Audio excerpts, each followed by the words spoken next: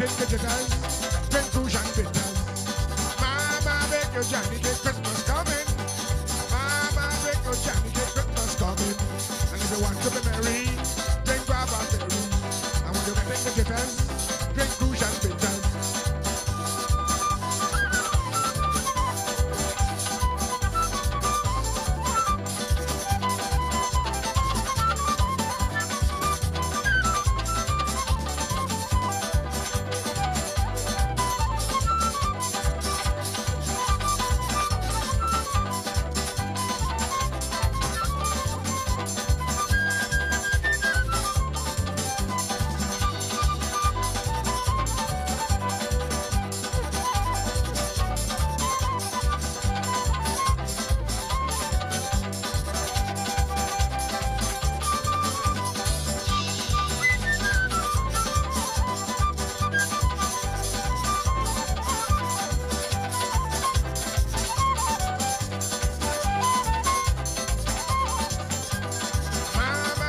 Johnny get Christmas coming. Mama, make your Johnny get Christmas coming. Christmas coming, New Year coming. Christmas coming, New Year coming. Mama, mama, mama, mama, mama, Christmas coming. Mama, mama, mama, mama, mama, Christmas coming. And if you want to be merry, drink Baba Berry. And when you get in the jitters, drink Kush and bitters. Mama, make your Johnny get Christmas coming. Johnny get New Year coming. Christmas coming, New Year coming. Christmas coming, New Year coming. So mama, beg your Johnny get Christmas coming. Mama, beg your Johnny get New Year coming. And if you want to be merry, drink Baba Berry. And when you get in the jitters, drink Kush and bitters.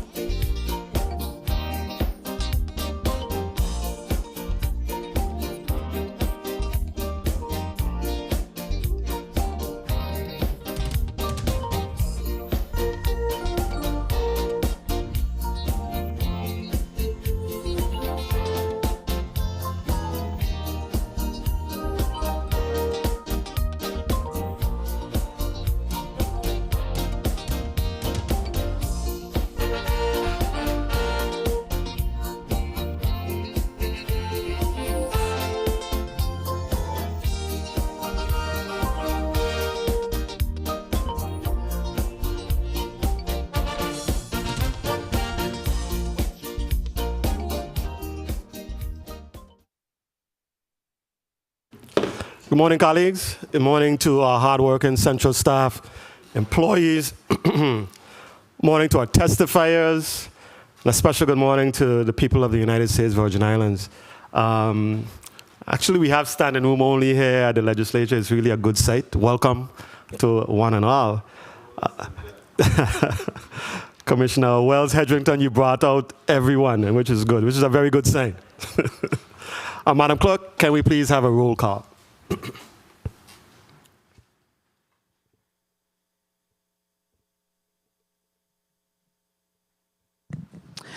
Good morning, Mr. Chair. Senator Angel Bolquez Jr. Present. Senator Bolquez present. Senator Novell E. Francis Jr. I'm here. Senator Francis present. Senator Kenneth L. Gittins. Here. Senator Gittins present. Senator Franklin D. Johnson. Senator Johnson absent. Senator Carla J. Joseph. Present. Senator Joseph present. Senator Milton E. Potter. Here. Senator Potter present. Senator Genevieve R. Whitaker. Present. Senator Whitaker present. Mr. Chair, we have 5 present, 1 absent. Thank you very much, Madam Clerk. Colleagues, we have a quorum. We may proceed. Madam Clerk, are there any pieces of correspondence to be read into the record at this time? Yes, Mr. Chair. Dated December 13th, 2022, to the Honorable Senator Milton E. Potter, Chairman, Committee on Rules and Judiciary, 34th Legislature of the Virgin Islands, Capitol Building, Charlotte Amalie, P.O. Box 1690, St. Thomas, VI 00804, regarding Senator Franklin D. Johnson tardy letter. Dear Mr. Chair, I will be late in attending today, Tuesday, December 13th, 2022, Committee on Rules and Judiciary meeting, scheduled to begin at 9:30 in the Earl B. Otley Legislative Hall on the island of St. Thomas. My sincere apologies for any inconvenience my delayed arrival may cause. Sincerely, Franklin D. Johnson, Senator. This concludes the correspondence at this time, Mr. Chair. Thank you, Madam Clerk. Please record Senator Johnson as tardy. Colleagues, we have a marathon session before us today consisting of approximately 8 blocks. So let's get started. But before we start, I'd really like to recognize one of our own in the audience today, former Senator Cleone Creaky. Senator Creaky, give us a wave.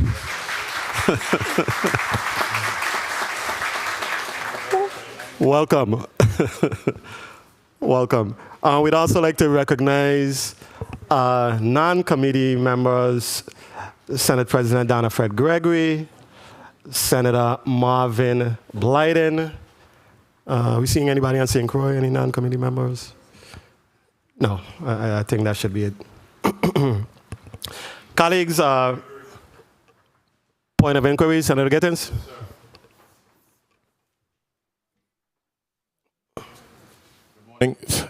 Thank you, Mr. Chair. Good morning. I wanted to, if I may, just ask the nominee, since you brought out the whole of St. John, would you be taking them with you when you're finished? Because we want them here, you know. So we're just asking if you all could just stay and look at the process. We'll appreciate you. Thank you. Thank you, Mr. Chair.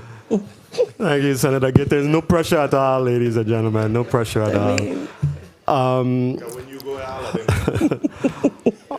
Madam Clerk, can you please read the item in block number 1?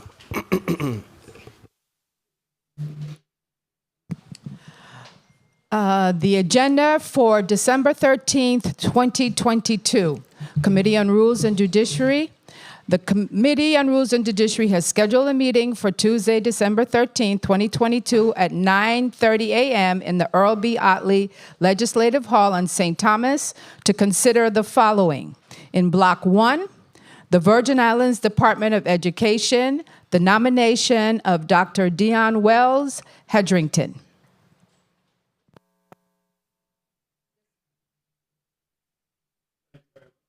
Thank you very much, Madam Clerk. Dr. Wells Hedrington, welcome.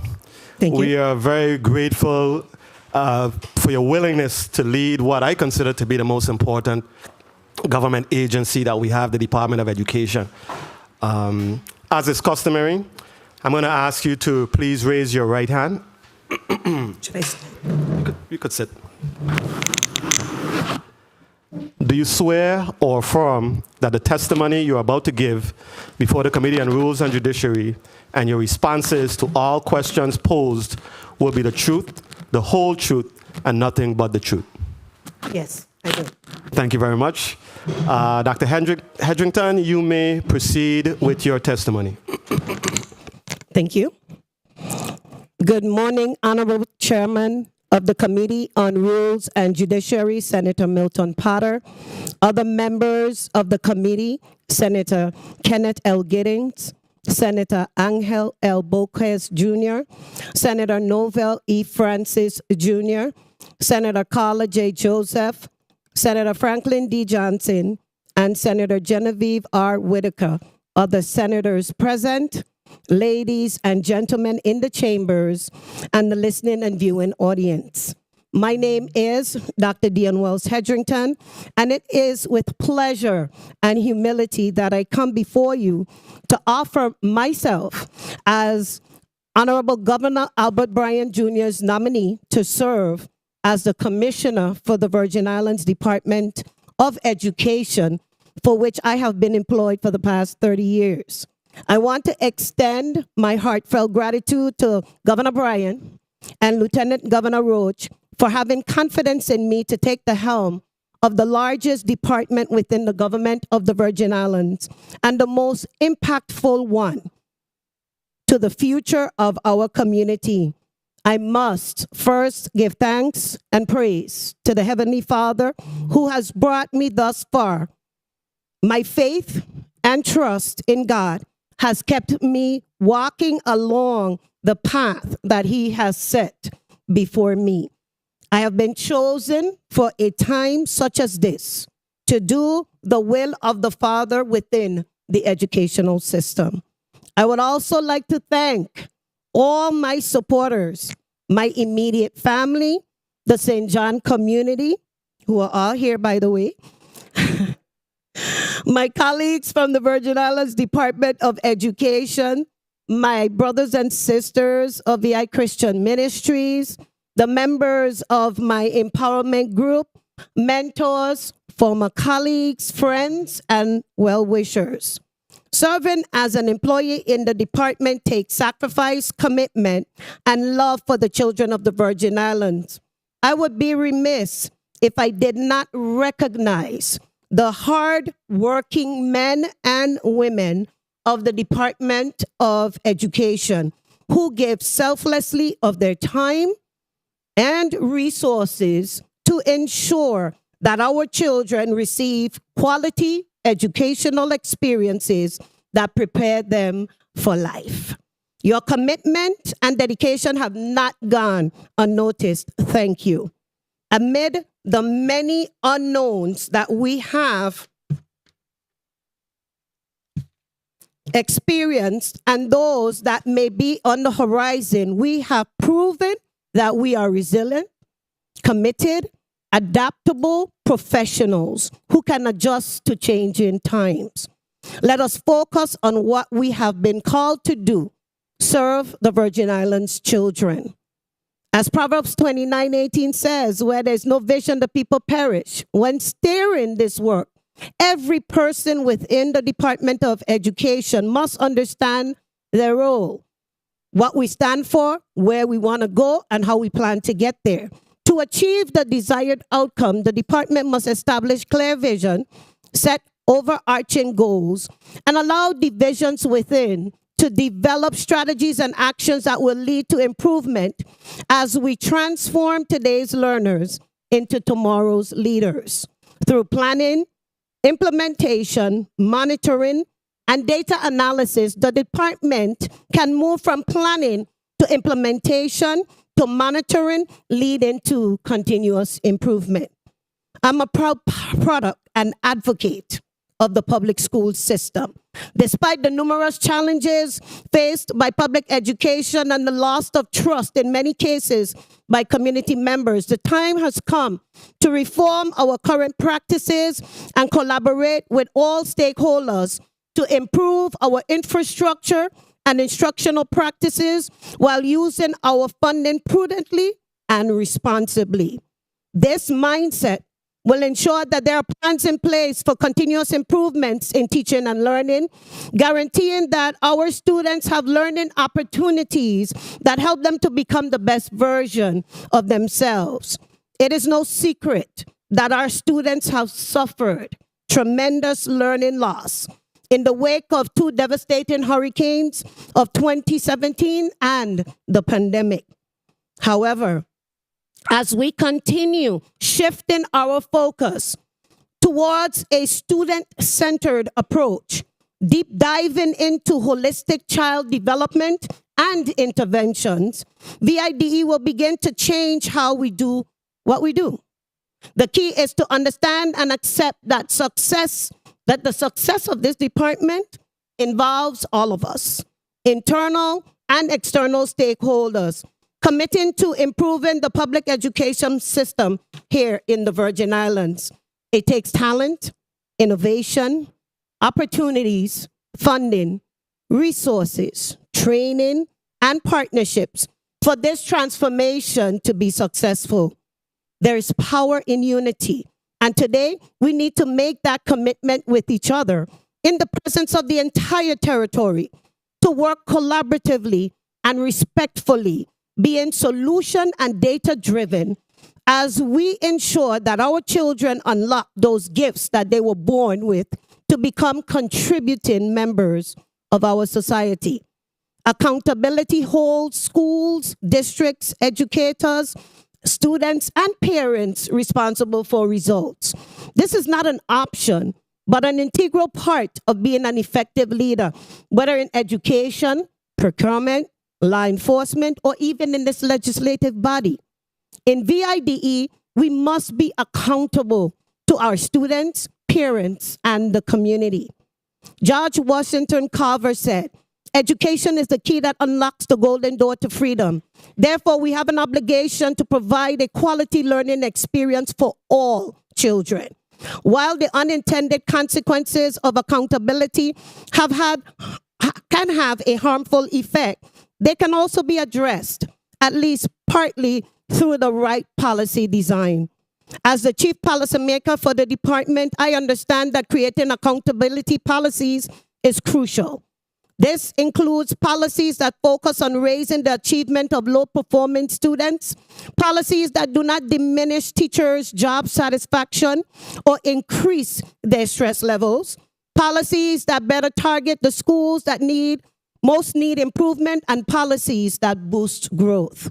To achieve the aforementioned in education, a heart of compassion for others must be at the forefront.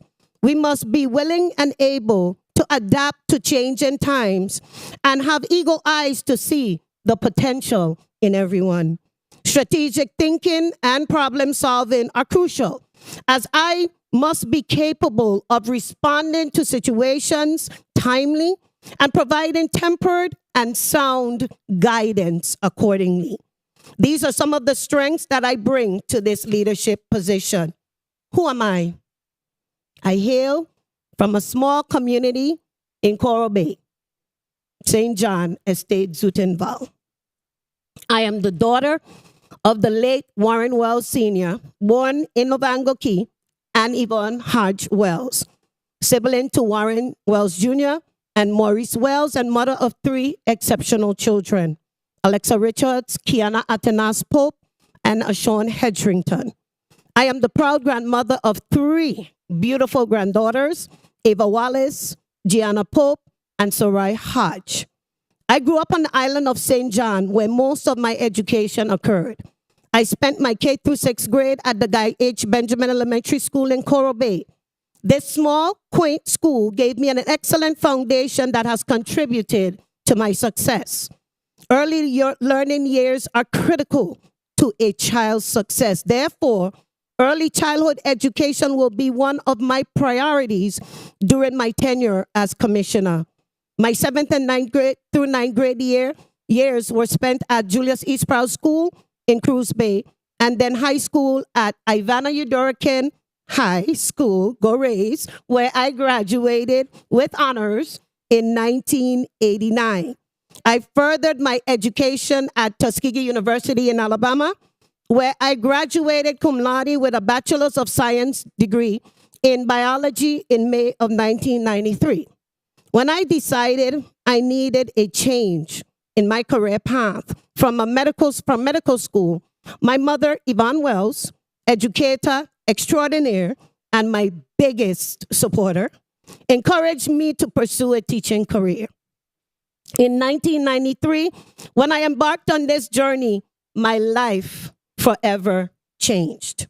I remember my first day as a teacher, walking into my 9th grade science class at Julius E. Sprouse School, nervous and anxious at the same time. I kept rehearsing. I hope that my students learn. I thoroughly enjoyed my 10 years in the classroom as I prepared my students with content knowledge and life skills that will carry them throughout their lives. During my tenure at Julius E. Sprouse School, I served in many capacities outside my teaching responsibilities, such as the 9th grade advisor, mentor, graduation chair, and school improvement co-chair. One thing that I appreciated most was being supported by my colleagues and mentors as a new teacher. I differentiated my instruction, also referred to as personalized learning, to provide opportunities for my students to display their understanding of concepts in multiple ways.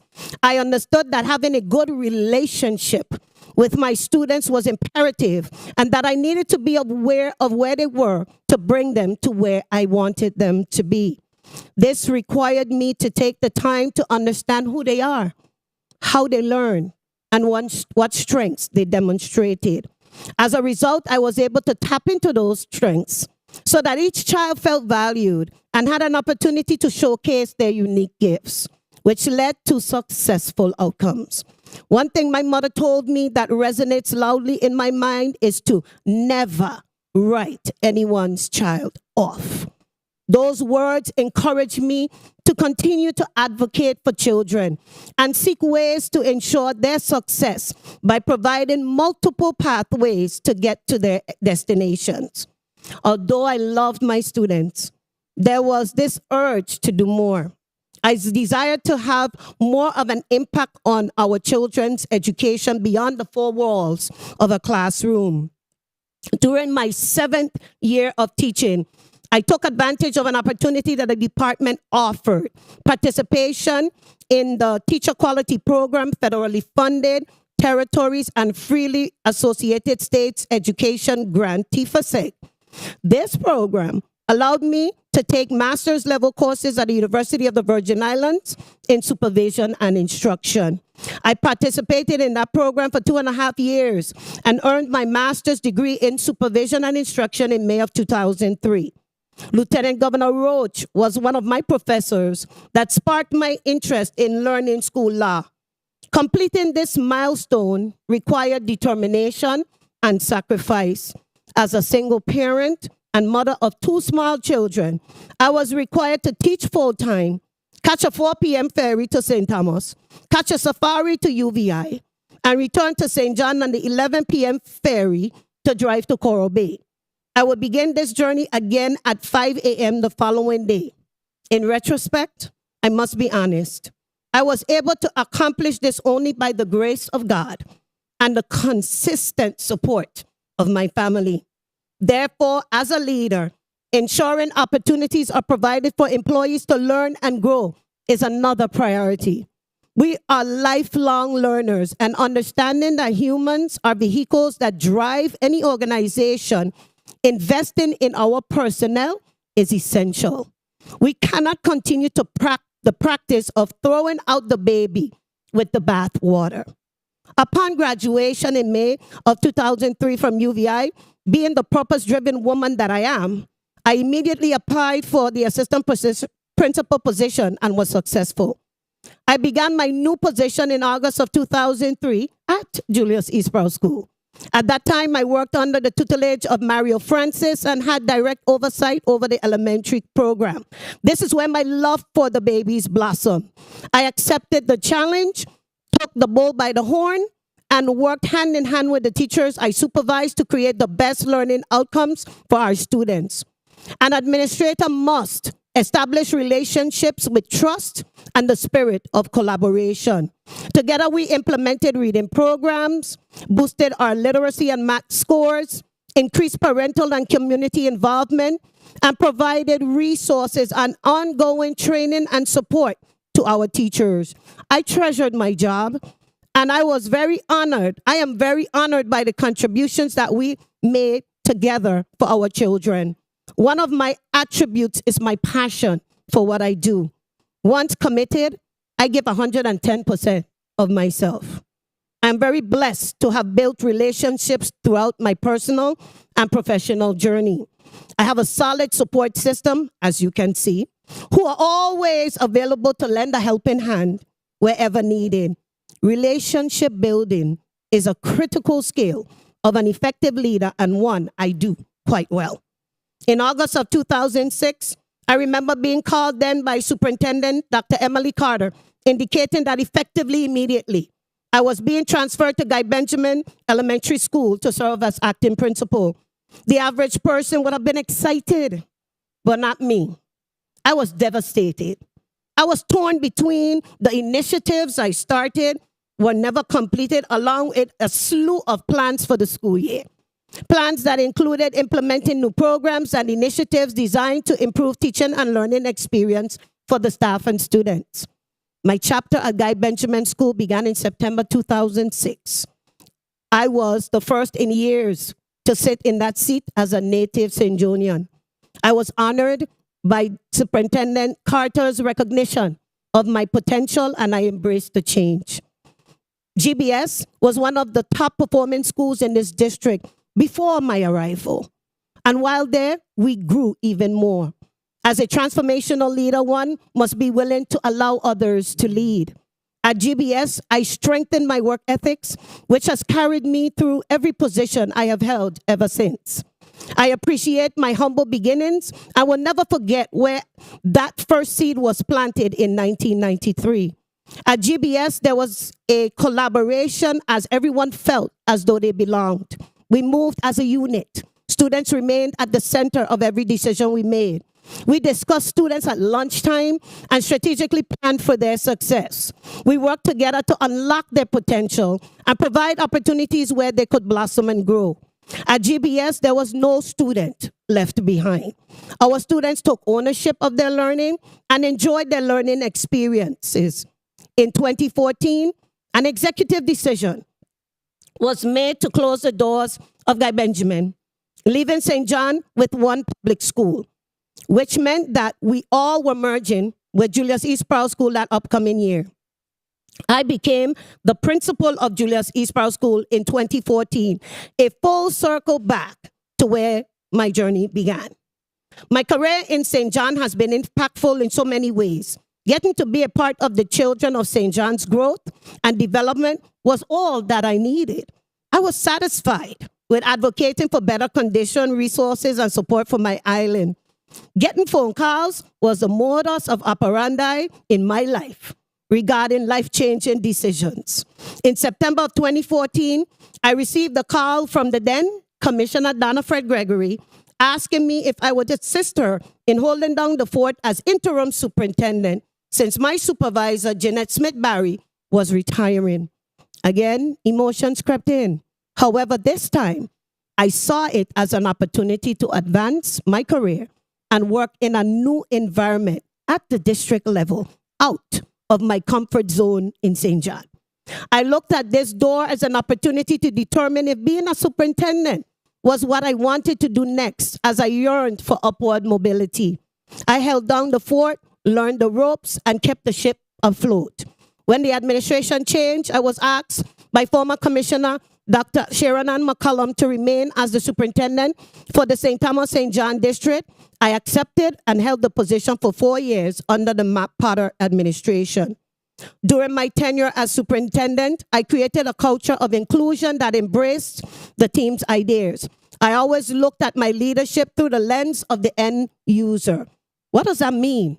My position has always been, how is what we are proposing, planning, and implementing going to improve student outcomes?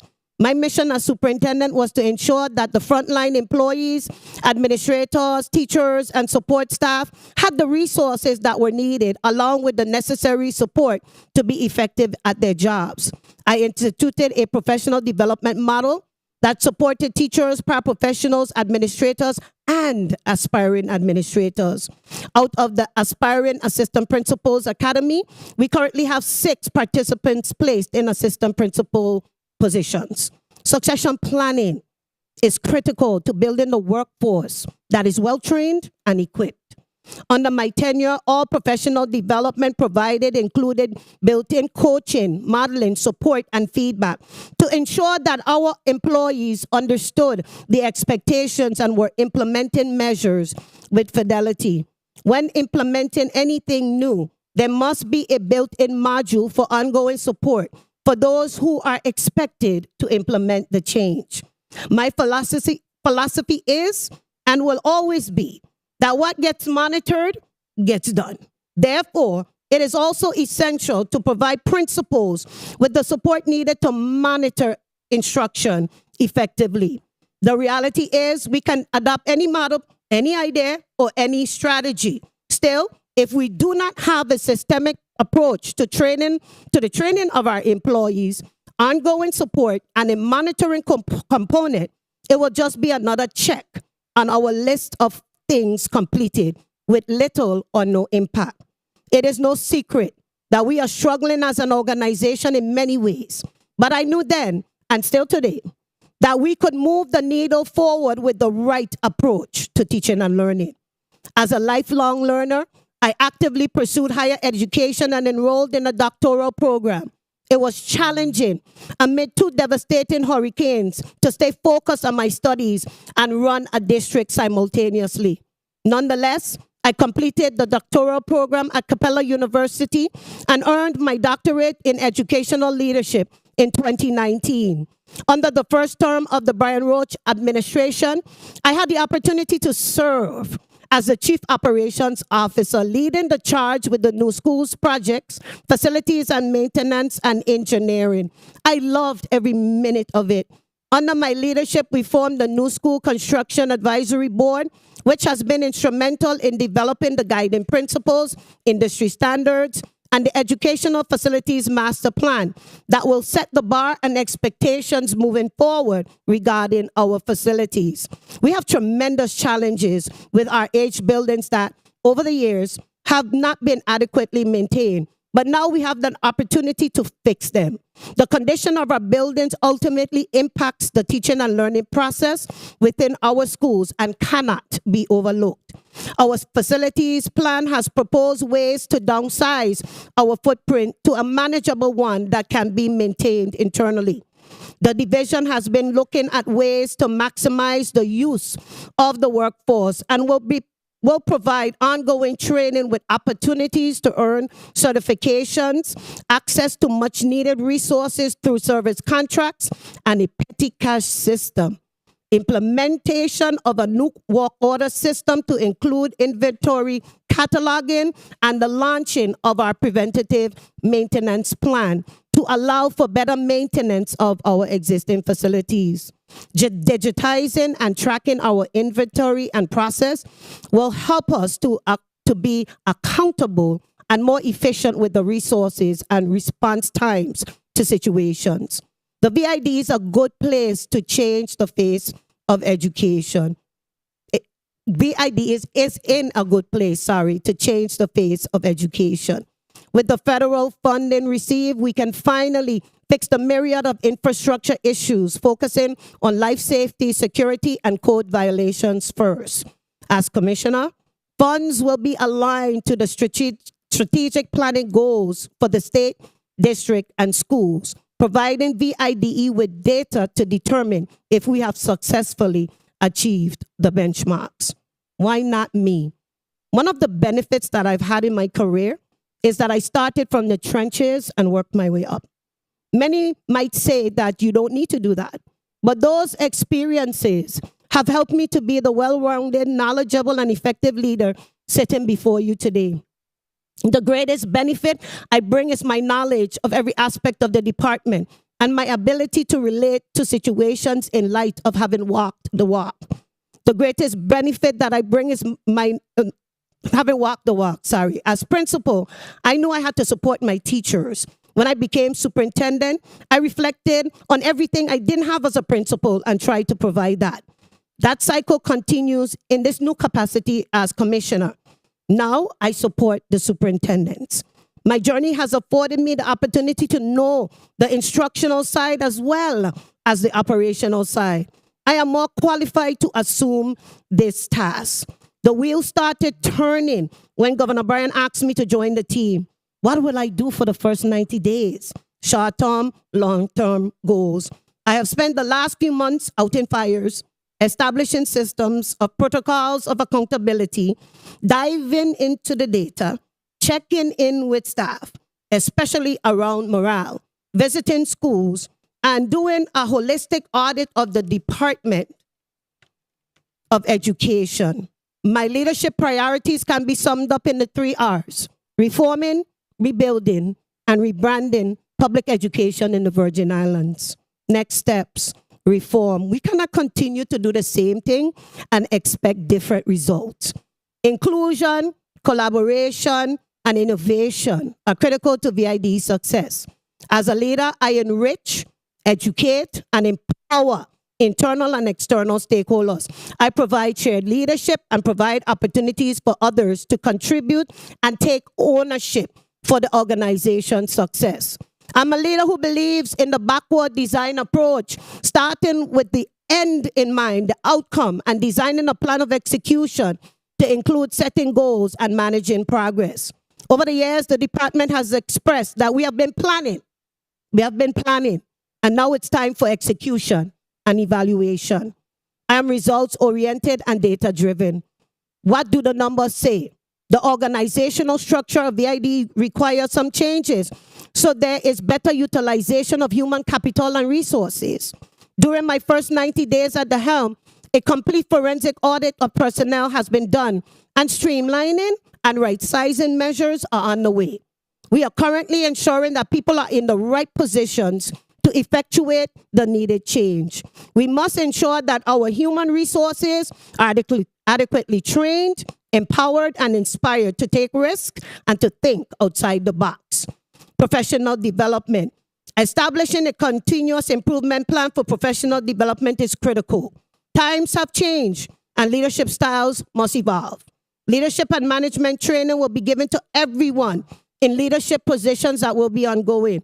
Workforce development with constant training will be incorporated at all levels, as well as succession planning. Instructional support and coaching are important to ensure that differentiation and personalized learning happen in our classrooms. The one-size-fits-all approach to instruction will never get us the results desired. No more focusing on only the infrastructure. It is time that we shift the paradigm to ensure that instruction provided in our classrooms is relevant and rigorous to allow our students to become the innovators, creators, critical thinkers, and problem solvers that we know that they can be. Site-based management. Our strategic planning process is being finalized for implementation in January of 2023. Resources will be allocated to allow for site-based management, the most significant reform of the decade that will be instituted territory-wide. Each school, to begin, will receive $250,000 set aside from the American Rescue Funding to jumpstart the implementation of their plans, and budgets will be set aside using the consolidated grant funding in the future. This gives our administrators and educators the flexibility to implement systems for improvement unique to their population and needs. Moving to a more data-driven growth model is imperative, and supporting our stakeholders in interpreting that data is required. The desired shift in instruction requires consistent monitoring and support of teachers by administrators. Getting our leaders to use the data in the decision-making processes will help us to identify the needs and create plans to address them. Monitoring and providing feedback are non-negotiable tasks that administrators must perform daily. They will be expected to conduct walkthroughs daily of their classrooms and in some cases model what good instruction and best practices look like. It is a new wind in VIDE, and the focus will be placed on teaching and learning. Career and technical education expansion. Looking closely at the programs we offer will require us to expand our K-12 career development program, focusing on career awareness in elementary, career exploration in middle school, and career skill development in high school. Conducting interest surveys and catering our programs to meet the needs of our students and the workforce is a way forward. Establishing public-private partnerships to create a pipeline of success for our students is a priority. We are currently in the process of organizing a meet and greet to bring the local business owners willing to partner with the department to work with students to prepare them to graduate ready to enter that same business for employment opportunities. In essence, we are bolstering the apprenticeship program and will continue our work efforts with the Department of Labor as well. The department recognizes that not all students are going to college. Some will enter the military, some technical school, and the others the workforce. Wherever they choose, as a department, we have a responsibility to track our students' progress outside of school and to ensure that their transitions are as seamless as possible. The department will embark in conversations with the CTE board and the Virgin Islands Board of Education around the graduation requirements. A college-bound student and a CTE student track should look different regarding graduation requirements. What has been happening throughout the territory is that the CTE classes suffer because students are concentrating on completing their requirements for graduation, no fault of the students at all. If we are serious about providing multiple pathways to success, then we need to look at the options being provided to students. That conversation will begin in the first quarter of 2023. Pre-K to third grade initiative. As the department works to ensure that early childhood teachers meet the required certification as mandated by law, we must also be intentional with addressing our early childhood learners. The early childhood years, according to research, will determine a child's success. The pre-K to third grade is the time when the children learn to read. Beyond those grade levels, they are reading to learn.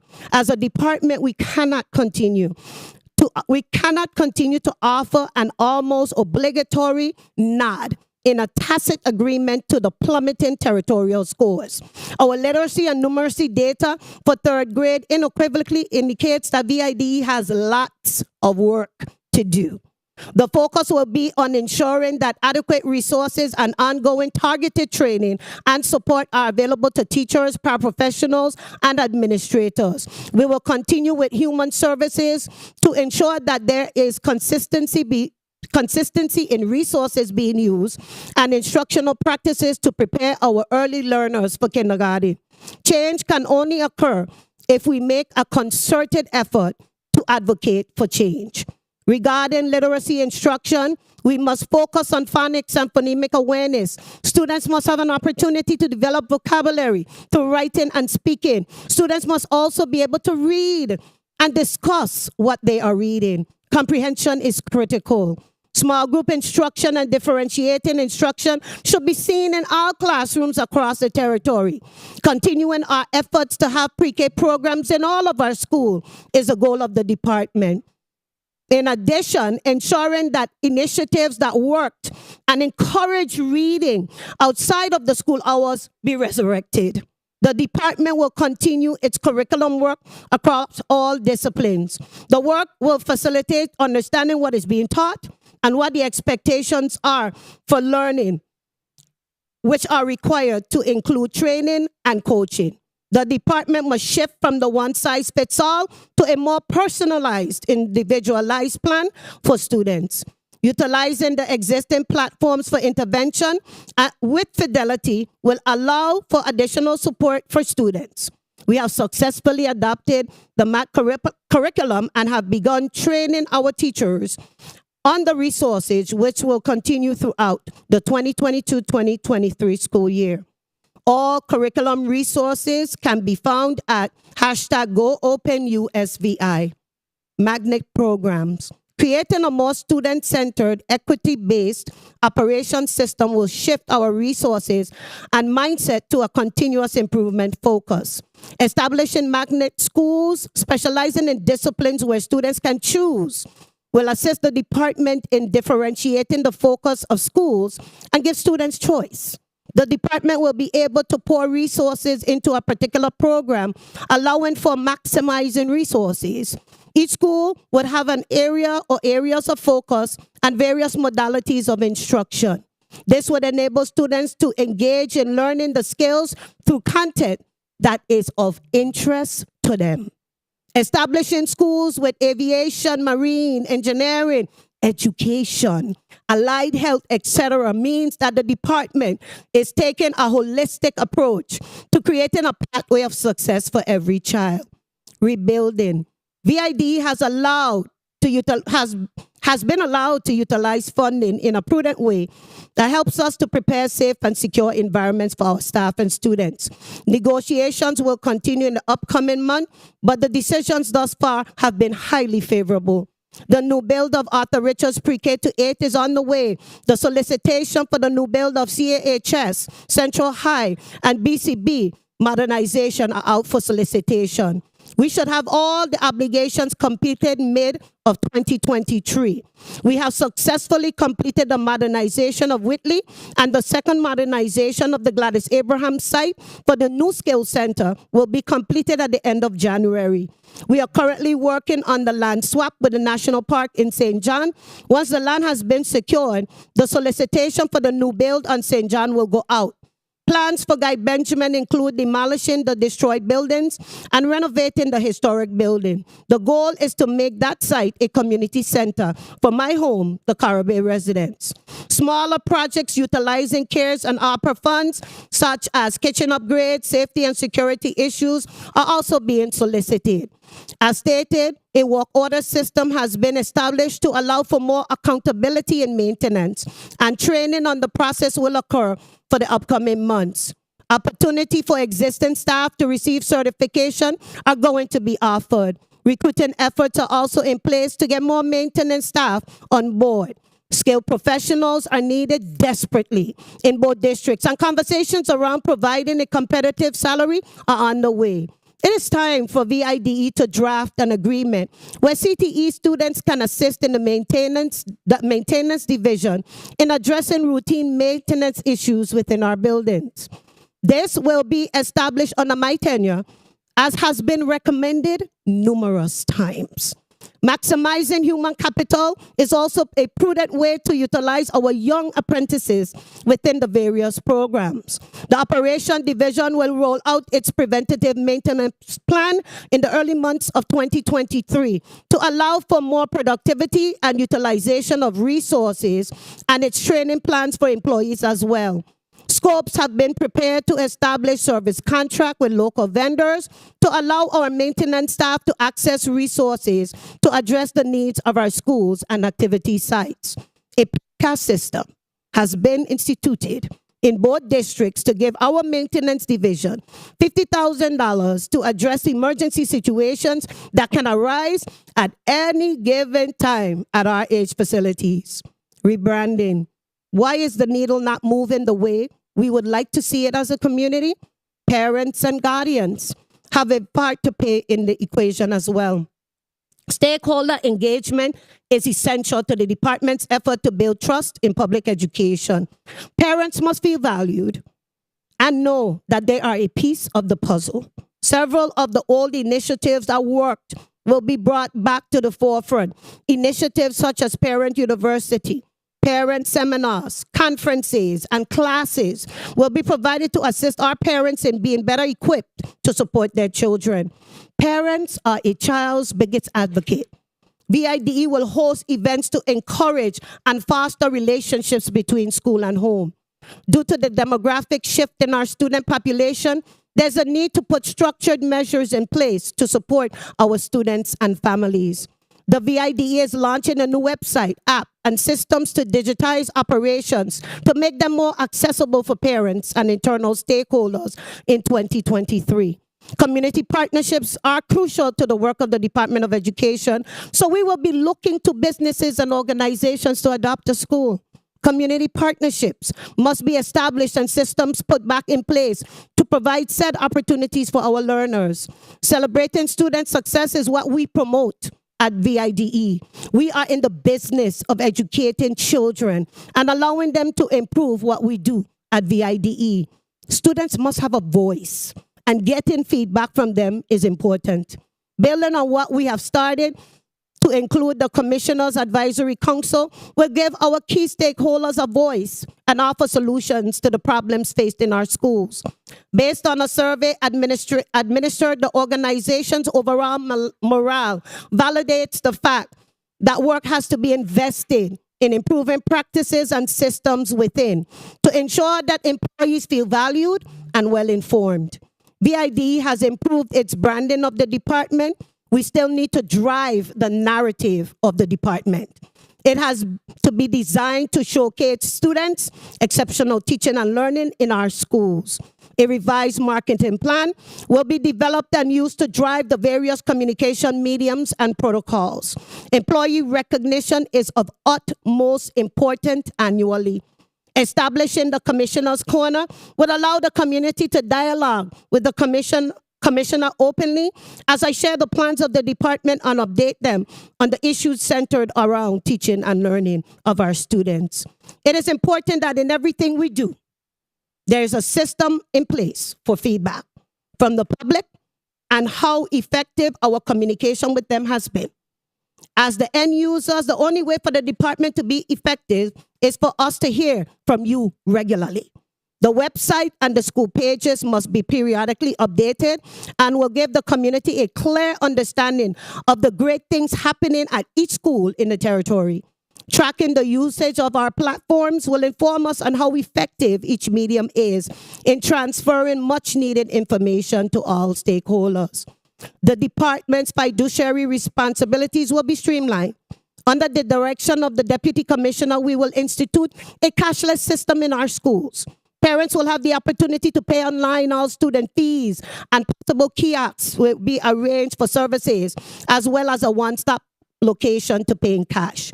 All policies and procedures relative to the financial aspect of the department will be updated and communicated to internal and external stakeholders where applicable by the end of 2023. Routine audits will be conducted to ensure compliance and internal controls. Proper accounting procedures, as well as fiscal transparency and accountability, are at the forefront as we improve our fiscal responsibility of the department. Microsoft Teams platforms will be utilized, as well as SharePoint, to make the procurement processes more effective. Recent legislation has assisted the department with increasing the ability to procure purchase service internally in the amount of $250,000 for purchase services. This will also help to expedite the spending of federal funds, as well as contractual services for our facilities. I would like this legislative body to consider increasing the construction projects from $50,000 internally as well. The ultimate goal is to ensure that no funding will be returned to the federal government and that the department comes out of special conditions. This will require monitoring the funds, which has already begun, in addition to status updates and regular meetings with the districts around spending. Districts must create spending plans that are not just on paper, but are being followed. Accountability for the funding has to be a part of the process. The districts and state employees must continue to work together to ensure that we do not have any reoccurrence of such a magnitude when millions of dollars are being sent back to the federal government. We must show that we have the capability of coming out from third-party fiduciary. In closing, I thank Governor Bryan and Honorable Governor Bryan and Honorable Lieutenant Governor Roach, Esquire, for nominating me for such an impactful, critical department. I want to thank this body for allowing me to give a little look forward to the many improvements that are on the horizon. Change is inevitable, and we are at the point where results must be shared. It is time to implement change that benefits our children. The world is changing. The work has changed. The workforce has changed. The workplace has changed. And our choices have changed, and as leaders, we must adapt to these changes. Since ancient times, educators have been the backbone of creating a strong nation. They shoulder the responsibility of cultivating an educated society. Therefore, we must treasure all educators, as quality education is sacrosanct. I make this commitment to the people of this territory to do my best at all times as I work to create an equitable school system that advocates, educates, and inspires all. I look forward to working with each of you as we take the Department of Education to higher levels. Thank you in advance for your favorable consideration of my nomination. I remain available to answer all questions. God bless you all and the Virgin Islands of the United States. Thank you.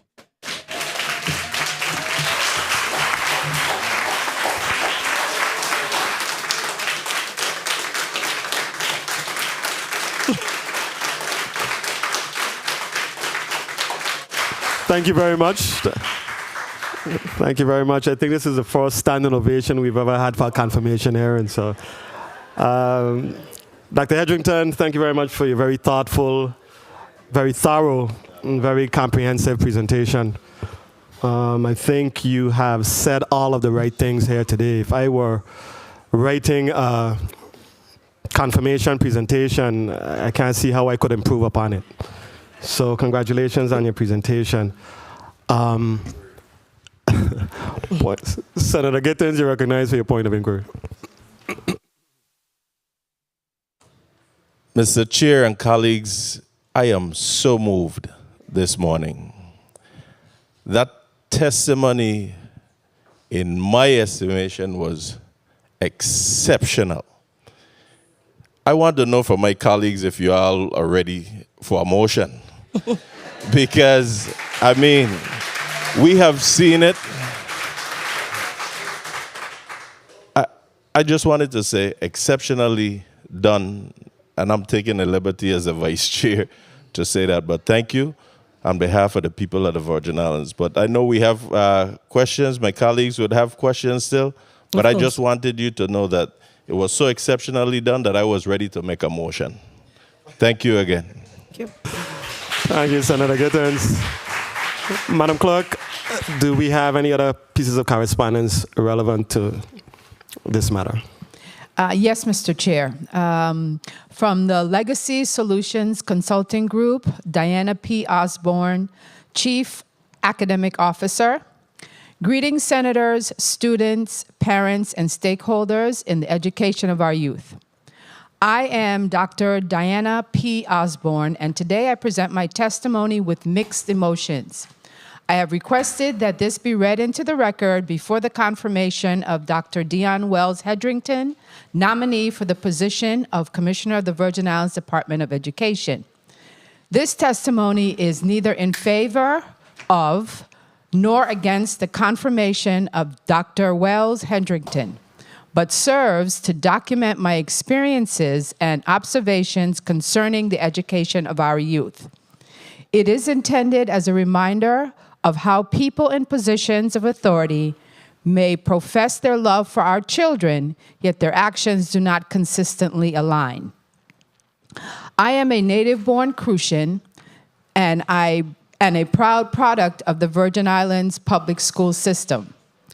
I am currently the owner of Legacy Solutions Consulting Group, LLC, an educational consulting firm focused on improving instruction and learning and literacy across all disciplines. As a business owner, I have always followed protocol. My business has always been in good standing with a current business license, a current U.S. federal government system for award management, SAM account, professional liability insurance, and a preferred vendor business certificate. I never have and would never ask for special favors to acquire a contract.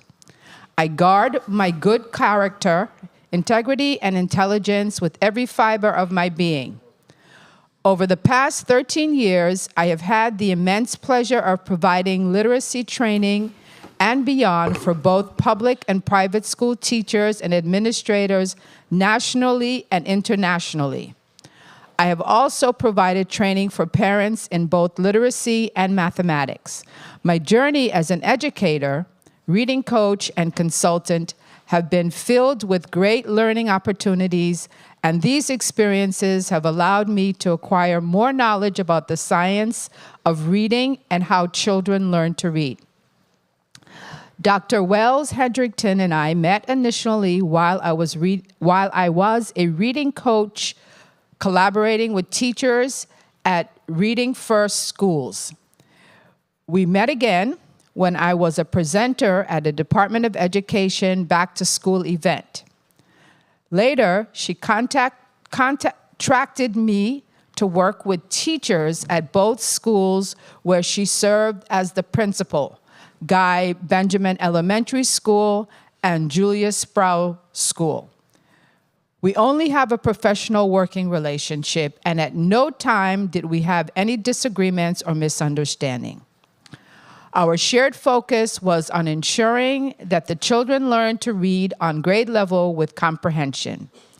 We also worked to increase the teacher's knowledge of reading instructions.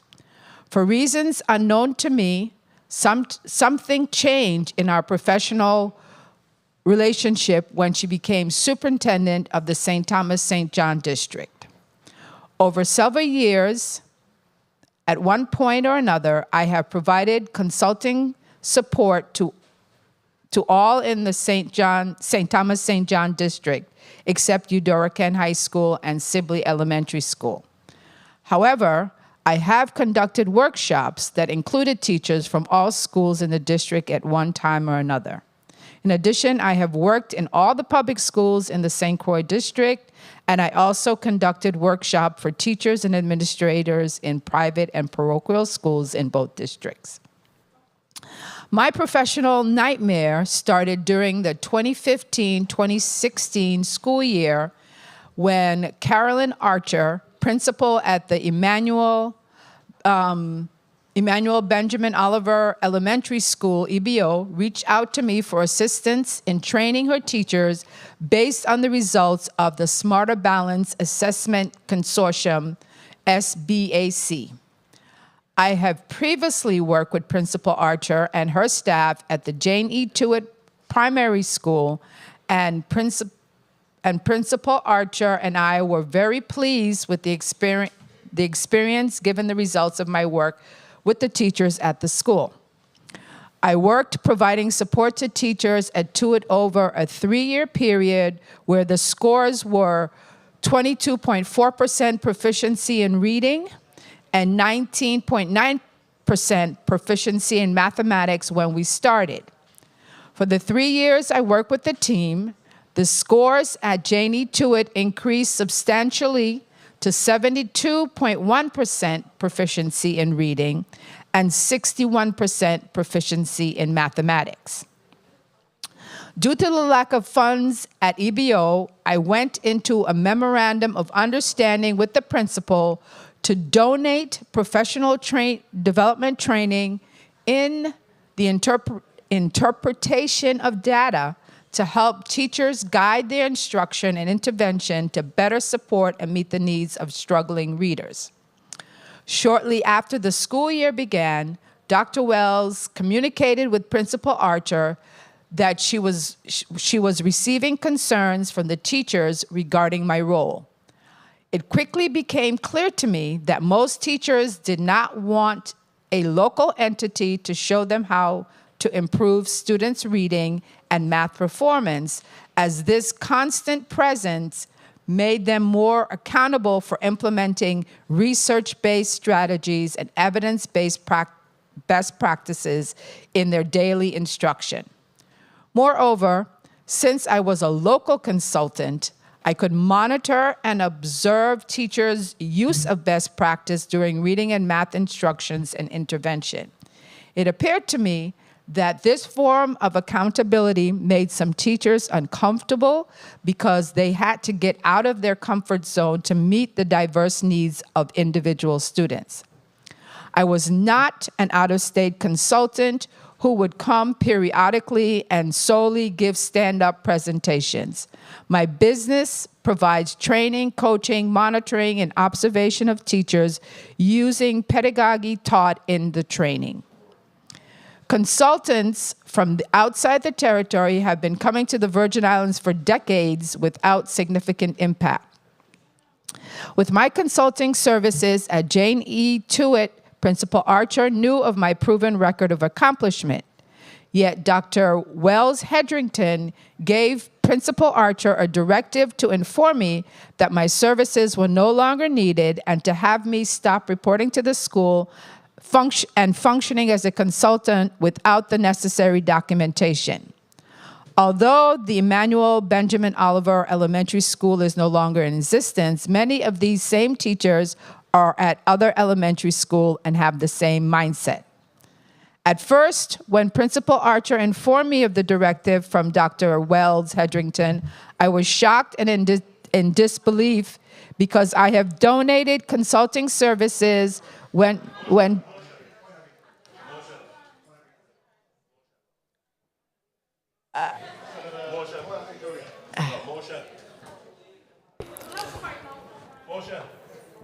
Senator, you're recognized for your point of inquiry.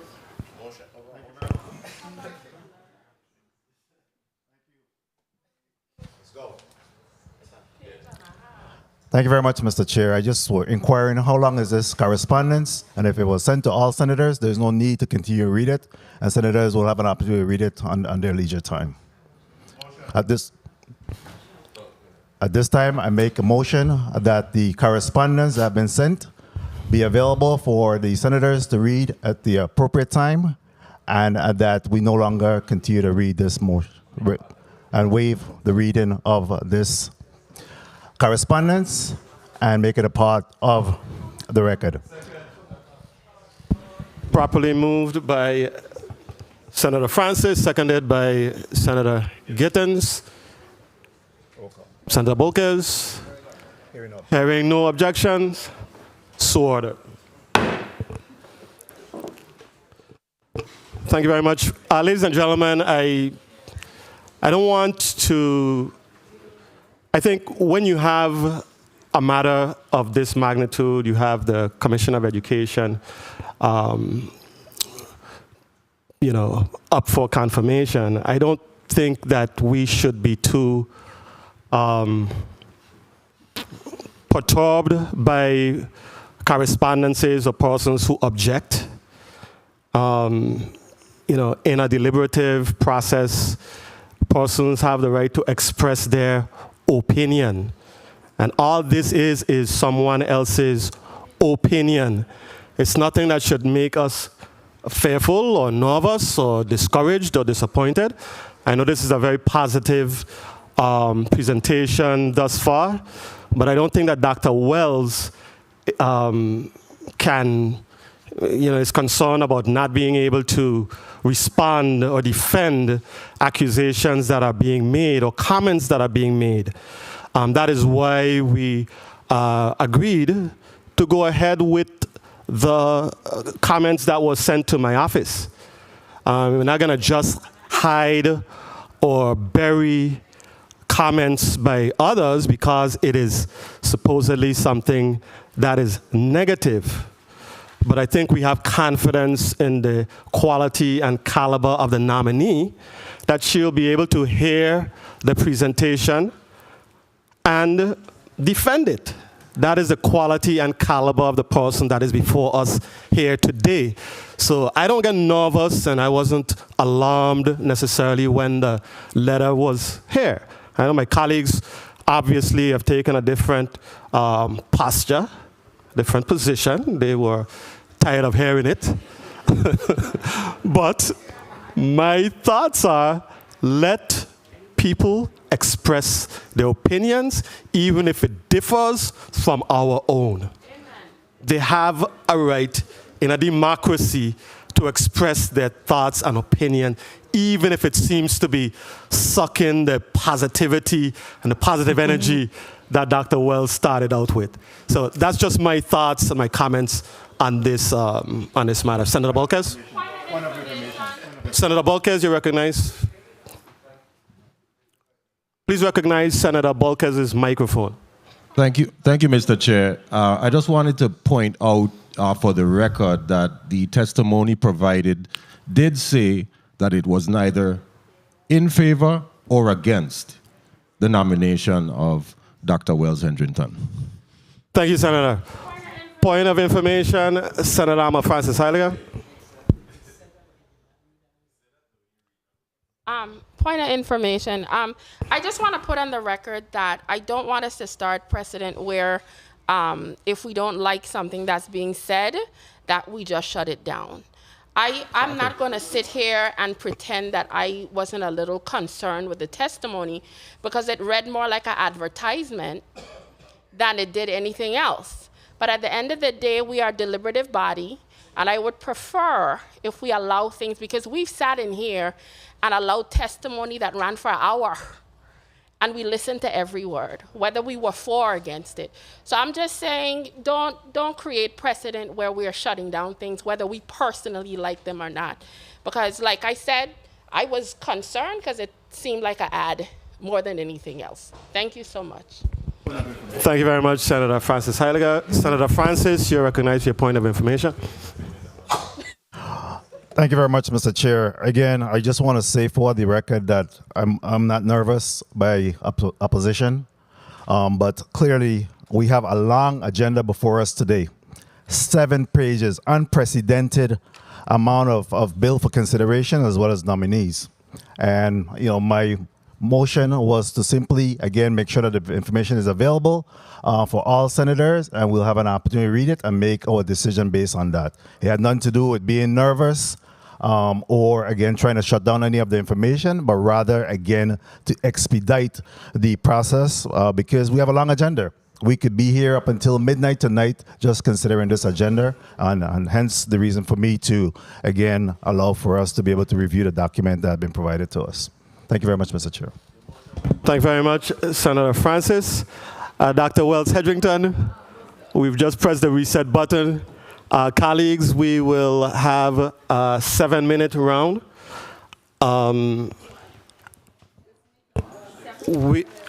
You don't have to take your full 7 if you choose to, not to do it. If you want 1 minute, you can take 1 minute. Senator Bolkes, you're recognized for your 7 minutes. Thank you. Thank you, Mr. Chair. Well, this is the day that the Lord has made, and we will rejoice and be glad in it. Amen. That's right. I am unequivocally, without doubt or reservation, that you, Commissioner Wells Hendrington, will do an exceptional job on behalf of the children of our public education system in the Virgin Islands. Your diverse background and positions have more than prepared you for this position, and you've sacrificed your entire career in the realm of education, as did your mother, my principal, Miss Yvonne Wells, who's in the audience. Good morning. And I will say that the fruit did not fall far from the tree. And I am sure that your mother and your family are very proud of you, and need I say, so am I. In your testimony, you quoted a number of things, and you mentioned the book of Proverbs. Whereas there is no vision, where there is no vision, the people will perish. And your testimony contains a lot of substantive plans and strategies for us to look forward to And I'd like to hear more about your vision for the Department of Education. I really don't have any more questions. You did an exceptional job in your testimony, but I just want you to elaborate a little bit more on that for us. And thank you for your time. Thank you, Senator, for those words of well wishes. I am committed to exactly what I put into my testimony. It's not an advertisement. It comes from my heart. I have been an educator for 30 years. I'm not new to the game. And one of the things that we have to realize is that without a vision and a clear direction of where we're going, we are lost. And so we've begun the strategic planning process. And I'm happy to say to this body that we are about to roll that out. And so our vision is transforming today's learners into tomorrow's leaders. And what does that mean? It means that every single child that enters our walls has potential to be a leader in some form of capacity. And it's our duty as educators to unlock the potential of our children. It's no time for pointing fingers. There's no time for games. We have to buy into what we're doing, and we have to put our students first. So creating a high-quality, equitable, student-centered approach to teaching and learning is my focus. It's the focus of this department moving forward.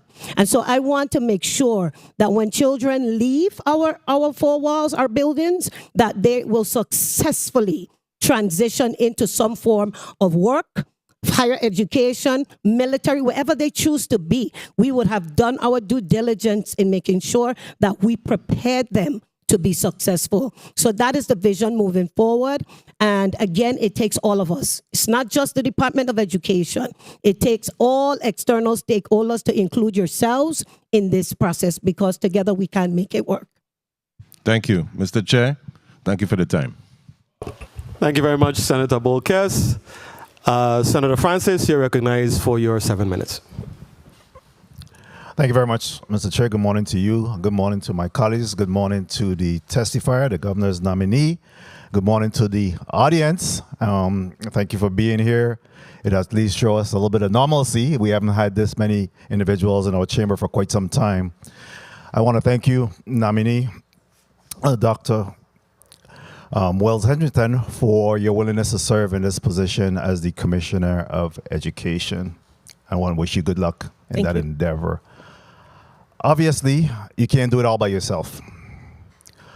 So I wanted to have, and I have a blank slate here today, because I want to have a conversation with you in regards to how do you intend to transform education. You spoke a lot about changes.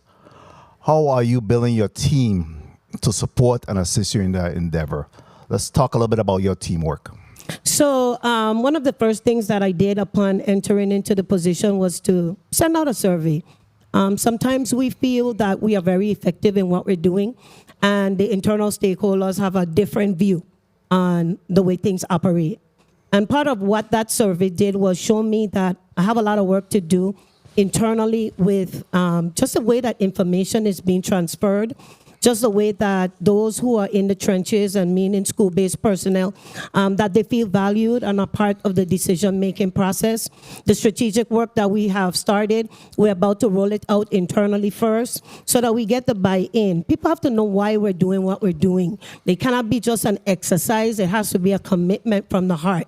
What I do realize as a teacher, a former teacher, is that we have to support them. They're in the trenches doing the work. And so resources have to be channeled back into the schools to allow for the flexibility and the innovation and creativity that we desire to see to effectuate this change. And so that's where I'm at, getting into schools, supporting what is happening as we're working on building the infrastructure on the side. Thank you very much for your response there. The previous administration, as the commissioner, had done some consolidation of schools, as well as to extend the schools from K to 8. Right. Are you maintaining that position, or do you intend to change that? We're maintaining that position. It's a little bit more challenging in the St. Thomas, St. John district right now because of lack of space. So while we want to institute pre-K programs in all our schools, realistically, unless we add additional buildings to some of the sites in St. Thomas, it's going to be very difficult to do so. But what I will say to you, Senator, is that the process that we're going through at FEMA is very fluid, and things that we anticipated that wouldn't qualify to be rebuilt are being qualified to be rebuilt. So the facilities master plan may be tweaked. You know, schools may come back online that we didn't think that we would have the resources to bring them back online. And so it's subject to change, but the configuration of our schools is very critical to the way forward that the department has. Okay. Teacher shortages are all across the nation. Yes. Can you speak to, especially in light of the pandemic and what's happening now, what are your plans to support not only teacher recruitment, but also homegrown teachers? And if you notice inside the testimony, Senator, I indicated a CTE track for educators. We have to grow our children to want to desire to be teachers. When we look at the statistics from UVI, I mean, they graduating like 3 students, 4 students. That cannot help us with our shortages. So we began the school year with 100 vacancies. Now we're down to 30. And so we were able to get some more international students, teachers here, and our recruitment and retention efforts will continue. I will say that some of the recruiting practices that we did in the past, I would like to see come back. For example, we visited Puerto Rico, and we did some recruiting over there. Going to possible places and really presenting a package that is appealing, I think would help us a lot. Again, we're competing with salaries. We were able to give some increases, and so we're becoming a little bit more competitive. But what I want to say also, Senator, is that the distance learning bill allows us to fill some of those vacancies as well.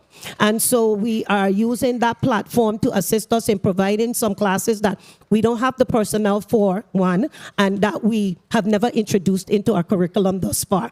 And so we do have things in place, and we will continue our efforts. So again, you were able to model after your parent in becoming a teacher as well. Yes. How do you intend to make, and again, restate the fact that teaching is an attractive profession? How do you endeavor to be able to make it an attractive profession? I think that, the increases that our teachers have received is a step in the right direction. But again, it boils down to how people feel. And it is very critical that every single person in VID feels valued. And we have to be real about what we're saying and be intentional by what we're doing. And that really requires us supporting our 2 teachers. minutes. Okay, and speeding up real quickly because we only got 2 minutes left. In respect to new schools and creating that school environment that's consistent with learning, can you just, again, I know that you touched on that in your testimony, but how will you ensure that oversight that our new schools are built in a timely fashion? So I still have that under my belt. I'm still in the negotiations with FEMA. I did not give that up. We are continuing to advocate for all the resources that we could get into the territory.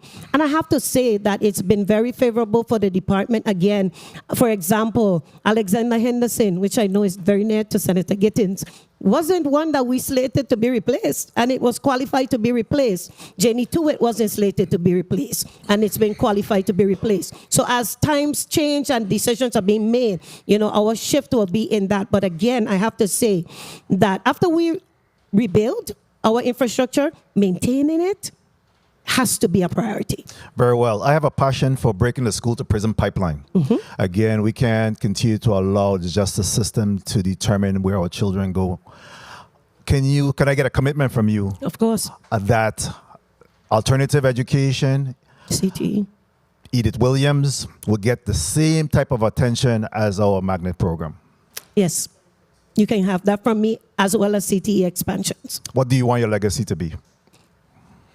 That this community builds back their trust in public education, that every single child that walks through our doors is prepared for life. That's my legacy. Thank you. Thank you very much, Mr. Chair, for the time. Again, good luck. commissioner nominee. Thank you very much, Senator. Commissioner, as you were talking today, as you were answering the questions and doing your presentation, something came to my mind. Just from a mindset perspective and from as the leader of this organization, how do you create a mindset of excellence, a mindset of creating excellent blue chip schools in an environment that's so overwhelming? We just dealt with 2 devastating hurricanes. We struggled through COVID, and it's a very challenging situation that you've inherited. Yes. How do you motivate the people around you to strive for excellence when we're just trying to keep our head above water? Just as a leader, how does that work for you? So we have to recognize where people are. And, we've talked a lot about social emotional wellness of our students. Social emotional wellness includes employees as well. And recognizing that we have to have things in place to support our employees. Being able as an administrator, something as simple, Senator, as standing by the sign-in sheet when people are signing into work. I did that as a principal. And I was able to look at people's body language, to say that, hey, I need to check in with the first 15 minutes of the school day with that particular teacher because something happened. That teacher came with something on their shoulders.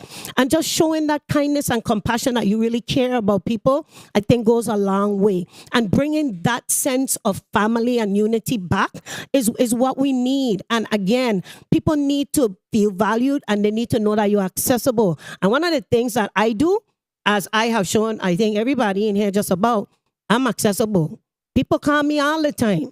And if they don't get me at the moment, I return calls. Simple conversations and allowing them to have a voice, I think will start that movement, that shift back to where we all feel good about working in the public education system. Thank you very much, Commissioner. You are responsive and you do return my calls. I appreciate that. Next in the lineup, Senator Gittens. You're recognized for your 7 minutes. Remember, you don't have to take your full 7 minutes. Commissioner. Again, well said. Thank you. You're a minister as well? Yes. That's why you know how to deliver testimony. So let me test you. James chapter 4, verse 10. I don't know scriptures like that. Humble yourself in the sight of the Lord. Amen. And he shall lift you up. Amen. And you are lifted. And I am at a comfort level that I think that our children as well will be lifted under your leadership. Thank you. The previous commissioner, I told her during her nomination, her confirmation hearing as well, that you will be as good as your team. That's right. It's about the team. It's not about you. So I need your team to understand that they are the pillars and they need to stand firm with you. If there's a disagreement, have that disagreement within. But when you emerge, make sure it is beneficial on behalf of the children of our territory. Yes. That's all I ask. They say education don't change the world.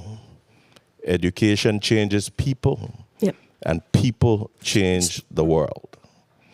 Now, in your testimony on page 3, you got me right off the bat as you spoke about accountability. Because I'm a firm believer of accountability. Some people don't like when I talk, but that's the business, because I only talk in the truth.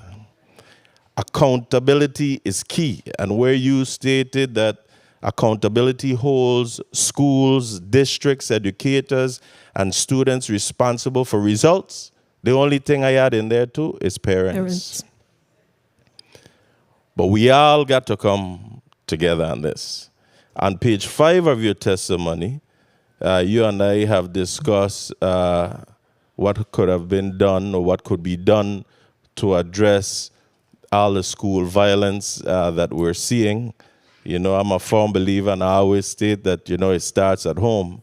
And if we want to take back control of the streets, we need to take back control of our homes. Correct. So people need to understand, parents need to understand that it begins at home. In addition to some of the suggestions made to you, you've answered it in your testimony right on page 5. And I want to go back to it because I want people to be reminded. People listen to you, but the testimony gone, and they're going to forget what you said, but not me. And where you said, I understood that when you spoke about who am I, and you're telling us who you are, your words, I understood that having a good relationship with my students was imperative, and that I needed to be aware of where they were to bring them to where I wanted them to be. This required me to take the time to understand who they were, how they learned, and what strengths they demonstrated. As a result, I was able to tap into those strengths so that each child felt valued and have the opportunity to showcase their unique gifts, which led to a successful outcome. If every teacher takes that, you know how far we could be? Man don't walk in the moon. Yes. I am repeating this because these are teaching moments as well. Some people may not have thought it that way. But after your testimony, I am truly moved that education, we're going to see a needle move. I'm not committing you to build a school in 1 year. Right. I'm not going to be, I don't even know what to describe the word, but we know we ain't going to get a school built in a year. But I'm going to ask you to start to get some timelines in on them. Page 10 of 2 your minutes. testimony already spoke about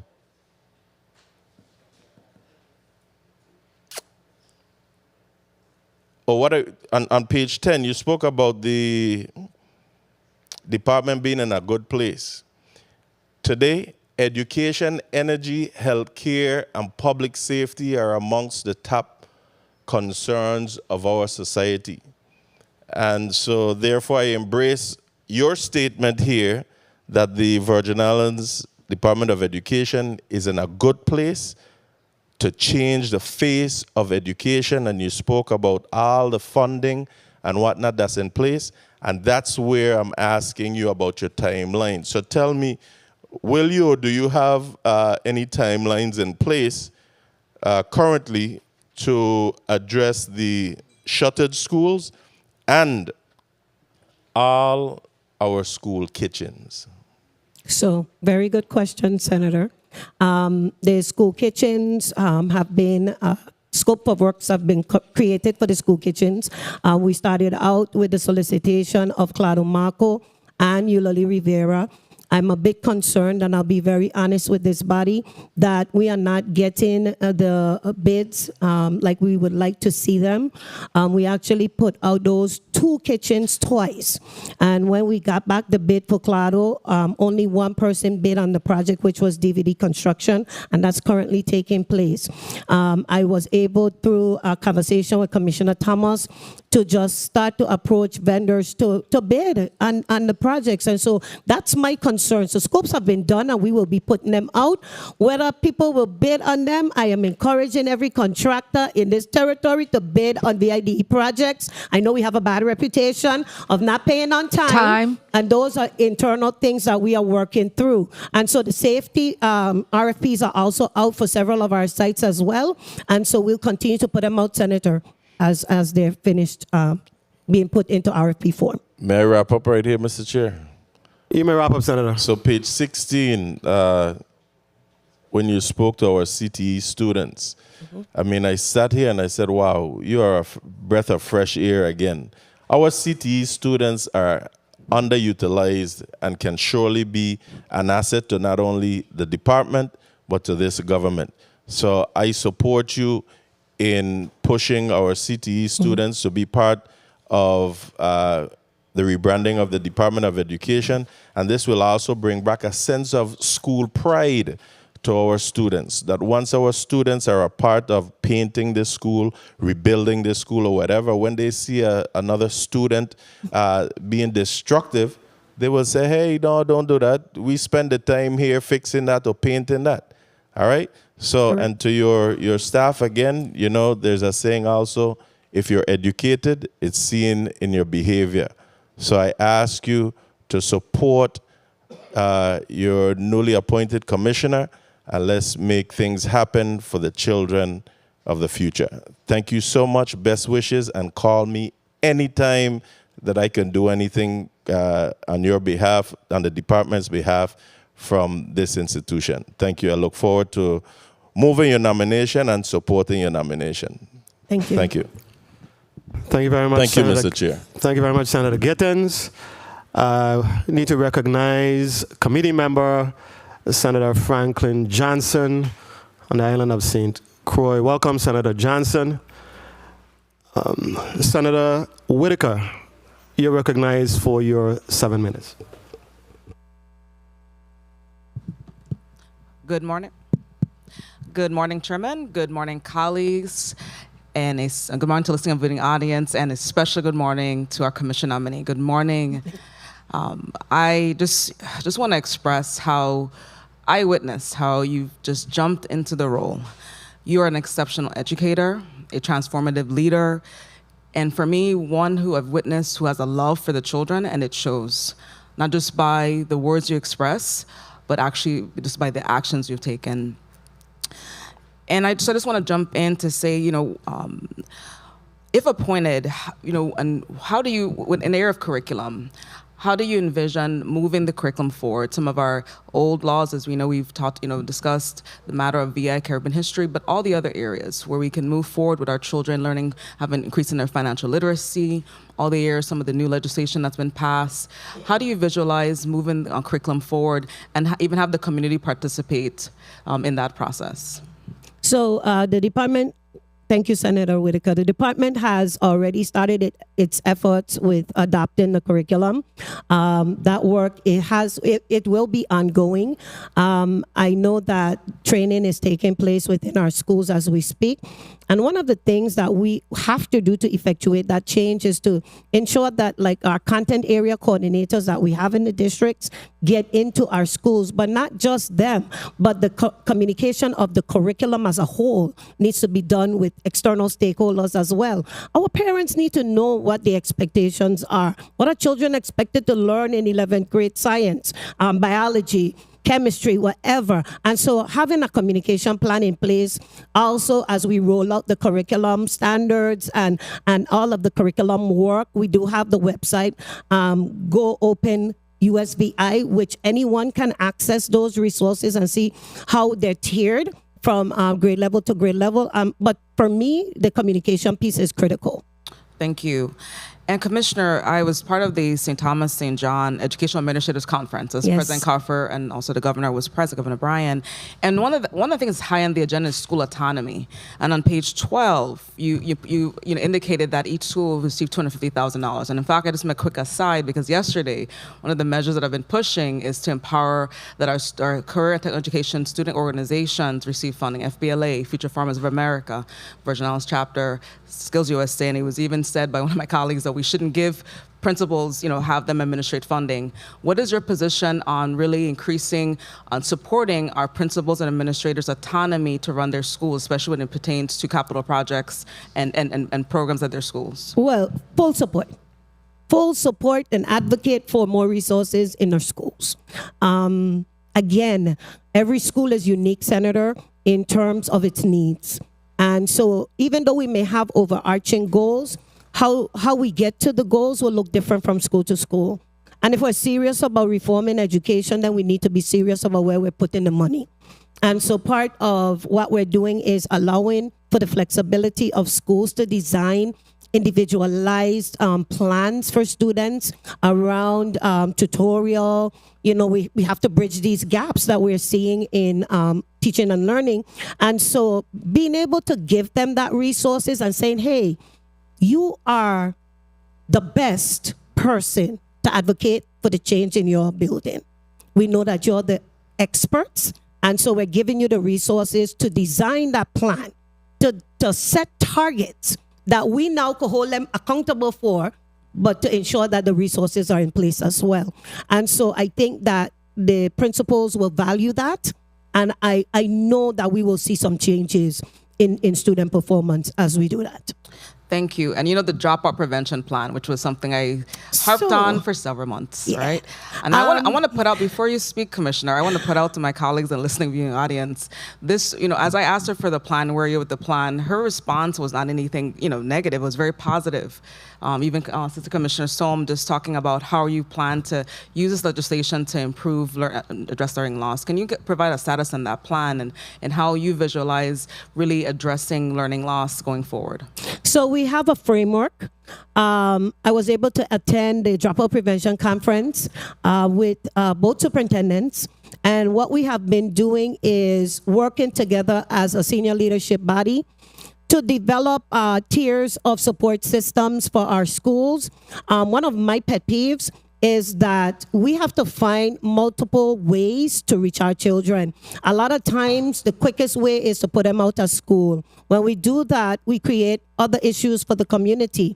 We have to figure out a way to tap into those students' strengths. So when we talk about the tiered approach, we're looking at ways to provide that wraparound service that the children may need. And sometimes it's not just the children, it may be the families as well, and making sure that those resources are available so that we're able to change the negative behaviors. But one of the things I need to say quickly is that those early warning signals that we see in elementary school, we have to stop ignoring them. That's right. That's where it needs to start. And so that's why the focus is going back to the pre-K to third grade years, because we have to put those systems in place from then so that we can ensure the success of our students. Thank you.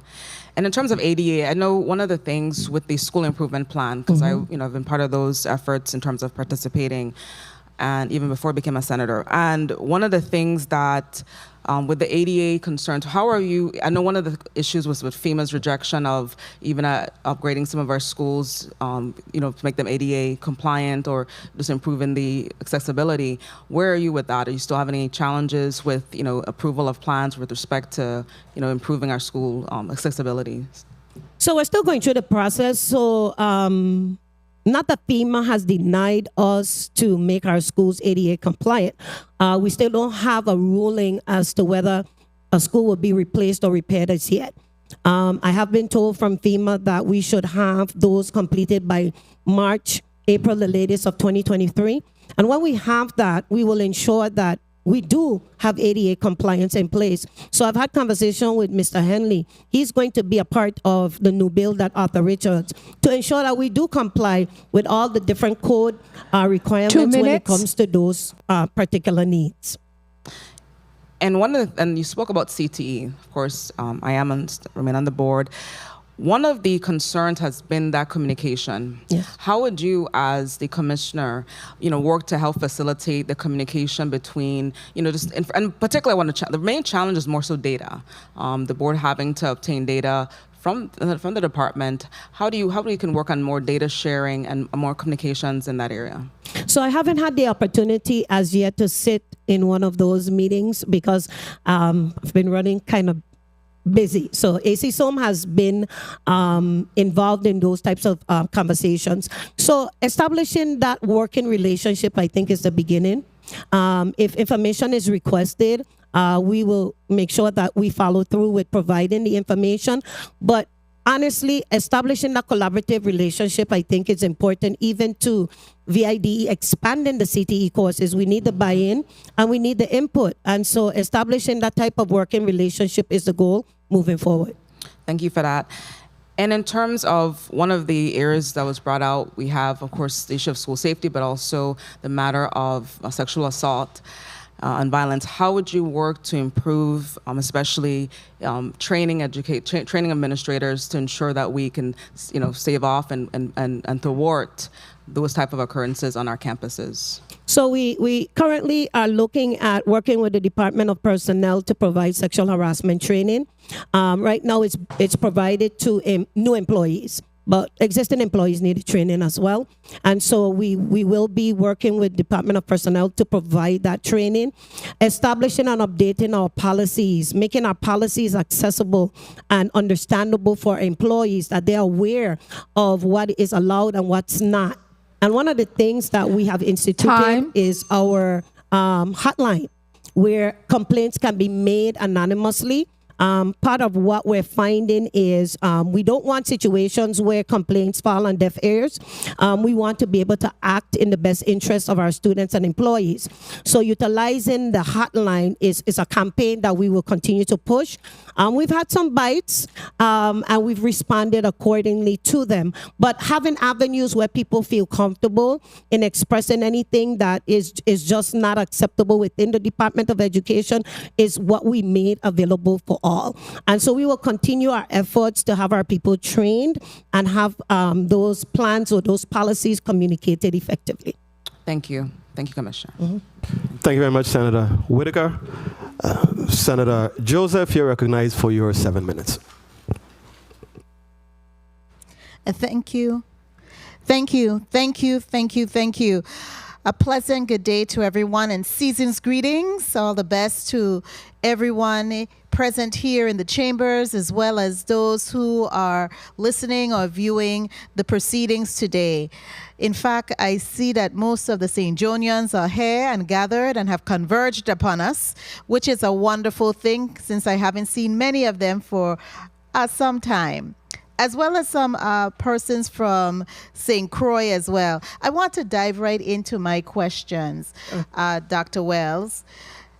Hendrickton, I first wanted to, of course, commend you, because I really appreciate when I see people who have worked their way up from the trenches and have been recognized for their hard work.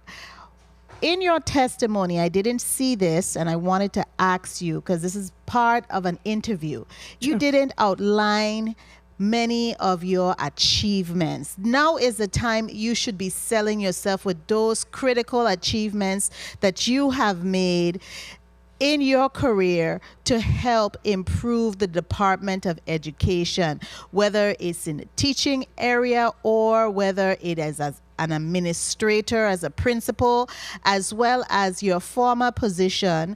So tell us just briefly about two of your flagship achievements that you have been able to do in your position, in your previous positions. Okay, so as superintendent, succession planning is important. And as you know, establishing the Aspiring Assistant Principal Academy was very successful. And how many now you go in, it was successful? Remember, okay, you're a numbers-driven person. So we have 6 persons that have been placed into assistant principal positions. We had a total cohort of, I believe it was 12 persons. And so doing that type of work is very important to create a pipeline to ensure that we are developing our workforce. As the Chief Operations Officer, I think for the first time we have standards. No, now stop there. Tell me about these standards, because some human beings don't understand the importance of having a standard operating procedures, the SOPs, how the federal partners and us as human need those level of structure in place so that we could have something to use as a guide. Correct. And is articulated. Like we have rules here in this legislature. So tell me about those standards, operating procedures that you helped put in place. So there's standards for facilities construction. And so when we send out RFPs, we have standards in terms of what type of lighting. I mean, something as simple as lighting and how far the light is from the And desk. this was the first time it ever happened under your leadership, correct? Yes. Okay. Yes. Very good. And so this is a document that's articulated so that the person, you mentioned your succession, the person who is taking on the helm after you, they have something tangible to work from and to build on, Exactly. Correct. Okay. Okay, I'm very excited to hear that. So you are now selling yourself, because it's not even in this whole dissertation that you presented. You didn't say all of those things. Yes, but I did. Not the standards and all of that. I didn't get it from there. Okay, but let's go through how many. Let's look at a question that was asked in your interview information here, specifically item number 30, where it asked about how you would spend your resources, monetary resources, to continue business as usual. I noted that you had answered no, but it asks to please explain how you intend to operate your department with less money and deliver the services to the residents as required. So expound on that, because that was missing from the responses. Thank you, Senator. And so the Department of Education is in a unique position where we have several funding sources. We have the CARES 2 funding. We have the American Rescue Plan funding. We have the Public Finance Authority funding, as well as the general fund. We do have some OIA funding, Office of the Insular Affairs, that we're about to wrap up on some projects. But having all those funding sources, consolidated grant application as well. Having all those funding sources allows us to fill those gaps that we may have in local funding, that we're able to put a lot of our programs, processes, resources onto the federal budget and keep our local budget for salaries. And so we are in the process of looking at all the different funding pots to make sure that there's no overlap, and that we are prudently using our resources to improve our infrastructure and to get those resources into our schools. Okay. Now, one of the key items, I also had the opportunity to attend a conference recently, and the subject of the discussion was about teachers, as well as the shortage that we have not only here locally but nationally with a shortage of teachers. How do you anticipate addressing those issues? They were talking about having legislation for compact teachers. I'm sure the public knows this legislative branch has already passed a nurse licensure compact. Is a teacher compact agreement something that you will be entertaining, or you would like to take a look at? How do you look at addressing our teacher shortage? So I would love to look at that, Senator. I think that we need to look at our paraprofessionals and look for those who are interested in becoming teachers and create opportunities for them, as well as creating the track in the CTE program, as I mentioned, to encourage our students to consider an education track. We have to broaden our scope of thinking if we're really going to be able to fill these positions from within. In addition, the distance learning bill allows us to procure services through a contractor for classes that we don't have bodies for, or courses that aren't being offered in our curriculum as we speak. And so those are all options that we will continue to explore and expand on. Okay, I do have one more question before my time goes. I wanted to ask you about the school-based management, because I think that's what you alluded to in your testimony. I'm familiar with the terminology school-based management. Do you see that will be able to bridge the gap between the bureaucracy, is really the bureaucracy, in getting things quicker to the persons and the schools and the administrator on the ground who are interacting with our young people and need to have those items addressed? Yes, I do. Being a principal myself, we used to have that school improvement plan budget in the past, and so we were able to sit down in school teams and really come up with actions and strategies for what we want to do as a unit to improve our student outcomes. So being able to provide that to them will give them the flexibility to do just that. And I'm really looking Time. forward to the targets that have been set, that we are able to hold them accountable to. Mr. Chairman, I just recall one more burning question. On page 18, you mentioned the $50,000 that needs to be increased for the construction. What do you foresee as the ceiling to be raised to? 250. 250? Okay, thank you so much, Mr. Chairman, for the leeway. Appreciate it. Thank you very much, Senator Joseph. Also, the chair failed to recognize non-committee member, Senator Alma Francis Heiliger. Welcome, Senator Francis Heiliger. Okay, Senator. Senator Donna Fred Gregory, you're recognized for your 6 minutes, Senator. Thank you, Mr. Chair. And good morning to the listening and the audience that's here with us today. Good morning. Morning. This is a good day for me. The nomination of Dr. Dion Wells Hedrington brings me joy, and joy because I felt that I played a small part of where she is today. And Dr. Wells's nomination today is a good example of when you invest in Virgin Islanders. Between 2010 to 2014, there was a lot of investment. There was a lot of investment in Dr. Wells Hedrington, and today speaks volumes to your leadership and your ability.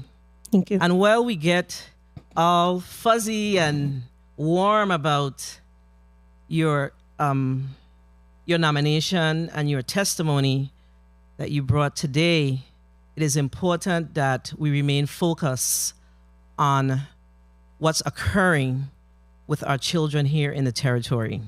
And I was delighted, or encouraged is better, when I heard you talk about right-sizing. And a lot of times, what's important for us as leaders is we need to move our egos out of the way so we could get the work done. And I'm saying that for a reason. Because in 2012, there was right-sizing. You were at the table. Yes. And those things went out the window. Site-based management, encouraging to hear that you're talking about site-based management.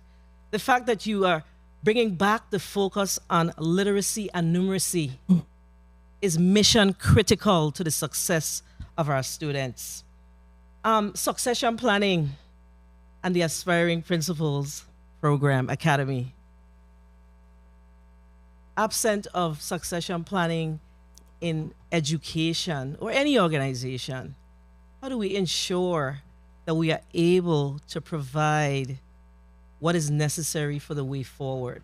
So as you do your work, as the, and I'm certain that if we got a vote today, I'm not a member of this committee, but based on what we've seen in the audience, you guys better vote. Vote in the affirmative. You talked about the volunteer program, and I don't know if you recall, under Dr. Valerie George, education had a big volunteer program. There was an office where, it was a long time ago, your mom will remember. Yes. Yeah. That's something that we have to bring back. The community has to become involved in the work that we are doing in education. You talked about pre-K, third grade literacy and numeracy. And we've talked about it for, it seems like forever. And recently, I moved a piece of legislation to ensure that our primary grade teachers are in fact have the necessary tools to ensure that our babies are getting what is necessary prior to them leaving the third grade. It's critical. And while there's pushback, and we understand we have to make the necessary adjustments, however, we cannot leave our pre-K and through third grade students behind because us adults have our feeling and agendas about why should they receive additional training. So we have to figure it out. And I'm certain that you'll be able to figure it out. But I have a couple of questions. Sure. And my first question is around, you talked about data. And data is important for each teacher, every teacher. And when I say that, you know, a lot of times you may have a student that enters your classroom and you're not sure, why is that student behaving in that manner? What is that challenge? And a few years ago, somewhere around 2010, 2012, we worked very hard on the Virgin Islands Virtual Information System, data collection, where all the departments and different agencies were involved because we want to be able to follow each child. And you didn't say it, but you talk about cradle to grave. I'm not sure what the department is doing now. I know that we recently moved legislation to make the VIVIS, Virtual Information System, law. But is the Department of Education continuing to focus on VIVIS? Yes, we are. I actually had that conversation with Director Richardson on how do we get all of the supporting agencies at the table to sit down and really look at that data source, because it's a robust system that really could benefit pushing not just education, human services, and all the other departments. So bringing that back to life. I talk about resurrection. We're resurrecting a lot of things. Okay, good. So that's in law. So you have the law on your side. Yes. Now, yesterday we talked about career and technical education. And career and technical education has long been a challenge as it relates to the relationship with the Board of Education and the leadership of the department. And I want to hear from you. How do you plan to, and I know my colleague asked the question, but how do you really plan to delve into ensuring that career and technical education truly is a priority? Because a lot of times what we do is we use funding or the lack thereof as the reason why we can't push career and technical education. But I know that there's a lot of federal dollars available. So help me. So bringing all the parties to the table is the first step, Senator. Bringing the Board of Education as well as the Career Technical Education Board and all of VIDE stakeholders who play an interest in the career and technical program is where we need to begin. Laying out the plans of VIDE moving forward and getting the input from them in order for us to really expand the program the way that we should or would like to see, using some of that federal funding that we have in addition to what they have for CTE to really push the initiatives that we want to see moving forward. And I did have the opportunity to sit with Senator Francis yesterday to talk about aviation in the St. Thomas St. John district. So there are many, many opportunities that we want to be able to provide to our students. Mr. Chair, can I wrap up? Yes, you may wrap up, Senator. Yes, and very quickly on the consolidated plan and the school improvement process. Are schools going to be able, schools meaning leadership and individuals that are identified in schools, are they going to have a seat at the table to have the conversation about what the consolidated application looks like so their school could be included and what they want to see for their respective schools as it relates to site-based management is in fact on the table? So that definitely is in the works because our grant writing process is about to begin, and the superintendents are aware of the need to have that conversation with schools around what their budgets may need to be in order for them to implement the plans that they've worked on. So yes, Senator, that will be conversations that are forthcoming in the first quarter of 2023. Thank you, Mr. Chair, and I wish you well, and of course, you know that we have an open door policy as it relates to all of our commissioners. So all will be well, and our responsibility is to continue to provide you with the necessary supports. Thank you, Mr. Chair, for the leeway. Thank you. Thank you very much, Senator Fred Gregory. Senator Blyden, you're recognized for your 7 minutes. Thank you so much, Mr. Chair. Good afternoon to my colleagues, listening and viewing audiences, staff, central staff. Good afternoon, Dr. Dion Wells Hendrington, and thank you so much for that most on-point testimony, really. I vote yes. I'm not in this committee, but I will be voting in the affirmative when the time comes. But I must say, I appreciate your approach, your leadership style, because when you first came on, the first thing you did was reach out to all of my colleagues and I. And I really, really appreciated that. We met. You asked what my concerns were, if I had any suggestions, etc. And that's real leadership. And I really do respect you for that. It makes a big difference when you just come on board as the leader of the Department of Education. In your testimony, you spoke on several levels. I mean, I really don't have much question because, like I said, the testimony is on point, and you answered many areas and questions I would have had, but you spoke to your leadership styles in terms of policy, relationship building, empowering your leaders, assuring that they receive leadership training, and all other individuals to receive training. You spoke to communication, and basically having that critical skill when it comes to policies, and that's very important. When you started out, you started out with a forensic audit. That was the right thing to do because you need to know exactly what you were dealing with in order to respond appropriately. And as a result of that audit, you came out with many areas in terms of programs, etc., and systems, as you spoke to how important systems are, especially the Department of Education. And you spoke to site-based management, you spoke to work order system, petty cash system, spending plans, site-based management, and I smile because I know when we were at the Housing Authority, when we were going through our receivership, and the receivers came in, and many of what you spoke to is what we implemented, and that's what brought us out of the receivership. And to include your city program, you spoke to actually in respect to each student's learn differently, and what it's going to take to really, basically do right by those individuals.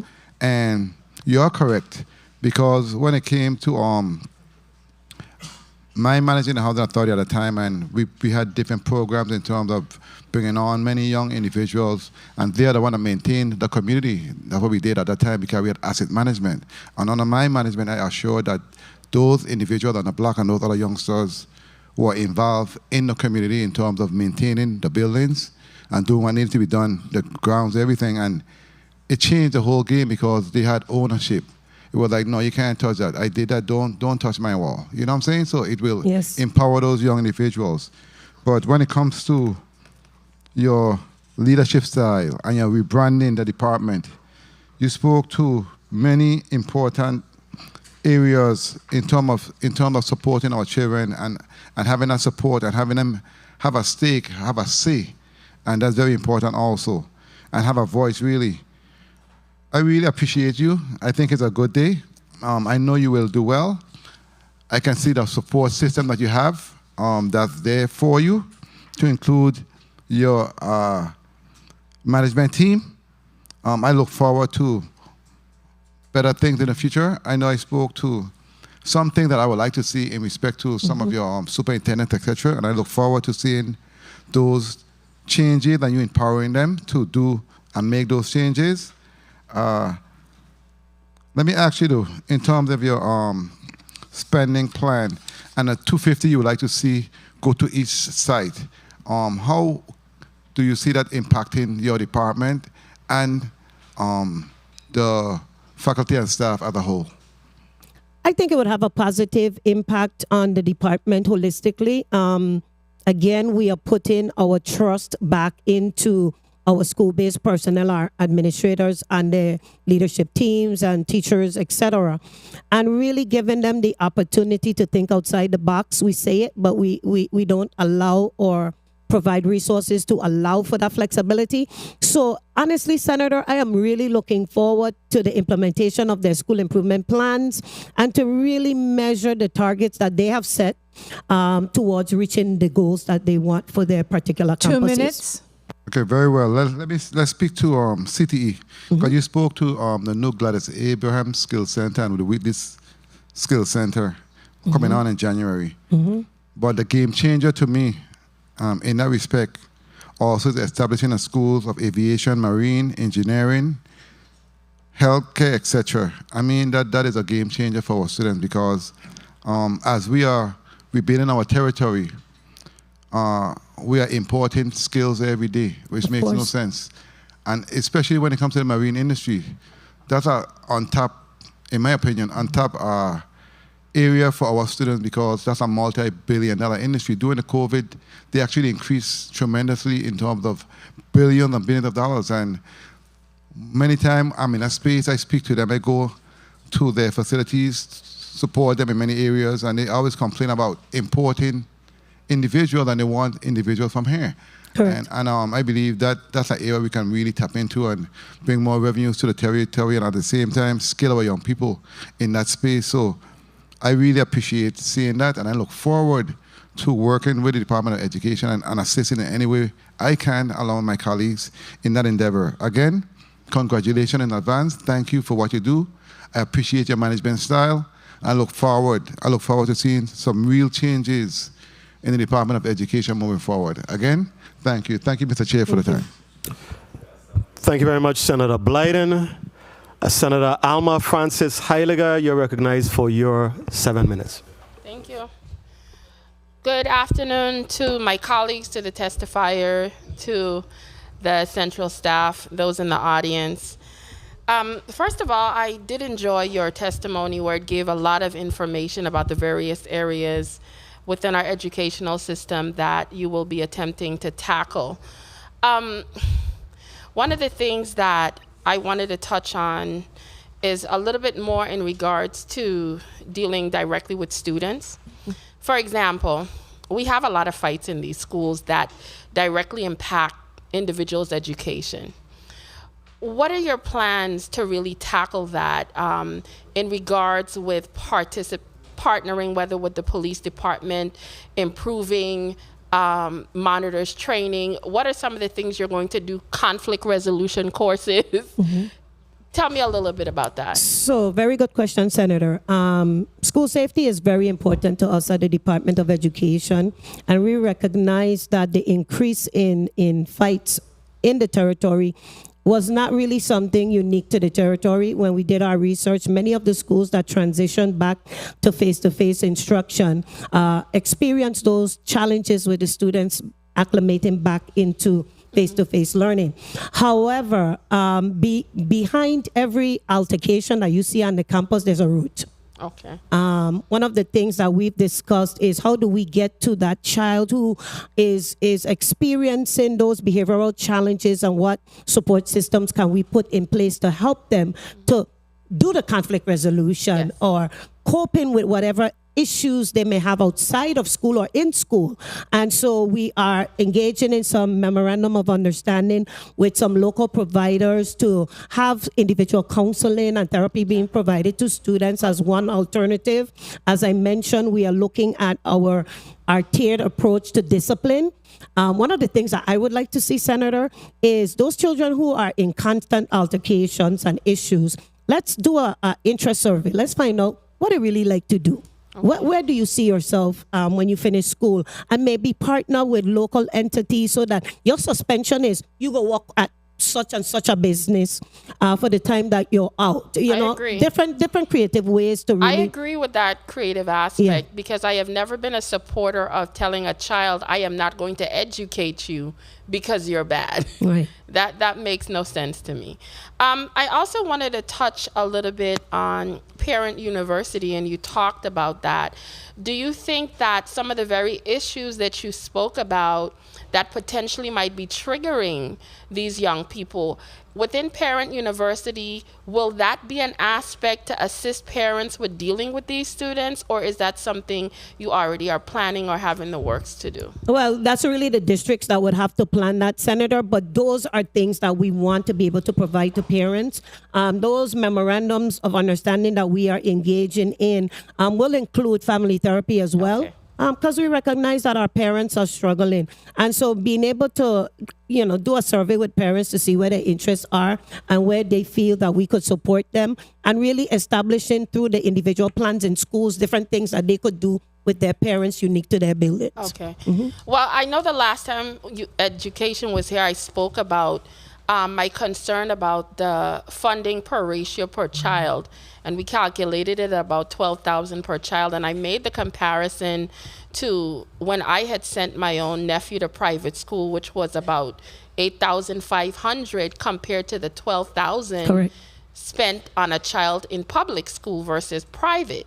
What do you think needs to be done so that more of that funding is directly impacted to the child as opposed to being put into the upper administrative aspect, when I am one of those that is advocating for more funding to go directly to the child in getting their education? So I think we've started that with the site-based management, that we're giving them the flexibility to design programs unique to the individual needs. And the superintendents have a responsibility to review those plans, provide recommendation for things that need to be changed. But the goal is really to get that funding into the hands of the teachers to advocate for that change that we want to see in student outcomes. Okay, thank you. One of the things I had a chance to look at some data in Vivis, and it was ironic. This letter from the young lady that read like an ad or resume, there was an aspect of it that spoke to the reading and the data. And that's something that very much concerned me because I had originally seen the information through Vivis. And with that, when the reading level of our children are below in such high categories, what are some of the things that you are seriously going to implement? Because reading and comprehension and literacy and math are the cornerstone of a child's education. And I need to know what the education department is going to do to really tackle that, because if we can't fix that, all the money we throw at education is not going to matter. We need to hone in and explain to me what your vision is to get that sorted out. So very good question, Senator, and it is a concern. And we definitely have a lot of work to do around literacy and numeracy. One of the key things is to empower our schools to really dive into the data. You gotta look at your data. This morning I looked at some iReady data. iReady is the intervention program that we have in the territory, where students are able to utilize that platform to bridge some of the learning loss that we have experienced.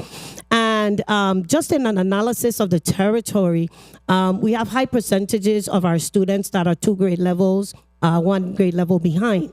And so with the site-based management, that data is what will drive what the schools come up with in their plan to correct or intervene. But I have to say this, we have a lot of programs that are across the nation, right here in the territory.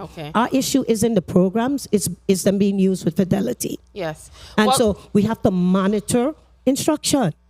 And I agree with that. And some of the programs, like, for example, IEP, that's time.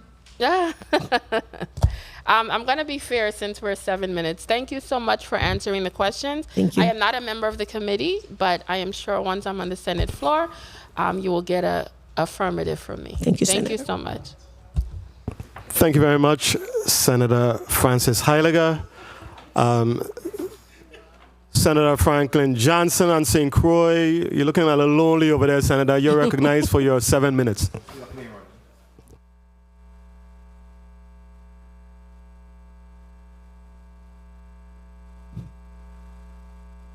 please recognize Senator Johnson's microphone. We're not hearing you over here, Senator.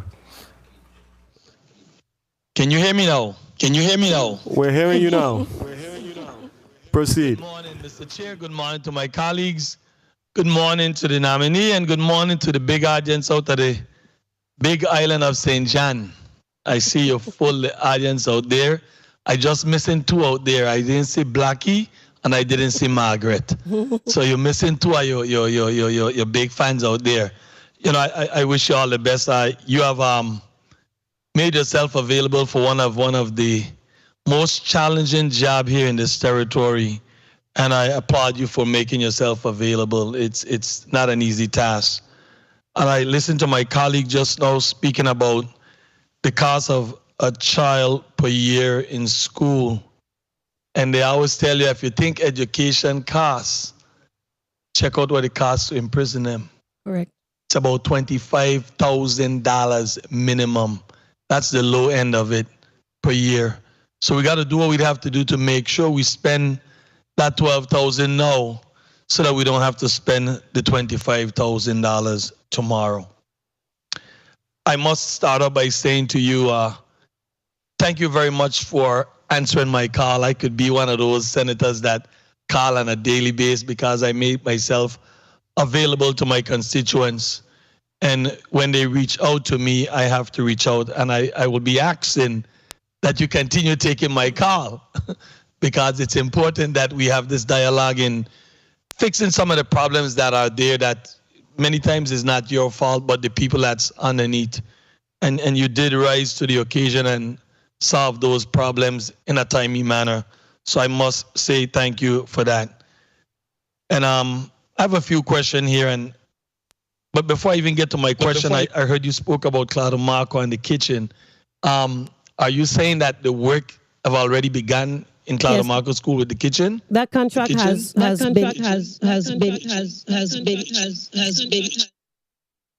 been issued to DVD Construction, and so they began to review the site to begin that work. So yes, that's a contract that's already in place. Senator Eulalie is in the works. Why people are not bidding on kitchens? I didn't hear you, Senator. What seems to be the problem with getting companies to bid on doing the work in the kitchen? I think it's a myriad of things, to be honest with you, Senator. We don't have a clean reputation for paying timely, one, which we're working on. And two, there's a lot of construction happening across the territory. I think it's a supply and demand issue. Okay. Now, what are some of your plans for programs? I did not hear your question. Media, do we What need are a some of the minute plans you to... have to put in place to implement for after-school programs? A lot of times, when I was growing up, and I'm quite sure when you was, there were a lot of after-school programs in the school. What are your plans for implementing some of these programs, again, to make sure that our children are not left idle when school is over? So the districts already have consolidated grant application provisions for after-school and extended learning opportunities. We are going to give schools some additional funding to be more creative in addressing individual needs. So they will have the opportunity to utilize that funding. For example, if they want to provide one-on-one tutoring or any type of program designed just to get that child or meet that child's specific needs, that flexibility will also be given. Okay, and I think this question was asked. I wasn't here. I've been back and forth. What are your plans to recapture the learning loss suffered by the students within the past 5 years? So again, schools looking really at the data and coming up with individualized plans to meet and address students' individual needs. That's part of the initiative with the school improvement process, as well as providing the funding so that schools can get the resources they need to work with the children. No, I would like for you to take a minute and tell me 3 of your priority goals you and your team have set to get this ball moving and moving education forward. three of your priority goals? Site-based management, pre-K to third grade initiative, school safety. That's three, right? You want some more? I have some more. CTE expansion. Those are priorities. 2 minutes. The community and staff of various schools in the territory have been eagerly awaiting the rebuilding of schools damaged by Irma and Maria. What are the timeline, or do you have timelines set in place for these projects at this time?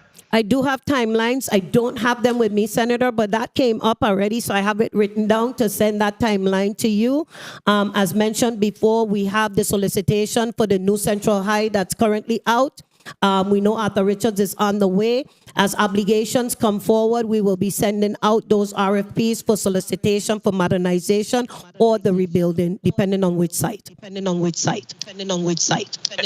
when I walk in, you spoke briefly about Alexander Henderson School. Yes, sir. And my question to you is, what are the plans for that school, and what are we planning to do with it going forward? So our plans have shifted.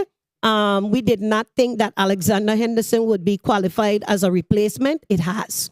So we're going to bring that school back online. And so we're going to have to engage in creating that RFP for solicitation for design, because we did not initiate a design for it. So we're going to have to design it first and then build the school. Okay, so FEMA have accepted and agreed that it meets the criteria. Yeah, yes.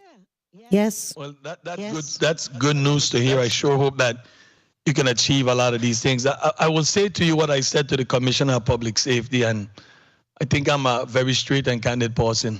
Sure. With all what you presented to us here today, if you can move that needle halfway, just half, the Department of Education, our students, and the people of this territory will be in a much better place. All I'm asking is to move that needle at the least halfway. You know, people come here and they testify and give very good testimonies, and you have years of experience in this agency. So you might have a plus, and I shouldn't say might, you do have a plus. You should know what the problems are, and you should be able to put a team together, and I hope that the governor is supporting you in allowing you to select a team that is going to work with you. Because if you don't have a team to work with you that's working with your goals and your mission, it's going to be impossible. So I wish you the best, and let's get the job going. Thank you very much for your willingness to serve the people in this very, very serious capacity. Thank you very much again. Thank you very much, Mr. Chair. Thank you very much, Senator. Thank you very much, Senator Johnson. Dr. Hedrington, I want to just pick your brain a little bit and get your feedback. As the new leader of the Department of Education, I want to get your thoughts on the hiring of superintendents. And I've heard this discussion for years, this debate about whose job should it be. Obviously, it's a job of the Department of Education, the Commission of Education with the governor, and that person serves under your supervision. Do you think there's value in us exploring empowering the Board of Education to hire and supervise superintendents? Why or why not? At this moment, I would say no. We have to look at the structure in which the department is already laid out. So I think Senator Whitaker had brought the conversation to me. And look at it this way, Senator. If the commissioner who has oversight over this entire department reports to the governor, but the person who directly is under him or her reports to the board, where's the synergy? So the board could have a different position from the commissioner, which would create conflict. So if we're looking at that model and we're serious about shifting that way, then it has to be from the top. It can't be from the superintendent level. It will create chaos within the department as to who reports to who has oversight how do resources go. It just would not be the best fit for the Department of Education. Thanks for your response. One issue that has really been bothering me over the years is the issue of learning loss. I know a couple of my colleagues brought it up here earlier, and that's something that you've obviously thought about before. I know that the Department of Education, or some recent studies, I think in September or October, which demonstrated a significant drop in the test scores in the areas of reading and math. Particularly, I think the focus was on third graders or fourth graders. So, states are concerned about that, obviously. And I read somewhere where the state of North Carolina had an Office of Learning, Recovery, and Acceleration. And that office is really developed to target specific evidence-based strategies aimed at remediating learning challenges that resulted or I guess manifested itself during COVID. Now, our children, of course, we experienced COVID, but we also experienced learning loss from 2 back-to-back hurricanes and the recovery effort. I think that the thinking is, rather than having a lot of programs that we can say we have a tutoring program, we have a this program, we have a that program, that there seems to be a structured, focused strategy aimed at addressing learning loss and the potential consequences that we are going to realize down the line. Are we looking at this issue of learning loss in a structured, focused, strategic manner, or do we have a lot of programs, that are available? Well, we have streamlined significantly the amount of programs that we're offering. And so, like I mentioned before, schools have to have that flexibility to dissect the data, right? Look at the areas where students are struggling and come up with a plan of action. That can't happen from the district level because the district is going to come with a holistic district point of view. When schools are their needs are unique. And so giving them the opportunity to have the funding to make those decisions in terms of the structure for that individualized instruction, I think will be us moving in the right direction to really close that gap that we are seeing in student achievement.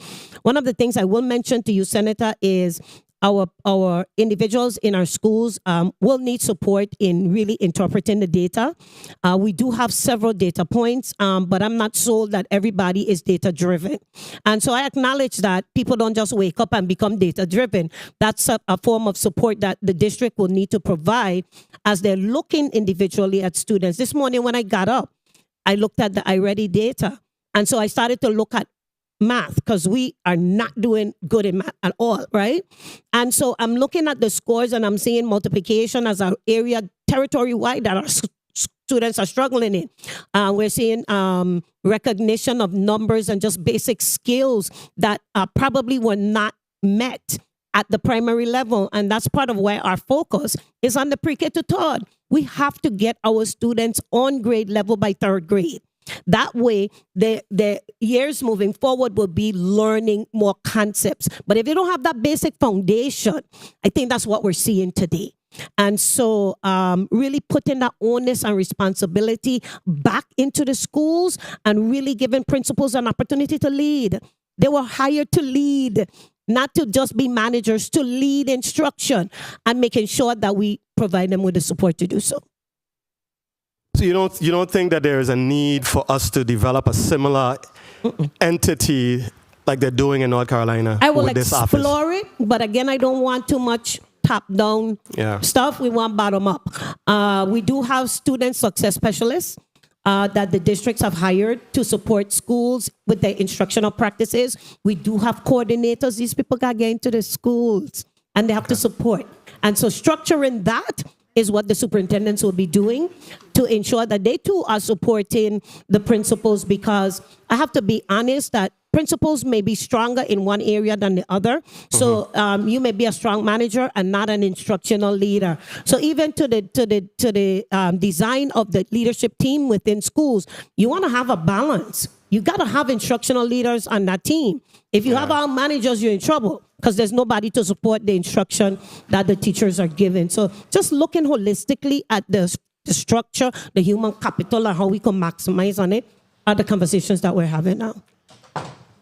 Very good. I mean, that's what excited me about what we're doing in North Carolina is that it is somebody's job every day to wake up to figure out what can we do to ensure that the learning gaps that our children have experienced is being addressed. It's being addressed in a logical, strategic manner. And it's not just necessarily, if you're lucky to have a strong instructional leader at Lockhart, then my children who I sent there might be fortunate enough to, you know. So I think that with a position that has been created on the leadership, senior leadership level, actually deals with the strategic planning, implementation, and monitoring. So I may be able to look at that and see how that person's responsibility could probably overlap with what you're recommending. Senator, if you would share that with me, we definitely can look into that. Thank you very much, Dr. Wells Hedrington. Colleagues, we have exhausted our time, all of our time, a round of questioning for Dr. Wells. At this point in time, do I hear a motion? Okay, we had two persons who moved at the same time. Yes.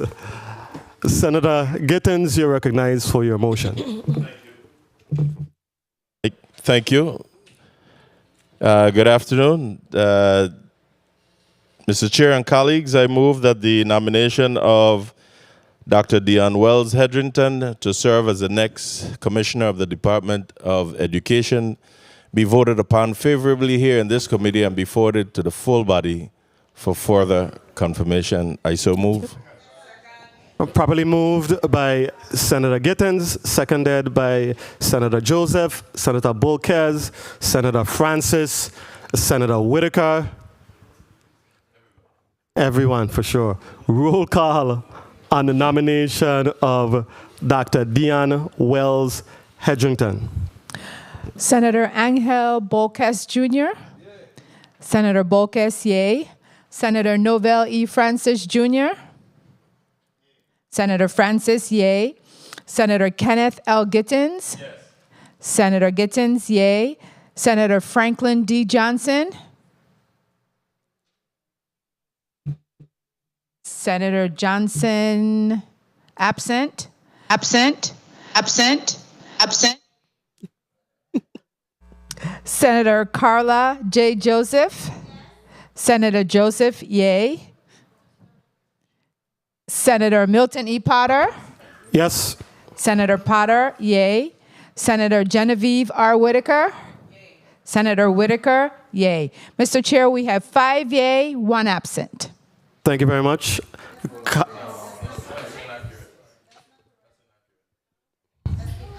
Oh, I'm sorry.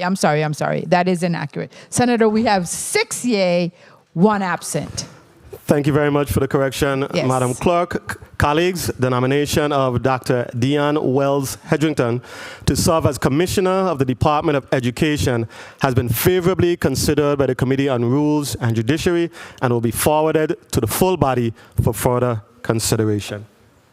Congratulations, Dr. Wells Hedrington. Thank you.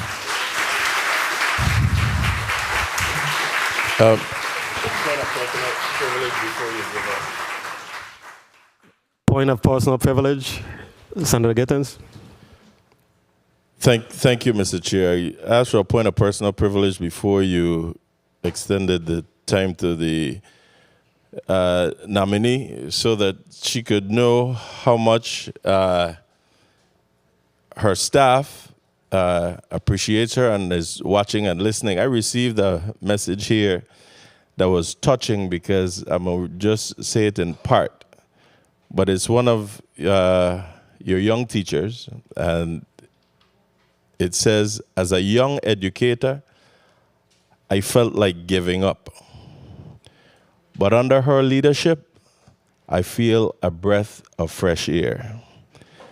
I wouldn't go through the rest, but just based on this text, I am comfortable in my statements to you today and to your team, because my statement was not only to you, but your team. And I just wanted you to do me one favor before you leave. I am what you call a mama boy. And my mother ain't here today, but I want you to showcase your mom, who is sitting here with you today, and let the world know what St. John, yes, bring, because you and Bosede Bruce making St. John proud. So with me is my lovely rock and support system, Yvonne Hodge Wells. Would you stand and be recognized, Mommy? Right.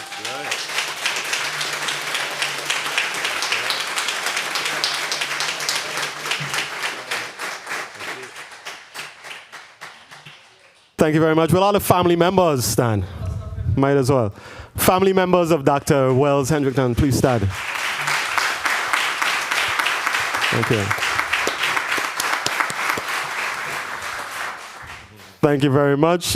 Point of personal privilege, Senator Fred Gregory. Thank you, Mr. Chair. Of course, I am not a member of this committee, and it really disappoints me that I was not able to make one of the first votes. But come session day, I will vote in the affirmative.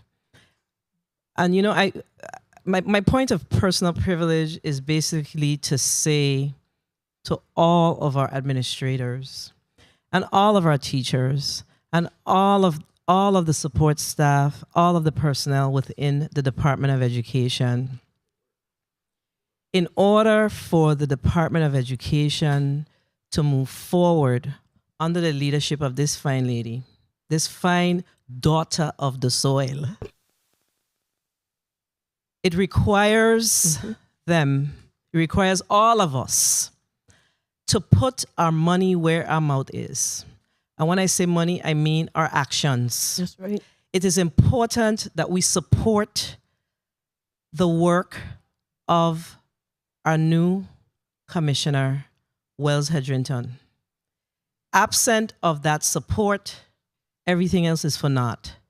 In order for things to move forward in this territory, we must support each other. So I want to say your sisters got you. Your sisters got you. And I know that it's a very proud moment for your mom, because she also served, and you didn't say it. I didn't say it. She served as superintendent of the St. Thomas St. John district when I worked at education when I was a much younger lady. So I know that it's a very overwhelming time for her, but I want to congratulate you personally on the record, because I know that the department will move significantly under your leadership. So the only ask is, please work with the leadership of the Department of Education if we want to see true progress. Thank you, Mr. Chair, for the time. Thank you very much, Senator Fred Gregory. Congratulations once again, Dr. Wells Hendrickton. You're now allotted 1 minute to do a wrap-up. 1 minute? Well, Senator Gittins, you give me a tearjerker there. I was saying to myself this morning, don't cry on this floor today. It's a very humbling experience right now. But I want to ensure the employees of the Department of Education, like Senator Gregory said, I can't do this without you. We have to do this together. And we have to see the importance of every single child that we are entrusted with to educate. And so I make a commitment publicly to be that leader that's always available, that's willing to try new things outside the box, that's willing to serve. And so I thank this committee for your favorable nomination on this appointment. I don't take it lightly. And I'm really looking forward to moving the needle forward. It is time for public education to be what I know it can be. And so I thank you for your commitment to work with me and the rest of the VID team to do just that. Thank you, and God bless you all. Thank you very much, Dr. Wells Hedrington. The Committee on Rules and Judiciary stands in recess for 5 minutes.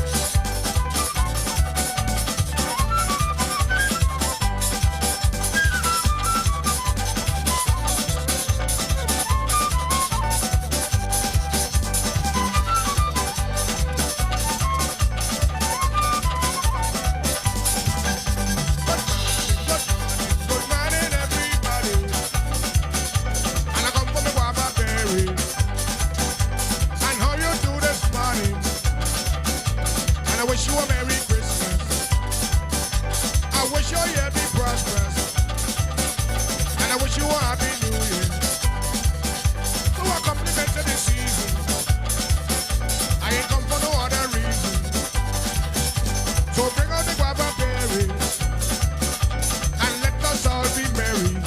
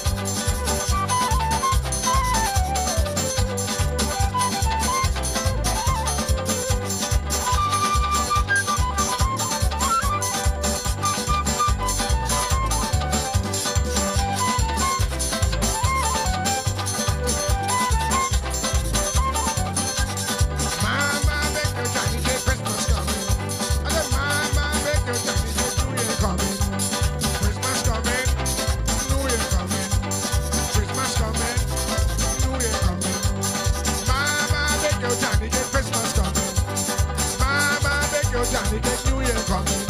And if you want to be merry, drink guava berry. And if you get in visitors, drink rouge and bitters. Mama, make your Johnny, get Christmas coming. Mama, make your Johnny, get Christmas coming. And if you want to be merry, drink guava berry. And when you get in visitors, drink rouge and bitters.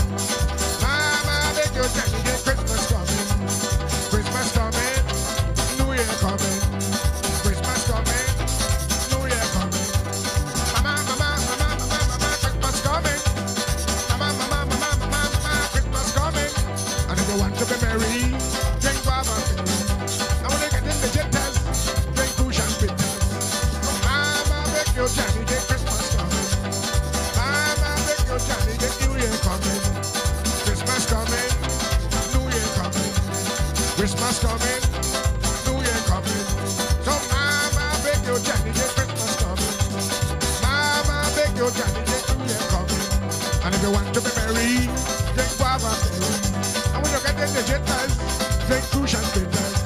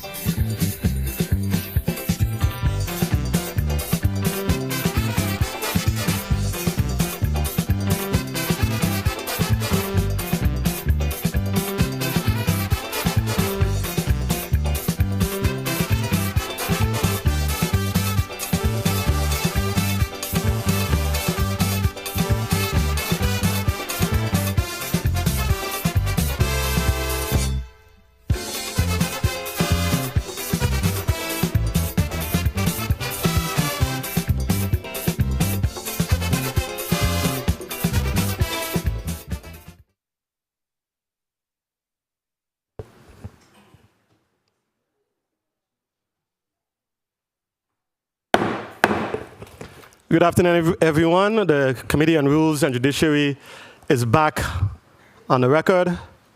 Madam Clerk, can you please read the agenda for block number 2? In block number 2, the Office of the Virgin Islands Inspector General, nomination of Ms. Delia Thomas. That concludes the reading of block number 2. Excellent. Nominee Delia Thomas, welcome. We are very grateful for your willingness to serve in the Office of the Inspector General. You, as is customary, I'm going to ask you to raise your right hand.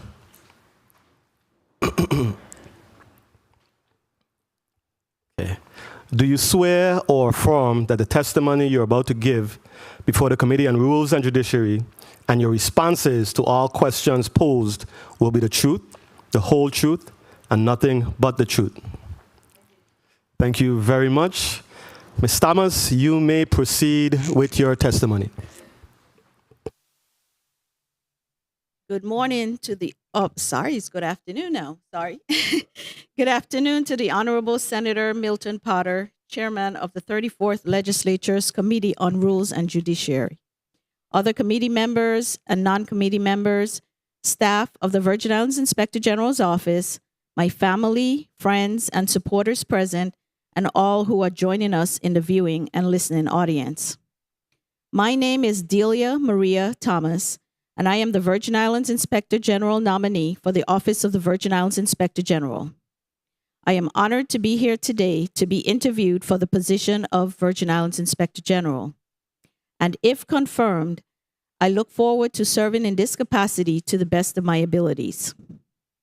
First, I want to thank God for his steadfast promise that I am his child, to have faith and to lay all burdens at his feet, and all will work according to his will. Also, I want to thank the Honorable Governor, Albert Bryan Jr., for nominating me to serve as the Virgin Islands Inspector General. Rest assured that I take this responsibility seriously, and I will work with all stakeholders to ensure that the government's resources are appropriately used for the programs and operations they were designated. And in those instances where wrongdoers commit fraud against this government, the VI Inspector General's Office will carry out its mandate as stipulated in the Virgin Islands Code. Also, I want to thank Mr. Stephen Van Beverhout, former VI Inspector General, for his commitment to my professional development, trust, and confidence over the years. My longevity and success at the VI Inspector General's Office are solely to his credit. I could not have asked for a better work experience. Before my interview begins, and with your indulgence, I would like to take this opportunity to communicate a message to the young people growing up on St. John and give a synopsis of my life's journey while acknowledging persons and events that had a profound impact on my life. From my perspective, as a young child on St. John, I saw the Senator at Large and the island's administrator as the highest level of participation St. Johnians served in our government. Today, as young people, your view has been widened as you benefit from seeing a U.S. attorney in Ms. Delia Smith, a commissioner of finance in Ms. Bodise Bruce, a commissioner of education nominee in Ms. Dion Wells Hendrington, and myself as VI Inspector General nominee. Today, I hope that you see the possibilities before you, and maybe one day you will be that person hailing from the smallest voting district to become the governor of these United States Virgin Islands. Know that you will not make it there alone, as I did not make it here alone. Therefore, I want to acknowledge the persons and events that have aided in my development. First and foremost, I want to acknowledge the sacrifices made by my now deceased parents. I am the 6th of 8 children born to my mother, Angela Maria Benjamin Thomas, and the 12th and last child born to my father, Alton Ulysses Thomas Sr. My mother taught me how to work hard and get things done in spite of. Also, we shared a love for politics and political discussion. I know that she would have been very proud today. My father, who I lost at the age of 19.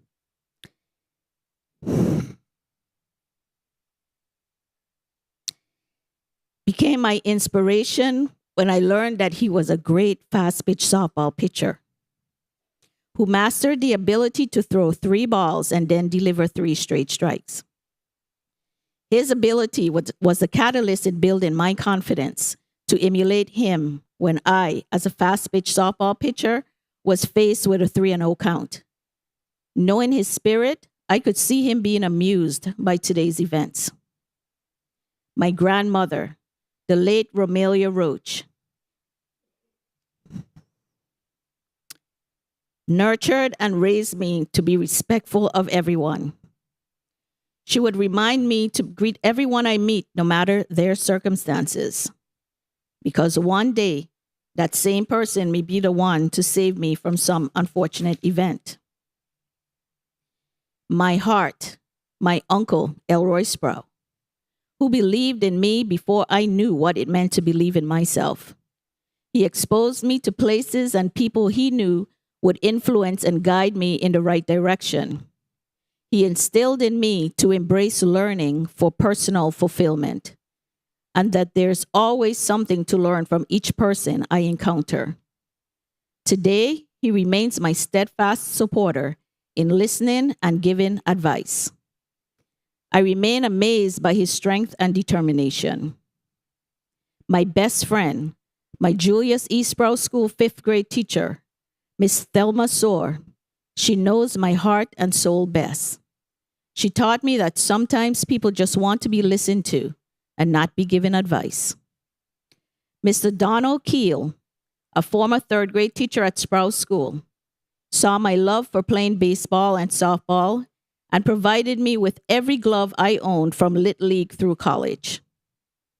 Mrs. Sharice Creaky, who encouraged me at age 15 to participate in a Virgin Islands Hal Jackson Talented Teen Competition on St. Croix. Participating in this pageant opened my eyes to the possibilities of a world outside of St. John. She would always remind me that I have a responsibility to be a role model to other young ladies.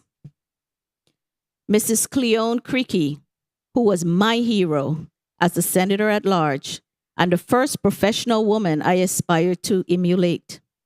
Thank you for showing me what a strong professional woman looks like. Mrs. Janice Grant, my high school psychology teacher, always encouraged me to be and give my best in whatever I do. Mrs. Grant always reminded me that God put all of us here on this earth for a reason, and that reason was his plan for our lives. My Little League and softball coaches, these team sports taught me that personal preparation is critical for when the opportunity presents itself. Also, in certain circumstances, a team is necessary to achieve the desired result. The sacrifice bunt, pinch runner, and designated hitter are just as important as the home run hitter. Everyone's role is vital because losing the game only takes one error or one selfish move. I am grateful to the Charlotte Amalia High School for the excellent business education I received, which made my transition to college effortless. Thiel College in Greenville, Pennsylvania, for providing an education that allowed me to grow into a well-rounded adult by focusing on the whole person, academic, interpersonal skills, and faith-based growth. As such, I benefited from interactions with great professors. But most importantly, I treasure the 35-year friendships that I have developed with my friends, Tana, Marlene, Laura, Ellen, Kelly, and Lisa, and my bonus family, my Italian mother, Mrs. Dolores Pesci, and her family in Pittsburgh, for housing me and caring for me as a daughter and sister. Finally, I am grateful for the opportunities provided to other St. Johnians who served in various capacities over the years. This did not go unnoticed by me. as I applauded the hiring of Mrs. Yvonne Wells as the superintendent with the Department of Education and Ms. Beulah Dalmaida Smith as the commissioner of the Department of Planning and Natural Resources. These events opened up the possibilities for me. My qualifications. I attended the Julius E. Sprouse School from kindergarten through the 9th grade. My interest in business education led me to the Charlotte Amalia High School, where I graduated with the class of 1983. Deciding to further my education, I enrolled at Thiel College in Greenville, Pennsylvania, where I obtained a BA degree in business administration and accounting in 1987. Deciding to return home, my first job was with the Virgin Grand Beach Resort on St. John in a management trainee program where I had the honor of learning from and being supervised by Miss Beverly Nicholson in a marketing department. Miss Nicholson showed confidence in my abilities and was the boss who set goals and expected me to act independently to meet deadlines. I moved on to the accounting firm of Ernst & Young as an auditor for 1 year before joining the government of the Virgin Islands at the VI Bureau of Audit and Control, now the VI Inspector General's Office, in June of 1989. This government agency is where I found my calling and career for the last 33 years. Through my employment with the VI Inspector General's Office, I obtained my Master's of Business Administration degree in 1995 from the University of the Virgin Islands. Also, in May 2017, I received my Certified Fraud Examiner's designation. As part of my credential as a CFE, I am required to follow the Certified Code of Professional Ethics, which includes demonstrating a commitment to professionalism and diligence in performing my duties, not engaging in any illegal or unethical conduct or any activity which would constitute a conflict of interest, exhibiting the highest level of integrity in the performance of all professional assignments, complying with lawful orders of the courts, and testify to matters truthfully and without bias or prejudice, not expressing an opinion regarding the guilt or innocence of any person or party, not revealing any confidential information obtained during a professional engagement without proper authorization. I stand by these code of ethics, as I have had to abide by them during my entire audit career as required by generally accepted government auditing standards. From the first day of my employment with the VI Bureau of Audit and Control, Mr. Van Beverhout supported my career development. Through an agreement, he initially assigned me to be trained by the Department of Interior, Office of the Inspector General, under Mr. Arnold Van Beverhout and Mr. Leslie Smith. After my return to the office, I have to credit Ms. Nellie Varlock, who then, as the audit supervisor, accepted no less than quality work. Also, Ms. Beverly Vessup and Mr. Michael Petty guided me on how to be a good auditor and made showing up to work each day a pleasure. Over the years, Mr. Van Beverhout saw my growth and promoted me whenever I met the job requirements and the opportunity arose. As a result, in the first 13 years of my career, I was promoted from Auditor 1, 2, 3, and Audit Manager to Deputy VI Inspector General in 2002. In my new role, if confirmed by this body, I will bring forward the best examples of work ethics and leadership skills I have learned over the years. As a VI Inspector General, my job will be to carry out the mandates of Title III, Chapter 40 of the Virgin Islands Code.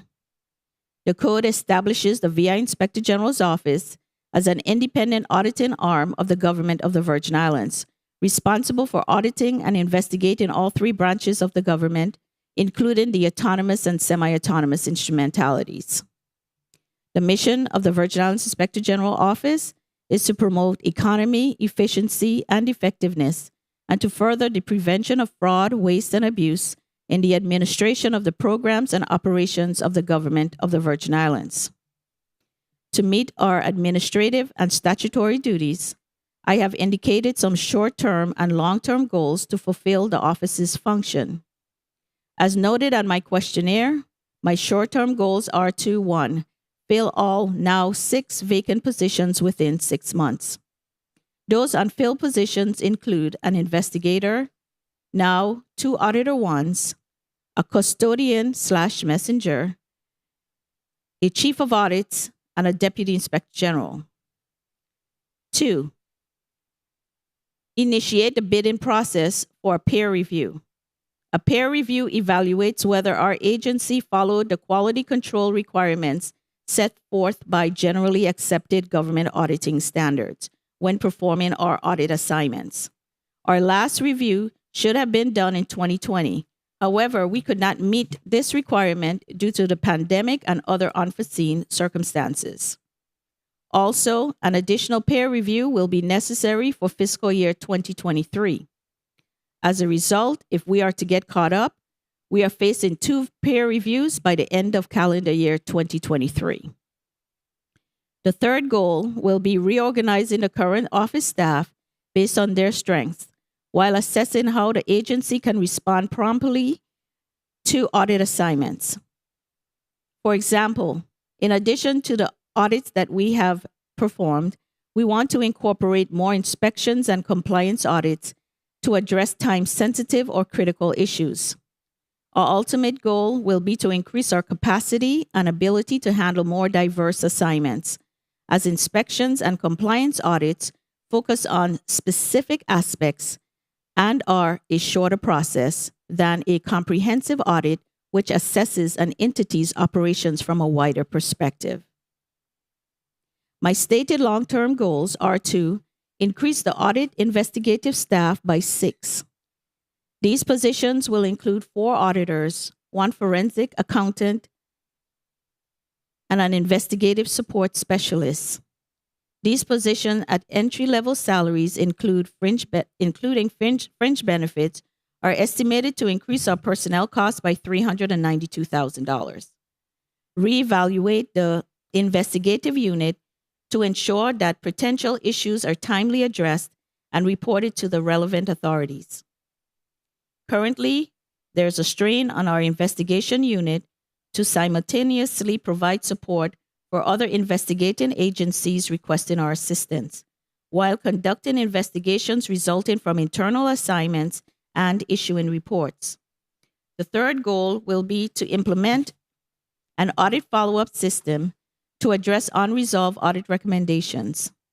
The issue of an audit follow-up system has been a long-standing matter hampered mainly by understaffing that has contributed to our inability to meet our mandates fully. An effective follow-up system will provide timely reviews of the status of unresolved audit recommendations made to the government agencies. I want to take this opportunity to explain the purpose and difference between an audit and an investigation. Also, where an audit ends and an investigation begins. First, an audit is not an investigation. It is not a charging document nor an indictment, but it could lead to one. An audit assesses how well an entity is functioning relative to its compliance with established laws, rules, and regulations, and its ability to operate effectively and efficiently. At the end of an audit, material weaknesses are identified and outlined in an audit report. Material weaknesses caused by a departure from established laws or by a lack of rules and regulations open entities to the possibility for someone to commit fraud, waste, and abuse of the program's assets. The findings should not be interpreted as evidence of a crime. During an audit, if it was determined that a high probability existed that a crime was committed, such as possible embezzlement, a recommendation to investigate is made in the audit report. If a potential crime is not apparent and more difficult to establish, such as a kickback scheme, collusion, or conspiracy, the audit report may not outright list a recommendation to investigate. However, that does not mean that an investigation will not be pursued internally or by the Virgin Islands Department of Justice. the audit ends and the professionals trained to investigate will determine the extent to which they will pursue matters under consideration. Once an investigation ends, justice decides if and which criminal charges will be pursued. Regarding audit recommendations, the VI Inspector General Office does not have the power to make any entity implement recommendations. Our goal is that agency heads use the findings and recommendations to implement any changes to improve processes to help them achieve the program's objectives. Audits establish government accountability. As appointed and elected officials use the results to monitor the entity's operations from proper legal and cost-effective perspectives.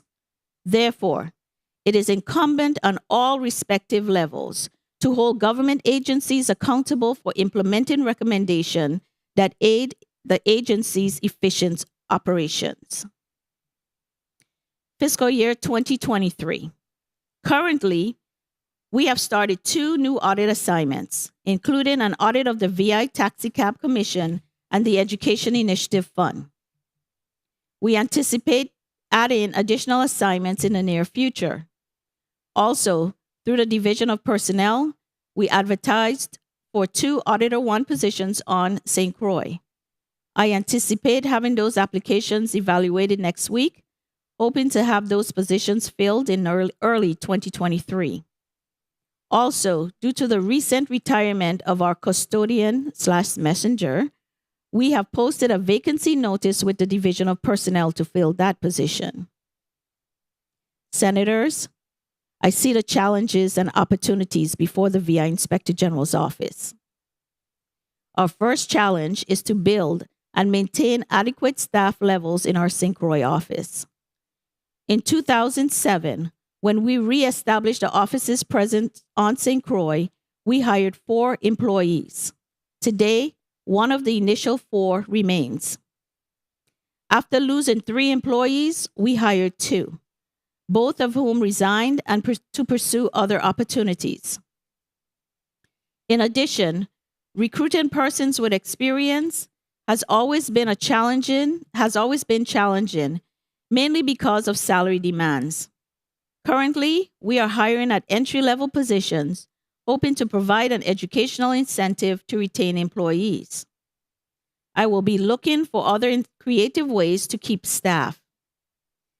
Hiring qualified individuals and increasing their chances of retention will be essential to maintaining highly qualified employees to produce high-quality audits and investigations. Therefore, I intend to meet with the Office of Management and Budget and Division of Personnel directors in the immediate future to consult and hopefully resolve some of the issues that our agency is experiencing. For example, having our vacant positions budgeted at half their salaries. Our inability to hire persons with experience due to salary demands, and other possible incentive our agencies could adopt to increase our chances of retaining staff. While there are challenges, I also see opportunities to improve our work product and functions. Therefore, one of our added focus will be to bring more attention to being proactive and not reactive in our mission to prevent fraud, waste, and abuse in government. We want to embark on a campaign to educate government employees and the public on what fraud looks like. We cannot allow our government employees and community at large to assume that particular behaviors or actions are common and acceptable ways to do business. So instead of mostly seeing punishment used as a deterrent, we plan to offer education as a preventative method to deter some from committing the fraudulent act in the first place. Also, via our website and other means, we want to look at enhanced ways on how a person can report suspected cases of fraud, waste, and abuse, while providing helpful hints on how to improve a request for an audit or investigation. The mandate set forth by the VI Code requires the VI Inspector General's office to audit all 3 branches of this government, including the autonomous and semi-autonomous instrumentalities. This is an enormous task, considering that we have 11 funded auditor positions, 2 of which are supervisory in capacity. It is unrealistic at this staffing level to routinely and timely cover the entire government. As a government, we have a responsibility to minimize those instances of fraud, waste, and abuse in the programs and operations of this government.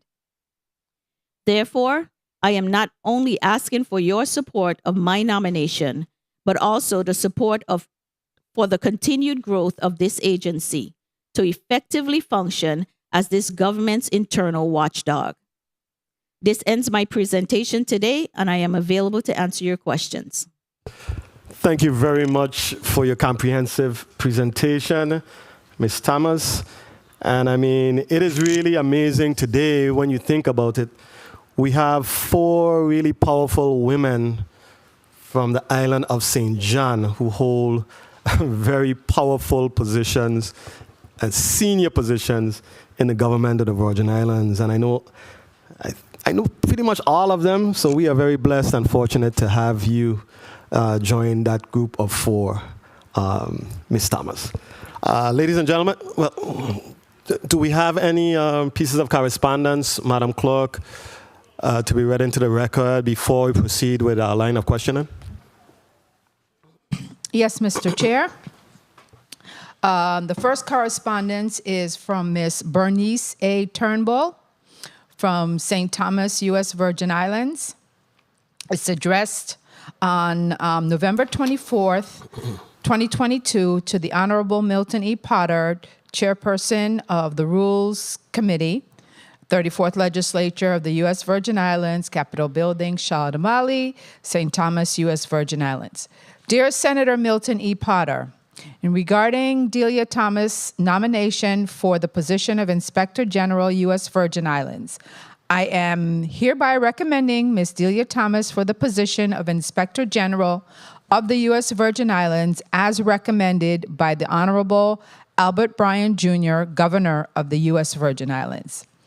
I have had the opportunity to work closely with Ms. Thomas as Assistant Inspector General for over 15 years. During that time, I worked as Director of the Treasury Division and the Commissioner of the Department of Finance. She conducted several audits which involved having access to government financial records.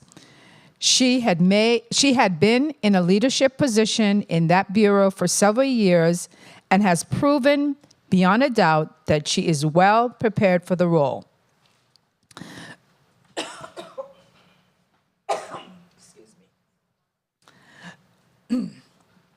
During my interaction with Ms. Thomas, I found her to be knowledgeable, forthright, astute, an individual of high moral integrity, and one who understands the laws, policies, and procedures of the government of the Virgin Islands, and most importantly, accounting knowledge, which provides a strong framework for undertaking the work required by the Office of the U.S.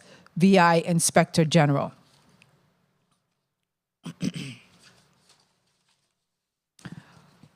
Her focus was always to ensure that the credibility of the government of the Virgin Islands always remained at the highest possible standards. To achieve this, she would always look at policies and procedures that were in place and what recommendations could be made to correct any weaknesses while giving credit where due for the agency efforts for internal corrective actions.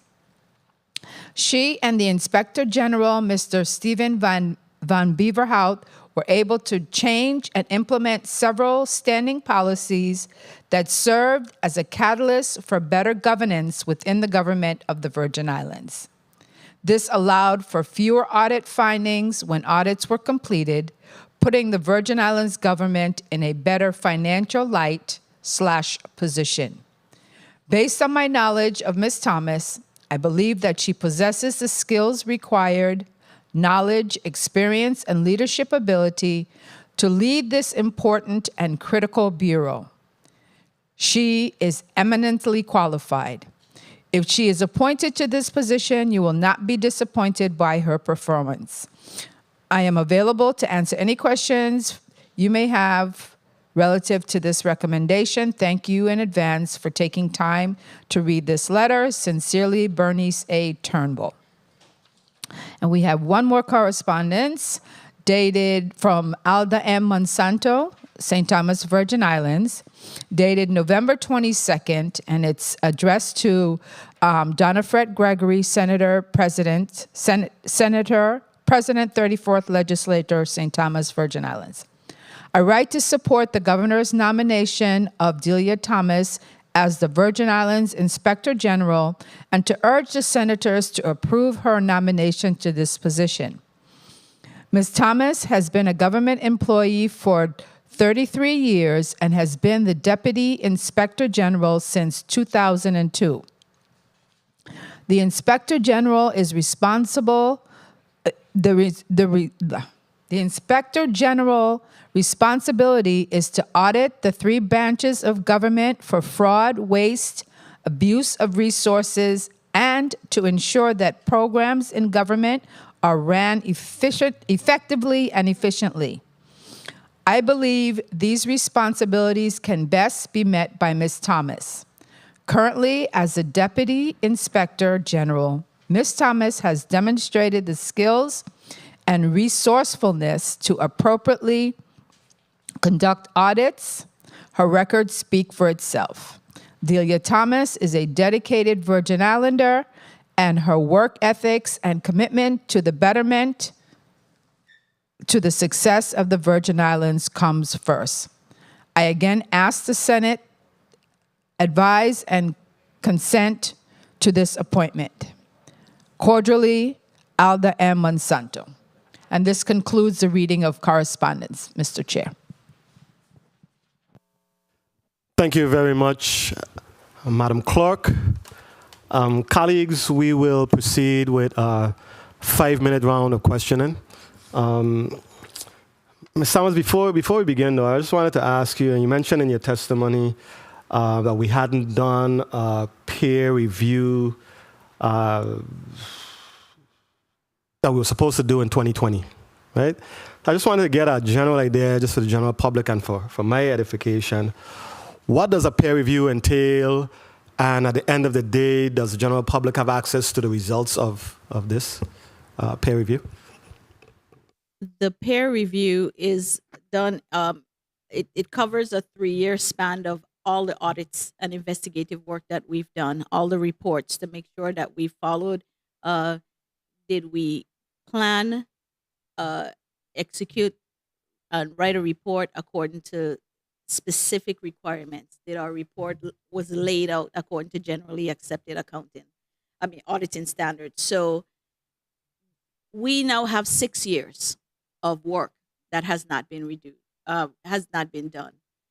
When we get our report, we deliver the results of it to this body at our annual budget, letting this body know what the weaknesses were that was found.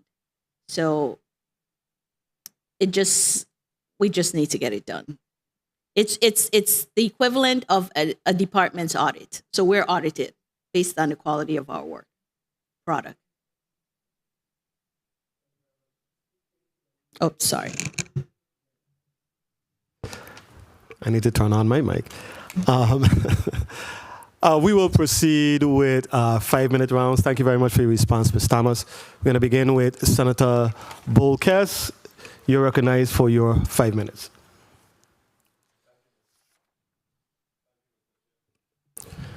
Please recognize Senator Bolkes' mic. Thank you, Mr. Chair, and good afternoon to the listening and viewing audience. This is a great day for the island of St. John, and I'm honored to be here and a part of it.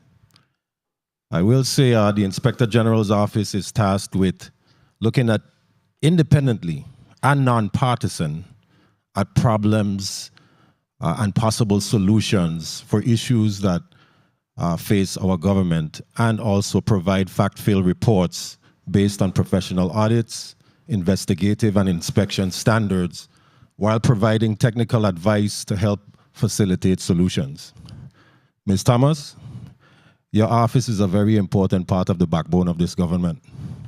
And I have without a doubt that they're in very capable hands moving forward with you as its leader. So I'm looking forward to voting in the affirmative when the time comes. However, I have a few questions.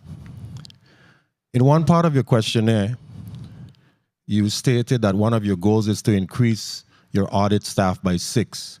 And in another part of the document, you stated that you intended to develop a fiscal plan based on reducing funding. Are you anticipating a reduction in funding, or are you just trying to promote internal fiscal responsibility? Could you elaborate on that for us a little bit? I think, I don't have the exact words. I think what I was referring to for the reduced, I have to set a plan because the unfilled positions are budgeted at half their annual salary. So I need to get people in now. So it's about just shuffling available funding. So I've created an extra auditor one in St. Croix. So if both those positions were funded at half, where do I get the other half from? So I'm using it from another vacant position and just kind of sliding as I'm fill the ones. Next is the investigator. Where's the funding coming from? So that's what I mean by that. Noted. And I asked that question because that is our responsibility here in the legislature, to be able to appropriate each of the entities and departments and agencies with adequate funding to facilitate the proper employees in order to provide services to the people of the Virgin Islands. So if there is a need, I'm sure you already know that you could contact the finance chair in the 35th and look forward to receiving such budget recommendations for those positions. In your questionnaire, you also mentioned that one of your long-term goals is to improve communication between 2 minutes. the IOG and the government agencies. How do you plan to accomplish that goal, and why is it so important to you? It's important because whenever we show up to an agency, sometimes we're not being received as we're here to help, but we're here to find problems and, expose deficiencies. So part of that is getting the message across that we're not here to damage anyone. We're not here to, expose inadequacies in your agency. We're here to let you know maybe things that you don't even know is going on in your agency, so you can better plan and make your agency more effective. Okay, thank you for that, Ms. Thomas. And Mr. Chair, that's all the questions I have. Thank you for the time. Thank you very much, Senator Bolkers. And I have to admit, I remember when I was the division of personnel in a past, director of personnel in a past life, I remembered one day your office, I don't know if you specifically came, Ms. Thomas, but some of your folks came by the division of personnel to do an audit. And I remember really having some, gastric issues, wondering exactly how this thing is turned out and what they're looking for. But you're right, the results were very constructive. I became aware of things that I didn't know really existed. So I think using it as a tool to really improve the functioning of your division, that is really the way that a department or agency should look at it. But how does the decision as to what agency is audited, or what process, what function in that office is audited, how does that actually happen? Mostly it's by requests. We get a lot of requests from the agency heads asking for something to be looked at. We may get a request from senators or people in the community, or maybe employees may ask. The agency head would direct us to a particular area. Like, for example, we have a request from an agency asking to audit the financial affairs of the agency. So that process would be, I would need to go and talk to them to say exactly what is it you really want, because your financial affairs could be extremely large. So we may not be able to look at everything, but what's specific with what's your concern? Is it overtime cost? Is it administrative expenses? What is it that's troubling you? And that way we could zero in. Right. And instead of doing a full-blown audit, we can do an inspection. I got you. But it can happen against the will of the agency head. Yes. It can. Okay. Very good. Thank you very much for your response. Senator Gittens, you're recognized for your 5 minutes. Thank you, Mr. Chair, and good afternoon to all. Good afternoon to you, nominee. How are you doing today? Good. Fine. Thank you. Great. Let me first thank you for stepping up to the plate to lead the office of the Inspector General. Thank you to the administration for sending the nomination. I believe it was about last week, Monday or so, we had an opportunity to speak with each other. So I asked you, we had a good conversation, so I don't need to rehash all of it, but I know for sure, based on our conversation, that you would like to beef up the staff there at the office.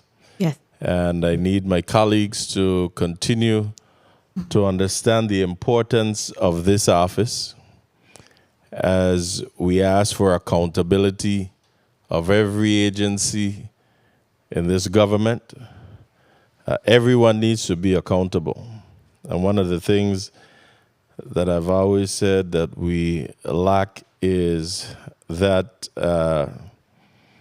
like an inspection office, but I guess that can come under you as well, as your office is not only responsible for the prevention and detection of waste, fraud, and abuse in government, but to also conduct audits, inspections, and investigations. And that's according to the Virgin Islands Code, Title 3, Section 1203. Now,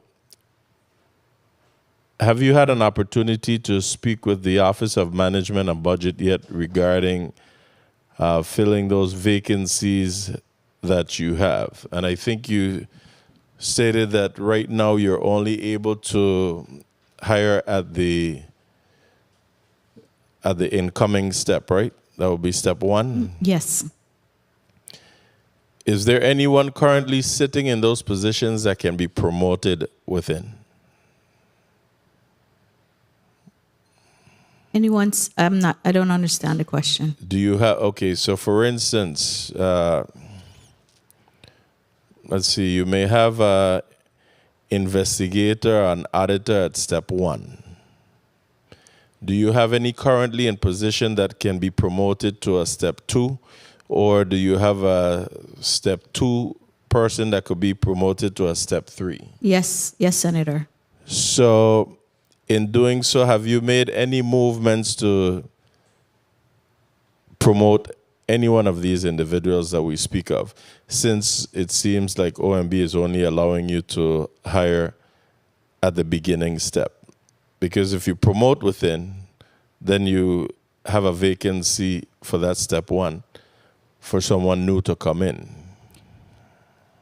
I have not spoken with OMB at this time, but I do understand exactly what you're saying. That's in all my plans, in just reevaluating the staff and where we're at. Okay.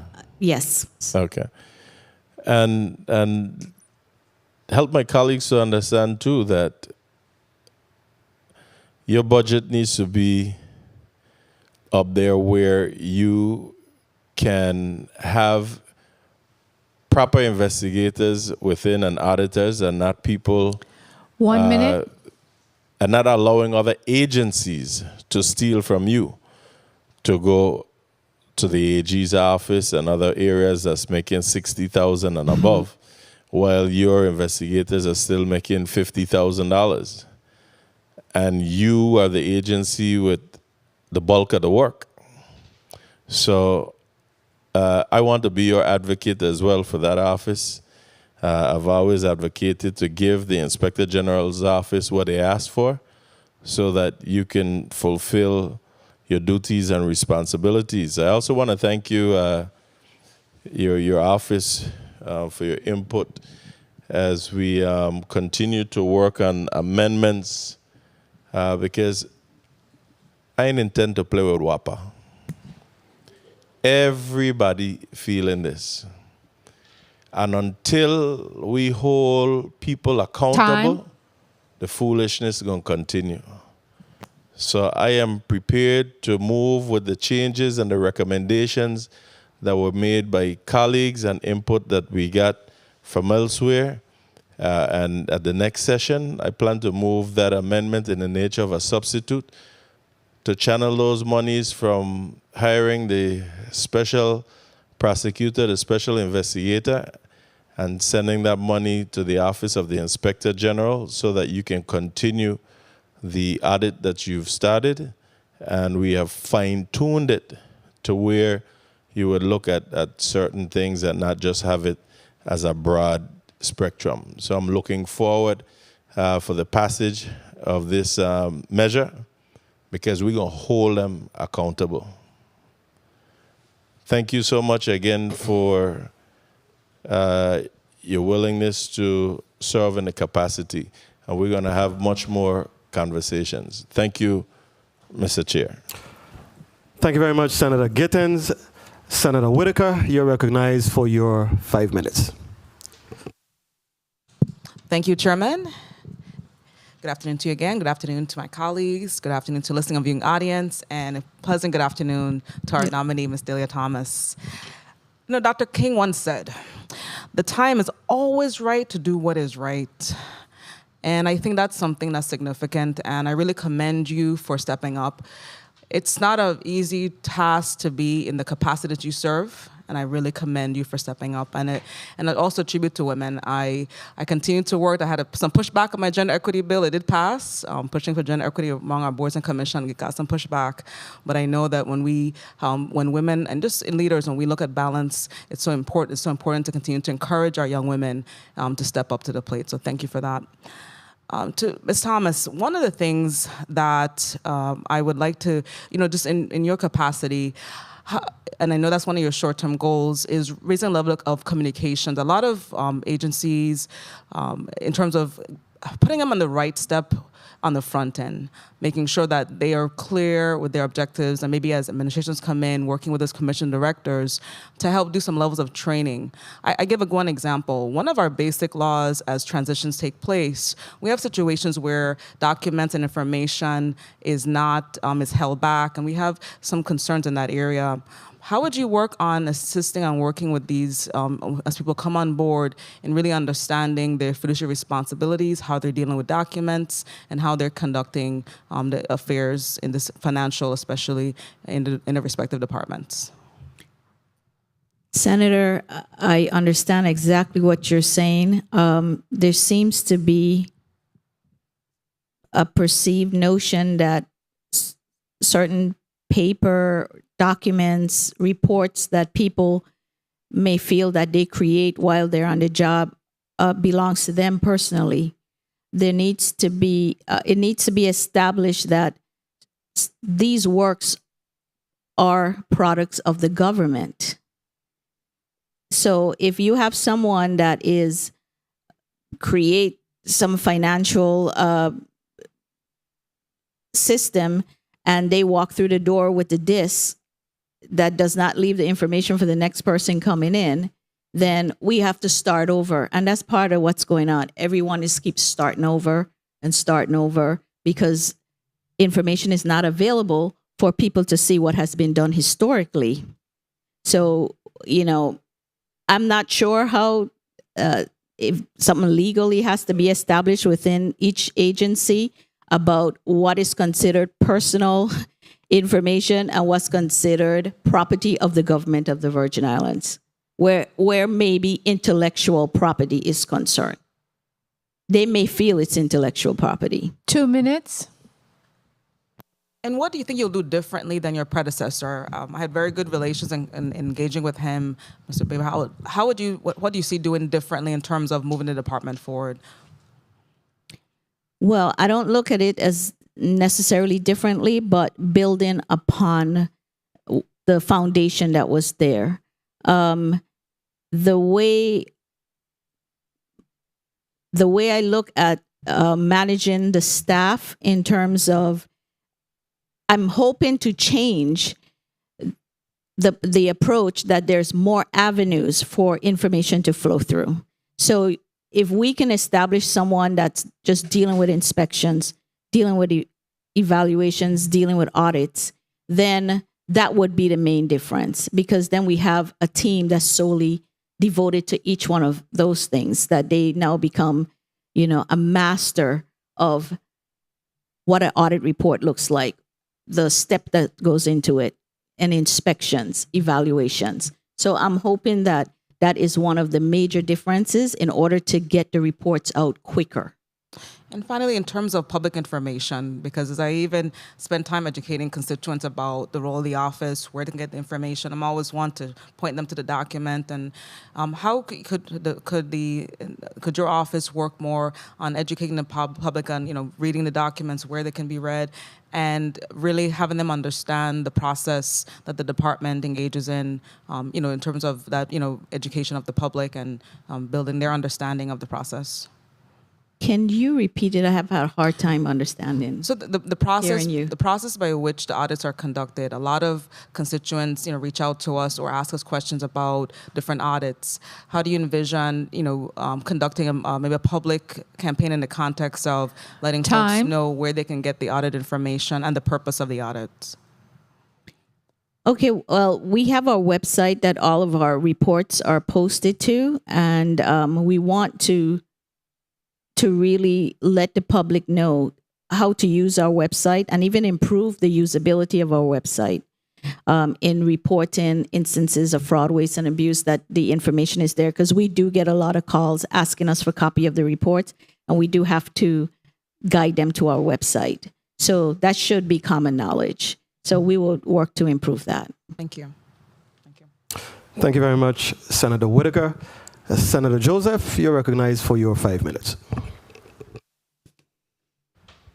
Thank you so much, Mr. Chairman. A pleasant good afternoon to you, Ms. Delia Thomas, and of course to our listening and viewing audience and those who are present here with us today in the chambers. I want to first of all commend Albert, the Governor of the United States Virgin Islands, Albert Bryan, for sending down your nomination. I was a little bit concerned because it was a little, space in there before someone was sent down to fill this critical position. But I'm happy to say, similar to the nomination for Dr. Dion Wells Hendrington, that we are really promoting persons from within. I know, Ms. Thomas, I've known you for a long time, over maybe 2 decades. And I know the caliber of work that you have produced. I know your passion. And I was always curious on how Mr. Van Beverhout was able to shape and temper that passion, but he never gave up on you. So my question is going to go along the lines of the succession first, because that's critical. We are going to need, you have 33 years in, you may have a next 10 or so years. Who is going to be able to succeed you at the helm at the Office of the Inspector General? Speak to us about that. Okay, well, moving forward, I intend to develop multiple, hopefully, each individual being a leader. It's going to take a different type, additional training, leadership type training, because what I found is many times we promote people to be managers, supervisors, but we don't give them the training in how to manage and supervise people. Or so that is a big concern of mine. I believe in just developing the whole person, and that should be incorporated in some type of leadership training. Because I honestly believe that before someone can lead and improve, before they can lead anyone, that they need to understand themselves, be able to know how to improve themselves, and before they can even know about someone else, and also how to improve that person. So that's what I'm going to be looking at, that I want every person in my office to be able to manage. Okay, so I appreciate that, because then that would give you various layers of succession, and so it's just not relied on one person, because we don't know if everybody is a Dahlia Thomas who is going to stick with it to the end. But you may have some other persons in there with really key skills. I want to also commend you, because we had a very lengthy discussion on December 8th. And I mentioned to you about the forensic accountant. We don't have any in the Virgin Islands. I even asked the Attorney General about that position, getting a forensic accountant in. And so I'm very pleased to see that you are looking at hiring a forensic accountant to actually do more in-depth and thorough investigation, which is required, because when you just do an audit, the audit is just a report. But then there's another level if you see that there is fraud and also embezzlement that needs to be done. And we are very, very much in need of a forensic accountant. Let me ask you another question. In your audits, you do both public funds, well, you do all funds, correct? The local funds as well as the federal funds? Or do your audit just be limited to local funds? It can involve local and federal funds, but our focus right now is on the local funds. Okay, so you have never done any audits for federal? Oh, we have. Okay. We have. Now, how do your peers look at it when you do an audit on federal funds? Is it that the standards have to be the same that you use to manage internal controls, has to be at the same time policies? Or do they differ when you're looking at managing and expending federal funds? Is there a different standard, or is it both at the same standard of expenditure and the requirements are typically the same? It's the same standard, but each program and federal appropriation have different requirements. So what we look at to find out if the requirements were fulfilled and were the funds spent appropriately based on the requirements set out under that particular program. Okay, but they typically have the same general accounting procedures for both. Yes. Okay.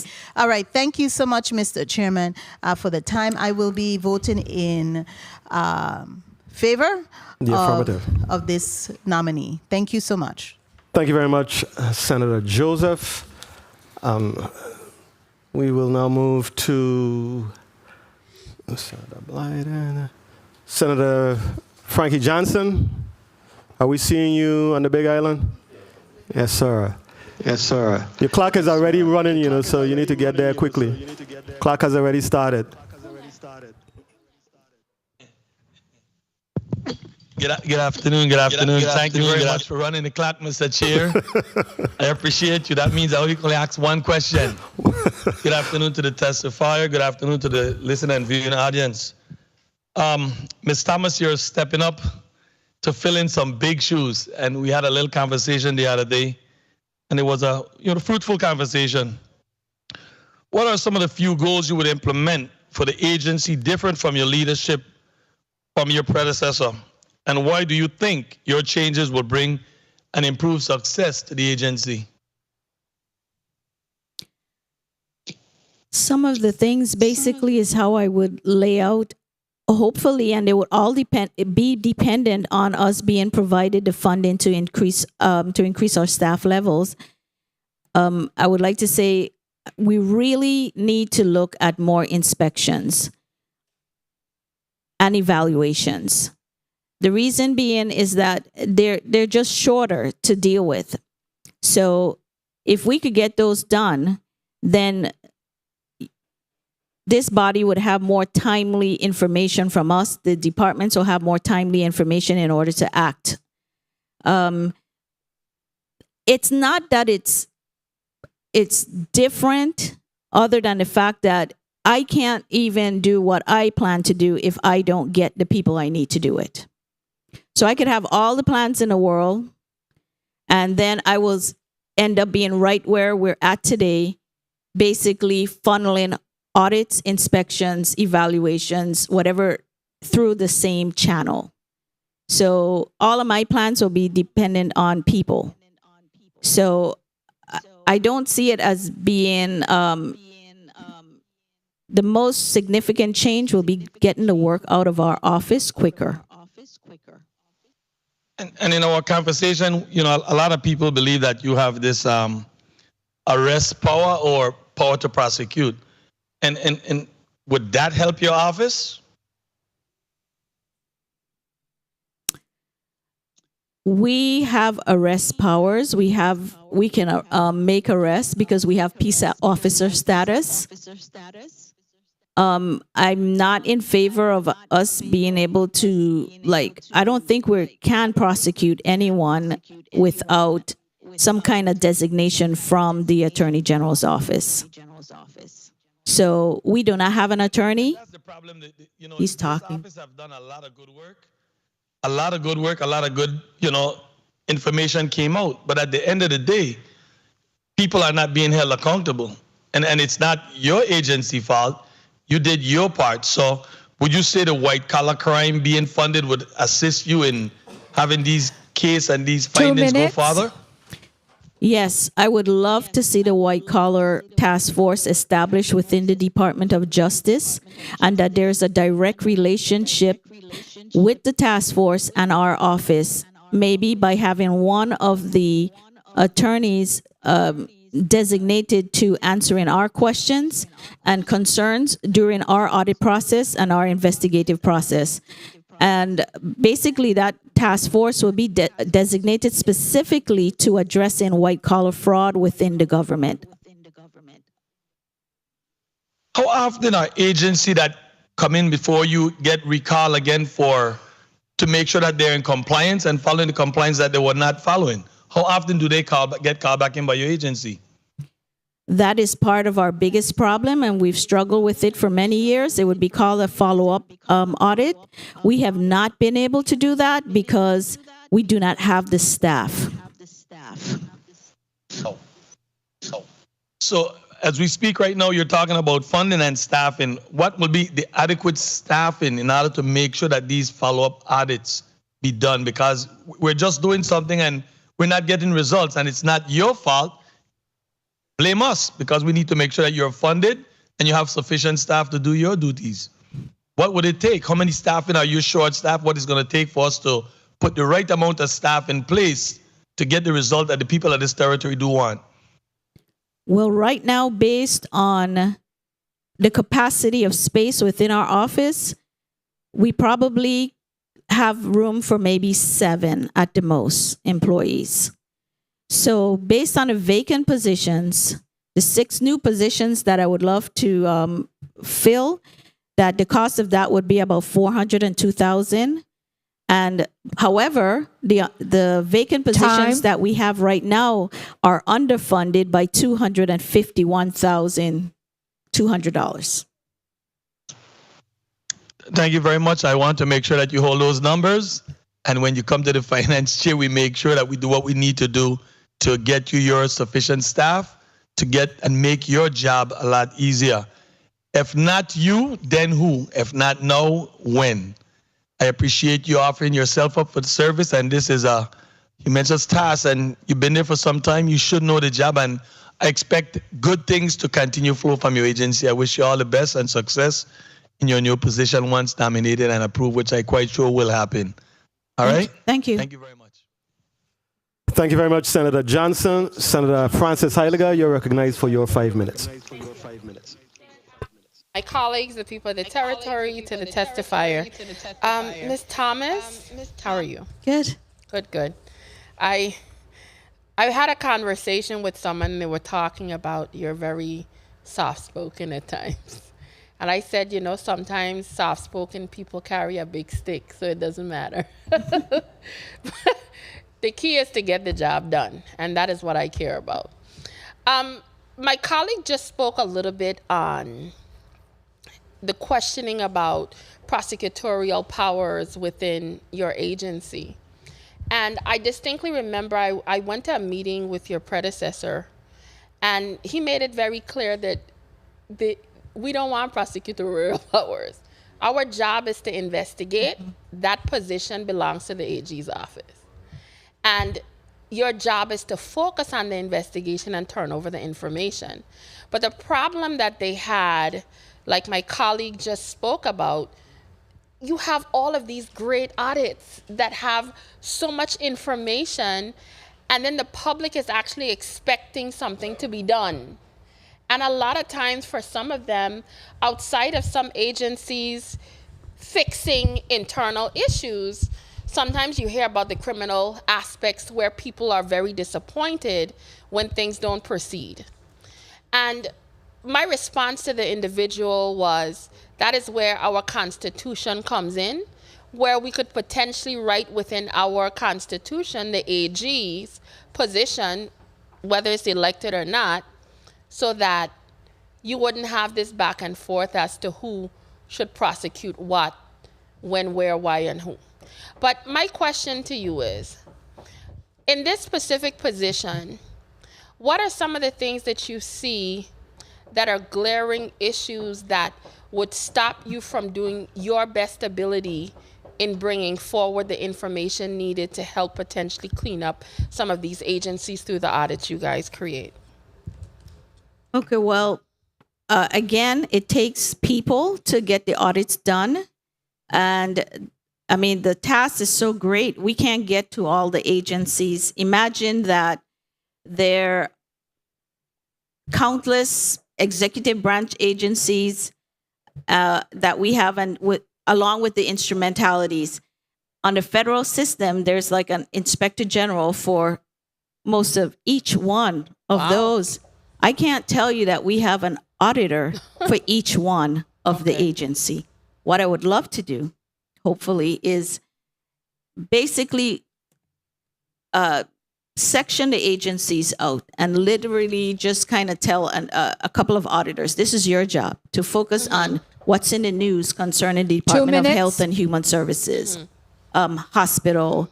So, and cluster them that anything that comes out, that they're the ones to put their eyes on it. So that is one thing. Well, when you spoke earlier about potentially the partnering of the support of the white collar crime unit and potentially partnering with your agency, what are some of the things do you see that could possibly help you specifically if that were to be the case? If we get an attorney that directly from the Department of Justice working with the task force that addresses our issues as they come up, that would make the process quicker. If we get more investigators, because understand now that our audits would go straight to that task force, that would be their sole focus. So we could write and issue 100 reports. If the Department of Justice does not have that task force, a group of people, if it's not them, then who's really looking at the findings? Who's looking at it? That means that maybe we just don't have anyone that exists that's solely devoted to looking at these type of. And that makes a lot of sense, because I'm going based on a lot of times when these audits come out, and even myself who read them, I'm saying, but wait a minute, what about this? What about that? And then we're not hearing any follow-up whatsoever. And then you get a community that's frustrated because they're like, if this Inspector General's office is doing all this work to pinpoint these problems and we're not getting any follow-through, then what's the purpose? And I think that's where a lot of the public's frustration is at times.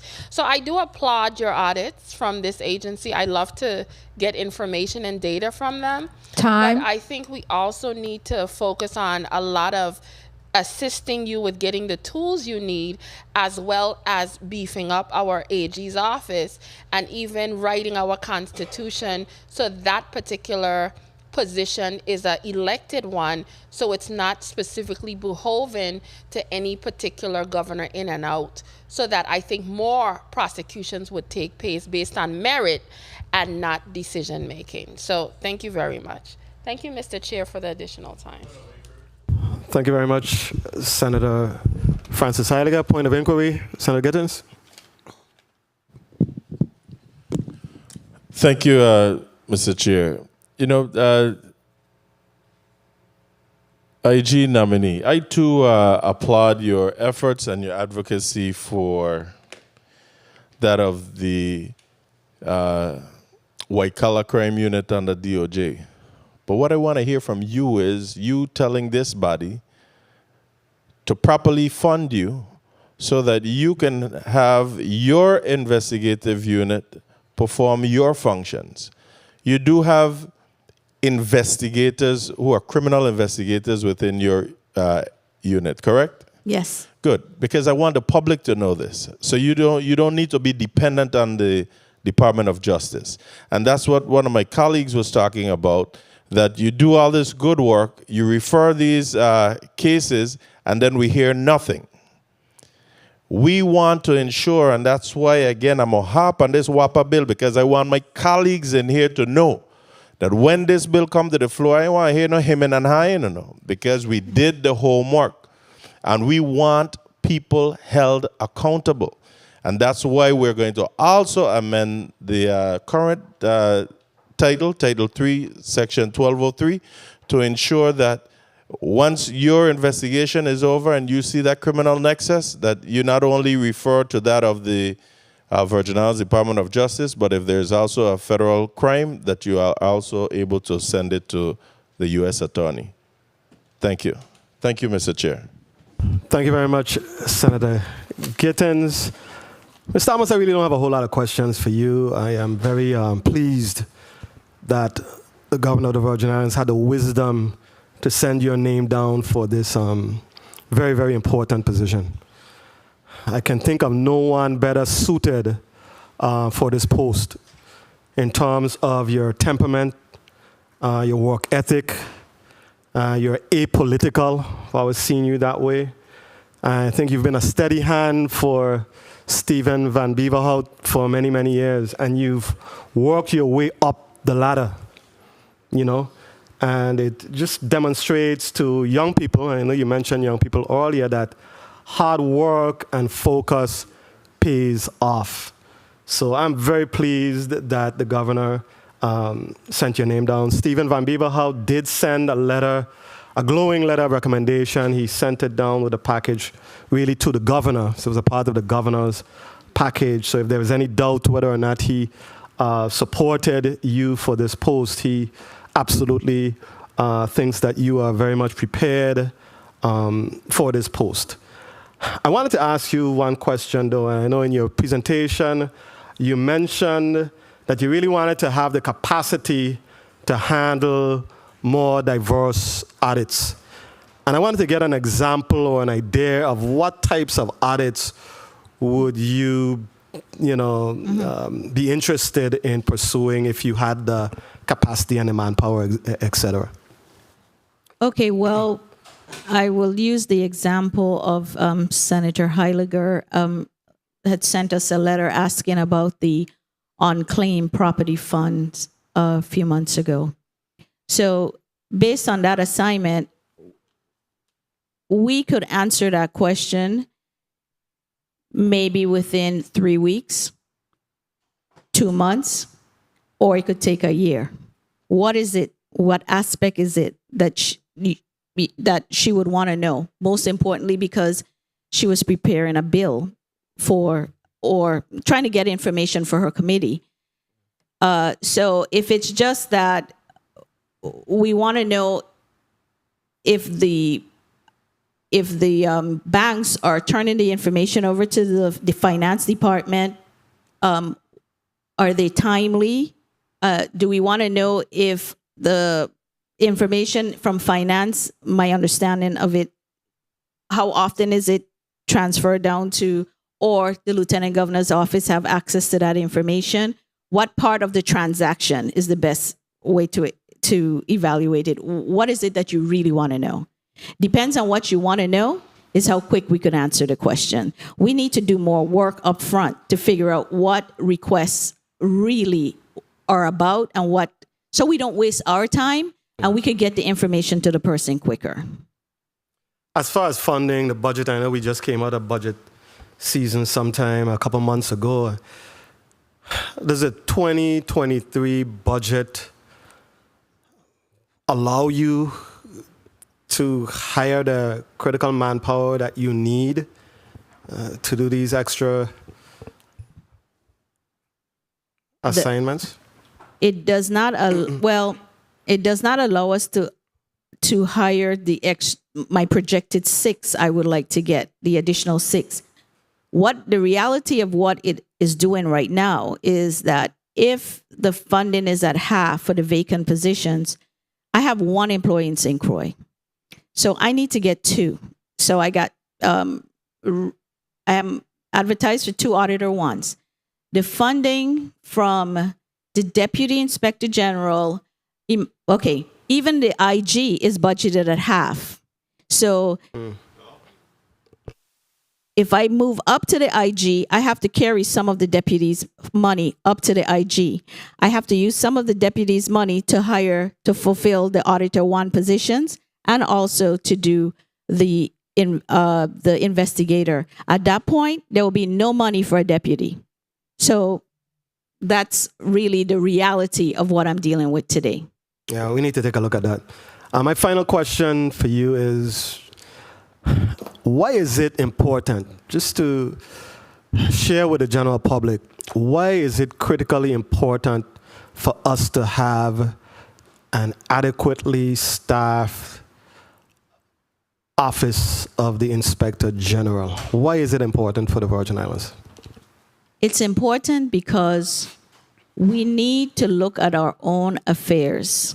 If we fail to protect our government and our assets of this government, then we may be demonstrating to the federal government that we're not capable. And we're opening up ourselves to whatever measures they deem necessary, because they send a lot of money here. So we have to demonstrate that we're a responsible government. And that's the my overall perspective of it. I got you. Thank you very much, Ms. Thomas. Colleagues, I think we've exhausted our round of questioning for the Inspector General nominee. Do I hear a motion at this time? Senator Joseph, you're recognized for your motion. Thank you, Mr. Chairman. Mr. Chairman, I move that the governor's nominee for the Virgin Island Inspector General of the Office of Inspector General be favorably voted upon in the Committee on Rules and Judiciary and forwarded to the full body for further consideration and action. I so move. Properly moved by Senator Joseph, seconded by Senator Whitaker, Senator Bolkes, Senator Gittins. I think that covers everybody. Roll call on the nomination of Ms. Delia Thomas to serve as the Virgin Islands Inspector General. Senator Angel Bolkes Jr. Senator Bolkes, yea. Senator Novell E. Francis Jr.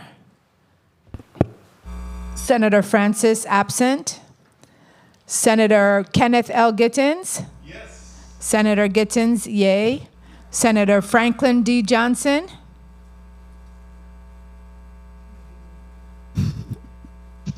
Senator Johnson. Senator Johnson. Senator Johnson. Yeah. Senator Johnson, yay. Senator Carla J. Joseph. Yes. Senator Joseph, yay.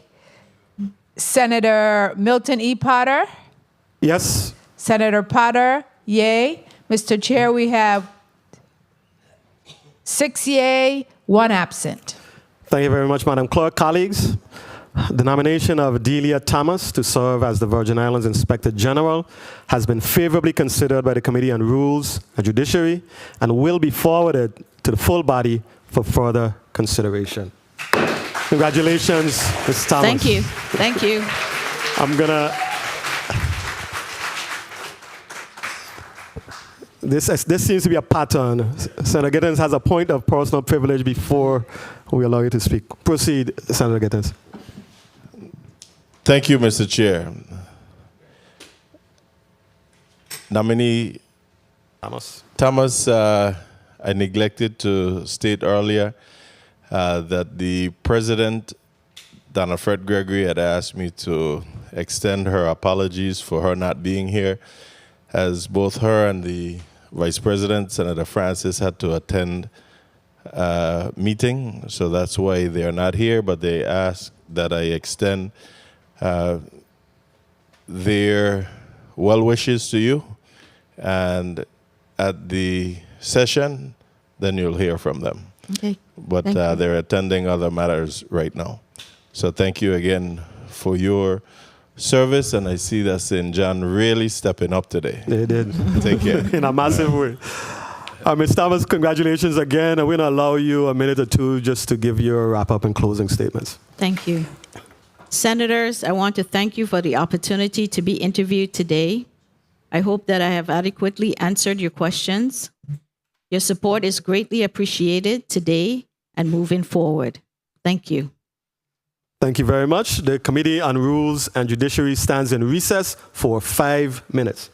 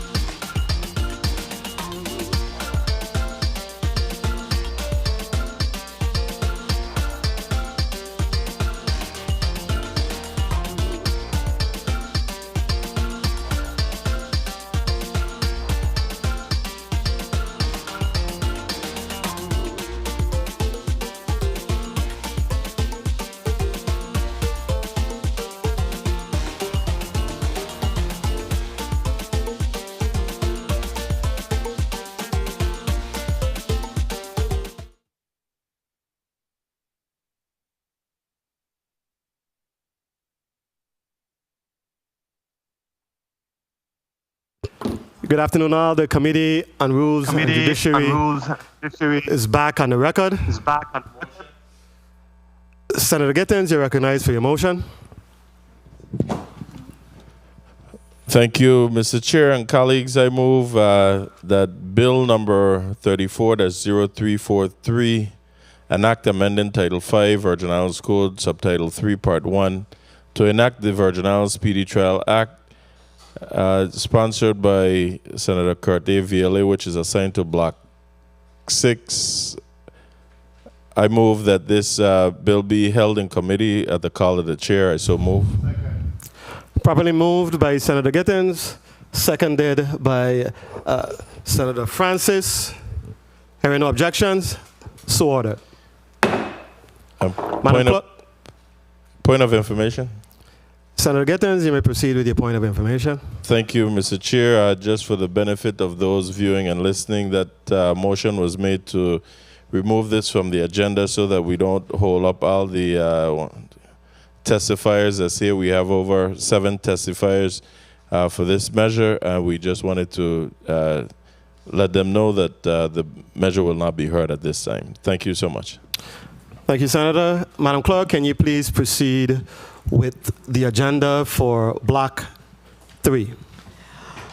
Yes, Mr. Chair. Block 3, we have the Virgin Islands Port Authority Board of Governors, the renomination of Ms. Leona Smith. This concludes the reading for Block 3, Mr. Chair. Thank you very much, Madam Clerk. Colleagues, we have, of course, Ms. Leona Smith with us today. Ms. Smith, thank you very much. We are very grateful to you for your willingness to serve once again on the Virgin Islands Port Authority Board of Governors. You may proceed with your testimony. Okay, thank you. A pleasant good afternoon, Honorable Milton E. Potter, Chairman of the 31st Legislature, Committee on Rules and Judiciary. I'm sorry. Okay. Thank you very much, Barry. Ms. Smith, as is customary, I'm going to ask you to raise your right hand. Stand and raise your right hand. Do you swear or affirm that the testimony you're about to give before the Committee on Rules and Judiciary and your responses to all questions posed will be the truth, the whole truth, and nothing but the truth? Thank you very much. Ms. Smith, you may now proceed with your testimony. A pleasant good afternoon, Honorable Milton E. Potter, Chairman of the 31st Legislature, Committee on Rules and Judiciary. To the other distinguished members of the committee, the legislative staff, and to the listening and viewing audiences. My name is Leona Smith, and I'm a resident and native of St. John, U.S. Virgin Islands. I consider it a tremendous honor to be nominated by the Honorable Governor Albert Bryan Jr. to be reappointed to the Virgin Islands Port Authority Board of Governors as a representative of the beautiful island of St. John, I call home. My experience in both the government and private sector is extensive and has afforded me the opportunity to excel in leadership roles and develop stellar communications and critical thinking skills. I currently serve as the Assistant Director of Festival at the Department of Tourism, which organizes the annual July 3rd and July 4th celebration. I have also served as the St. John Administrator under Governor John P. DeYoung Jr. during his 2 4-year terms. I served with honor as a U.S. Customs Officer for 16 years and as the St. John Coordinator for the Virgin Islands Department of Licensing and Consumer Affairs. I also worked for several years in the Reservation Department at Canilby Resort. I am also currently a member of the Virgin Islands Government Employees Retirement System. My formal education credentials include a Bachelor of Science degree in Criminal Justice from John Jay College and an Associate of Arts degree in Legal Research from Elizabeth Seton College. This is my second nomination to the Port Authorities Board. I served from May 2019 and was elected that same month to serve as a chairperson, a position I held until my term expired in May of 2022. As chairperson, I oversaw a myriad of infrastructure improvements and policy changes to improve Viper's operations. The Virgin Islands Port Authority is a dynamic agency and a key component of our territory's economic engine. As we move forward into the future, I am excited to be given an opportunity to contribute my experience to the multitude of projects Viper is undertaking. I have goals that I would like to see implemented by the authority, which I will refer to later in my presentation. Of notable importance is the expansion and modernization of the territory's airports. Viper recently completed an impressive expansion and renovation of the domestic passenger lounge at the Henry E. Rawlinson Airport in December 2021. At the Cyril E. King Airport in St. Thomas, a 561-space multi-level parking and transportation center is under construction and expected to be completed during the latter portions of 2023. The authority is also exploring the feasibility of a public-private partnership arrangement, more commonly referred to as P3, to fund the expansion of both terminals to include amenities such as jet bridges and new concession spaces, passenger luxury lounges, and other modern amenities that today's travelers expect at a first-class destination. I am also pleased to note the development of Standard Aviation Hangar in St. Thomas and the recent expansion of the bulky hangar in St. Croix. These facilities provide services for our visitors with private jets, who are usually the more affluent overnight guests that patronize our hotels, villas, Airbnbs, our stores, restaurants, and excursions.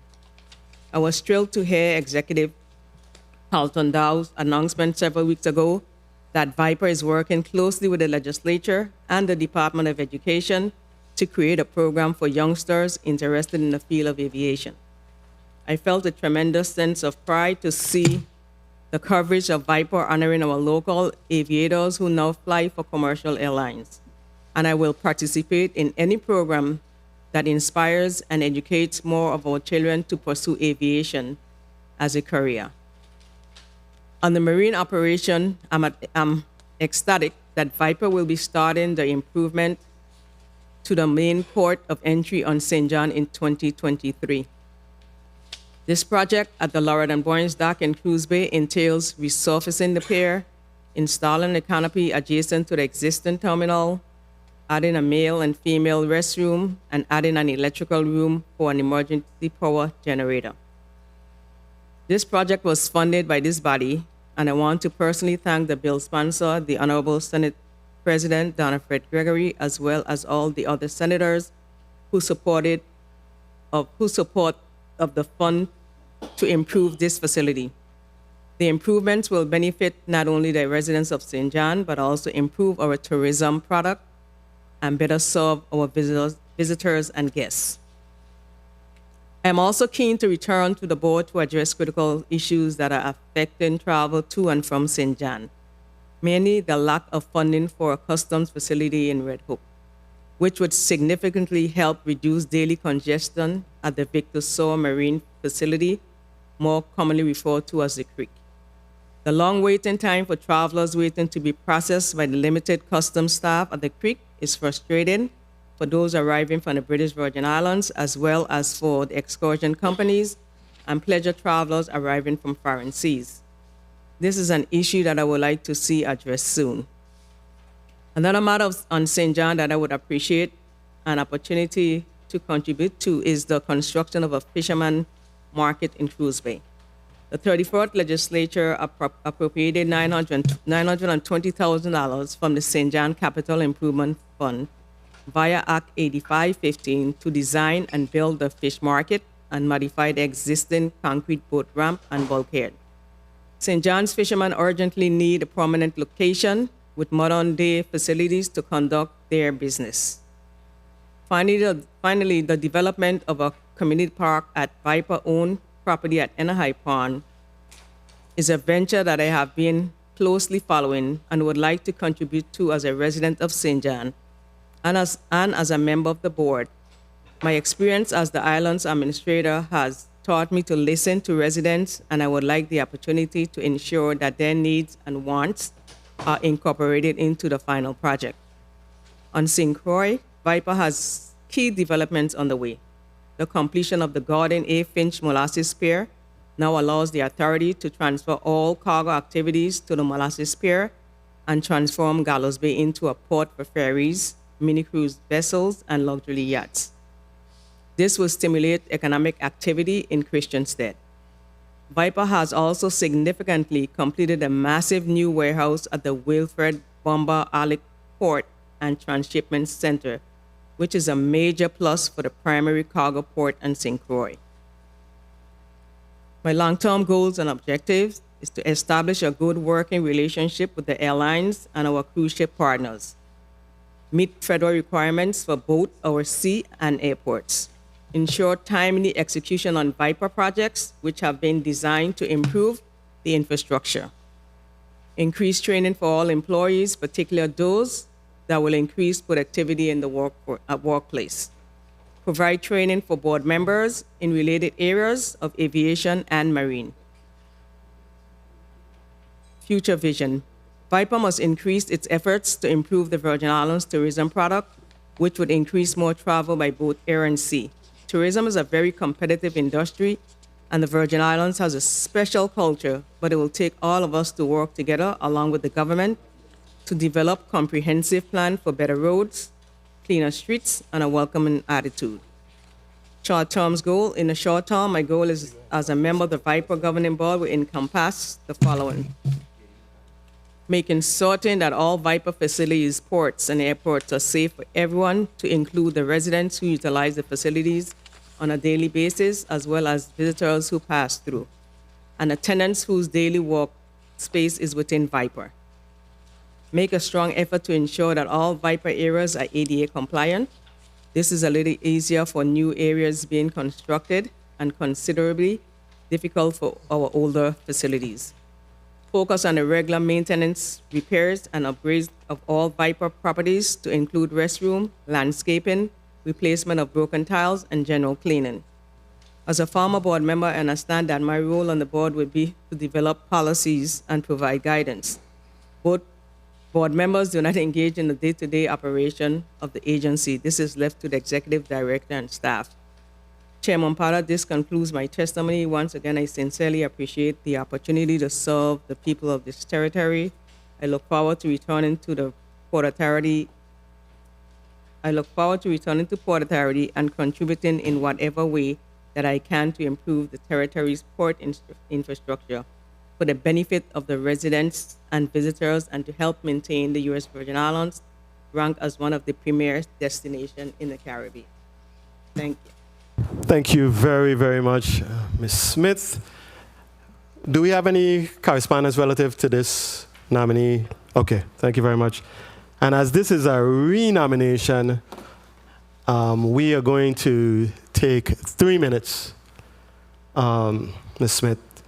Colleagues, we're going to start with you, Senator Bolkes. You're recognized for your 3 minutes. Thank you, Mr. Chair. And again, I reiterate that it's a great day for the island of St. John. The representation of the nominees and all powerful women in our community. So I thank you, Ms. Smith, for your years of service and your dedication to the island of St. John. Obviously, your years of service in many capacities, to include a board member, speaks volumes of your experience, capacity, and capability. In your questionnaire, you mentioned that you are intimately aware of the operational and administrative challenges of the VI Port Authority as a Board of Governor member, and what they generally face or have faced during your tenure. Can you share some of those challenges with us? Some of the challenges are the funding capacity, being that the port is supposed to be self-sustained itself, which we know is problematic. Its challenges self-sustaining, so we actually get our revenues from rental and user fees. So that's one of the biggest problems that we are faced with, is the funding capacity to fund these projects. As we are aware, some of these projects are funding maybe 20-30%, and then we just go out and look for grants to fund the remaining projects, or come to this body here for allotments and appropriations. Okay, noted. So, as it were, on a general basis, on an annual basis, you find yourself strapped for cash, one would say. Correct. So what are some of the ways that you can try to mitigate that? Well, seeking federal grants, seeking appropriation from this body here to fund those projects. Because, we don't get any money from the GVI. Right. So those are the funding sources, the federal grants and 1 appropriation minute. from the legislature. Okay. Noted. And you mentioned in your testimony some of the great things that are happening throughout the Virgin Islands, but specifically, I'd like to say about, the community park, the fish market. These are endeavors that are going to be worked on. But one thing I'd really like to see when I was a boy, we used to have the seaplane ramp on St. John. I think that's something hopefully I'd like to see once again. I'm not sure why it got cut off. I was too young to understand at the time. But I still believe that with the influx of population that St. John is seeing now and the commerce that takes place there, that hopefully once again we can see a seaplane ramp on the island of St. John where we can traverse between St. John and St. Croix.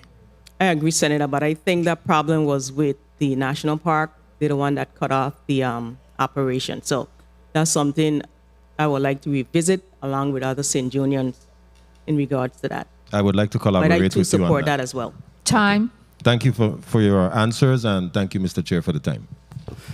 Thank you very much, Senator Bolquez. I like the sound of a seaplane ramp in St. John also, so it sounds interesting. Ms. Smith, I wanted to ask you a question. I don't mean to put you on the hot seat, but is anything really happening with regards to the Wyco Viper merger that we've heard about for so many years, and every board or every administration expresses an interest and a desire to make it happen? The last time I think we had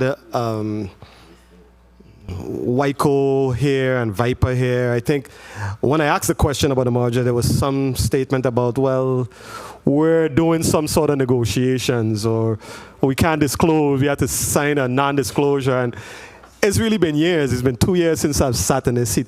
Is anything really happening? And what are your thoughts on this merger? Is it going to happen? Well, Senator, I wasn't a privy to those meetings, but in my opinion, I would support a merger once all the stakeholders get together and collaborate together in one room and come out speaking with one voice for the people of the Virgin Islands. Once we could get that done. But I wasn't a part of the conversation, so I can't even elaborate on it. It wasn't Gotcha. even mentioned in our meetings as well. Okay. So this isn't something, and I know you haven't been on the board for a little while, but this isn't something when you were there that occupied a significant amount of time and interest of the board members. It wasn't a priority matter in your view when you were there. Correct. Because we were Okay. never involved in the conversation. We were never involved in the conversation. Okay. Ms. Smith, are you there now? No. I haven't been there for 10 months. Exactly. Yeah. Jasmine, thank you very much for your responses, Ms. Smith. Senator Francis, you're recognized for your 3 minutes. Thank you very much, Mr. Chair, and good afternoon. And just a word to say that I missed the earlier vote for Ms. Delia Smith, and of course I supported her, but I had to run out to a meeting to Government House, so I'm happy to be back here for your nomination again. Thank you for your willingness to serve. Thank you. And of course, as an alumni of John Jay, I certainly, John Jay College that is. What year you graduated from John Jay College? 1985. 1985, yeah. I didn't forget. Very well. So I really want to commend your, your extensive public and private services. Is certainly noted and appreciated for all the areas that you've worked in government. So you pretty much have a good understanding of the functionalities of both the public and private sector. Is that correct? Correct, Senator. Very well. Some of the notable improvement that you have indicated that have been made at the Virgin Islands Port Authority, I would imagine a lot of that has been working with the current director, Carlton Dow. That is correct, Senator. Very well. And I'm sure that the board continue to support and assist Carlton Dow in carrying out some of those initiatives, as well as those that you have mandated for him to carry out. 100%. Very well. So one of my issues and something that have been brought to my attention a lot of time is the lack of Dung Island travels from St. Croix and the inability to get across the Caribbean and some of our Dung Island areas, Antigua, St. Kitts, Nevis, and Lucia, some of those places. Have you had an opportunity to have any discussion as a board in respect to how you could begin to address that situation? Not recently, Senator. I think the last conversation we had was with Liat Airlines. And actually, having Liat Airlines is a good thing, but it wasn't doing a lot of runs to accommodate that travel from the Caribbean islands to the Virgin Islands. So I think Port Authority is still looking into getting airlines to take that route. So can I get a commitment from you that if in fact you're approved for a nomination to continue to serve on the board or go back onto the board, that at least you'll make some effort along with your other board members to take a look at the inter-Caribbean travels? I will, Senator. Very well. Thank you. And you also mentioned about the expansion of the cargo facilities at the Henry Rolleston Airport, if I may just conclude. Sir, and a number of initiatives that's been undertaken by the Port Authority, both in the St. Thomas, St. John, and St. Croix district. Is there anything new that you're aware of on the horizon for that expansion? No, the only thing I think was completed thus far at Hera was the expansion of the seating capacity and the work on the restroom. In terms of the second phase, I think it's a work in progress for the jet bridges and lounges and so forth. But I think that effort is still going on. And I think the last conversation I had in regards to both Hera and Sika is that the port will be seeking perhaps a public-private partnership to develop the rest of those phases. Okay. Mr. Chair, may I just wrap up with one final question? Yes, you may, Senator. Thank you very much.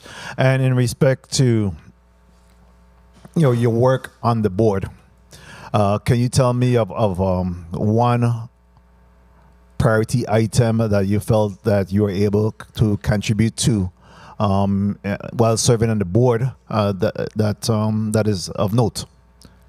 So I think the Royal Caribbean deal was a big deal for the people of the Virgin Islands, especially for the Crown Bay area. It would enhance the Crown Bay area as well as the upland area, upland development. It'll create increase more cruise calls. It will create job opportunities. And in that deal as well, Royal Caribbean is looking forward to work in a public-private partnership with the St. Croix community in regards to expanding and enhancing an existing tourist attraction in the island of St. Croix. So I supported that deal, and I think it's a good deal for the people of the Virgin Islands. And that's something where we could start with a private-public partnership. Very well. Thank you. Again, I will be supporting your nomination. And of course, we also had the increase in port calls as a result of the Royal Caribbean and the St. Croix district as well at the Annie Abramson Pier. Thank you very much, Mr. Chair, for the time. Thank you very much, Senator Francis. Senator Gittins, you're recognized for your 3 minutes. Thank you, Mr. Chair, and good afternoon to all. Good afternoon, nominee. Good afternoon, Senator. How are you doing today? I'm fine, Senator Gittins. You know, 3 minutes in, enough for me with you today. I know. We've had this conversation, and I want not only the Virgin Islands to know, but I want the people to know that you're my people, you know. You're one of my favorite people and St. John. But today, I am not comfortable at all with this renomination. And I just have to say why. You serve on the GRS board as well? Correct. And you serve on the Port Authority board. You say you haven't been there for 10 months, but it's only 10 months that they didn't travel. But you served on the board. And we have some real issues with these two entities. And there's a lack of effort by the Port Authority and tourism to encourage and retain inter-island travel. You spoke about it in your testimony, but I haven't gleaned anything on how this will be addressed. Even as we speak and doing our planning for the governor's inauguration, senators swearing in and whatnot, the festivities happening on St. Croix, I mean, we're like stuck like Chuck in the respective districts. And I, for one, even if I have to miss my swearing in, I'm not traveling on no charter plane with 7 senators from St. Croix. I'm not doing it. But we have to do something about these inter-island travel. There's also concerns and disparities between the two ports, the St. Croix Airport and the St. Thomas Airport. The last time I spoke about the minor stuff happening, not happening on the St. Croix Airport, they took some cheap shots at me. I didn't mind because immediately after, the concerns that I brought about publicly were immediately addressed. But what I have a problem with is for a board to sit there and allow their employees to publicly attack or chastise elected officials when they're simply doing their job and bringing out these issues that should be addressed. It shouldn't take me to say anything. But when we come out, and I'm not saying, again, I don't like to pit, this isn't a pitting of St. Croix against St. Thomas or vice versa. But all I ask for is parity between both districts. And we'll continue to have our conversations. Even with the GRS, and previously I spoke about WAPA with the other attorney, with the other nominee. So here in this one now, I'm going to GRS. We have a board again that's allowing the system to violate the Virgin Islands Code. We sit back and we allow them not to give annuitants their annual paper statement as mandated by law by February of every year. We continue to allow them not to adhere to the return of the loan program, although this body worked feverishly along with the system to make sure that we don't cripple the system and put a cap on it. You've gotten 2 big deposits, some $89.2 million, I believe, in August, and another 180-something million in October. And to date, the members can't get their loans. So I'm having a problem or a hard time in supporting nominees that I don't hear speaking and advocating on behalf of those affected by these 2 areas. So I am going to sit and listen, and hopefully you can encourage me that you, Leona Smith, will be working feverishly to address some of those areas that I've pointed out, both in Viper. Well, I wouldn't hold you to GRS today, but at least with Viper. Thank you, Mr. Chair, and thank you for your willingness to wanting to continue serving. Thank you very much, Senator. Senator Whitaker, you're recognized for your 3 minutes.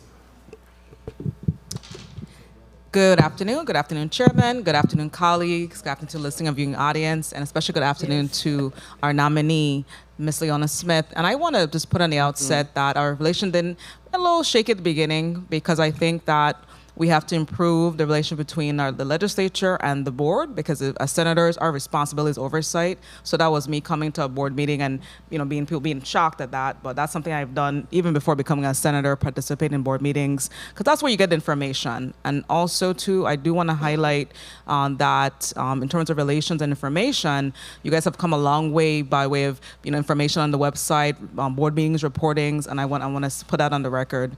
That's really important. Ms. Smith, one of the things that, of course, you're aware of is our taxi cab operator relationship, right? There's some issues sometimes, that they experience in the how close they can get to the port for persons to come off the ships. How do you envision in being renominated to improve the taxi cab operator relationship with the board? And which port are you talking about? When we At the airport? Yes. Well, when specifically coming off the cruise ships, when they're coming, and just in general, how would you envision as a board member you can assist with a taxi cab operator relationship? I haven't actually really visited that situation.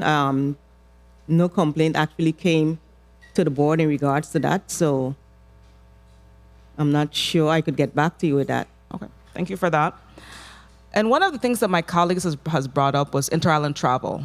And one of the things I have done, just really in reaching on and getting answers from the federal government as to our situation with inter-island travel, there's a need, as I understand, for more engagement. How has you, as a board member over the years, how have you facilitated or been involved in any kind of federal relations by way of subsidies and getting support for inter-island travel? Have you been involved in any of those efforts? I haven't been involved in any of those. And 1 minute. But I could get back to you with that. Thank you for that. The other area is hotel development. One of the issues we find with moving projects forward is even just the procurement process. How would you improve that process? How long it takes for persons, whether it's hotels or other projects that go through the board, how would you work to improve those, the timeline? Because even, for example, the drag race. Chicago? Well, just a good example, the Drag Racing Association, how long that took for them to get, to be able to reopen the facility. How can we work on just a more diligent time frame for whatever it is regarding projects that require the board's participation or approval for use of the space and leases and anything having to do with project management? How can we improve the timeline so we can get things opened up a lot faster and things moving faster? Well, I guess with both agencies and the port working together, we could get this stuff moving expeditiously. I know we did have a problem in getting projects move expeditiously, and we are working on that. Thank you.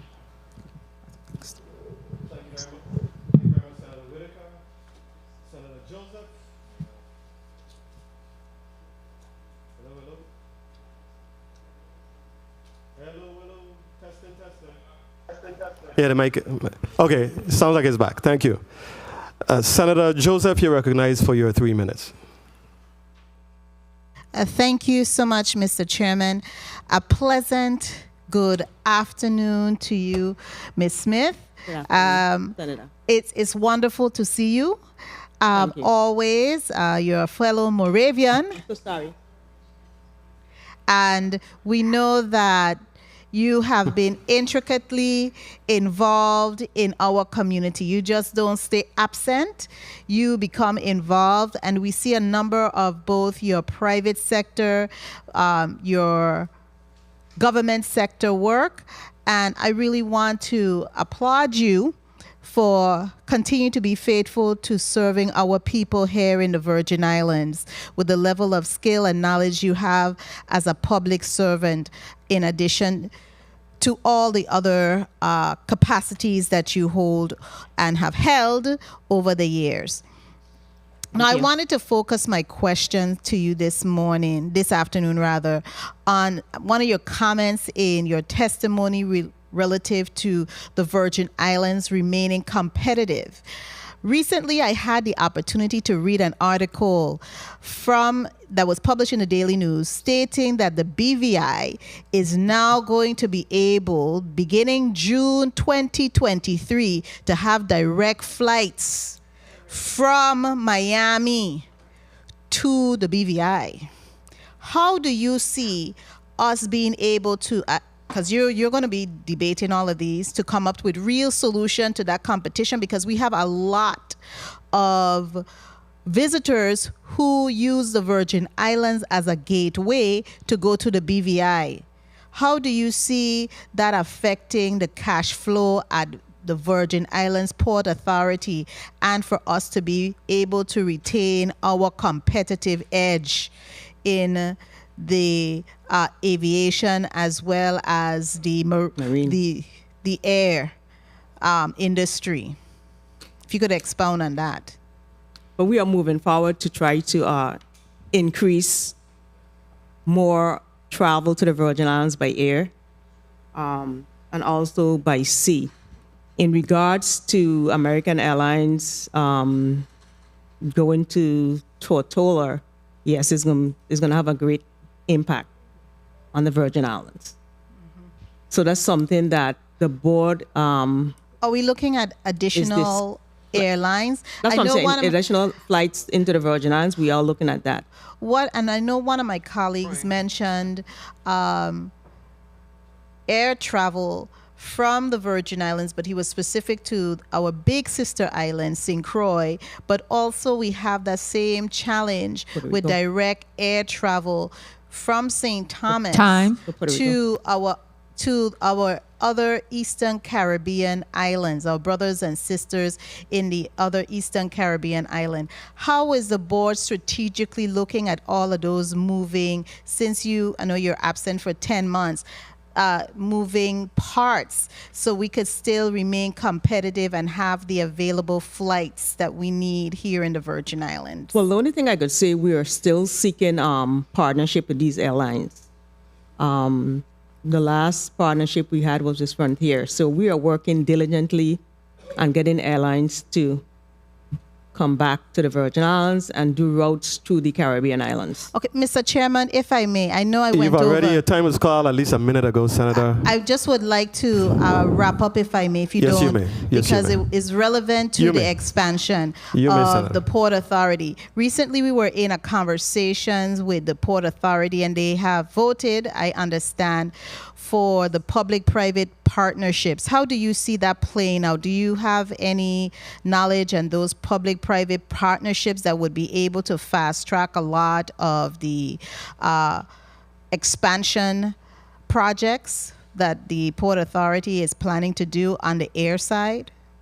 Well, I didn't have any conversation. I was not involved in the conversation, but I agree with you. I am in favor of the public-private partnership. And that's something I think the board is going to be bringing up in their December meeting. And I think it's likely that the board will support a public-private partnership. Okay, thank you so much, Mr. Chairman, for the leeway. The timing was just not sufficient. Thank you very much. Thank you very much, Senator Joseph. Senator Fred Gregory, you're recognized for your 3 minutes. Thank you, Mr. Chair, and good afternoon, colleagues, and good afternoon to you, Ms. Smith.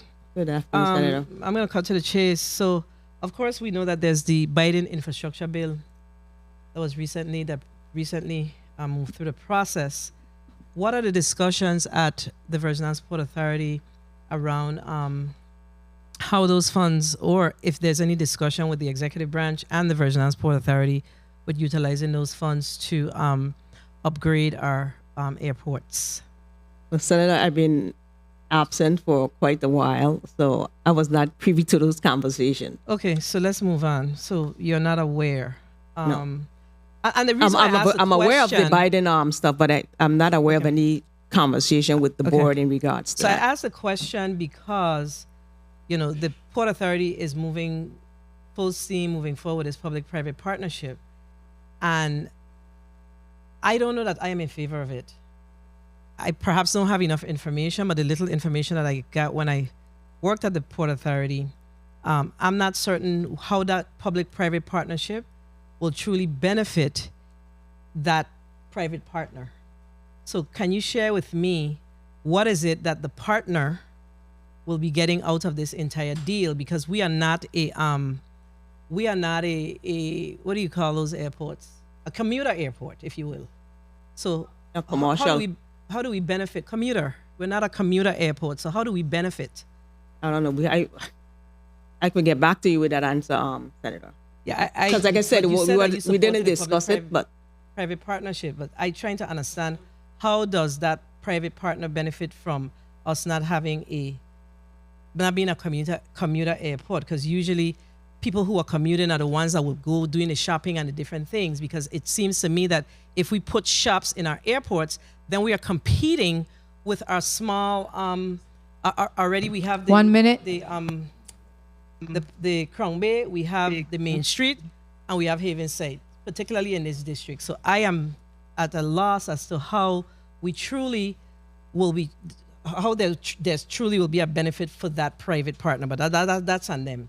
And then, is there any earnest discussion around the Waco Viper merger at the Virgin Islands Port Authority? not to my knowledge. I was just telling Senator Potter I was not a part of those conversations, So the answer but I is would no. like to support the merger if all the stakeholders sit together in a room and come out with one voice speaking on behalf of the people of the Virgin Islands. Very well. The reason why I asked the question is because I know that there are, people talk about mergers. The merger is not as simple as we think. No. Because there are bond obligations on both ends that you have to figure out who's going to consume the debt. And so there's a lot fees, of things and to fees, contemplate around Time. it. So, well, I'm going to wrap up, Mr. Chair. You may proceed. On airline negotiations, we're having the conversations about the lack of airlines or seats coming into the Virgin Islands, so leaving the Virgin Islands. What are those conversations that we're having with the airlines? And one of the things that you didn't say when they asked about the inter-island conversation as it relates to, let's say, Seabourn in particular, that contract or that relationship was renewed recently. So Seabourn is still exclusive, right? I believe so. Okay. I don't have any other questions. I'm not a member of this committee, so I don't vote in this committee, but I think there's a lot of questions to be answered when it comes to the Virgin Islands Port Authority and the concerns that we have around the exclusivity with our Seabourn and our inability to utilize federal funds to address the issues that we have at the Seabourn ramp as we speak. So there's a lot to discuss and a lot for us to understand. Thank you for the time, Mr. Chair. Thank you very much, Senator Fred Gregory. And I know, Ms. Smith, you were really not a part of the governing board when this conversation about the public-private partnership, I guess, initiated. And I don't know if you mentioned whether or not you had any thoughts on it, if you've given it any thoughts one way or the other in general about the concept of a public-private partnership. You may not be privy to the details, but is the concept one that you would embrace? Well, I will embrace. Depends on the funding situation and the challenges that Port Authority has. Yeah. That is the only reason I will support something like that. Right. Okay. Senator Blyden, you're recognized for your 3 minutes. Thank you. Thank you, Mr. Chair, and good afternoon again to my colleagues. Good afternoon, Ms. Smith. Good afternoon, Senator. And thank you for your testimony. Definitely, as you know, you have my support. I appreciate your dedication to public service both in the public and private sector. I appreciate the job you have done, not only on the boards, but as the president of the St. John Festival. You have done an outstanding job in that space, and I want to say thank you for that.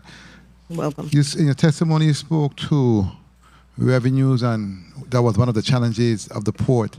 And my colleagues have inquired about flights into Ireland, the Eastern Caribbean, and that also impacts revenue, in terms of flights back and forth.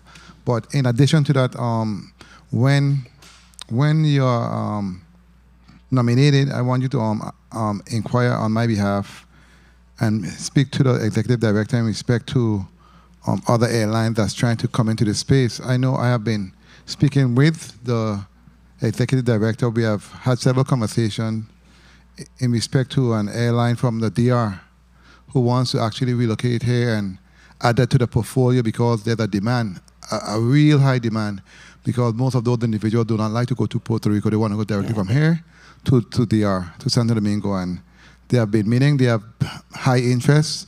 We have spoken, but I have not seen any end result at this time. And it has been some time, almost probably a year and a half now. We have been in talks to assist those individuals. I think it's important when it comes to revenues for the agency that we really fast track these type of inquiries and so we can assist and work with them because it benefits us, but it benefits them also. So I would like you to look into that for me, please. Also, when it comes to inter-island travel, that's a big challenge for us here in the territory. I mean, it's actually impacting not only investment on the Big Island, but business expansion, because I know many folks have been speaking to why they cannot or will not or not willing to invest on the Big Island because there's no movement. There's not enough movement, and we need that movement in order for the Big Island to go. So it is critical that we really find creative ways and see how we can renegotiate with airlines in terms of airlift to the Big Island. I think that's critical for us all here in the territory.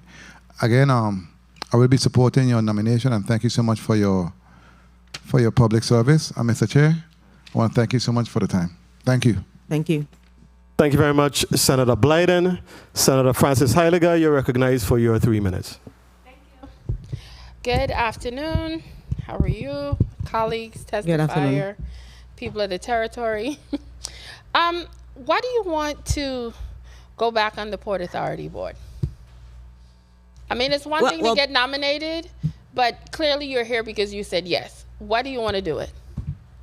Because I've been involved in the community and I've gained a lot of knowledge in the community in regards to issues and stuff that's impacting the island of St. John, especially my academic background, working in the government for over 25 years. And I'm aware of the challenges at Viper in the operation and administrative areas. Okay. And as was mentioned, you're also a member of the GRS board? Correct.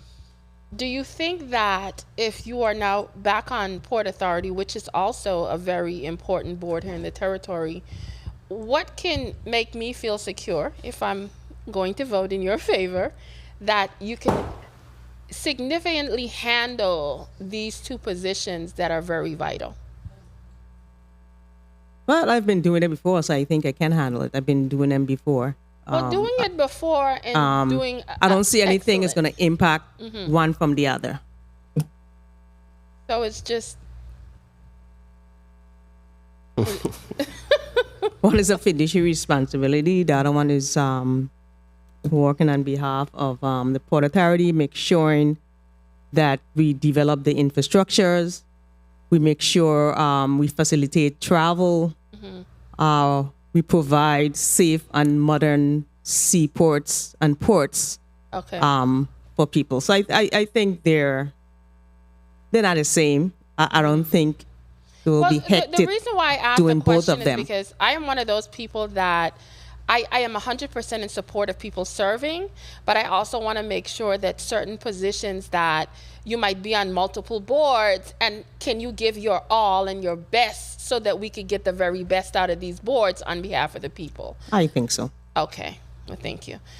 Quick question. One of the things they talked about was airlines. Do you support potentially in some future that, say, the Virgin Islands have their own airline, Virgin Islands Air? What are your thoughts on that? Well, I don't have a problem with it. Once it's safe for the public. It's a safe, and you have experience in flying and that kind of stuff. But I don't have a problem with it. Okay. Once it meet all the FAA requirements. And we could afford it. And we can afford it. Okay. My last question, because the Virgin Islands Port Authority. May I finish my last question? Thank you. Yes, you may, Senator. The Virgin Islands Port Authority, if not, is one of the larger landlords in the territory, if not probably the largest. There is a huge portfolio of property that is out for lease. How do you guys handle in creating the leases between the different locations? And sometimes I have had conversations where some might feel that there's disparity between one lease versus the other. How do you guys handle that as basically the landlords? Well, there's committee meetings in regards to properties. Mm-hmm. So that stuff is vetted in the property committee. Okay. And then it comes to properly vetted, and then it comes to the full board. Well, how many members would be in a smaller committee? A smaller committee is about 4 people. Okay. And the board consists of 9. Okay. So it's vetted there with the staff, and then it comes to the full board. So sometimes it does not come to the full board. Oh. But it's vetted there first, and then. But you say sometimes it doesn't come? Some of them. And I can't tell you right now specifically which one. I was not aware of that. Okay, well, maybe because they don't have the proper paperwork. Okay. They probably have some kind of legal matter in regards to it. Oh, okay. Well, so it's cleared out and it's no longer processed. Okay, that's something different, because I thought you meant those 4 people made the decision and it didn't come to the rest of you. No. Okay. No. All right. Because the process it goes through. Thank you for clearing that part up. Thank you, Mr. Chair, for the additional time. Thank you, Senator Francis Heiliger. Senator Johnson, you're recognized for your 3 minutes. Good afternoon. Thank you very much, Mr. Chair. Good afternoon, Ms. Smith. How are you doing today? I'm fine, Senator Johnson. How are you? I'm fine, thanks. All of my colleagues spoke about inter-island and the Caribbean island, and I appreciate that. My conversation is St. Croix and getting airlift on the island of St. Croix to the mainland. It's a very difficult task, and it's a very costly task. Some people even catching plane from St. Croix to go to St. Thomas to try to get a cheaper flight to go to Miami. What is the plan to try to, even if we have to lower landing fee, to get more airlift on the big island of St. Croix? I think the last conversation Mr. Dow had is just like what you said. They're trying to get more airlift into the island. I don't know where they're at with that, but I know that's something that they were looking into. We just lost a next flight from American Airlines to the Big Island. Oh, yeah? So we're down to 1 flight now. So that's something we really need to work on immediately. The Puerto Rico airport explored a P3 arrangement with the same company, which is being sought out to partner with the territory, which has not been very successful. Have anybody looked into having discussion with the Puerto Rico Port Authority airports to find out what was the pros and cons with that P3 investment that they're trying to indulge in, which we're looking to go in business with the same company?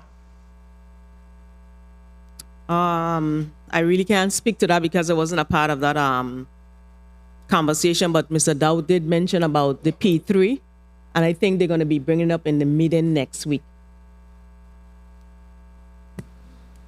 What are some of your goals you would like to see achieved in this next go-around that you're asking to be nominated again? What are some of the goals that you would like to see in the Port Authority that will benefit the people of the territory?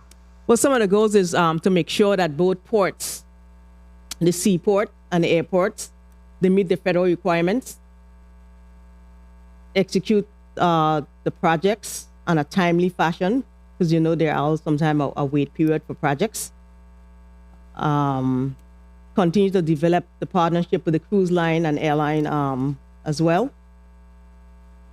So we could, like you said before, so we could have that network and letting people know that the Virgin Islands is still open for business.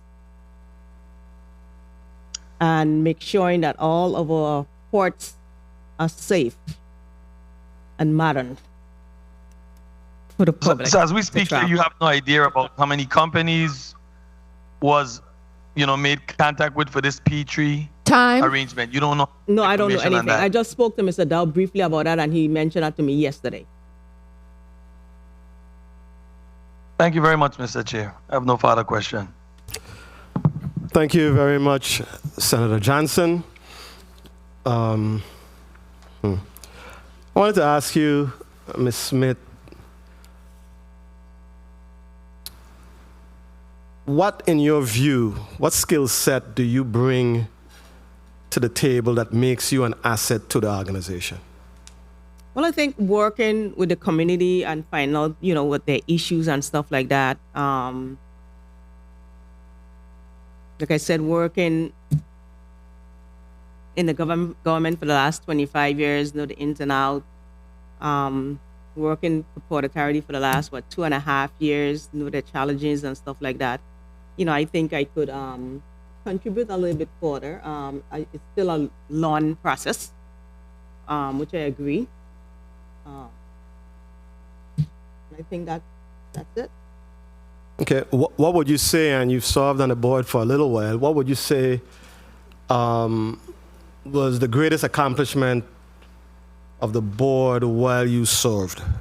If you were to just zero in on, the thing that you are most proud of as a board member during your doing your stint. You're up for reappointment now. Yeah. Well, getting those projects going.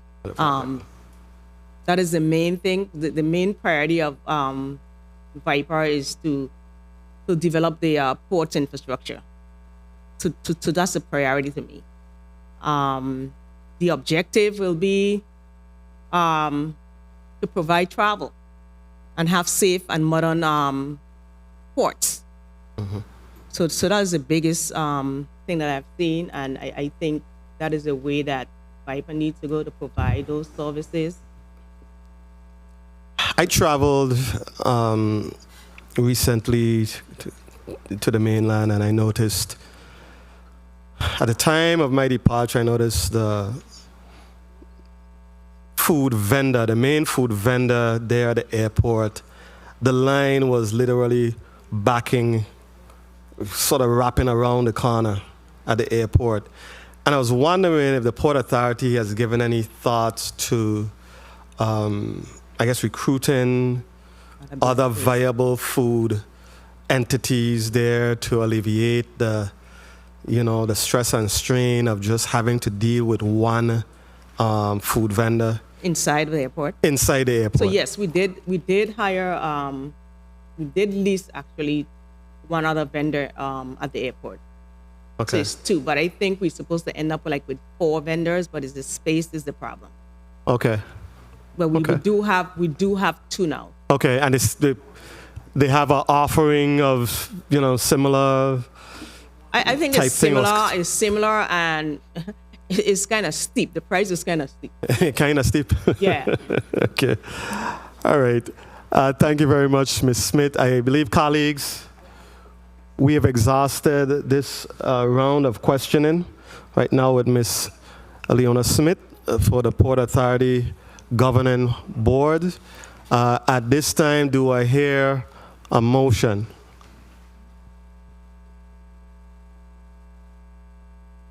Motion, Senator Bolkes, you are recognized for your motion. Thank you, Mr. Chair. Mr. Chair, I move that the nomination of Ms. Leona Smith for the Virgin Islands Port Authority Board of Governors be favorably voted upon in this committee and reported out of this body and forwarded to the Committee on the Whole for further action and consideration. I so move. Properly moved by Senator Bolkes, seconded by Senator Francis and by Senator Joseph. Roll call on the nomination of Ms. Leona Smith to serve on the Virgin Islands Port Authority Board of Governors. Senator Angel Bolkes Jr. Senator Bolkes, yay. Senator Nobel E. Francis Jr. Senator Francis, yay. Senator Kenneth L. Gittins. Senator Gittins, nay. Senator Franklin D. Johnson. Nay. Senator Johnson, nay. Senator Carla J. Joseph. Senator Joseph, yay. Senator Milton E. Potter. Yes. Senator Potter, yay. Senator Genevieve R. Whitaker. Senator Whitaker, yay. Mr. Chair, we have 7 yay and 2 nay. I'm sorry. 5 yay, and 2 nay. Sorry. Thank you very much for that correction, Madam Clerk. Colleagues, the nomination of Leona Smith to serve on the Virgin Islands Port Authority Board of Governors has been favorably considered by the Committee on Rules and Judiciary and will be forwarded to the full body for further consideration. Committee on Rules and Judiciary will stand in recess for... Thank you. I'm sorry. Miss Smith, I want to thank, we're going to allow you a few minutes thank to you. I'd like to thank this body for favorably approving my nomination. Thank you all. And again, I will respond to all of the issues that each and every one of you have. So thank you. Thank you very much, Ms. Smith, and congratulations once again. The Committee on Rules and Judiciary stands in recess for 5 minutes.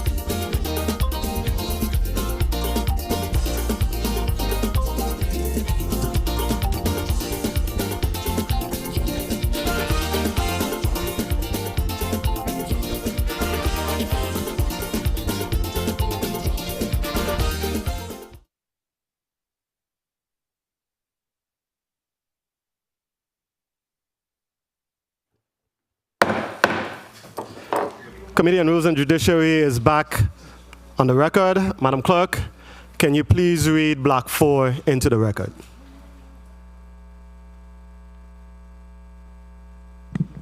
Block 4 consists of Bill number 340357, an act amending Title 24 Virgin Islands Code, Chapter 16, relating to real estate appraisers, sponsored by Senator Novell E. Francis Jr.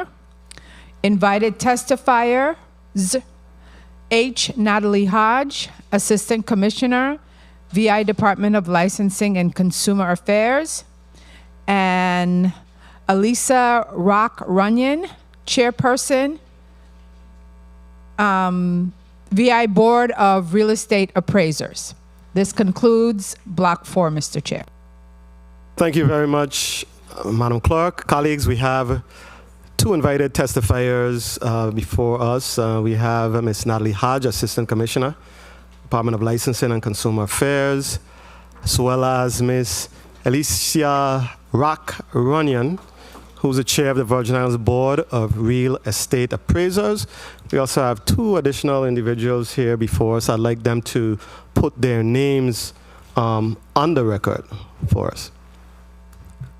Delreese Roberts, board member. Melanie Fenzel, Legal Counsel, Board and Commissions for DLCA.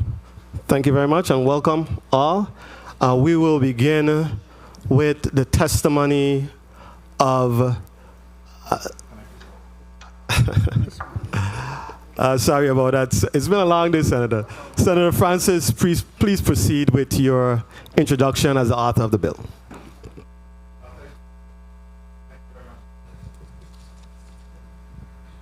Thank you very much, Mr. Chair. I know you're still a little bit jet lagged. Good afternoon to everyone.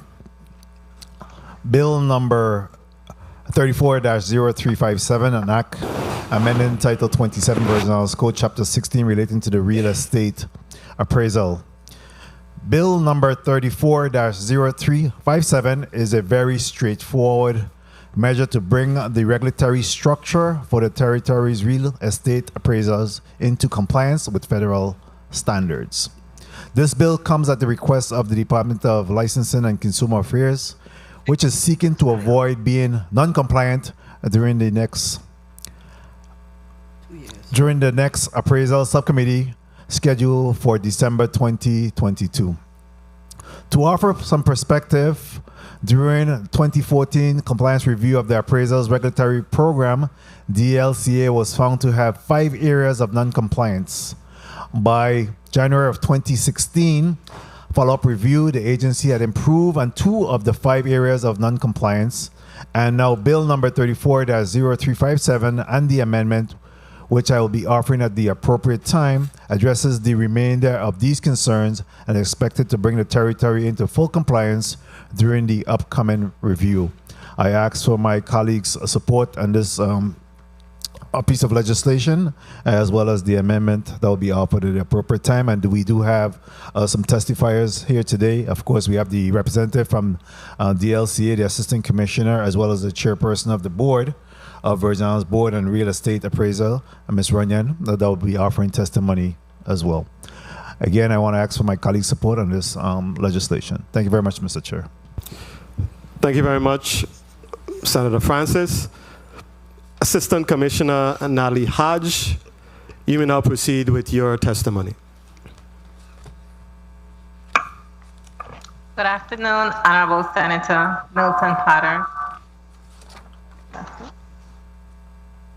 Committee Chair of the 34th Legislature of the Virgin Islands Committee on Rules and Judiciary, Committee Senators present, non-committee senators that are present, the listening and the viewing audience. My name is Natalie Hodge, Assistant Commissioner for the Department of Licensing and Consumer Affairs, also Administrator to Office of Boards and Commissions. Today I am accompanied by Attorney Melanie Fenzel, Legal Counsel to Boards and Commissions, Elisa Runyon, and Delreese Roberts.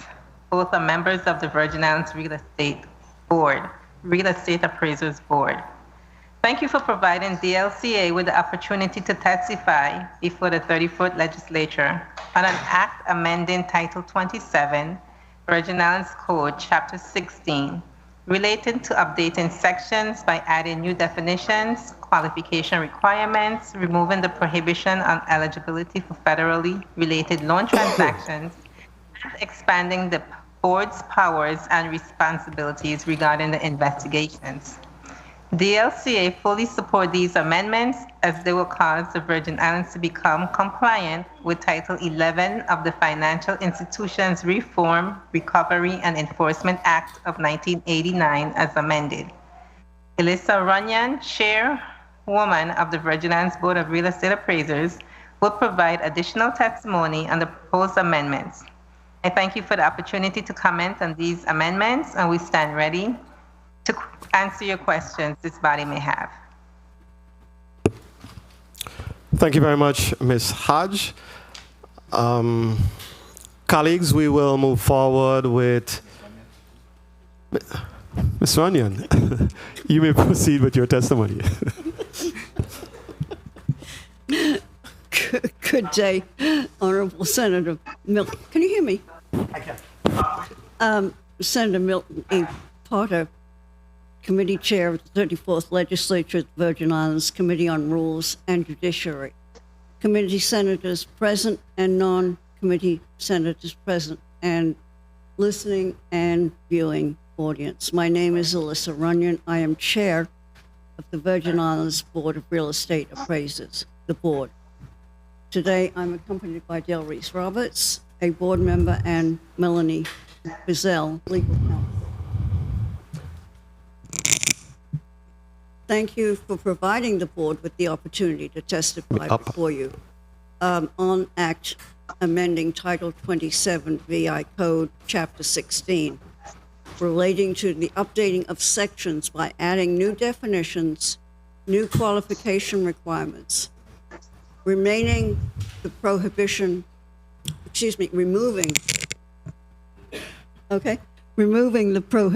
on eligibility for federally related loan transactions, and expanding the board's powers and responsibilities regarding investigations.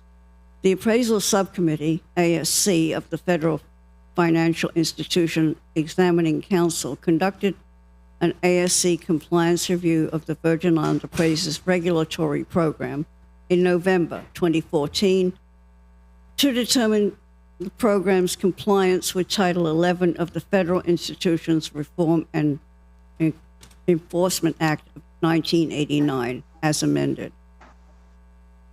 The compliance review found that the program received ASC findings of needs improvement and identified 5 areas concerned. In March of 2016, an ASC staff follow-up review conducted, and the program was found to have improved in 2 of the 5 areas of non-compliance indicated in 2014. The remaining areas needing improvement were as follows. 1, prior to reactivation of credentials, a holder in active status, the credential holder must complete the continuing education that would have been required if the credential holder had been active for the whole period of time. 2, up to 1/2 of an appraiser's continuing education requirement may be granted for participation other than as a student in such activities as teaching or authoring of a book.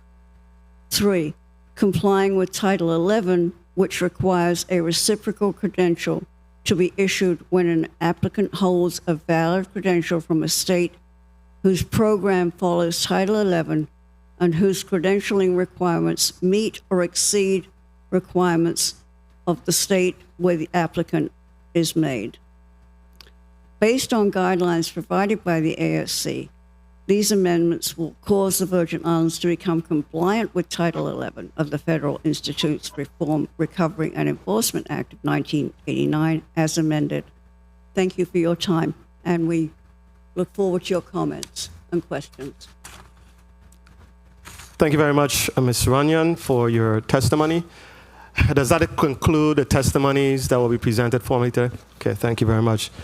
Colleagues, we'll move into, I believe, a four-minute round. We are going to start with you, Senator Bolkes. You're recognized for your 4 minutes. Thank you, Mr. Chair, and good afternoon to the testifiers. Sorry, Senator Bolkes. Just in the interest of time, we're going to reduce it to 3 minutes. And if you have any burning questions, we'll allow some flexibility. Noted, Mr. Chair. Thank you. And good afternoon once again to the testifiers. I had a quick question concerning the testimony. You mentioned that 34-0357 seeks to bring the Virgin Islands into alignment with the federal legislation entitled to the Financial Institution Reform, Recovery and Enforcement Act of 1989. For the education of the listening and viewing audience, could you please let us know what that law is and what it does and how critical it is for the territory to be in compliance with it? Yes, yes, Senator. The appraisal community in the Virgin Islands is a federally regulated industry. A lot of the rules, in fact, all of the rules and regulations are presented to us. We don't have any choice. Okay, it's as simple as that. Okay, so it's adherent that we must be in compliance with those regulations. We have to be in compliance. Okay.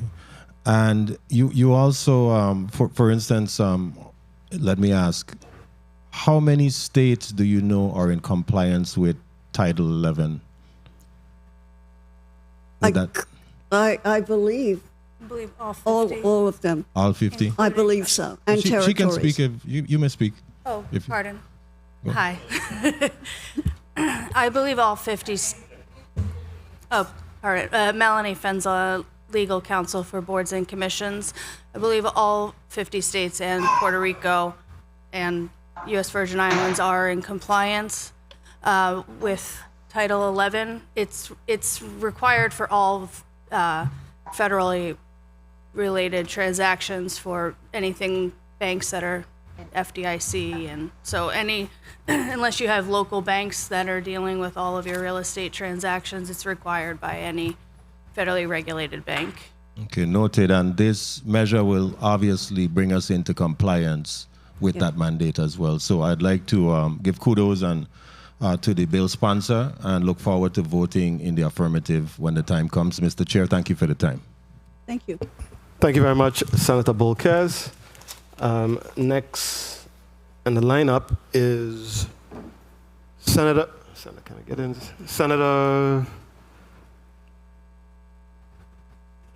Whitaker. Thank you, Chairman. Good afternoon, everyone. Good afternoon to listening and viewing audience. Good afternoon to our testifiers. And I, too, join in commending the bill sponsor. And one of the things that's really good to note that it's an initiative from the department because it's really important as we work together between the two branches of government and update laws. So I'm one, have a legal background, so I support this. The question I basically have is going forward now, what efforts would you make to make sure that that we continue to ensure that we don't lag behind in the future when it comes to updates to the federal laws and with respect to what we have to do locally? May I? I think I can answer that.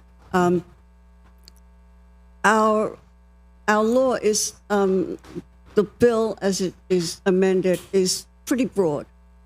And where we will make necessary changes as they occur will be in the rules and regulations, which are much easier to amend.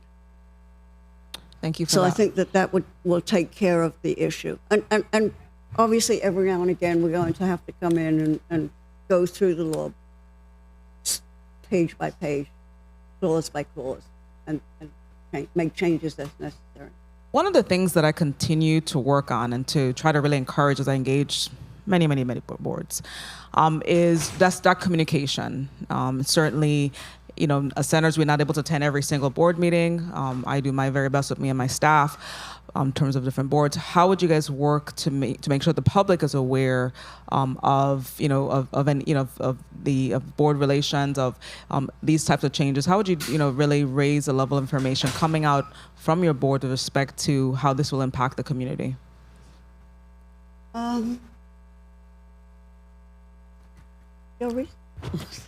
Jelvis Roberts. What we've done as a board, we try to send out information periodically to let the public know what their rights are, and we also try to establish courses through UVI Cell. We were in the process of doing all of that before the pandemic, just to encourage the audience or the community so that they will know what their rights are and how to read an appraisal, and to also know what they can do going forward if they need to have appraisal services conducted. And that's really good. I'm aware of some of that effort because I'm very connected to UVI Cell. The other item is really around us really working to, and that's something I keep on pushing for us to continue to build capacity. How would you encourage, or how are you guys encouraging persons to pursue this educationally? How can we raise the number of persons pursuing this field of study and this area of this area? This is a very serious issue for us because the requirements are so strenuous. It's been a problem. But recently, two things. There is a program that is being set up in different states called PAREA, P-A-R-E-A, which will allow for courses, specific courses, to be used as experience, so that an appraiser to be will not be required to have as many hours with a supervisor as they have now, because this is a problem. Thank you. And I will definitely vote in the affirmative. Thank you very much. Thank you very much, Senator Whitaker. Senator Joseph, you're recognized for your 3 minutes. Thank you so much, Mr. Chairman. Thank you, testifiers. I really applaud this bill sponsor for being available and to work with the Real Estate Appraisal Board, as well as the Department of Licensing and Consumer Affairs, to make the necessary changes to keep our code relevant and up to date with federal standards, because those requirements we know have a domino effect, especially when we are coming towards looking at refinancing different real estate or even purchasing real estate. Many of us who are unable to outright purchase a land at the cost typically ask for an appraisal. I wanted to ask, in the bill, it speaks to uniform standards of professional appraisal practices. Are there courses that are available to our residents or persons who may be interested in becoming a real estate appraiser? Yes, there are. And specifically in regard to the uniform standards, every 2 years we are required to take a 7-hour course on any new requirements. And Ms. Runyon, this is every appraiser? Every appraiser, yes. Every 2 years? Every 2 years. And so is there any level of reciprocity available, meaning that a person who is a licensed appraiser or certified appraiser in different states, because we're looking at standards, they can come here and also become licensed? Yes, we have reciprocity with all states and territories. 1 minute. As long as that person is, the standards for that state are equal or greater than ours. then they're granted reciprocity. Okay, and so we also can go to another state also once that applies, I gather. Yes, we can. Okay, that was one of my questions, because I know that there's this level of reciprocity even when you're looking at persons being barred. They can be barred in one state and then they come here, they pay the fee, and they become barred here in the Virgin Islands because we have a deficit really with the workforce and getting people. Now, my final question is a technical question. How long would you say an appraisal would be valid for? That depends on the current market. Time? At least 6 months, but again, it depends on the market. If it's a really slow market, it might be longer than that. Okay, but the average, 6 months is... A year. 6 months. 6 months, and after 6 months, you should do another appraisal, you would say. Okay. Yes. Thank you so much, Mr. Chairman, for the leeway. I appreciate that. Thank you very much, Senator Carla Joseph. Point of inquiry. Point of inquiry, Senator Johnson, you're recognized. Thank you very much, Mr. Chair. I think my colleague asked a question that I think wasn't answered. And the question was, is there courses here available for someone to be able to attain their internship or degree and being able to become an appraiser? At the moment, no, but we are working on that with the university and the CEL program. And a person that wants to be an appraiser, we will allow courses online through specific schools. So they can get some education that way. Thank you very much, Senator Johnson. Thank you, Ms. Runyon, for your response. Point of inquiry, Senator Bolkes, you're recognized. Thank you, Mr. Chair. And based on what my colleague mentioned, it started to spawn my curiosity a little bit more. But what are some of the key changes in the real estate appraising world right now in the Virgin Islands, that is, for the past 5 years or so? What would be some of the issues right now that would be covered in such a course? Like, what are the compelling issues right now? I would say it's always the market. The market goes up, the market goes down. And when you're in a market that is increasing, it's really difficult to keep up with changing values. For instance, if I may, let's say someone had a house that was valued at $300,000 in an up market, and they were going to a bank for financing. It could be worth $350,000 or $400,000, but to put that on an appraisal might be very difficult because you don't have the data that's catching up with that. Okay. That makes sense to you? Yeah, so it's just really current industry cost or the fluctuation of the current industry and trying to stay on par with it, right? Is that what I'm hearing? Yes, and you have to keep up with that. And sometimes it's hard because you're looking at data that is in a way historic, even though you're only going back a short amount of time. It happened yesterday. It's not what's going to happen tomorrow. Understood, and thank you. And Mr. Chair, thank you for the leniency. No problem. Thank you very much, Senator Bolkes.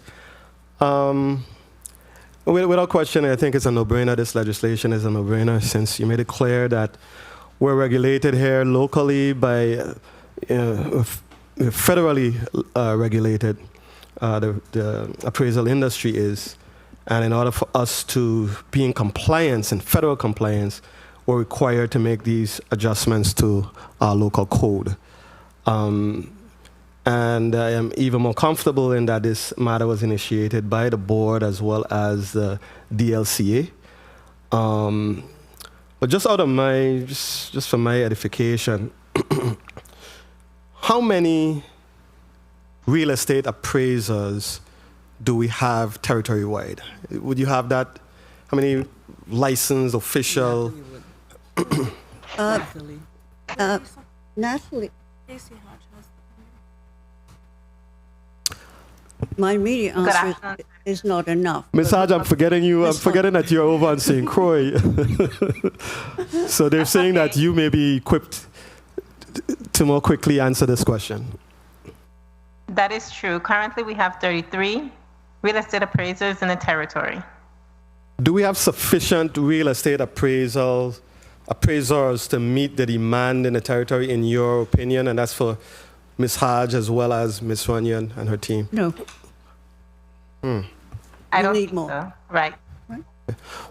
What would be a correct number that we should have based on the population or based on the market, if that's the correct answer to ask? Double?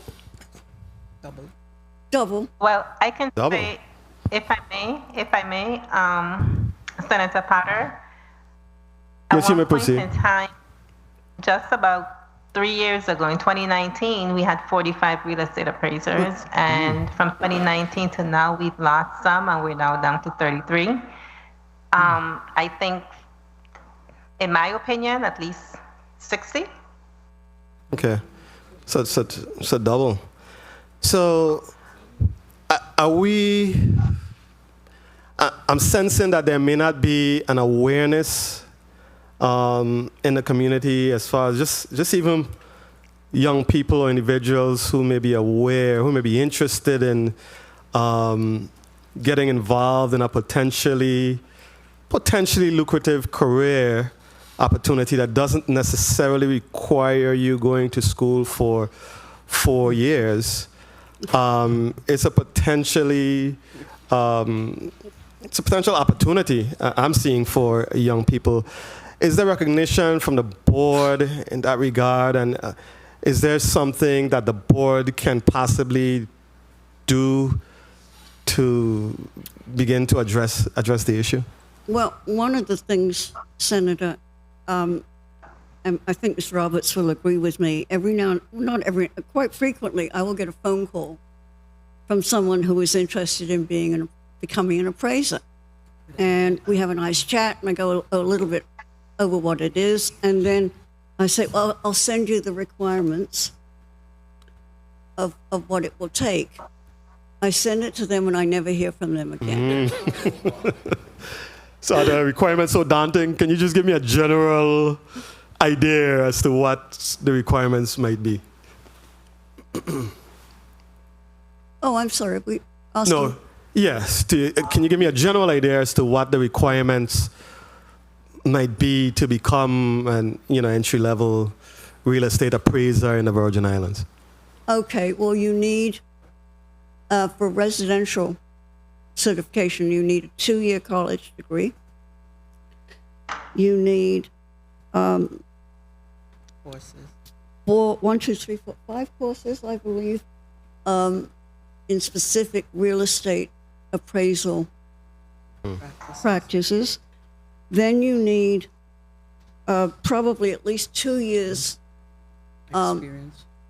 as an apprentice or under a supervisor or whatever you want to call this person. And then, somewhere along the line, you have to take the national exam.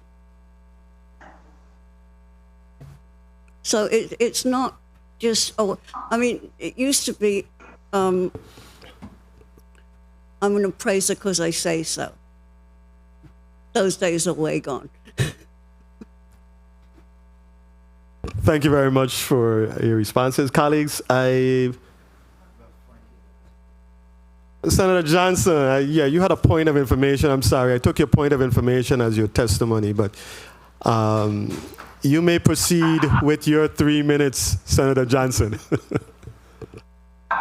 Thank you very much. I'm over here doing a lot of your work, putting people in place, and you just want to skip by on me. So I think I should get an extra minute. This bill is a no-brainer, but the subject is a very scary one. I say this to say, what recently mentioned in the national news, homes were being appraised much lower for blacks, on the mainland, that of Caucasian, specifically with a black couple and a Caucasian representing the same home. With a very large local home ownership population in the territory, how can we ensure the local homeowners will not be subject to the same prejudice which occurs on the mainland? And I say this to say I could recall looking at a news article where this couple was a mixed marriage, and the female was the black, the husband was white, and the appraisal came and met the wife and gave her a very low appraisal. For some reason, she didn't accept it. She didn't like it. She allowed the husband to stay and get a next appraisal.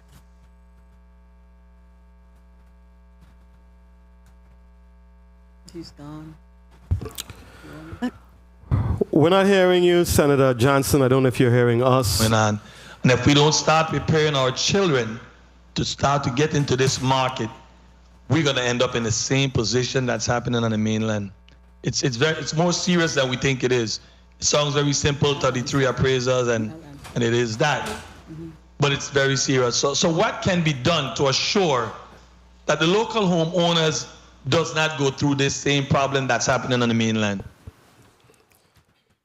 Senator, we missed a portion of what you were saying, maybe about 20 seconds, but I think we were able to gather the essence of what you were asking.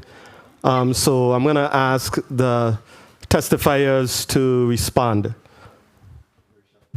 if they were able to gather what you were asking. So Ms. Hodge, maybe we can start with Ms. Hodge on St. Croix. If I may. Yes, you may. Roberts. You may, Ms. Roberts. That topic is very, very prevalent on the mainland. President Biden has given instructions to all the stakeholders, just because he's aware of all the biases that have been occurring with appraisals in the past. He has designated a program called PAVE, and that particular program is geared towards making sure that the biases that Senator Johnson just spoke about, because that has been happening in the past, does not continue going forward. It speaks to the fact that for a lot of us, we are not first-time home owners where once you have a home, that's it. And it is your inheritance that you're going to be passing on to your children. And if it is low-balled or if it is given a low value, of course, there's nothing to pass on. And for that reason, while what President Biden is saying, while he's there, he wants to make sure that this particular bias does not continue going forward. So it is being addressed. And while we don't see a lot of it locally, it is something that we're very much aware of. Okay. Thank you very much. Senator Johnson, did you hear the response? Yeah, but I think 2 of my minutes went. I still would like to ask a follow-up question. So you can wrap up. How much have we experienced in the territory? About how often do we see these type of situation where, you're being lowball or whatever term you use? Because I heard you just to the end of your testimony or statement. How much of it are we seeing presently here in the territory? If I could answer that, Senator, the board is always anxious to hear complaints from the public or from brokers or from anybody who has reason to believe that this has happened. We have not had a case brought to us. So I'm not saying it doesn't happen. Homeowners to go through if he believes that his property was, appraised lower than he believes it costs. What action can he or she take? As a board? Put it in writing. Well, we would ask. Well, we would ask that that it would be in, the complaint would be in writing. We would investigate. We would look at the appraisal, look at what was in that report. We have an investigative group that would go and see for ourselves. We've just done that very recently, not on a racial case, but on something else. And then we would have a hearing. And if the appraiser was found to be guilty of some misdemeanor or something, would be punished. We have things, punishment that range from a fine to additional education to suspension. License. And that's about it. Chair, may I wrap up on this question? Senator, if you have 10 minutes, but you can wrap up. At least I get 11 for the first time. Does the board have its full complement? Not at this time, no. How many members are missing? 2.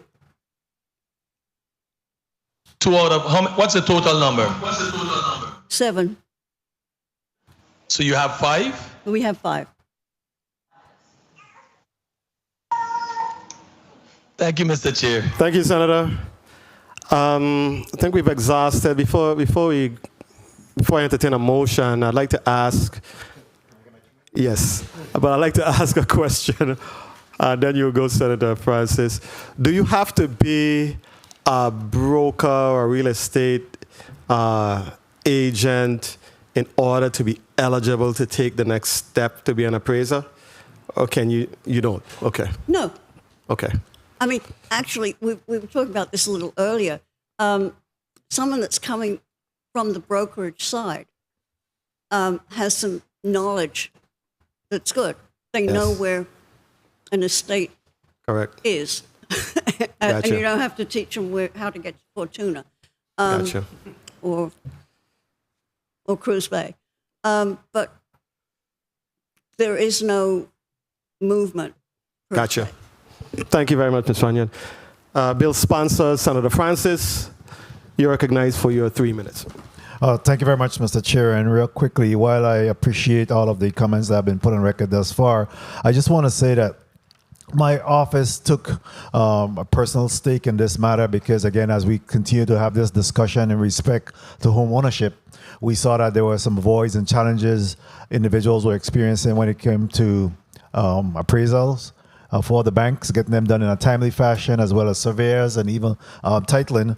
There were some issues there, so we were looking at a real comprehensive approach to this, not just moving the necessary legislation, but also having discussion with UVA as well, so that we could start the conversation about how do we start to develop that next round of appraisers in the Virgin Islands. When you look at 33 active members, currently we talk about that divided up into the 3 islands. Pretty much. So the numbers even dwindle smaller when we look per district or island in terms of the coverage there. We have heard of some minor cases of racial profiling in the past. It's not something that's prevalent here right now, but I'm sure that there's opportunities that may arise as we've seen it on the national trend. So you have often heard about the seller's market and the buyer's market.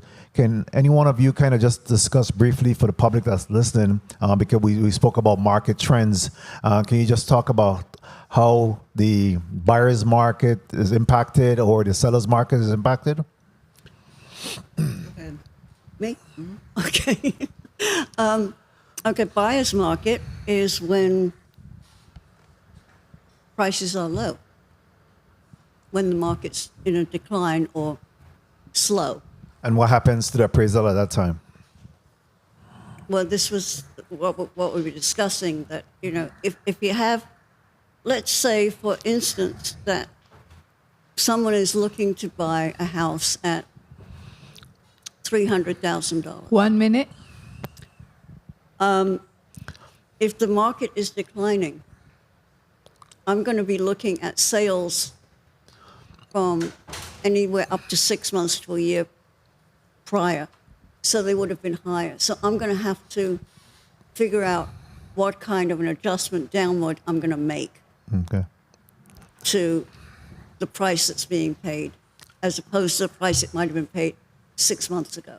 Okay. And as we continue to contemplate this legislation as well, I've had some discussion with appraiser, and one in particular talk about the fact that in order for an individual to become an appraiser, they have to serve as an apprentice. And you mentioned that for a period of time, I think it's some 2 years. I wanted to know how open are appraisers to having an apprentice, because obviously we're talking about individuals that then compete against them, and perhaps take money away from their industry. Can you speak to the openness about apprenticeship?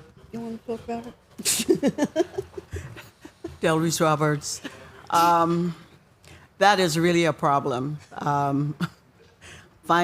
First of all, the Virgin Islands does not have a supervisor trainee program because we don't have the volume. We don't have that number of trainees coming in or the number of supervisors to train the trainees. I think what has happened is that on the mainland, the profession has been regulated to the point where what you're seeing in the Virgin Islands is typical throughout the United States. It's just the mom and pop appraisal shops that have appraisals coming into the industry. What the national, because we're federally regulated, what they have decided to do, because all the appraisers are looking like Mrs. Runyon and myself, we're getting ready to exit. And there's no youth coming in to the profession. What they've decided to do is to develop, the Appraisal Institute decided to develop a program that's called PARIA. And I usually use the expression, it's like the TikTok of appraisal. It will now give a budding appraiser the opportunity to look at how you should do an inspection, how you should measure, what you should look for, how you develop your whole appraisal. So it will guide you through the whole process from beginning to end. And they're thinking that this will help the profession in terms of if there's an individual out there who has the fortitude to go through all the classes, get a degree, and is just missing the experience aspect of the whole picture. At least now they will have the opportunity to look at or to obtain PARIA and complete the whole picture and be ready to go out into the world and become an appraiser. Thank you for your response. Thank you for the time, Mr. Chair. Again, I want to ask my colleagues for their support. I do have an amendment to offer, again, to tighten up some of the language and make sure that we're in full compliance with the federal requirements. Thank you very much, Senator Francis. Colleagues, we've exhausted our round of questioning on this matter. We're going to now proceed to amendment. Amendment. Senator Francis, you're recognized for your amendment. Thank you very much, Mr. Chair. I offer amendment number 34-696 as an amendment to bill number 34-0357 being offered by yours truly, Senator Novell E. Francis Jr. Bill number 34-0357 is amended as follows. A, subsection A is amended as follows. 1, paragraph 1 is amended by striking all of the language after by and striking all of the language after means and inserting the appraised subcommittee of the Federal Financial Institution Examination Council. 2, paragraph 2 is stricken in its entirety and a new paragraph 2 is inserted that reads as follows. 2, paragraph 9, the definition of commission is stricken and the remaining paragraph are renumbered accordingly. 3, paragraph 3, line 12 is amended by inserting as before may. B, subsection C, paragraph 3 is amended as follows. 1, page 3, line 1, by striking all of the language after jurisdiction and inserting whose requirements for certification or licensing meet or exceed the licensure standards established by the Virgin Islands, the board will issue a reciprocal certification or license. 2, by adding a paragraph 4 that reads as follows. 4, subsection C is amended by striking the first sentence and inserting as a prerequisite to renewal of a real estate appraisal license, a licensed real estate appraiser licensed for any classification under this chapter shall present evidence satisfactory to the board of having met the continuing education requirements as adopted by the board rules. C, by adding a new subsection G that reads, G, subsection 435, subsections B, 7, C7, and D7 are stricken, and a new subsection E is added to read as follows. E, failure of a licensed real estate appraiser, a certified residential appraiser, or a certified general real estate appraiser to meet any of the requirements set forth in subsection A and subsection B, C, or D as applicable is grounds for denial of the applicable license. D, by adding a new subsection H that reads, Section 435C is amended in the first and second sentences by inserting real estate after residential. E, by adding a subsection I that reads, I, Section 440 is amended at subsection A by striking or for a provisional appraiser's license. I so move. Properly moved by Senator Joseph, seconded by Senator Bolkes and Senator Whitaker. Hearing no objections, so ordered. Senator Francis, you're recognized for your motion. Thank you very much, Mr. Chair. Mr. Chair and colleagues, I move that Bill number 34-0357, an act amending Title 27, Virgin Islands Code, Chapter 16, relating to real estate appraiser, as amended, be approved by the Committee of Rules and Judiciary and sent to the full body for further consideration. I so move. Properly moved by Senator Francis, seconded by Senator Bolkes, Senator Whitaker, Senator Joseph. Roll call on Bill number 34-0357 as amended. Senator Angel Bolkes Jr. Senator Bolkes, yes. Yay. Senator Nobel E. Francis Jr. Senator Francis, yay. Senator Kenneth L. Gittins. Senator Gittins, yay. Senator Franklin D. Johnson. Senator Johnson. Senator Johnson. Senator Johnson. Senator Johnson. Senator Johnson. He's saying yay. He's saying yay. Senator Carla J. Joseph. Senator Joseph, yay. Senator Milton E. Potter. Yes. Senator Potter, yay. Senator Genevieve R. Whitaker. Senator Whitaker, yay. Mr. Chair, we have 7 yays. Thank you very much, colleagues. Bill number 34-0357, an act amending Title 27, Virgin Islands Code, Chapter 16, relating to real estate appraisers, as amended, has been favorably considered by the Committee on Rules and Judiciary and will be forwarded to the full body for further consideration. Thank you. Thank you. Thank you. Ladies, I'm going to give you 30 seconds just to do a quick wrap up, if you like. Well, on behalf Or you, Ms. of, Runyon, any one of you can be designated. I would just like to say thank you very much for hearing us today. I hope that we've answered all your questions. You have. You've done a good job of answering the question. Thank you. And thank you. Oh, and Senator Francis, thank you. Ms. Hajan St. Croix, are you prepared to give us a quick summary? In closing, as Alyssa, Madam Chair, I'd like to thank all the senators here for your vote. I'd also like to thank our Honorable Governor Albert Bryan and his legal team, Senator Francis, your staff, your legal team for your hard work and time working and rewarding our written language. To you, Senator Potter, our committee chair, the 34th Legislature. Last and most importantly, deep appreciation to the DLCA's Commissioner, Richard Evangelista, my board members present and listening today, DLCA's legal team, Attorney Melanie Wenzel and Geraldine Vaval, and our appraisal subcommittee members, Jenny Tidwell, Maria Brown, all of those guys out there that helped work with us in amending and getting the Virgin Islands into compliance. Thank you. Thank you very, very much, A.C. Hodge.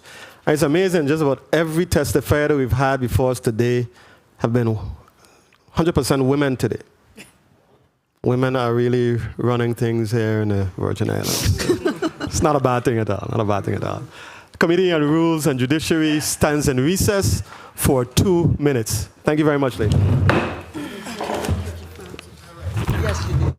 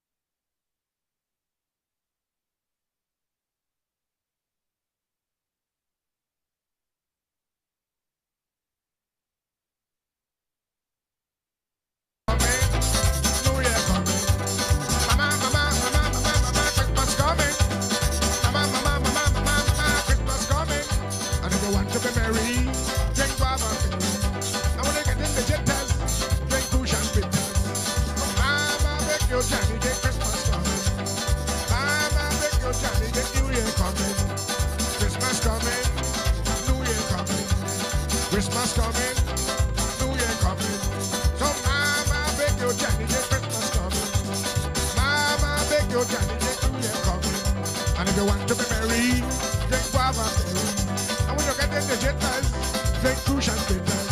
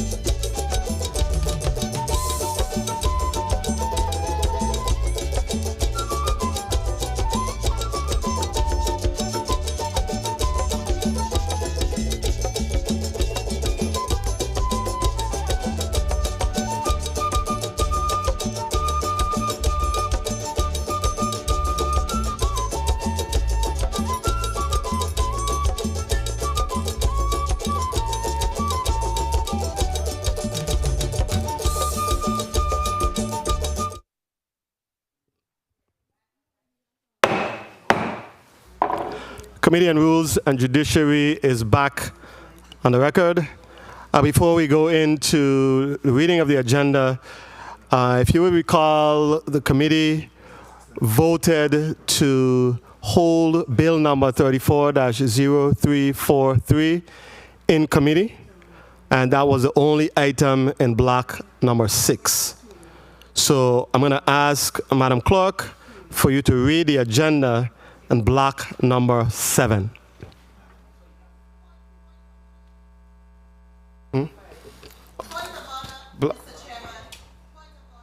I'm sorry, error on my part. We're going to move to block number 5.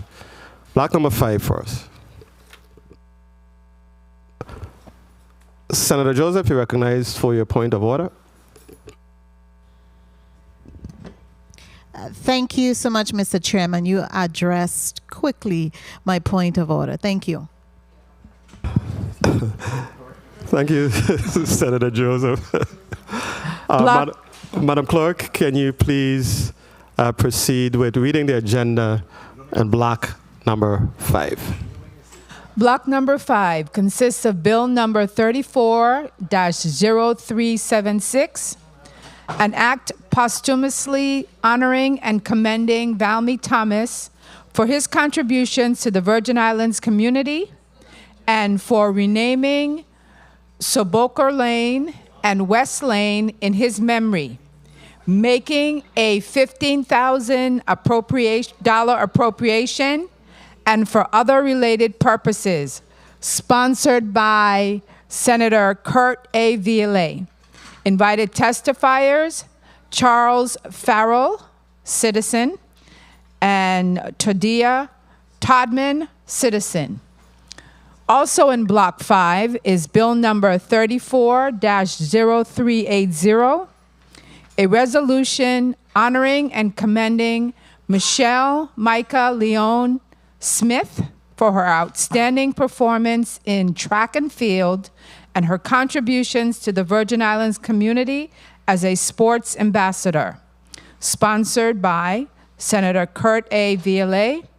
Invited testifiers, Keith Smith Sr., citizen, and Muriel O. Sanketson Smith, citizen.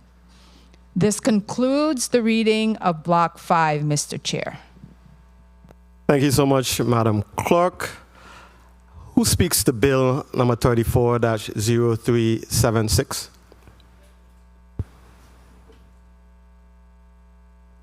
I am. Senator Johnson, please proceed with your introduction. Thank you very much, Mr. Chair. An act posthumously honoring and commending Valmy Thomas for his contribution to the Virgin Islands community and for renaming Sobokata Lane and West Lane in his memory, making a $15,000 appropriation and for other related purpose. Mr. Valmy Thomas is known to all in this territory for his achievements in baseball, but more for all the other sports.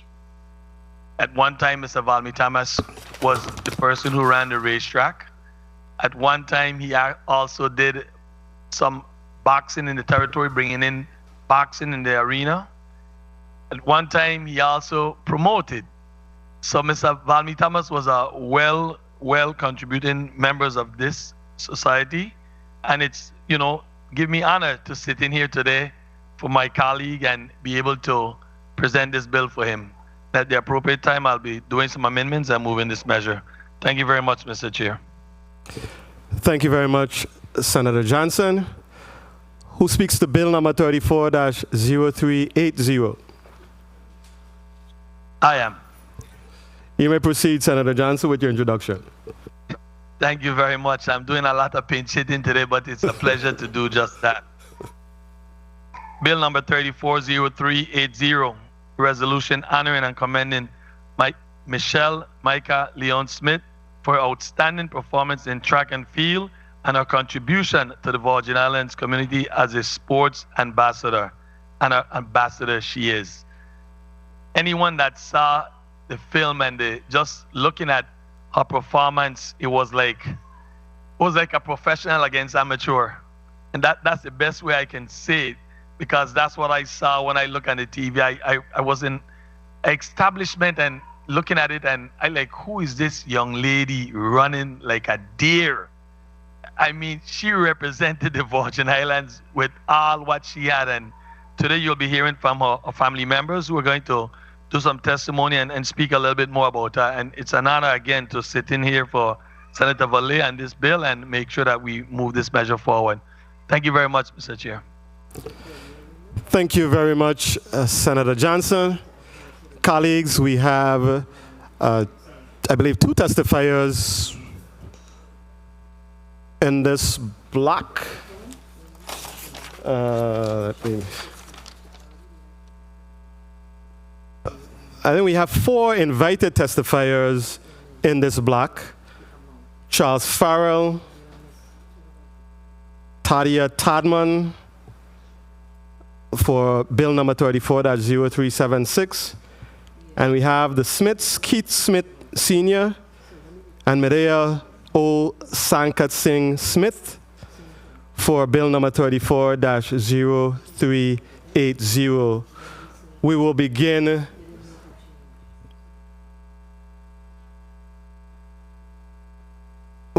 in St. Croix with the testimony of, I believe Mr. Farrell is not there physically, but we'll be reading his testimony into the record. Is Tadia Todman there on St. Croix? Yes. Okay. Ms. Todman, you may proceed. Welcome, first of all, and you may proceed with your testimony. Good afternoon, Senators of the 34th Legislature, staff, distinguished guests, and listening audience. It's a pleasure to be here today to testify on one of our native sons, Valmy Thomas. It would truly be an honor if the legislature decides to rename a roadway in honor of Valmy V.T. Thomas.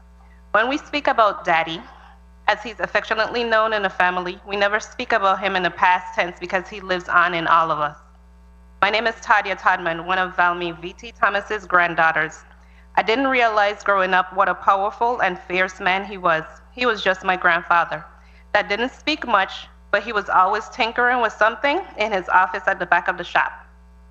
After recently moving back to St. Croix after living in New York for 21 years and gone for almost 30, I was in a local restaurant speaking with the owner when an older gentleman said to me loudly, "I know you, who you be?" Of course, I rolled my eyes and I didn't answer, but the restaurant owner said, "That's Valmy's granddaughter." He said, "Wow, you come from good people then." I laughed, and it was at that point I realized a concept which gets lost when you move away for a long time. The importance of people who shape and pave the way to who you become before you move away.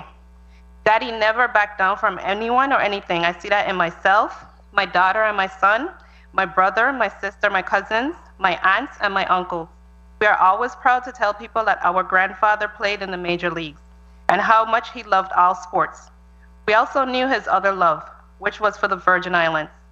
This love was unwavering. Daddy always lamented the fact that we natives weren't aware of the jewels of the Virgin Islands. That is why he opened United Sporting Goods, which is a true testimony to Daddy's first love, sports. To see his name etched on a roadway for years to come would be the ultimate testament to the man he is, a native son who will forever be legendary in the hearts of many of these Virgin Islands. I would like to thank the 34th Legislature and Kirk Valle for the honor to share how important this would be for our family. Thank you.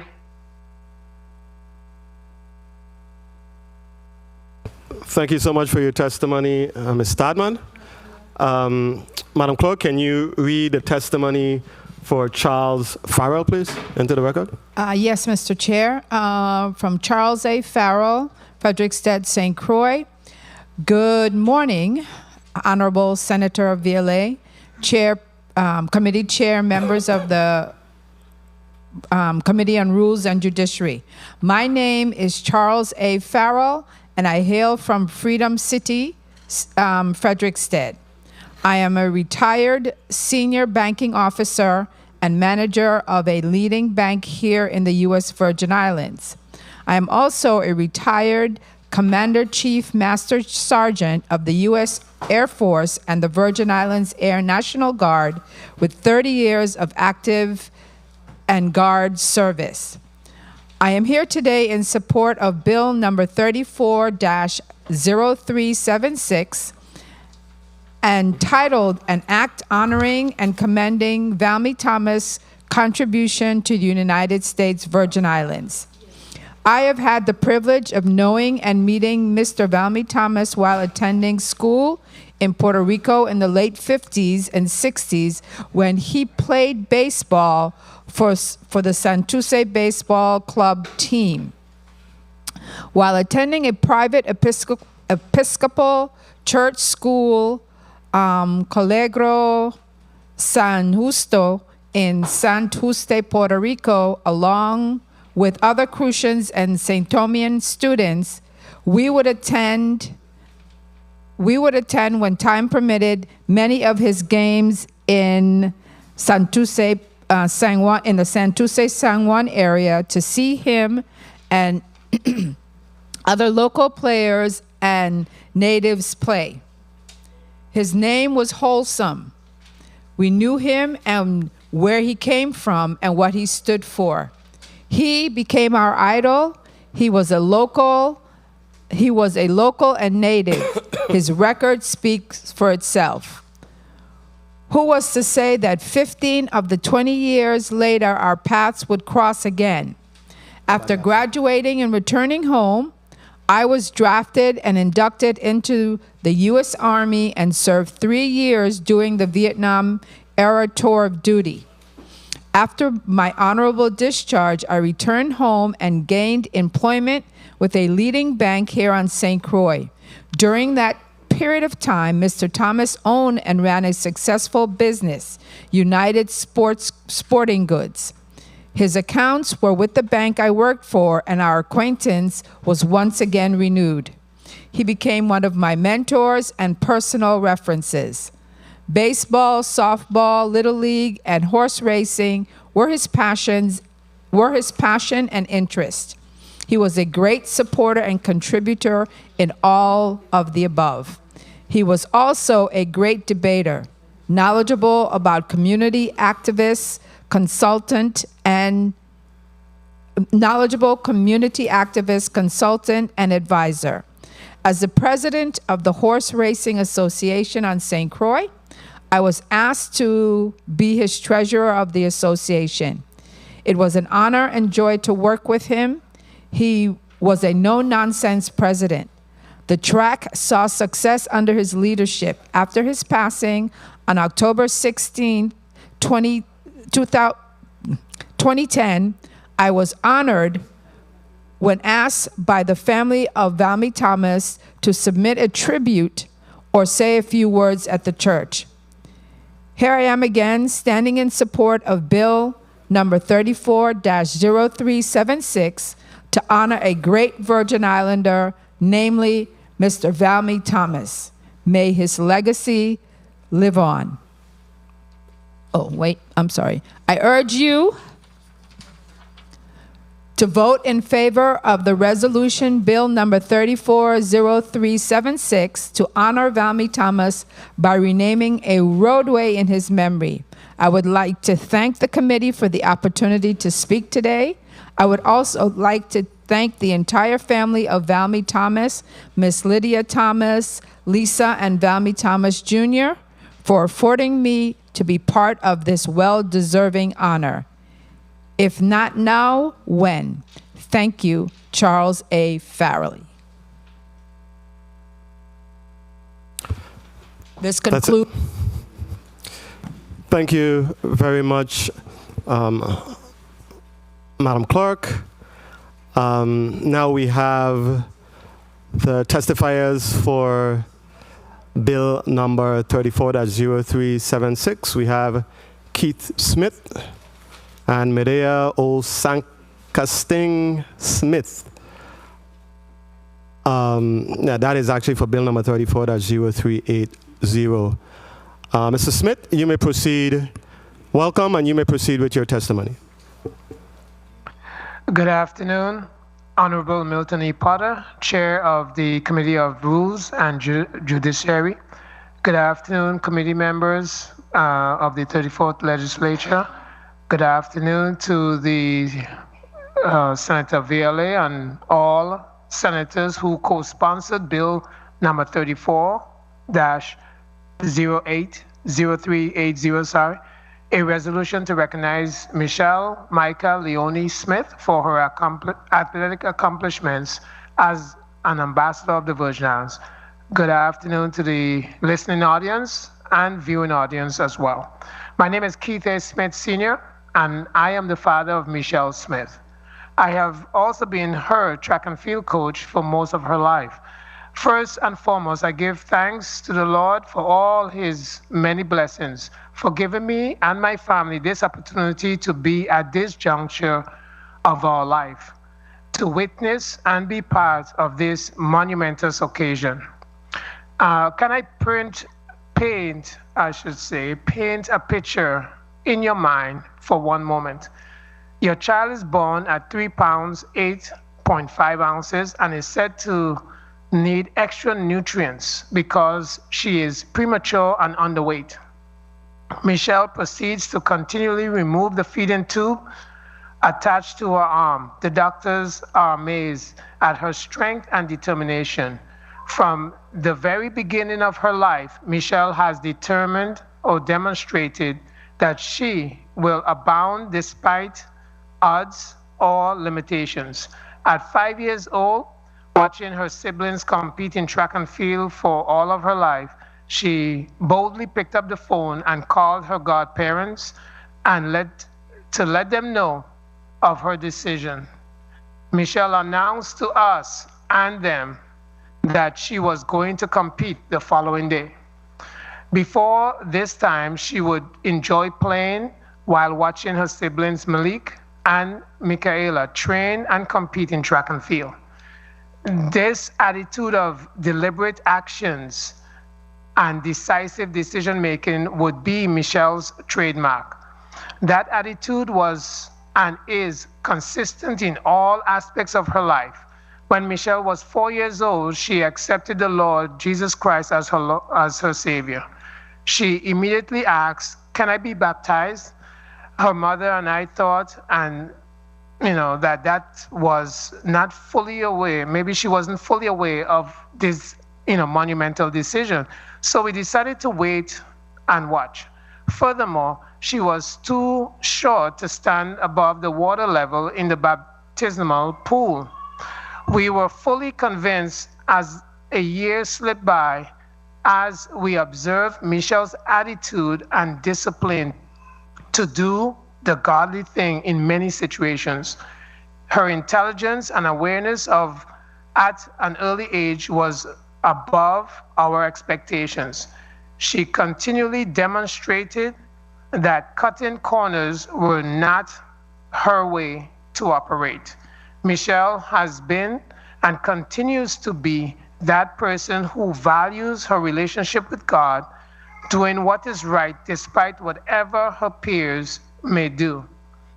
I unequivocally recommend this bill, number 34-0380, a resolution recognizing Michelle Micah Leone Smith for her athletic accomplishments as an ambassador of the Virgin Islands, be approved.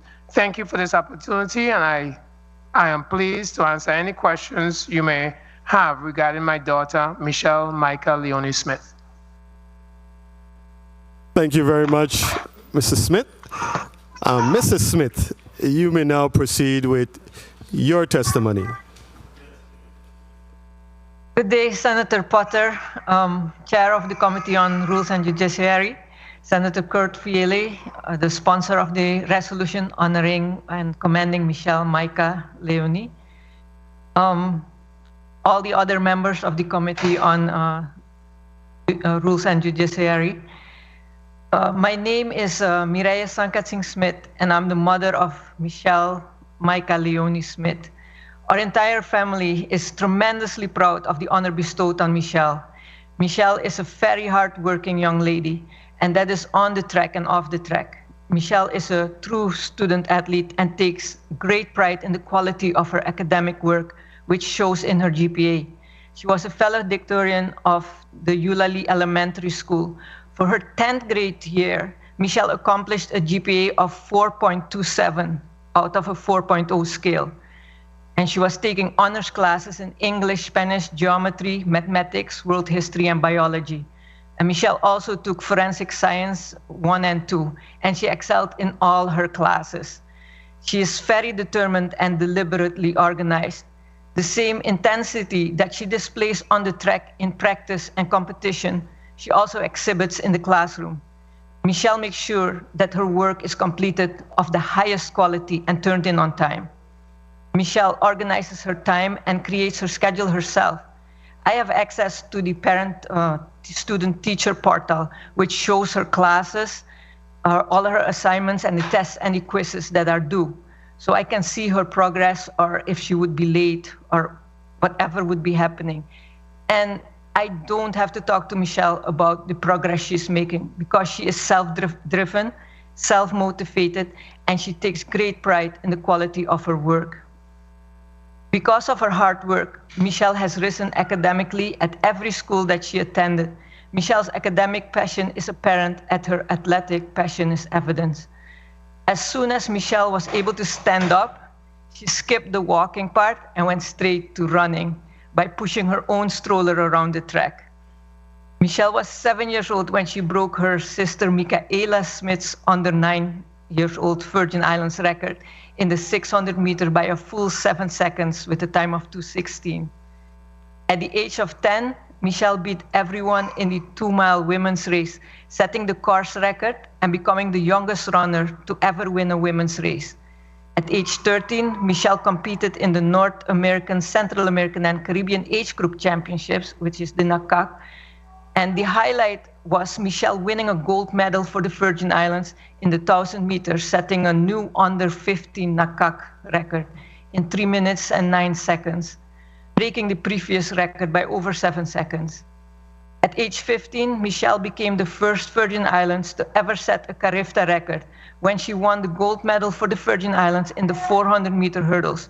While doing this, she established the fastest time in the world for a under 18-year-old.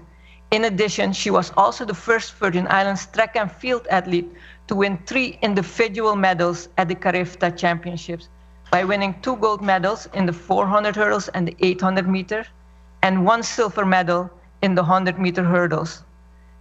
Michelle topped off her season by becoming the youngest Virgin Islander to break a Virgin Islands national record at 16 years and 1.5 months.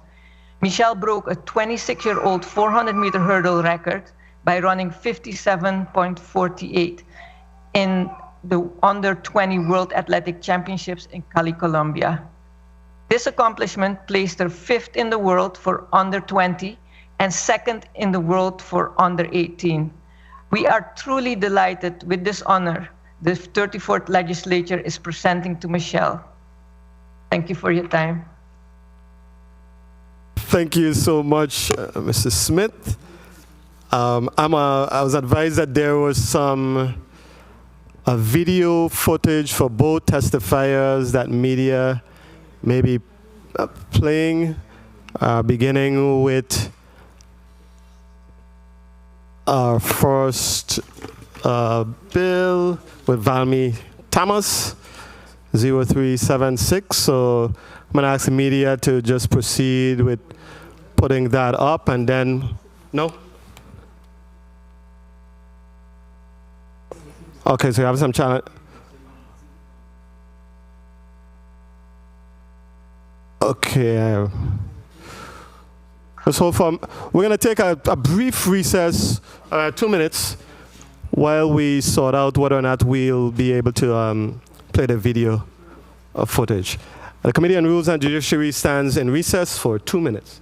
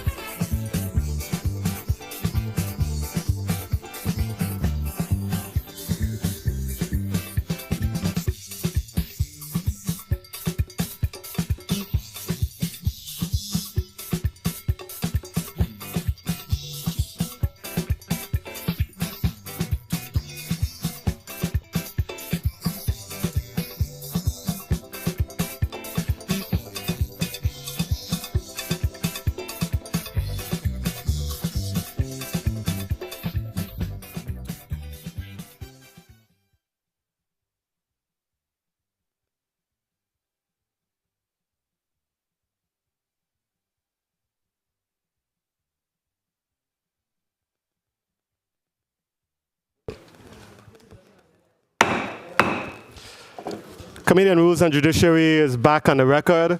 Folks, we were trying to work out the logistics of putting the pictures and the videos. Media is having some challenges uploading them, so with much regret, I must inform you that we will not be able to put the video footage up today to play that live for us, so we're going to have to move forward. With regards to the reading of the testimony, Madam Clerk, I'm going to ask that you read the testimony of the teacher for... Principal? The principal for the Smiths. Yes, Mr. Chair.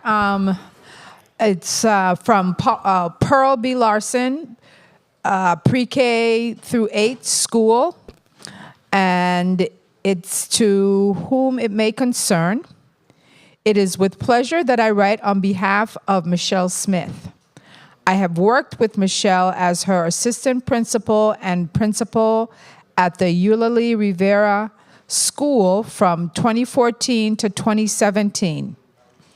I am writing to show my support as Michelle becomes a Virgin Islands ambassador. While at Eulalie Rivera School, Michelle frequently came to my office to talk about school. She always had a smile on her face and was a pleasant student to be around. She worked hard academically. After Hurricane Maria, while school had not convened, she took the initiative to complete additional tasks in order to stay abreast of her learning. Michelle successfully balanced both academics and sports and was always on the honor roll. Michelle worked well with her peers and was often looked up to as a role model to them. She was also a role model to me as well. One year, we both ran at the annual women's race. Michelle won that race, and when I asked her what was her strategy, she calmly replied, "I just breathe, Mrs. Moorhead." And we both laughed, knowing that her dedication to running and her daily training allowed her to compete effortlessly in that race. In my 20 years of professional experience, I'd say Michelle stands out as one of the most determined students that I have encountered. I strongly support her nomination as the Virgin Islands Legislature honors her as our ambassador. It is a well-deserved accomplishment. I am confident that she will represent the Virgin Islands well as an ambassador. Sincerely, Loretta Moorhead, Principal, Pearl B. Larson, Pre-K through 8 School. This concludes the reading, Chair. Thank you very much, Madam Clerk. In the interest of time, I regret to say that we're going to have to place all of the testimony, the additional testimonies, on the public drive, so the general public will have access to all of the information, all of the testimonies and letters that were sent in. They'll be able to go on the legislative drive to access the information. Colleagues, we are going to move quickly to a 3-minute round. 4-minute round? 4-minute round. We'll move to a 4-minute round. We want to finish this session, this meeting before midnight tonight. And we're just midway through the agenda. So we're going to start with you, Senator Bolkes. You're recognized for your 4 minutes. Thank you, Mr. Chair, and good afternoon to the testifiers. I believe that these two measures are literally no-brainers, and I just wanted to ask a couple questions. Mr. Farrell, can you hear me?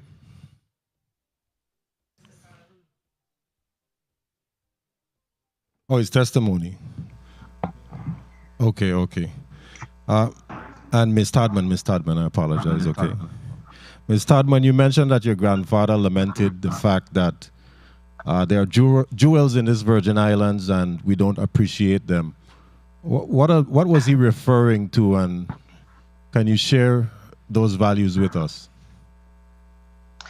I think he was talking about how beautiful the islands were at that time, up a little bit in Puerto Rico, but he loved St. Croix. And he would always say that he's a Crucian. And I only realized that he was from Puerto Rico when I heard him speaking in Spanish one time. And I was like, Daddy, you don't speak Spanish? And he was like, yeah, you wouldn't understand. So it was kind of funny how I found out that he was actually from he was born in Puerto Rico, but he lived here. And the beauty of St. Croix and everything that it affords, and all the people that he brought here for sports, and just like Frankie said, that he brought people for boxing, and he was the president of the Horse Racing Association, and he took that very serious. Like he didn't, like everybody said, he didn't play around. When we went, we still had to pay. He did not allow us to go in. So. I'm sure that you are walking in his footsteps, or your family as well. So you also mentioned that his record speaks for itself for the education for those who may not know Mr. Valmy Thomas. What are some of the notable things that he has done or has been a part of to highlight his participation in the Horse Racing Association of St. Croix? Much younger, I knew that he ran the horse racing. We had races a lot more back then. We would always go to the horse race. His name was always around. I meet people now and they mention that he was a really good president. Everybody fell in line. It wasn't nothing going on that he didn't know about. And the races continued. I guess I wish that horse racing would come back. Thank you. And as for now, moving along to Mr. and Mrs. Smith, I know that you're very proud of your daughter, and I did not realize that she was born at 3 pounds, and to know that she has reached to this level or this apex in her life concerning what she's done. 1 minute. That is very, very commendable. And I would say, as parents, what advice would you give other parents or educators in our community who want to upbring more Michelles in our territory? What are some of the key morals and values and things that they should be focusing on to help empower their children? This is Mrs. Smith. First of all, I would say, bring them up into the admonition of the Lord. Make sure that they understand who God is, because that's one of the pillars of our life and our family. Support them with all that you have, because if they're involved in any sport or activity, you need to stand behind them 100%. We brought them into this world, and we must spend our time and energy helping them to become as better than we were, and to continue to abound. And be selfless for your children, because after all, they didn't ask to become, to come into this world, and we need to support them 100% in all their endeavors. And thank you for your response. Time. Mr. Chair, may Ms. Smith respond if she has a response, please? Yes, she may. She can. Thank you, Mr. Chair. I totally concur with Mr. Smith. So we have to support our children. And because most of the time children are willing to try anything, and it's not just track and field. I mean, you can do baseball, it's horse racing apparently, but it's the parent support that we need. We really need our parents to step up, guardians, grandparents, anybody, because the children most of the time can't get themselves to the practice fields. So really, if you have the parental support and the support of the community, even the schools, and we know the teachers are helping out tremendously already, but it's push them in the right direction. I mean, the same way that you tell your child to study and get good grades, you can tell them also to pick up a sport. Don't just come home and play video games. You know, pick up a sport and make them practice. Thank you for your responses, and thank you for the leniency, Mr. Chair. Thank you very much, Senator Bolkers. I wanted to ask, and I appreciate the Smiths' comments about what parents can do to support their children. It seems like a no-brainer sometimes, but really and truly, common sense, they say, is not as common as it should be. So your engagement and involvement with your children is commendable. I know the time and energy that you've invested in not just your youngest daughter, Michelle, but in all of your children, and all of them are athletes in their own right. I think that they were sort of forced to do it. I don't think they had a choice. It was in their DNA. And both parents are track and field athletes themselves in their own right. So these children really had no choice. You know, and they, you know, the commitment and the dedication and the devotion and support was there from Jump Street. So I just wanted to ask the Smiths really about what can the government of the Virgin Islands do to support, you know, our student athletes, or to support budding athletes, or to support the creation of future Michelle Smith. This is Keith Smith, and first of all, let's look at the school system.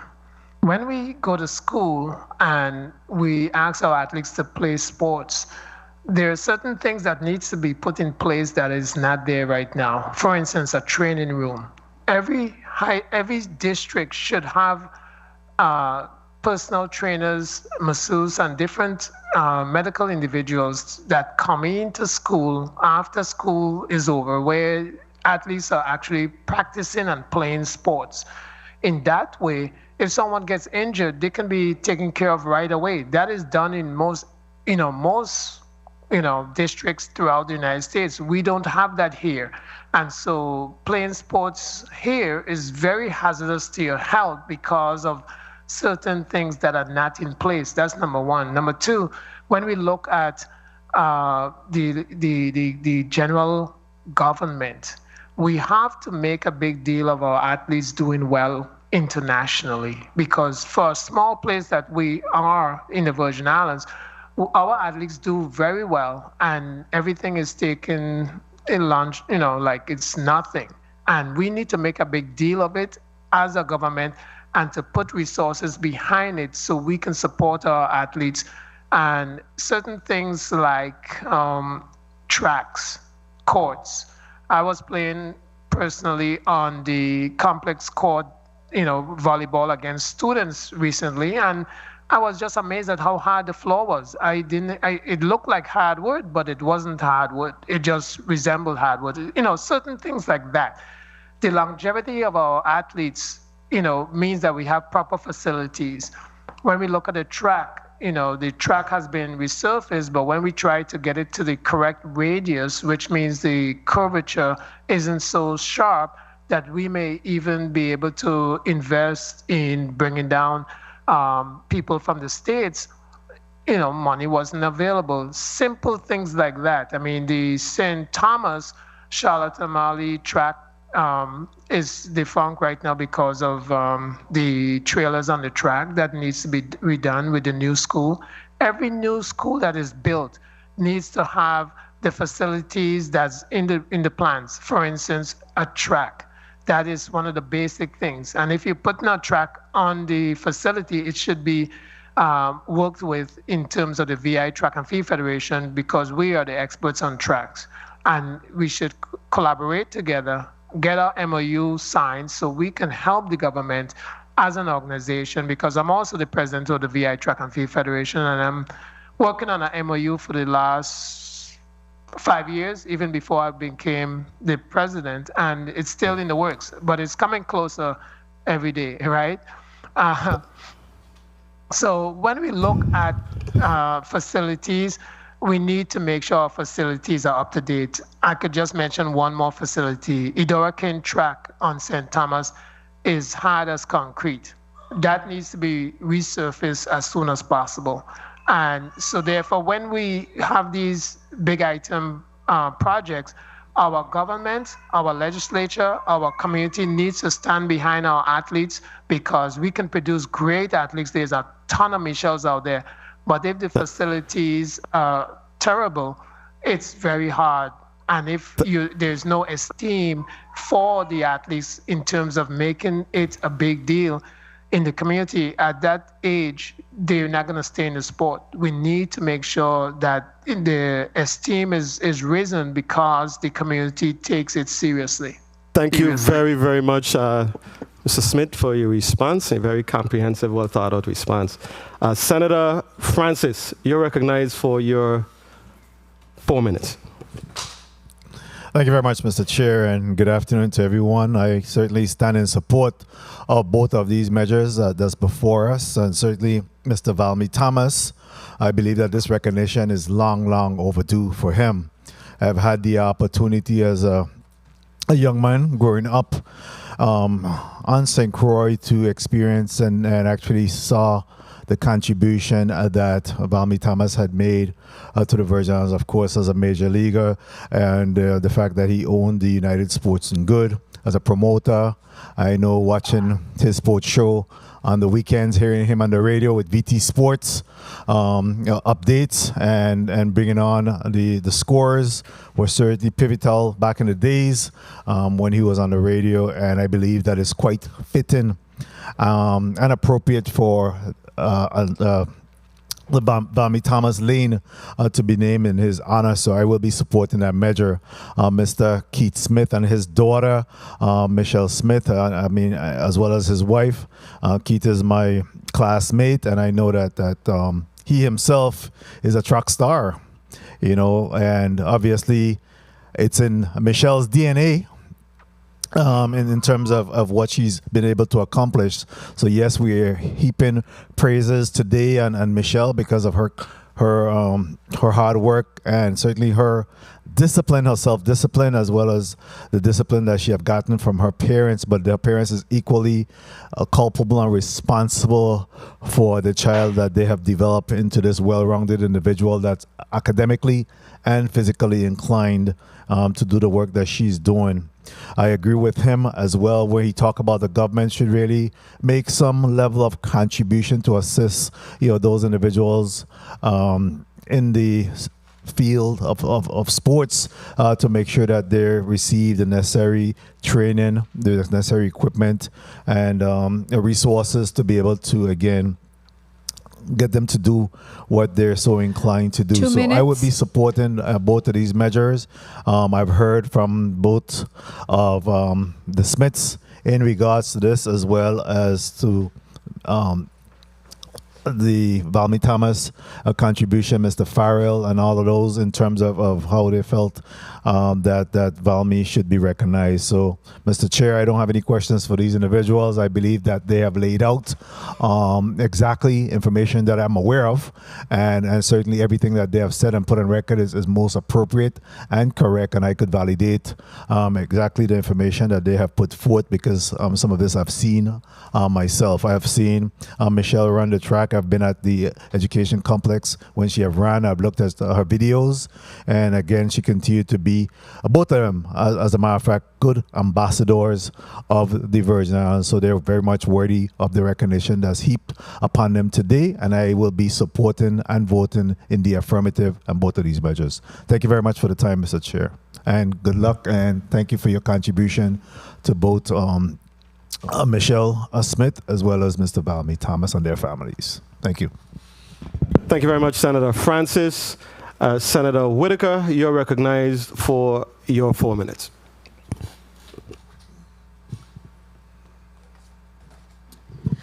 Thank you. Good evening.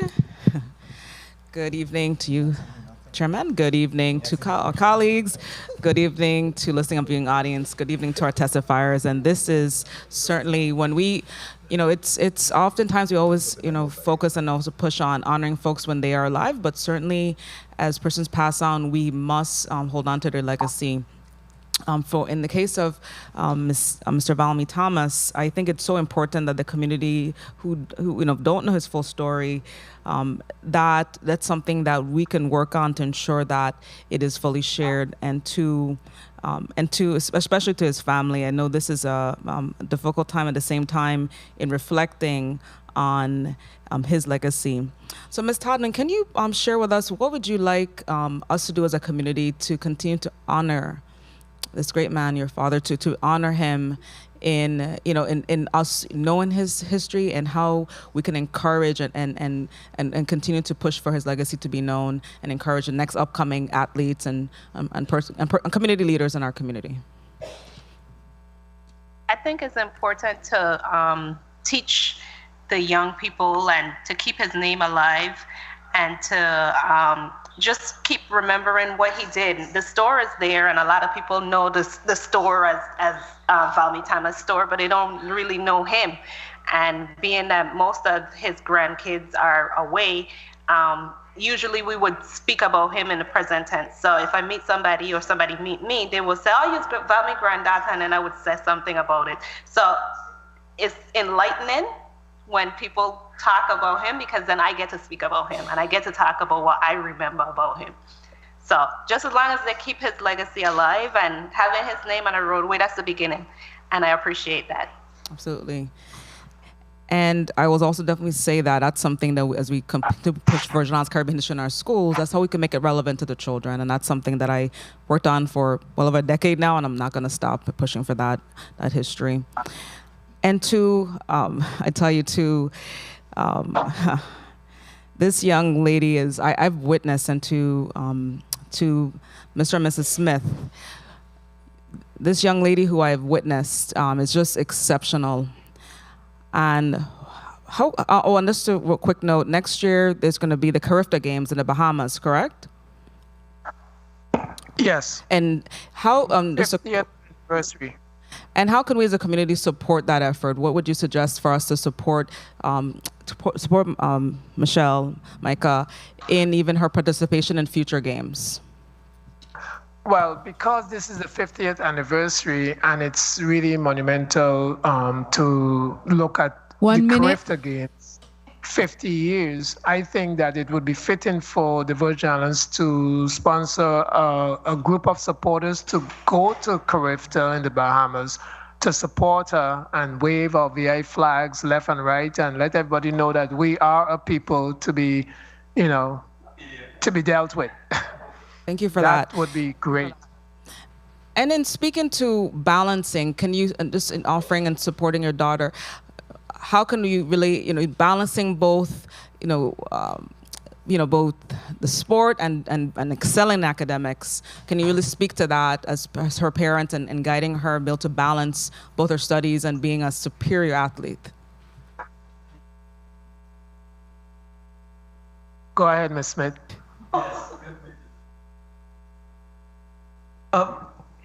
As in balancing academics, Michelle is just totally into academics, and she loves to read, she loves to study, and she basically loves great grades.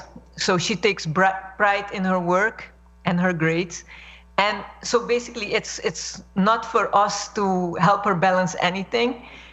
She's the one telling us, like, hey, I can't watch a movie because we all love to watch movie night at our house. And she says, like, no, I have to study. So it's like we're trying to give her some extra free time. And then whatever she does, she takes seriously. So she's totally into her running, into practice, and she gives like 100% of herself in practice itself. So it's almost like, we don't have to parent because Michelle knows what she needs to do. Thank you. My time was called. And just to close, I think that we can really move and work a lot harder within our school system to really highlight, to really move forward interscholastic, sports, and even Michaela being a real ambassador to the youth, and as we continue to push for sports in our schools. Thank you so much. Thank you very much, Senator Whitaker. Absolutely. I think one of the most positive parts of this job for me in my last 2 years or so being here is having opportunities like this where we can honor and commend our own. I have always said that civilized, sensible, progressive communities honor and commend their own when they achieve excellence, when they demonstrate excellence. It's something that we do, that societies do. So when we can single out Virgin Islanders for significant contributions, outstanding contributions, it's a good thing. It's a good thing for the individuals, it's a good thing for their families, but it's a great thing for the community.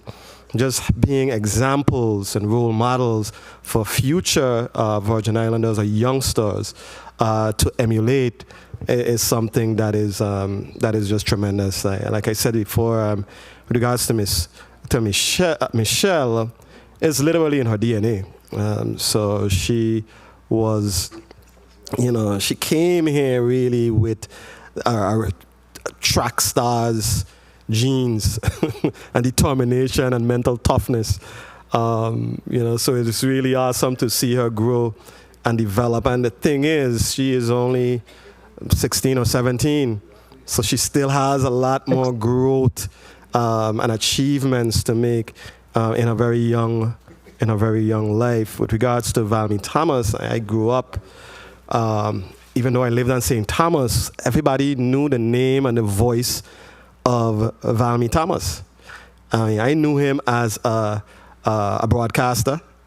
You heard him broadcasting sports and horse racing and the like. Everybody knew the voice and knew the personality. I was just amazed and that he actually competed against the likes of Roberto Clemente and Willie Mays. That is something that I learned today just reading the bill. So things like that really should be a part of our historical archives. I'm very proud that this legislature and the bill sponsors saw it fit to identify these two outstanding persons, Valmy Thomas posthumously and young Michelle Smith. So, the old legend and the young rising star, exactly, the young rising star. So without question, I'm proud to be a part of this process. At the appropriate time, I will put my name as a co-sponsor of both of these initiatives. Senator Johnson, you're recognized for your 4 minutes. Thank you very much, Mr. Chair. You look like you are hearing me, so I'm glad that you see me. Before I go forward, I would like Ms. Smith to do something here. I see you have some family members and some other folks that came to represent Michelle.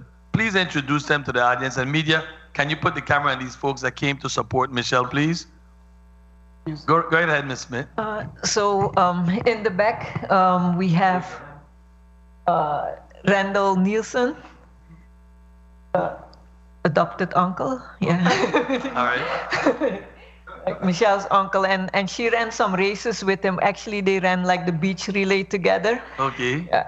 And next to him is Michaela Smith. She's the older sister of Michelle. Okay. And is grandma. So that's Keith's mom, Michelle's grandma. Well. Yeah, Leonora Smith. And here up front is our pastor, Pastor Anthony Benjamin. One more. And then there's Michelle's aunt, Judith Matthew. All right. What is his name? And Kyrie. That's the next upcoming. Grandchild, Kyrie. Yeah. He was making sure to get his voice on tape too. So I'm sure. Was.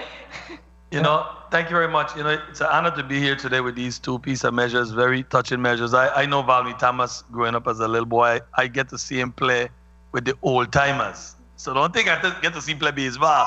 But when you read all what he's accomplished, just playing in the Negro League says a lot. It says that he went through a lot because the Negro League was not no easy league to be a part of. At that time, the reason why they had the Negro League was black men was not allowed to play with white men. So you got to understand why this created. 2 and minutes. For him to be that, it's so important. Mr. Chair, I need time. I've been working for you. but you know, when I listened to Ms. Smith say that Michelle is 5th in the world in what age group?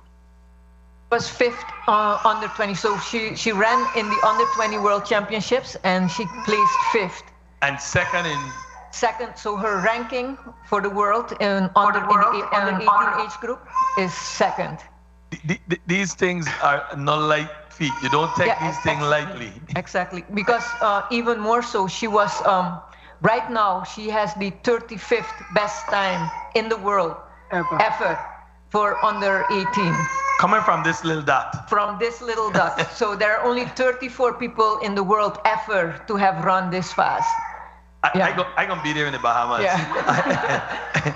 And what I want to ask Ms. Tadman, because I know Valmy, and Valmy's a no-nonsense guy, and you're right, everybody had to pay to go into the track.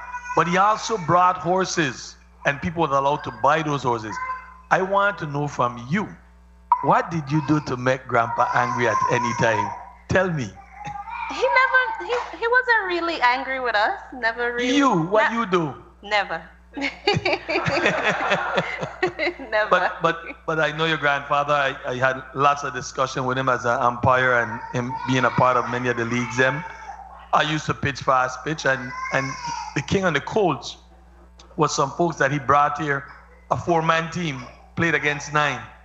That's what the king and the Colts was. But the king and the Colts had real pitching. So they only had 4 men on the field playing against 9 men. And a lot of time they will beat the 9. So I was very fortunate to get some training from the king and the Colts, and it was because of your grandfather. And I did pitch and went throughout the Caribbean representing the Virgin Islands on many occasions. So I want to say thank you for lending us your father. And to the Smith, we have a lot of journey to go with your child, who will be the up and rising coming star. So I wish you all the best, and glad to be a part of this, amendments and bills that we're going to be pushing forward to make sure that they both get recognition. Thank you very much, Mr. Chair. 3 minutes? You had about 8 minutes, Senator, but it's all good. Ladies and gentlemen, I think we've exhausted our round of questioning. There is a video. Okay, we're going to, media just advised us that they are able, after all, to show the video. So we're going to allow them the opportunity to show the video at this time.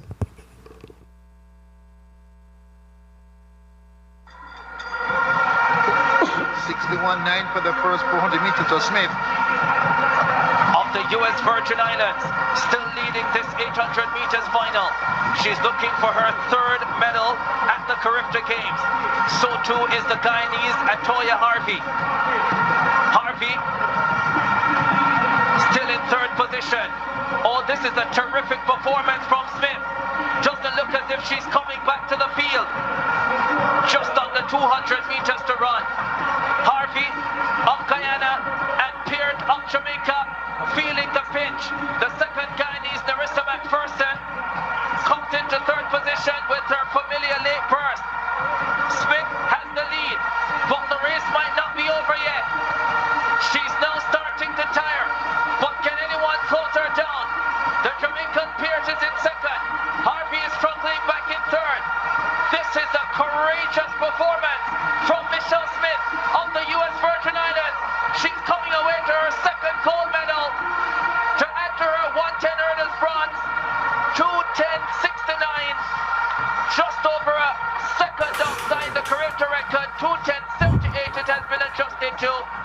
Michelle Smith took that race on, and she becomes a Caribbean champion for the 2nd time at the 49th Games. Indefatigable. Ran the hurdles less than half an hour ago. That's anti. Wow, that was awesome. That was awesome. Mr. Chair, did you hear the announcer said she's coming back to the field? I don't know what race he was watching. Going back to the field. Hey, look, I think after that, right, just about all of my colleagues over here are saying, we're going to Bahamas for Carifta Games. We are. Okay? Definitely the chair, Michelle. That was incredible. That was impressive. Okay. I think we have arrived at that point. Do I hear a motion at this time? Amendment. Amendment. Senator Johnson, you're recognized for your amendment. Thank you very much, Mr. Chair. I move that amendment number 34-0697 to bill number 34-0376 is amended in the following instance. A, the preamble is amended on page 3. 1, by striking 4 on line 6 and inserting 5, and 2, by striking the whereas clause on line 9 and 10 and inserting 2 whereas clause that reads as follows. Whereas United States Sports and Good was established in 1957 at number 6 Company Street, and in 1967 the establishment moved to its current location at 6A and B West Lane. Whereas United Sports and Good has become a staple on St. Croix and a fixture in the tongue of Christians dead. B, section 1 is amended on page 5, line 2 by striking 65 and inserting 50. C, the bill summary is amended on page 5, line 18 by striking 65 and inserting 50. I so move. Properly moved by Senator Johnson, seconded by Senator Whitaker, Senator Francis, and Senator Bolkes. Hearing no objections, so ordered. Motion. Senator Johnson, you're recognized for your motion. Mr. Chair, I move that bill number 34-0376, an act posthumously honoring and commending Valmy Thomas for his contribution to the Virgin Islands community and for remaining Soboka Lane and West Lane in his memory, making a $15,000 appropriation and for other related purpose as amended, be voted unfavorably in the Committee of Rules and Judiciary and be forwarded to the full body for consideration. I so move. Properly moved by Senator Johnson, seconded by Senator Francis, Senator Whitaker, Senator Bolkes. Roll call. No. Yeah, roll call on bill number 34-0376 as amended. Senator Angel Bolkes Jr.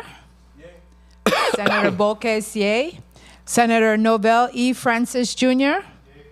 Senator Francis, yay. Senator Kenneth L. Gittins. Senator Gittins, yay.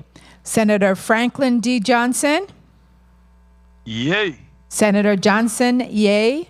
Senator Carla J. Joseph. Senator Joseph, absent. Senator Milton E. Potter. Yes. Senator Potter, yay. Senator Genevieve R. Whitaker. Yay. Senator Whitaker, yay. Mr. Chair, we have 6 yay, 1 absent. Thank you very much, colleagues. Bill number 34-0376, an act posthumously honoring and commending Valmy Thomas for his contributions to the Virgin Islands community and for renaming Sabatkar Lane and West Lane in his memory, making a $15,000 appropriation and for other related purposes as amended, has been favorably considered by the Committee on Rules and Judiciary and will be forwarded to the full body for further consideration. Do I hear a motion? Amendment. Senator Johnson, you're recognized for your amendment. Thank you very much, Mr. Chair. I move that amendment number 392 to bill number 34-0380 is amended as follows. A, on page 4, number 1, line 7, by inserting Adidas National Championship 400-meter hurdles and inserting Adidas National Champion 400-meter immediately below as bulleted item. 2, line 11, by striking 400-meter hurdle and inserting 100-meter hurdle. 3, line 14, by inserting 400-meter hurdle after 300-meter hurdle, or 9:15 by striking Junior and by striking Leon, wherever it appears in the resolution, and inserting Leone. I so move. Properly moved by Senator Johnson, seconded by Senator Francis and Senator Bolkes. Hearing no objections, so ordered. Motion. Senator Johnson, you're recognized for your motion.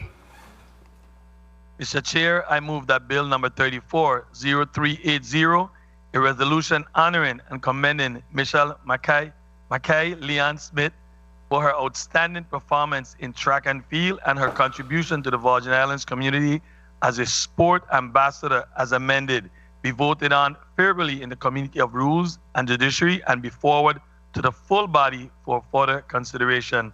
I so move. Properly moved by Senator Johnson, seconded by Senator Whitaker and Senator Francis. Roll call on bill number 34-0380 as amended. Senator Angel Bolkes Jr. Senator Bolkes, yay. Senator Novell E. Francis Jr. Senator Francis, yay. Senator Kenneth L. Gittins. Senator Gittins, yay. Senator Franklin D. Johnson. Yay. Senator Johnson, yay. Senator Carla J. Joseph. Senator Joseph, absent. Senator Milton E. Potter. Yes. Senator Potter, yay. Senator Genevieve R. Whitaker. Senator Whitaker, yay. Mr. Chair, we have 6 yay, 1 absent. Thank you very much, Madam Clerk. Colleagues, bill number 34-0380, a resolution honoring and commending Michelle Micah Leon Smith for outstanding performance in track and field and her contributions to the Virgin Islands community as a sports ambassador, as amended, has been favorably considered by the Committee on Rules and Judiciary and will be forwarded to the full body for further consideration.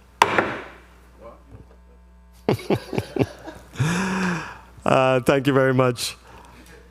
Madam Clerk, can you please read the item? Well, before we do that, we're going to ask our testifiers. We're going to give them an opportunity, Ms. Tadman as well as the Smiths. We're going to give you all an opportunity to just give us your closing statements. 30-second wrap-up.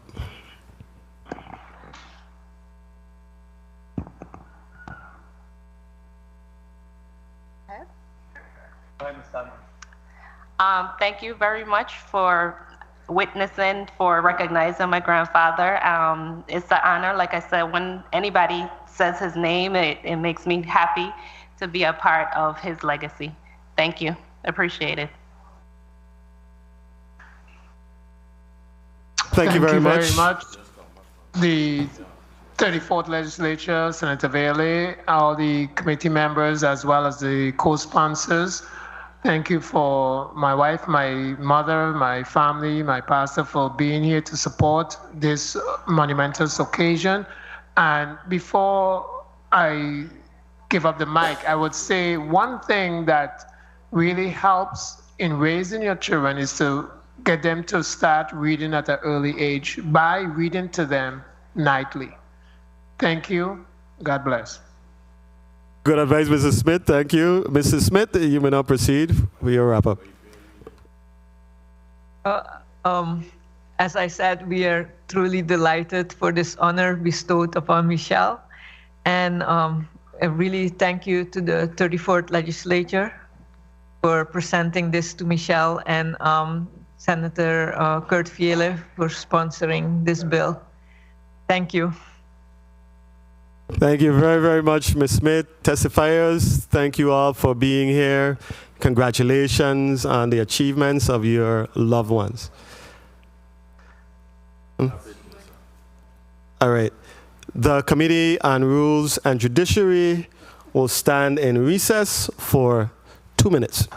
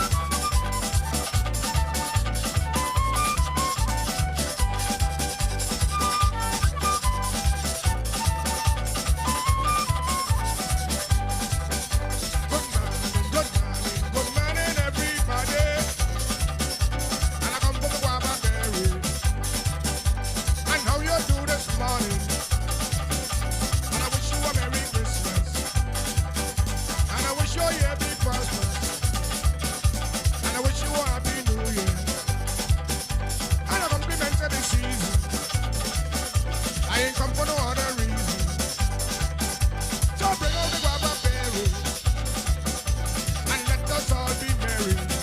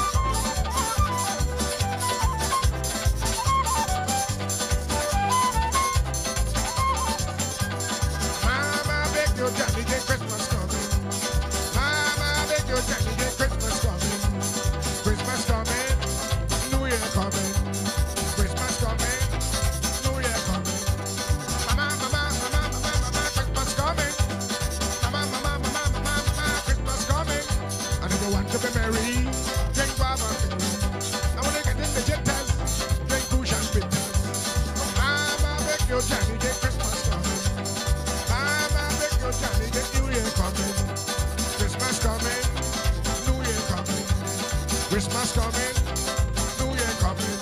So mama, beg your Johnny, get Christmas coming. Mama, beg your Johnny, get New Year coming. And if you want to be merry, drink guava berry. And when you get in the jitters, drink crucial bitters.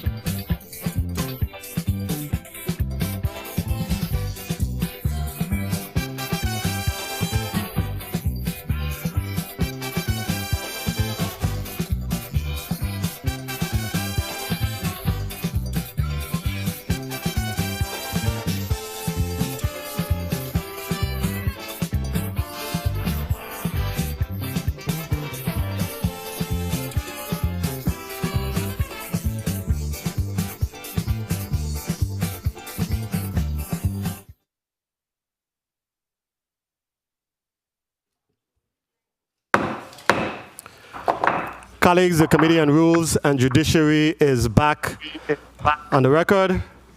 Madam Clerk, before you read the agenda into the record, we're going to just explain that block number 7, which contained Bill number 34-0343, or block number 6, I'm sorry, which contained Bill number 34-0343, was held in committee, and that was the only item in the block. So, Madam Clerk, can you read block number 7 into the record?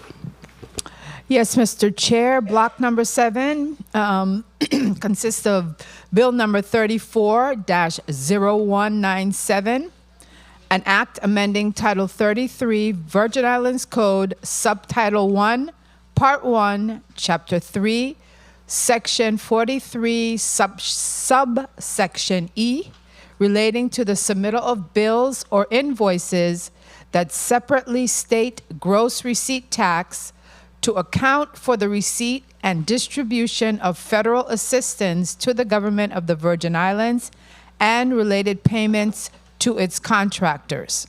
Sponsored by Senators Marvin A. Blyden and Genevieve R. Whitaker. Bill number 34-0211, an act amending Title 19, Virgin Islands Code, Part 6, Chapter 62, Code relating to noise pollution to augment its enforcement. Sponsored by Senator Novell E. Francis, Jr. Bill number 34-0232, an act amending Title 20 of the Virgin Islands Code, Chapter 3, Section 42, relating to the governor's initial report to the legislature on a long-range program for the construction and improvement of roads and highways throughout the Virgin Islands, to change the time and frequency for the governor to submit the report to the legislature, and to establish procedures and minimum standards for paving and constructing roads in the Virgin Islands and for other related purposes. Sponsored by Senator Javon E. James, Sr. Bill number 34-0265, an act amending Title 23, Virgin Islands Code, Chapter 10, by adding Subchapter 1A to establish the Office of Disability Integration within the Virgin Islands Territorial Emergency Management Agency. Sponsored by Senators Marvin A. Blyden, Genevieve R. Whitaker, Angel L. Bolquez Jr., and Alma Francis Heiliger. Bill number 34-0279, an act amending 19 Virgin Islands Code, Part 5, reconstructing, reclassifying, and adopting the first comprehensive Virgin Islands Behavioral Health Act to provide for services and interdepartmental coordination of agencies and organizations to provide a structure of support to individuals throughout the Virgin Islands who suffer from behavioral health challenges, to establish community behavioral health services, as well as to provide for the first comprehensive public behavioral health facility to treat individuals voluntarily and involuntarily who face behavioral health challenges, amending and repealing conflicting laws, and providing for other related purposes. Sponsored by Senators Novell E. Francis Jr. and Samuel Carrion, and co-sponsored by Senator Genevieve R. Whitaker. Bill number 34-0298, an act appropriating $300,000 from the Emergency Service Fund to the Department of Health, VITEMA, and the fire services for the purchase of equipment, professional services, and supplies necessary to provide, maintain, and improve the emergency mobile integrative healthcare program, sponsored by Senator Genevieve R. Whitaker. Bill number 34-0346, an act approving the lease agreement between the Government of the Virgin Islands and the Twin City Cricket Association, Inc., for REM parcel number 23 Estate VI Corp. VI Corp land, formerly known as Upper Bethlehem and Friedensburg, King Quarter, St. Croix, Virgin Islands, for a cricket facility and other related activities, sponsored by Senator Javon E. James Sr. Bill number 34-0383, an act appropriating $250,000 to the Department of Sports, Parks, and Recreation for the second phase of the Cruz Bay Playground Revitalization Project on Tract 01-132, 1300 Cruz Bay Creek, St. John, Virgin Islands, sponsored by Senators Angel L. Bolquez Jr., Marvin A. Blyden, Nobel E. Francis Jr., Alma Francis Heiliger, Carla J. Joseph, Milton E. Potter, and Janelle K. Saru. Bill number 34-0057, a resolution honoring and commending Jose Julio Martinez, better known as Papi Love, for his outstanding contributions as a radio talk show host, educating and entertaining the people of the Virgin Islands, sponsored by Senators Samuel Carrion, Genevieve R. Whitaker, Angel L. Bolquez Jr., and Franklin D. Johnson.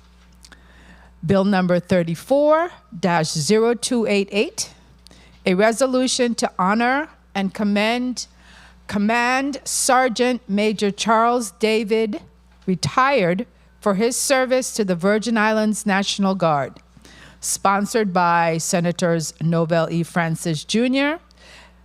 and co-sponsored by Senator Genevieve R. Whitaker.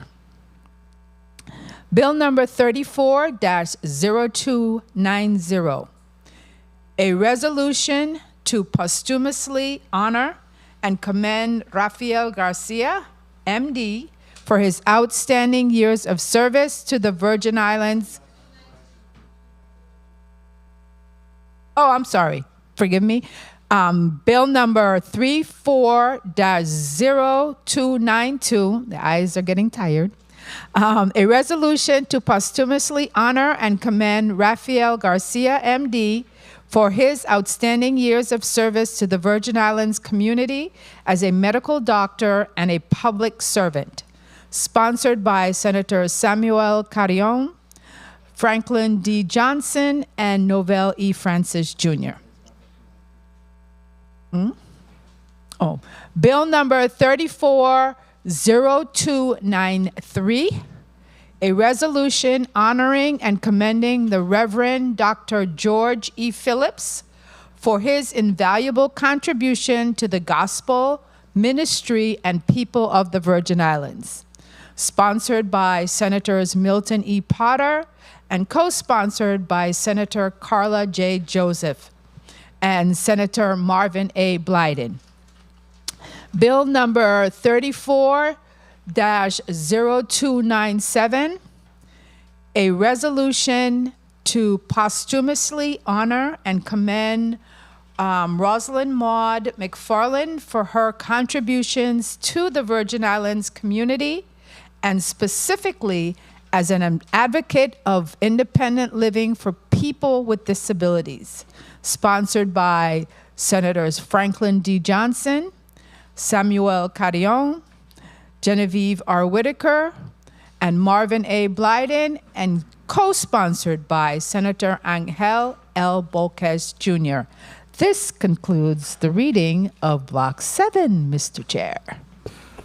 Thank you very much, Madam Clerk. We have a very extensive block. We're going to get through it one bite at a time. We're going to start with the first item, Bill number 34-0197. Who speaks to this bill? Senator Blyden, you're recognized for your introduction. Please recognize Senator Blyden's mic. Thank you. Thank you, Mr. Chair. Good evening again to my colleagues and the viewing and listening audience. I offer bill number, I'm the sponsor of bill number 34-0197, which basically deals with a path to maximizing the value of federal disaster assistance. The bill is an act amending Title 33 Virgin Islands Code, Subtitle 1, Part 1, Chapter 3, Section 43, Subsection E, relating to the submittal of bills or invoices that separately stage the gross receipt taxes to account for the receipt and distribution of federal assistance to the government of the Virgin Islands and related payments to its contractors. I have a slide. So Mira, can you please put up the slide so I can proceed with my introduction? PowerPoint. Next slide, please. Next. Understanding bill number 34-0197. What does the legislation do? The legislation allows GRT to be itemized on invoices in specific situations for federally funded projects. The legislation brings an immediate benefit to the GVI of $3 million with additional revenues going forward. Why do we need this legislation? FEMA will not reimburse vendors for GRT paid to the government of the Virgin Islands without an itemized invoice. Virgin Islands law forbids itemization of GRT on invoices except for vehicle purchases. This bill fixes that problem by allowing GRT itemization on contracts that require itemization of pass-through costs. Next. Will the legislation reduce gross receipt tax collections? No. The proposed legislation will not reduce GRT collection. The proposed legislation could increase GRT collection. GRT will continue to be automatically deducted from any payments made to vendors per Bureau of Internal Revenue guidelines. Next. One example, there's a flow chart for bill number 34-0197, which shows currently how most bills are padded bills. Say, for instance, you have $50 million GRT automatically paid to the government of the Virgin Islands. This is an example of $1 billion contract. If the bill is passed, you will have more accurate bidding. You'll have the $50 million gross receipt automatically paid to the government of the Virgin Islands, but the federal government will reimburse $50 additional million to the vendor, and the government of the Virgin Islands seeks to collect additional revenue of some $2.5 million. Next. How will bill number 34-0197 benefit the territory? The government of the Virgin Islands, first of all, will immediately benefit $3 million gross receipt tax revenues. It will reduce overbilling going forward, over $20 million in additional revenues in the next, say, 5 years, based on disaster relief and hazard mitigation funds, and more honest contractors will be encouraged to bid. Local contractors and subcontractors will immediately benefit some $5 million in reimbursement, and going forward, potentially over $100 million in the next 5 years when it comes to reimbursements. And finally, the VA economy and workers due to the multiplier effect, hundreds of millions of dollars will circulate in the VA economy, creating jobs and business opportunities moving forward. Next slide, please. Does bill number 34-0197 create an unusual practice? The federal government reimburses contractors for many pass-through costs, including some travel, security, real property rental, and state tax paid. Because of our local laws, the VI is the only jurisdiction in the U.S. where federal contractors cannot be reimbursed for state taxes paid. VI law requires the itemization of GRT on invoices for vehicle purchases. This ensures that car buyers knows exactly what they are paying for. Bill number 34-0197 will establish the same transparency for federally funded contracts. If transparency is important for a transaction of 15 to 50K, it's much more important for transactions that may involve billions of dollars. Next slide, please. Does Bill number 34-0197 comply with federal and local laws and regulations? An analysis performed by the Legislature's Office of Legal Counsel found the following regarding Bill number 34-0197. It will not violate any federal laws or regulations. It would not constitute unconstitutional special legislation. It will not violate equal protection of the law, and it would not render Virgin Islands gross receipt tax laws discriminatory or otherwise unlawful or against public policy. And final slide. What happens if we do nothing? Close out of contracts delayed, local contractors waiting for payment. Contractors and subcontractors may pursue legal action for breach of contract. Honest, capable contractors will hesitate to bid because they don't want to face this terrible choice, whether take the 5% bidding or pad the books. The government of the Virgin Islands will lose $3 million in revenues this year alone and tens of millions in years to come.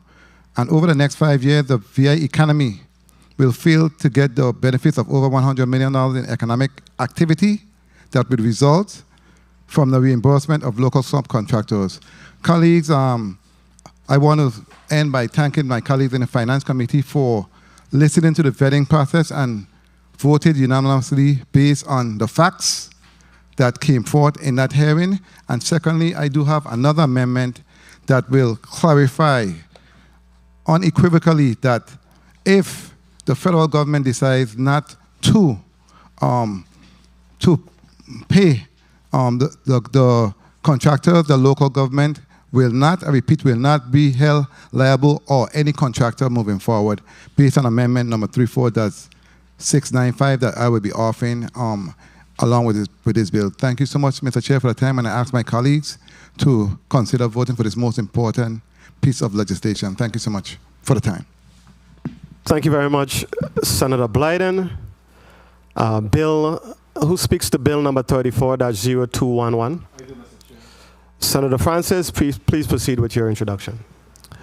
Thank you very much, Mr. Chair. Mr. Chair and colleagues, thank you for the opportunity to speak on bill number 34-0211. This bill is the result of meetings with the car audio enthusiasts, participation in town hall hosted by DLCA, meeting with the community organization, and years of effort to draft a noise pollution control legislation that is clear, effective, and easier to enforce. During my years at the Virgin Islands Police Department, I saw firsthand the existing noise pollution statute is difficult to enforce, especially if it required sound meters and they're not available. What is noise? Ask 10 people and you'll get 10 different answers. Bill number 34-0211 offers a better definition of noise than what is in the existing statute. Noise is sound that is created or controlled by human activity from one or more sources that is heard by an individual. Ultimately, it is a sound that an individual does not wish to hear. Bill number 34-0211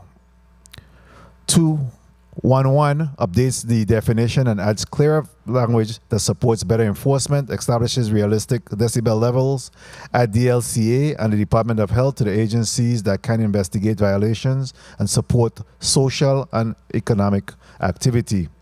I'm sure that there are people in our community who will say that noise is not an issue. However, for others, it is a daily thorn in their sides. It affects their lives, their ability to enjoy their homes, and even to get a good night's rest. My objective in offering bill number 34-0211 is simple: to make the noise pollution statute easier to enforce and provide fair and reasonable guidelines that allow everyone to enjoy their quality of life. We can't write legislation that speaks to every situation, but through rules and regulation and enforcement, we can address this critical concern. At the appropriate time, I'll be offering an amendment, which is Amendment Bill number 34-861, which does the following. It expands the definition of motorcycles from 3 to 4 tires, adds language to restrict speakers from being placed in car windows, makes T40, Title 40, Section 464, which relates to the horns and mufflers applicable to all areas. In accordance with requests made by representatives of the car clubs and to provide a space for audio testing, we are also recommending that VIPD approve a suitable space in an industrial area and establish rules and regulation for operation and access. Thank you to everyone who worked hard to get this legislation right, and to my colleagues, I ask for your support for this very piece of legislation that is, as indicated, is vexing to some, and to others is certainly not a problem. But those individuals that's impacted and affected by it will give the law enforcement some teeth in being able to enforce this matter. Thank you very much, Mr. Chair, for the time. Thank you very much, Senator Francis. Who speaks to Bill number 34-0232? Senator Bolkes, you may proceed with your introduction. Thank you, Mr. Chair. And colleagues, I offer Bill number 340232, an act amending Title 20, Virgin Islands Code, Chapter 3, Section 42, relating to the governor's initial report to the legislature on a long-term program for the construction and improvement of roads and highways throughout the Virgin Islands, to change the time and frequency for the governor to submit the report to the legislature and establish procedures and minimum standards for paving and constructing roads in the Virgin Islands for other related purposes. As we know that our roads and highways have always been a subject of contention when it comes to the population and how we pave our roads and how long they last. There are some changes to the bill. There is an amendment which is striking out portions of the bill that were discussed in the Committee of Government Operations, whereas the needs of the Department of Public Works were addressed. And I believe after the amendment is made that we'll have a bill that would be worthy of moving forward. I will say that to the prime sponsor of the measure, I believe that this is a great initiative for moving forward with our roads and highways here in the Virgin Islands, and I'm looking forward to your considerable favorable vote at the appointed time. Thank you, Mr. Chair. Thank you very much, Senator Bolkes. Who speaks to Bill number 34-0265? Senator Blyden, you may proceed with your introduction.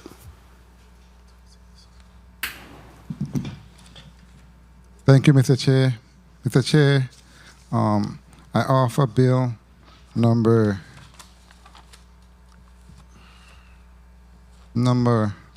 sorry, let me put on my glasses.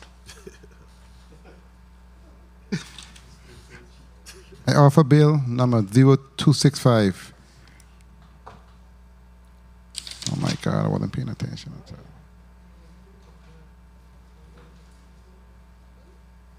0265, an act amending Title 23 Virgin Islands Code, Chapter 10, by adding Subchapter 1A to establish the Office of Disability Integration within the Virgin Islands Territorial Emergency Management Agency, sponsored by myself, Senator Genevieve Whitaker, Angel Bolkes Jr., and Alma Francis Heidegger.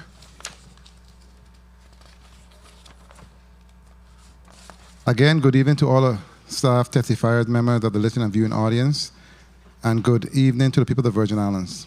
It's my pleasure to bring forward Bill number 34-0265, an act amending Title 23 Virgin Islands Code, Chapter 10, by adding Subchapter 1A to establish the Office of Disability Integration within the Virgin Islands Territorial Emergency Management Agency. This measure will create a unit within VITEMA whose purpose is to ensure that the needs of persons with disabilities are taken into account and addressed in all stages of disaster planning, preparation, response, and recovery. I ask you to consider the following facts. People with disability are 2 to 4 times more likely to be injured or die in a disaster. During a disaster, people with disabilities encounter barriers accessing disaster services, including emergency notification, evacuation, sheltering, and response. These barriers are not due to a person's disability or aging, but of the failure to include disability and aging communities in disaster planning, response, recovery, research, and oversight.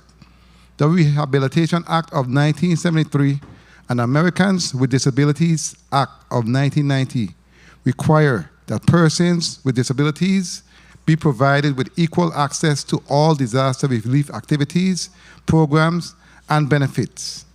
And according to a 2019 General Accountability Office report, states, territories, localities, and non-for-profits reported challenges in providing assistance to individuals who are older or have disabilities following the 2017 hurricanes, particularly in critical areas such as obtaining food, water, medicine, and oxygen. Simply put, this is unacceptable. As a government, we have a legal responsibility and a moral obligation to make sure that all residents, especially our most vulnerable, have access to help when they need it. Establishing an Office of Disability Integration will address this problem by helping to ensure that Virgin Islands residents with disabilities can participate in and benefit from programs and services during all phases of emergency management. I must add that this is especially important for persons who are also suffering from social vulnerabilities. Earlier this year, researchers from the University of the Virgin Islands and the Department of Natural Resources published a report called The Public Health Implications of Social Vulnerabilities in the U.S. Virgin Islands. They found that the pockets of economic and social vulnerabilities and the pockets of medical vulnerabilities were the same, and that the high level of poverty and social inequality in the territory makes measures such as these even more necessary. Mr. Chairman, I thank you for the time, and I urge my colleagues to support this most important measure. Thank you, Mr. Chair, for the time. Thank you very much, Senator Blyden. Who speaks to Bill number 34-0279? I do, Mr. Chair. Senator Francis, you may proceed with your introduction. Thank you very much, Mr. Chair. Bill number 34-0279 is being sponsored by Novel E. Francis Jr. and Samuel Carrion, and co-sponsored by Senator Genevieve R. Whitaker. It's the first comprehensive Virgin Islands Behavioral Health Act. And Bill number 34-0279 is a long overdue response to a genuine crisis in our community. A crisis that is decades in its making and one that affects us all in this community. We are all suffering from the lack of mental health treatment facilities for the people in crisis, the absence of mental health professionals serving public facilities and educational institutions, the exorbitant drain on our budget from the patients being sent off island for semi-permanent care, more than $20 million per year, the crisis of homelessness and untreated addictions on our streets, the potential for violence from untreated mental illness in our community, the absence of quality mental health care for adolescents and vulnerable population. This bill addresses the crisis through a multi-pronged approach that consists of the following: consolidating and replacing all of the piecemeal laws that address persons suffering from behavioral health challenges into one act. Construction and staffing of a facility to accommodate behavioral health care, both inpatient and outpatient. Allocation of hospital beds for mental health care in each district, and establishing protocols for patient care and clear procedures for addressing interventions by the Virgin Islands Police Department and involuntary detention and commitment. Establishing the community service need network to better coordinate follow-up care for individuals in need of mental health care. This bill has been carefully crafted by a Government House-led working group and further edited by my office with the input of all major stakeholders, departments, organizations, to include the Department of Health, Department of Justice, Health and Human Services, the Virgin Islands Police Department, JFL and Royal Leicester Snyder Hospitals, the National Alliance of Mental Illness, NAMI, Islands Therapy, Public Defender's Office, and particularly the working group, the work of Senate Judge Willocks, who, as someone with vast perspective of mental health crisis from his decades in the legal system, has spearheaded the urgency of this response to the mental health crisis. The urgency of addressing mental health crisis in our territory increases day by day. Data on adolescent struggles with mental health since the pandemic began are startling.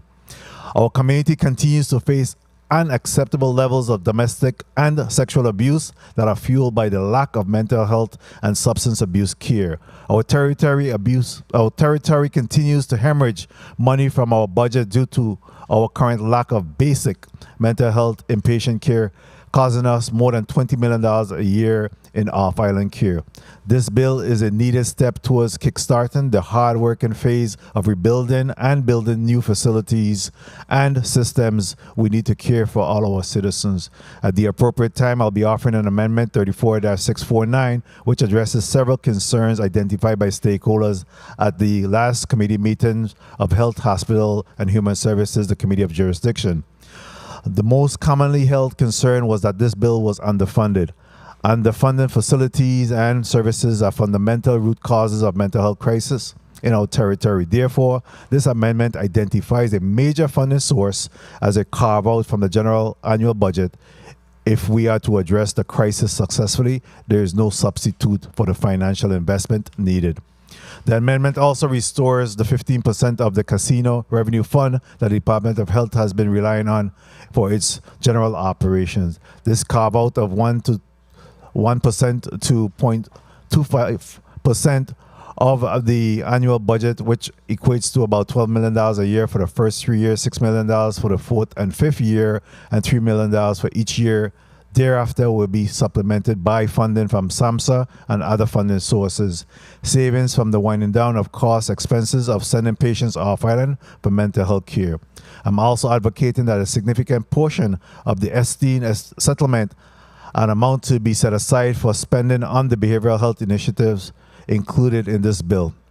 Of all the ways to spend $100 million, spending on mental health services and facilities seems to be most logical response to an untold amount of mental anguish that Epstein and his associates cause on women and girls right here in our territory.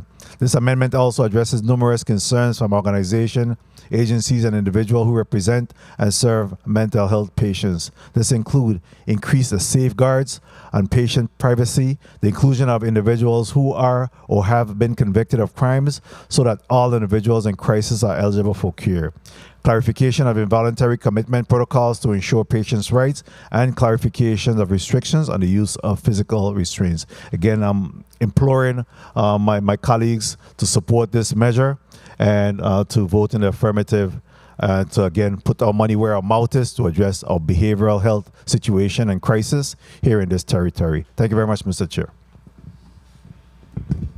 Thank you very much, Senator Francis. Who speaks to bill number 34-0298? Senator Whitaker, you may proceed with your introduction. Thank you, Chairman. Good evening, colleagues, and I'm offering bill number 34-0298, a bill, an act appropriating $300,000 from the Emergency Services Fund to the Department of Health by Team and the Fire Service for the purchase of equipment, professional services, and supplies to provide, maintain, and improve the Emergency Mobile Integrative Healthcare Program. As I shared previously in offering this during the Committee of Finance hearing, a quote by Melis Zenawi: "When you have an emergency, there is the urge to do whatever it takes to see people get assistance." And this measure will assist us in moving forward with a program we once had. Over the time, we've actually scaled back from mobile health care, and this measure is in coordination with the Department of Health, is to restore a lot of those efforts. I'm, as a senator, my staff, concerned about elderly and just everyone, not just elderly, everyone who will need mobile health care at any point in their life. And because we're on an island, we must build a bridge to connect our public safety and their healthcare system that works and get the best possible results. In recent years around the country, Mobile integrative health has been growing. It's an innovative approach to how EMS, emergency management systems, works as a part of the overall healthcare system. Through this program, we will be able to prevent or reduce the need for intervention from 911 system and hospitals for patients with known diagnosis and ailments. It will provide personalized and flexible care for patients in an in-home setting. It would also provide an option for patients with decreased mobility to receive care for chronic illnesses, wounds, and other ailments in a manner that does not needlessly increase their risk of hurt and falls. Being hit by two powerful hurricanes, and I want to highlight Mrs. Jacqueline Greenwich Payne, who as a EMS was part of on her team, that in the impact of the hurricanes, it was a great need. And her team went out there and assisted so many. And it taught us that we were not prepared, actually. So ask yourself this, why wouldn't we want to bring primary care to patients who cannot travel, get to the hospital? Why wouldn't we want to be able to have a system where non-emergency patients can get assistance? Why wouldn't we want paramedics and physicians to help patients manage their chronic illnesses and constant hospital stays and clinic visits? The answer is simple. Here with your support colleagues, we're here to pass legislation that will be beneficial to the community, ensuring that our community gets the assistance that they need without putting a strain on our 911 system and hospitals. These are all essentials and should be a high priority. I have offered also an amendment, because through the committee process, which is a really important process where we get feedback, I got support from my colleagues to increase the amount from $300,000 to $500,000, as well as amending our budget bill to address the fact that we would also have to address the use of the funds, as well as the Department of Health getting an increase to ensure that this program, we establish it firmly and we continue to have a good program as administered by the Department of Health. I would like to again thank Commissioner Hussein Encarnacion, Commissioner of Department of Health, and Mrs. Jacqueline Greenwich Payne, LPN and PR Director for the State EMS Regulatory Office, for all of the diligence and work in working with myself and my staff in bringing this forward. And I also would like to also openly thank Senator Vealie as the chairman of the Committee on Finance in working with me also in offering the amendment, and all my colleagues for their support. So colleagues, I'm asking you humbly for the support for this measure, and I know that with an open mind, we can definitely support this effort and hope to improve the EMS system in the Virgin Islands. Thank you, Chairman. Thank you very much, Senator Whitaker, for introduction. Who speaks to bill number 34-0346? Senator Bolkes, you may proceed with your introduction. Thank you, Mr. Chair. I bring bill number 340346, an act approving the lease agreement between the government of the Virgin Islands and the Twin City Cricket Association, Inc. for REM.parcel number 23, Estate VI Corp Land, FKA Upper Bethlehem and Fredensborg, King's Quarter, St. Croix, Virgin Islands, for a cricket facility and other related activities. Approving this agreement will help to increase the opportunity of consumption spending of the people in the economy who spend tickets for matches, parking spaces, transportation, entertainment, food and beverage, vendor participation, and hospitality. Revenues from cricket, let alone sporting events, pour into many sectors of this economy, such as tourism, sports utility, and as well as our mainstream media. This leasing investment will also create economic growth and collaboration with our Caribbean brothers and sisters who will travel here to participate in the game of cricket. Need I say less? I believe that this is a win-win for cricket and sporting in the Virgin Islands. I look forward to your commendable, favorable votes on this measure on 34-0346. Thank you, Mr. Chair. Thank you very much, Senator Bolkes. Who speaks to bill number 34-0383?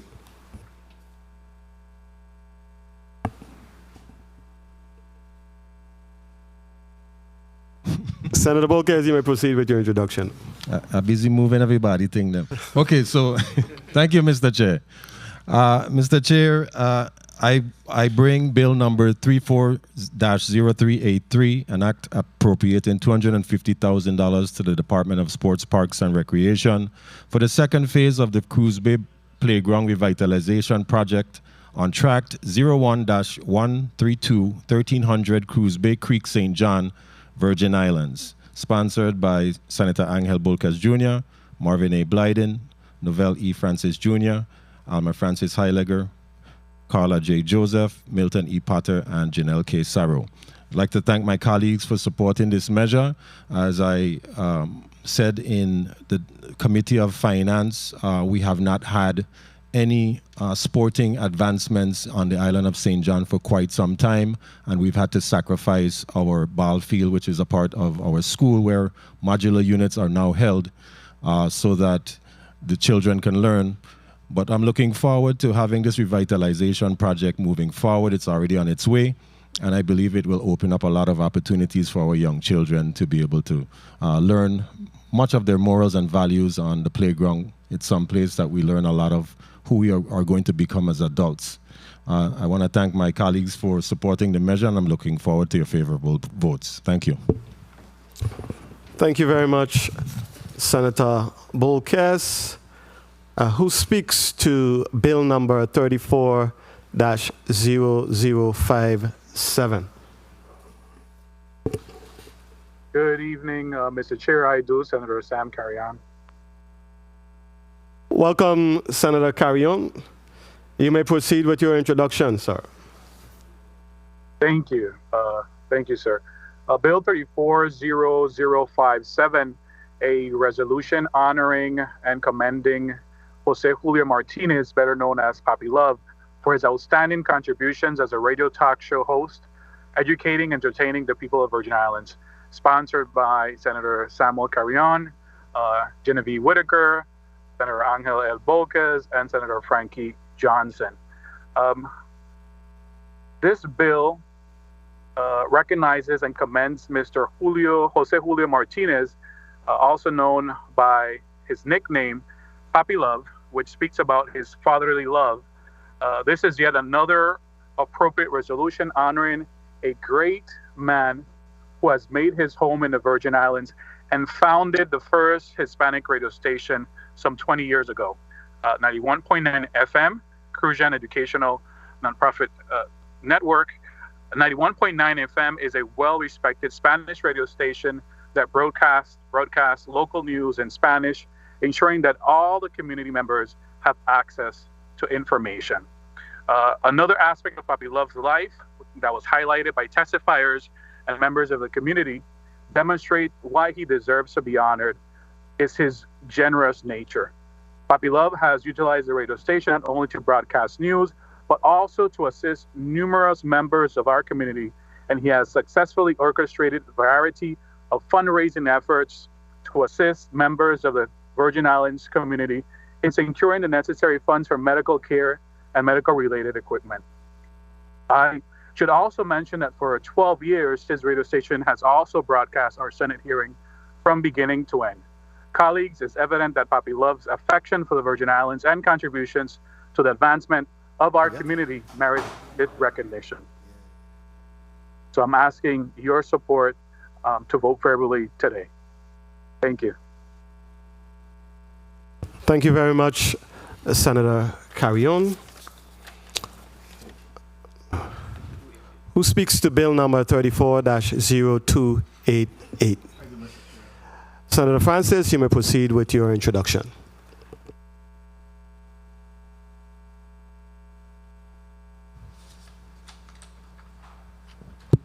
Thank you very much, Mr. Chair. Mr. Chair and colleagues, I offer bill number 34-0288, and thank you for the opportunity to speak on this bill, which honors Command Sergeant Major Charles David for his lifetime service to the Virgin Islands National Guard, involvement in the American Legion, and his contribution to the veterans of this territory.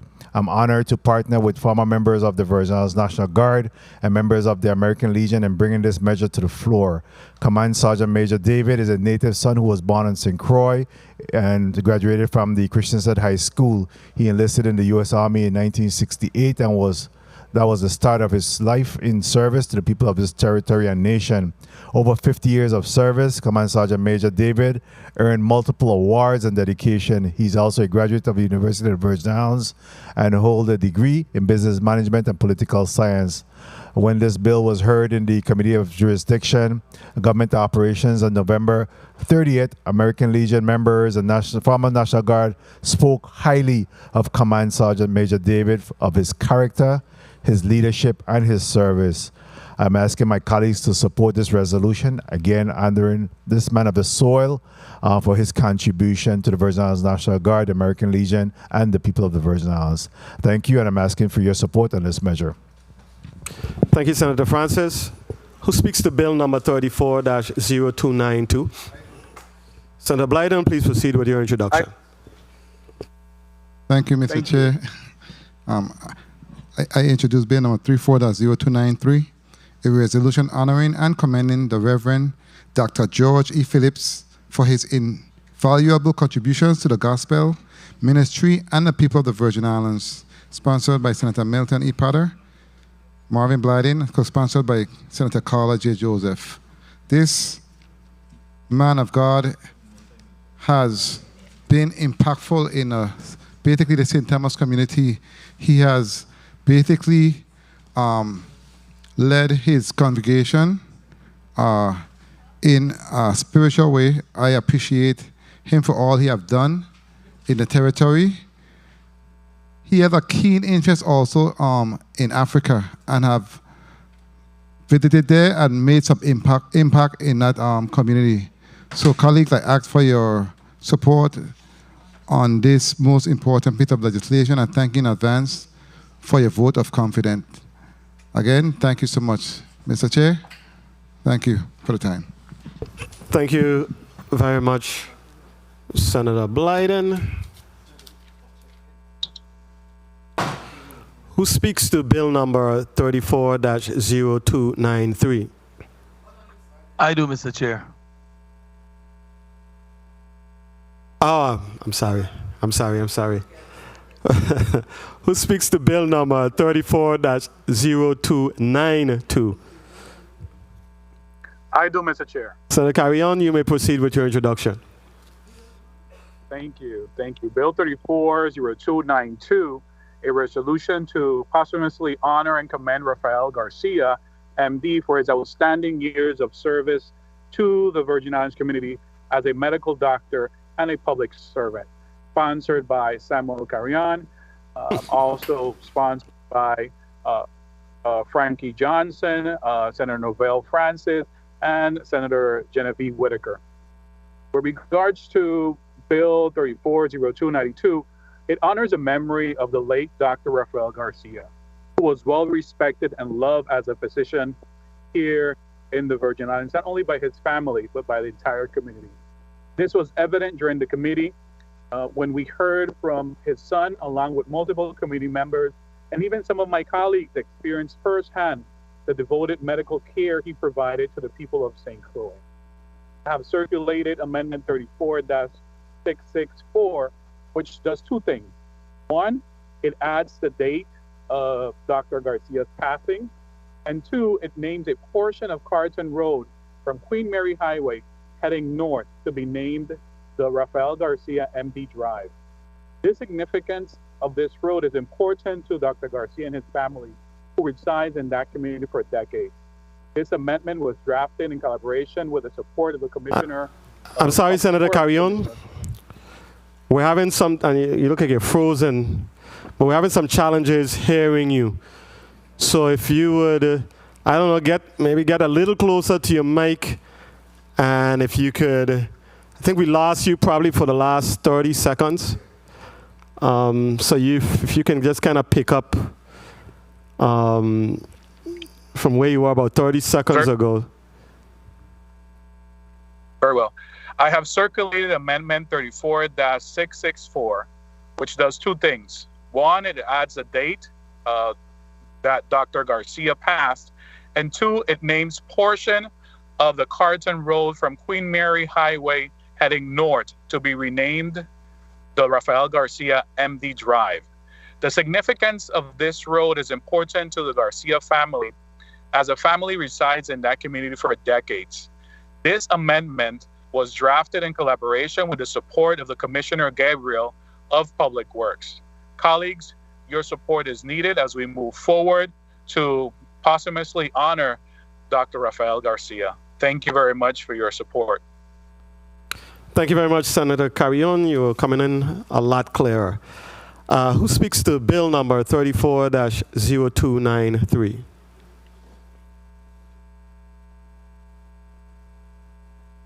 It's 93, then you just 97. Who speaks to bill number 34-0297? Okay. I do. Senator Johnson, please proceed with your introduction. Thank you very much, Mr. Chair. I rise to bring forth Bill number 34-0297, a resolution to posthumously honor and commend Rosalind Maud McFarlane for her contributions to the Virgin Islands community, and specifically as an advocate of independent living for people with disability.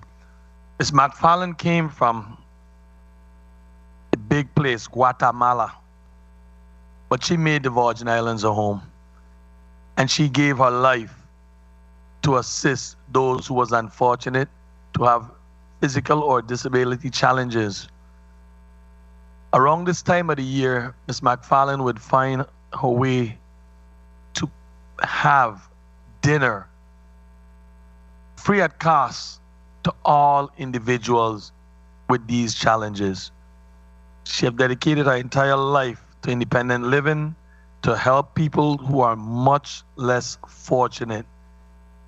And on days like these, around the Christmas and Thanksgiving season, you can see where she brings these people together from all three Virgin Islands.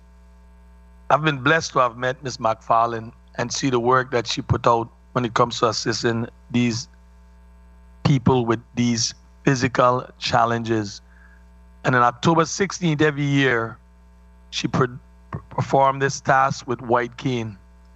It's a day that you honor people that are vision impaired, and you walk with them and show them how to cross the road. Every day she puts up a tent in Town of Frederiksted by the clock tower, and she allows them to have that opportunity to practice their walk and just show the people of this territory how serious it is who are passing with that vision challenge to cross the street. I ask for my colleagues to support this endeavor of Ms. McFarlane, honor a resolution that is most definitely awarded and rewarded to her. Thank you for your support in this endeavor. Thank you very much, Mr. Chair. Thank you very much, Senator Johnson. Colleagues, what was that? Senator Fred Gregory, you're recognized for your point of inquiry. Thank you, Mr. Chair. There was a PowerPoint that was shared earlier on bill numbers 34-0197. Through the chair, can we receive a copy of the PowerPoint? I don't see it on the drive or in any of the correspondence that we've been receiving. Senator Blyden, can you provide us with a copy of the PowerPoint? Thank you very much. Okay, colleagues, we're going to, we have a number of bills in this block. We're going to allocate 5 minutes. 5 minutes, you don't have to utilize the full 5 minutes, obviously. We're going to start with you, Senator Bolkes. You are recognized for your 5 minutes. Thank you, Mr. Chair. I rise in support of bill number 340197.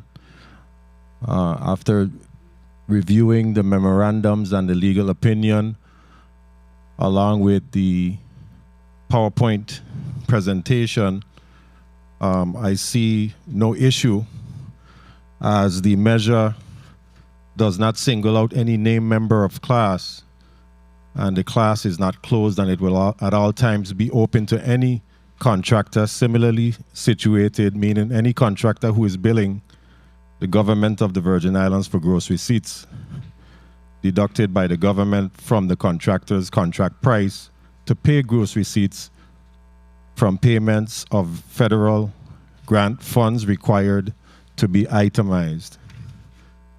It does not single out any individual or one or two corporations to receive a benefit while denying it to all other corporations similarly situated. I also rise in support of Bill number 34-0232, sponsored by Senator Javon James. I rise in support of Bill number 340265, Bill number 340279. Also rise in support of Bill number 340298, Bill number 340346, and Bill number 340383. Also rise in support of Bill number 340057, honoring Julio Martinez. Bill number 340288, Bill number 340292, Bill number 340293. Mr. Chair, I have no quarrels with any of the bills on this block, and I rise in support of all of them. Thank you for the time. Thank you very much, Senator Bolquez. Senator Francis, you're recognized for your 5 minutes. Thank you very much, Mr. Chair. I will be supporting most of the, if not all of the measures in this particular block. There are 13 such measures, and of course, I want to spend some time just again to reiterate, those measures that I'll be offering, which is noise pollution, something that has been in the book for quite some time, a rather frustrating issue for members of our community, especially our seniors, our police department, as well as DLC and Department of Health is inundated with a number of calls on a daily basis, especially on weekends, in respect to noise pollution. Throughout, we have had individuals in their vehicles at stoplights where the vehicle next to them has been blaring such music and impacted their pacemakers and their health devices and the like. So, that is a real issue in our community. And, when music turns to noise, then it becomes uncontrollable. It's no longer music. So again, we're not attempting to stop the music, but what we're talking about is noise, those loud, offensive sound that's being heard. And it's just not music, but the machineries, the motorcycles, all of those items that contribute to noise pollution, to include our seaplane at the wee hours of the morning that crank up, and we're getting calls from near and far in respect to that. Our comprehensive Virgin Islands Behavioral Health Act, this legislation has been around for quite some time. We have done a lot of work with the stakeholders and the Office of the Governor and all of the other entities in respect to bringing some semblance of reform to our behavioral health issues. We have heard this time and time again, and I'll tell you that we're making some inroads in being able to address this, and I'm asking for my colleagues' support on this endeavor. The recognition and commendation of Command Sergeant Major David is big. Again, for those individuals from the Virgin Islands National Guard, American Legion, have served with him and know of his contribution to that. The other measures that's before us, I will equally be considering. The Puppy Love resolution, certainly Dr. Rafael Garcia, Miss Rosalind Maud McFarlane and her contribution. If we don't honor these individuals, who will? A lot of times this body get beat up for the fact that we moved resolution honoring individuals in our community, but this is so necessary because in a number of years you wouldn't even know who they are as we continue to evolve as a population. So I will be supporting these measures, making sure that these individuals are honored and recognized for years to come. Again, Mr. Chair, thank you very much for the opportunity, and I'll be supporting most, if not all, of the measures in block number 7. Thank you. Thank you very much, Senator Francis. Senator Whitaker, you're recognized for your 5 minutes. Thank you, Chairman. I support all of the measures in this block.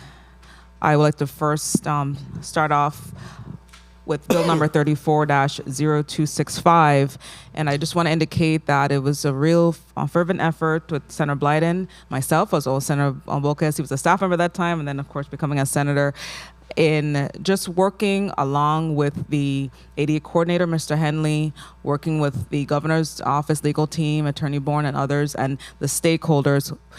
And I want to mention something that's really important that I indicated even as I engaged the Daily News over and the media, that one of the things that's really important about this disability integration unit is that it was a vision of the late Rosalind McFarland, for which who we are also honoring, led by Senator Franklin Johnson, a resolution I also support within this block. That it's so important that we that when advocates come to our office and they share information, that we work with them, and that's really it really stands out when we offer legislation in that regard. I'm a firm supporter. Bill number 34-0197, and really addressing a critical issue, as I joined with Senator Blyden in that the matter of the situation with our contractors, large and small, is that really and truly there were a lot of issues even in the process by which they went about. We went about the contracting process, but also specifically the procedure that our local laws speak to. And this measure really seeks to move forward an effort to especially support our small contractors who have been left out without payment for their services. Bill number 34-0298,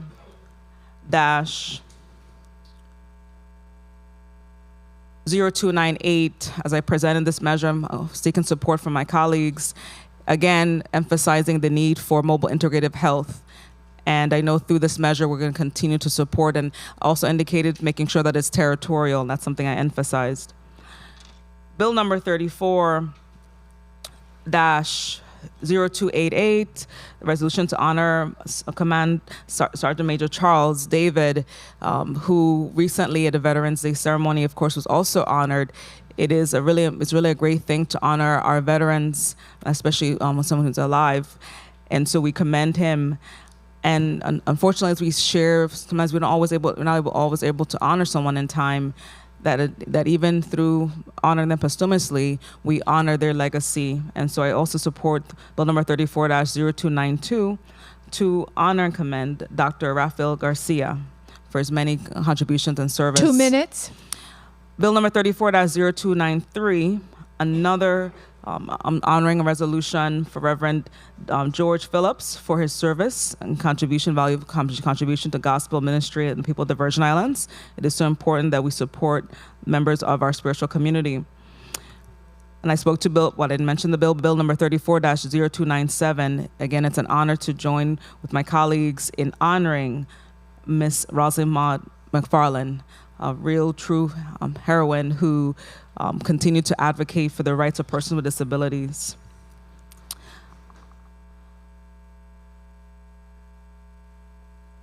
Bill number 34-0279, a real commendable effort. I really commend Bill's sponsor in working along with the administration in a real Herculean effort, a real tall order to bring about comprehensive changes to our behavioral health.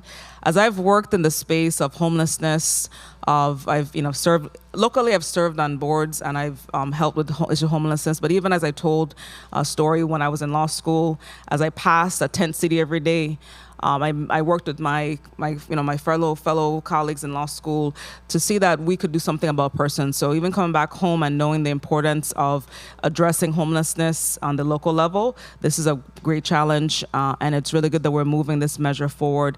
We have a lot of work to do. My big thing with the issues surrounding behavioral health and support for persons impacted, especially those who are also homeless, is that we have to do a lot more to support our local providers, our local nonprofits, our grassroots, because they struggle a lot in the receipt of local funding. And even when we do fund them through the legislative process, they are faced with challenges with getting the funds that they need.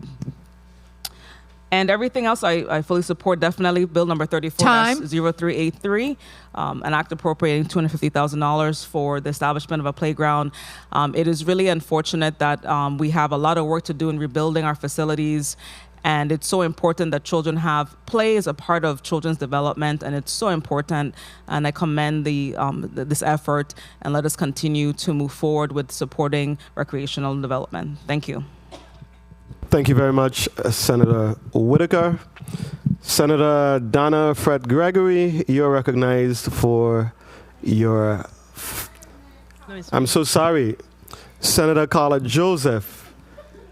Senator Joseph, I know that you departed and came back, so since you were not here, I just missed you, so my apologies. You're recognized for your 5 minutes. Thank you so much, Mr. Chairman, for reinstituting the proper order of things. I appreciate it deeply.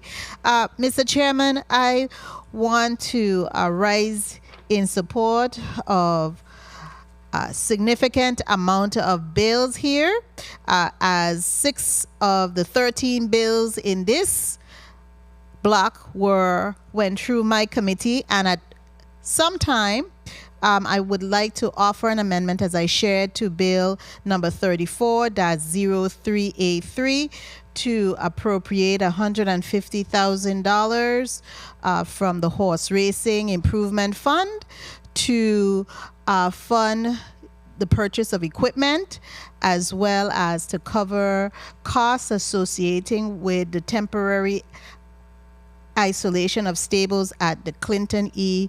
Phipps racetrack here in St. Thomas. I want to spend a significant amount of my time now to have a discussion relative to bill number 34-0197, because I think it's critical that we have this discussion, because this is not $1 million discussion we're having this evening, but $1 billion discussion. I have worked extensively for over a decade managing federal monies. And there is a uniform cost principles when you're managing federal money that must be consistent.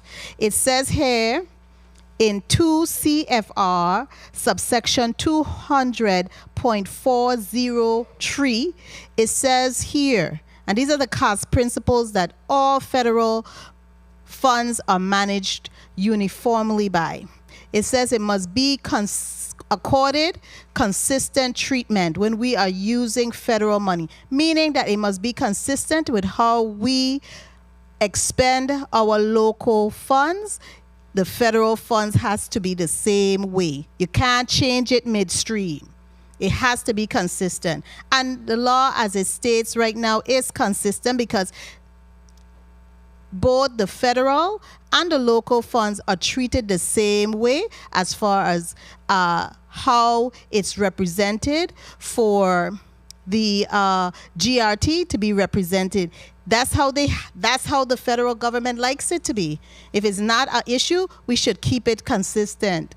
And the next issue is, it must be consistent with the policies and procedures that apply uniformly to both federally financed and other activities of non-federal, meaning our government. So it has to have that level of consistency and uniformity. If it doesn't have that, and it's right here in the CFR, we discussed this way back in April. If it doesn't have it, it's going to be a challenge. We are going to be in a litigation and having to put additional resources and divert resources to defend this act. Okay? And can we afford it? Again, I'm telling you, this is a $1 billion issue. It ain't no $1 million here. It's a $1 billion issue. And so I have deep concerns about it. And finally, because we have federal monies, we don't want to have and place our needs in our community at risk for not being met by the federal monies that we get. We don't want to undercut how much our people who have survived and been here during 2 Category 5 storms back to back, how much they have endured. And say we don't have enough money because we had to pay out and get contractors, construction contractors who knew from the inception this law that is in place now. So we don't want to put them at risk. We're putting them at risk. We're putting the services at risk. So I really have those concerns. And again, I'm putting on my former hat as a federal program manager, having received extensive training in the management of federal monies, to let you know that I have some deep concerns about this measure, Bill number 34-0197. I'm not going to take up more of my time, but I do ask your support of my amendment, and so that we could move forward. And I really appreciate your leniency with me, Mr. Chairman, and allowing me to speak in the order that I have been speaking in from the inception of today's meeting. Thank you kindly. Thank you very much, Senator Joseph. We will now proceed to Senator Fred Gregory. You're recognized for your time. Thank you, Mr. Chair. And this evening, I am compelled to weigh in on Bill number 34, that's 0197. Bill number 0197 is not about the legality, because we know that we received a legal opinion from our legal counsel office. Is about our moral compass. It is clear that Bill number 34, the 0197, is an attempt to subvert the judicial system in resolving a claim. By the author's admission, there is a contractual dispute, and the sponsor's admission, there is a contractual dispute. With contractual disputes, you either go to arbitration, mediation, or to trial in the court. Bill number 34, that's 0197, upends a system to resolve disputes for private concerns. This is a cheaper way out, as lawyers are in fact truly expensive. We are not elected to lobby for businesses. We are elected to lobby for the well-being of the people of this United States Virgin Islands. One of the reasons why I was elected was to use my voice. And this evening, I'm doing just that. We are elected representatives of the people, and we must do the people's work, and not the work of our attorneys in the territory, but the work of the people of the Virgin Islands.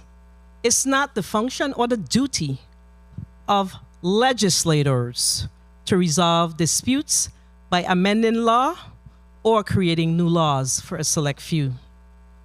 There's a newly circulated amendment, and it is further proof that this measure is not in the best interests of all Virgin Islanders. This amendment makes it clear that Bill 34-0197 is a measure brought forth for the mere purpose of resolving a dispute with two major big contractors that came here to the territory as a result of hurricanes Irma and Maria. As a matter of record, and by the sponsor's response to my concerns, because I wrote correspondence, a 2-page correspondence, which I authored myself. So for the record, I am the author, and I am able to represent myself as I wrote the correspondence that was sent to every single senator here. As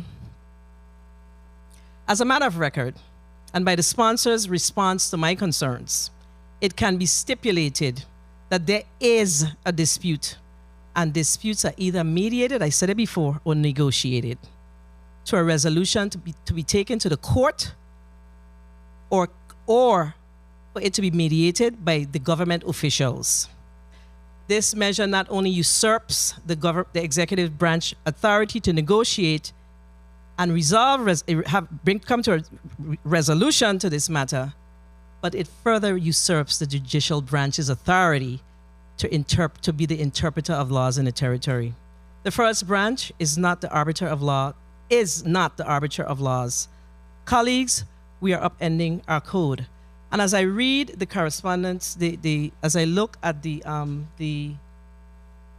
PowerPoint that was presented by my colleague, and there was conversation about the Virgin Islands being the only jurisdiction under the United States flag that the state taxes are not reimbursable. I am here to report to you that the U.S. Virgin Islands have local taxes. So we do not look like the contiguous of the United States. So in this instance, we cannot compare ourselves to the U.S. of A. Also, there is in the PowerPoint, there is note about padded bills. We do not have a system in place to address padded bills in this territory. None of us can say definitively how much per square foot to build a building for construction. None of us can truly say that, okay? We also made a comparison about GRT on invoices for vehicle purchases. That is not a good comparison. GRT on invoices for vehicle purchases, you pay it when you come. There's no reimbursement to the person who pays out that GRT. So I am not certain what it is that we are trying to accomplish here.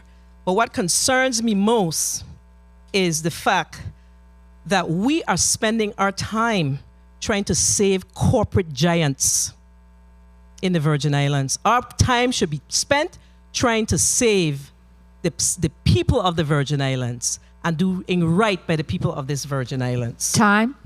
And I'm going to close there because I think I have said more than enough. So colleagues, I'm going to ask, I do not have a vote in this committee. I'm going to ask that you do right by the people of the Virgin Islands and you do not be mama-guide by this information that was shared with you and continue to be shared with us to ensure that big businesses that come here get exactly what they need to get and walk away smiling all the way to the bank because they have managed to mama-guide, not the legislature of the Virgin Islands. We are better for that. Thank you for the time, Mr. Chair. Thank you very much, Senator Fred Gregory.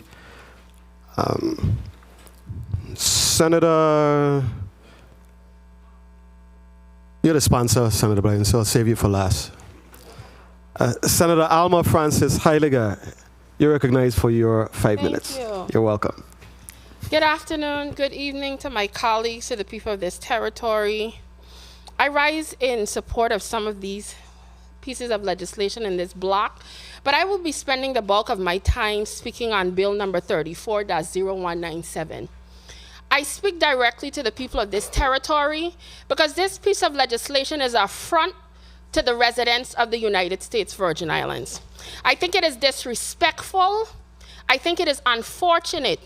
And the fact that anyone could come in front of this legislature and ask us to alter laws to ratify a contract, I am very, very disappointed that this is even within this institution.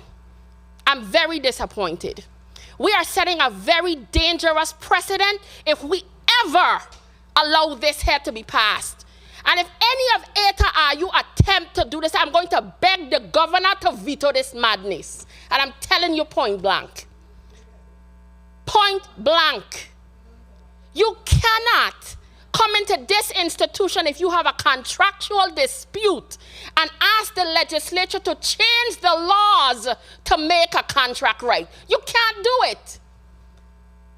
We are wrong for doing this.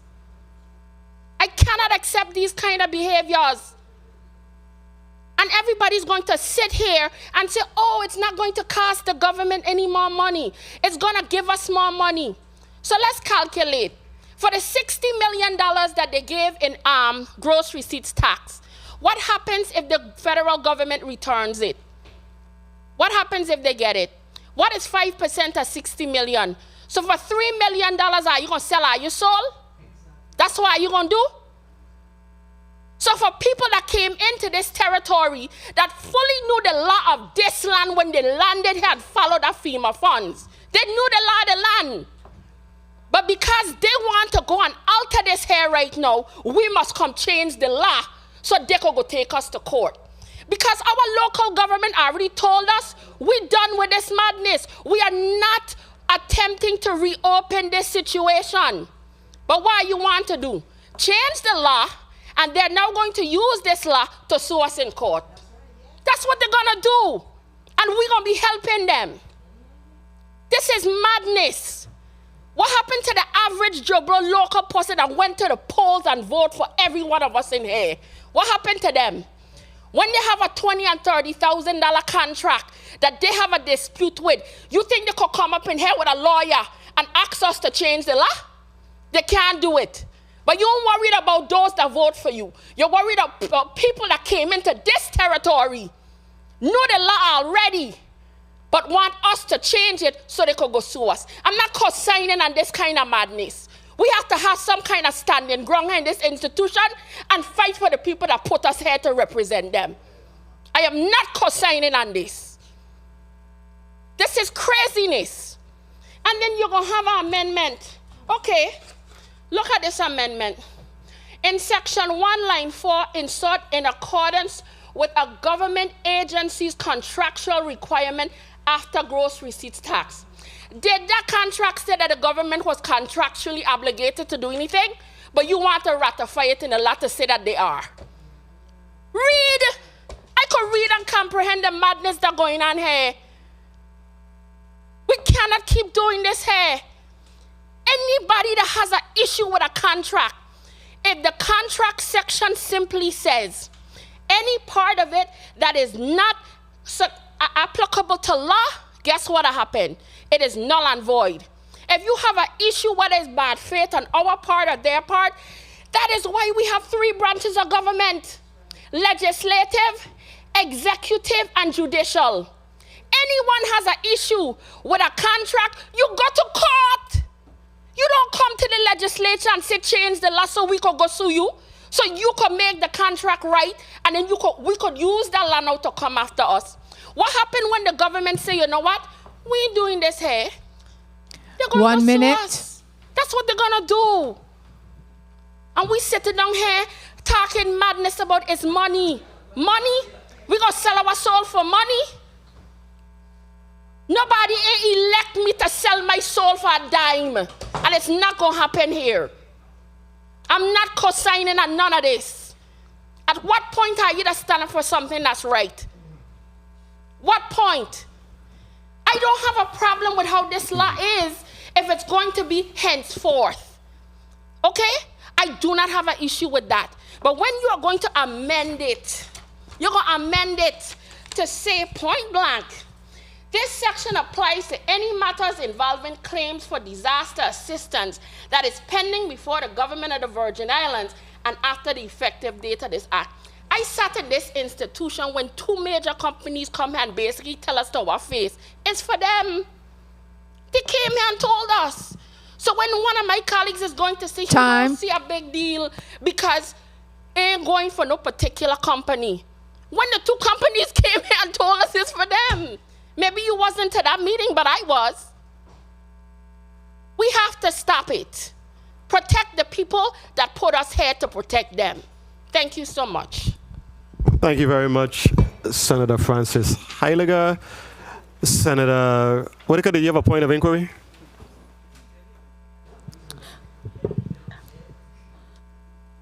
Point of inquiry to legal counsel. Through the chair to legal counsel. Point of inquiry regarding bill number 34-0197. Can you provide the conclusion as Senator Blyden asked for a legal opinion for bill number 34-0197? What was the conclusion of the request as to whether this violated any local or federal laws?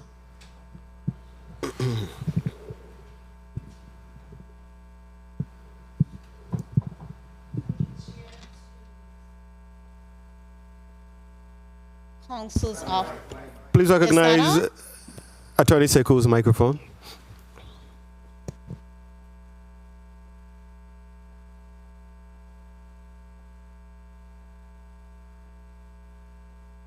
Through the chair to Senator Whitaker, the legal counsel's office had provided a legal opinion based on the questions asked. So I will read from that opinion, just a synopsis of what was stated. And it is to the Honorable Marvin A. Blyden, Senator 34 Legislature, from Yvonne Thobbs through Amos Cardy, Chief Legal Counsel. And the questions that were asked were whether bill number 340197 constitutes unlawful special legislation, whether the bill violates the equal protection clauses of the 14th Amendment of the United States Constitution and Section 3 of the Revised Organic Act of the Virgin Islands, whether the bill violates federal grant laws or regulations, and whether the bill renders gross receipts laws discriminatory or otherwise unlawful or against public policy. And the conclusion was that, and it was explained in a 23-page opinion. The synopsis is that bill number 340197 would not create any conflict with federal laws and regulations, would not constitute unconstitutional special legislation, would not violate equal protection of the law, would not violate federal grant laws and regulations, and would not render gross receipt tax laws discriminatory or otherwise unlawful or against public policy. So this opinion was based on the specific legal questions that were asked to the legal counsel. Now, the matters that are being discussed here are clearly the policy decisions, and there's some other issues that have been discussed, but I am talking about the 4 points that this legal opinion addressed. Okay. Senator Francis Heidegger, you recognize your point of information. I would like to put on the record, and I stated it before, I do not have a problem with that legal opinion. Based on the specific questions that were asked, I think it is perfectly in line with the original bill. And like I said, the original bill, if it stood without this amendment that opens the door for special interests, when that was written, if I recall, it was for the bill prior to the amendment. So don't put something out to the public. I don't understand what's happening here. Okay? If that amendment was not put in here, everything would have been fine with me, because from henceforward, we would have been able to itemize anyone with federal funds, and that would have been the end of it. But the minute you put in the amendment, it created a lot of chaos and special interest as far as I was concerned. Thank you very much.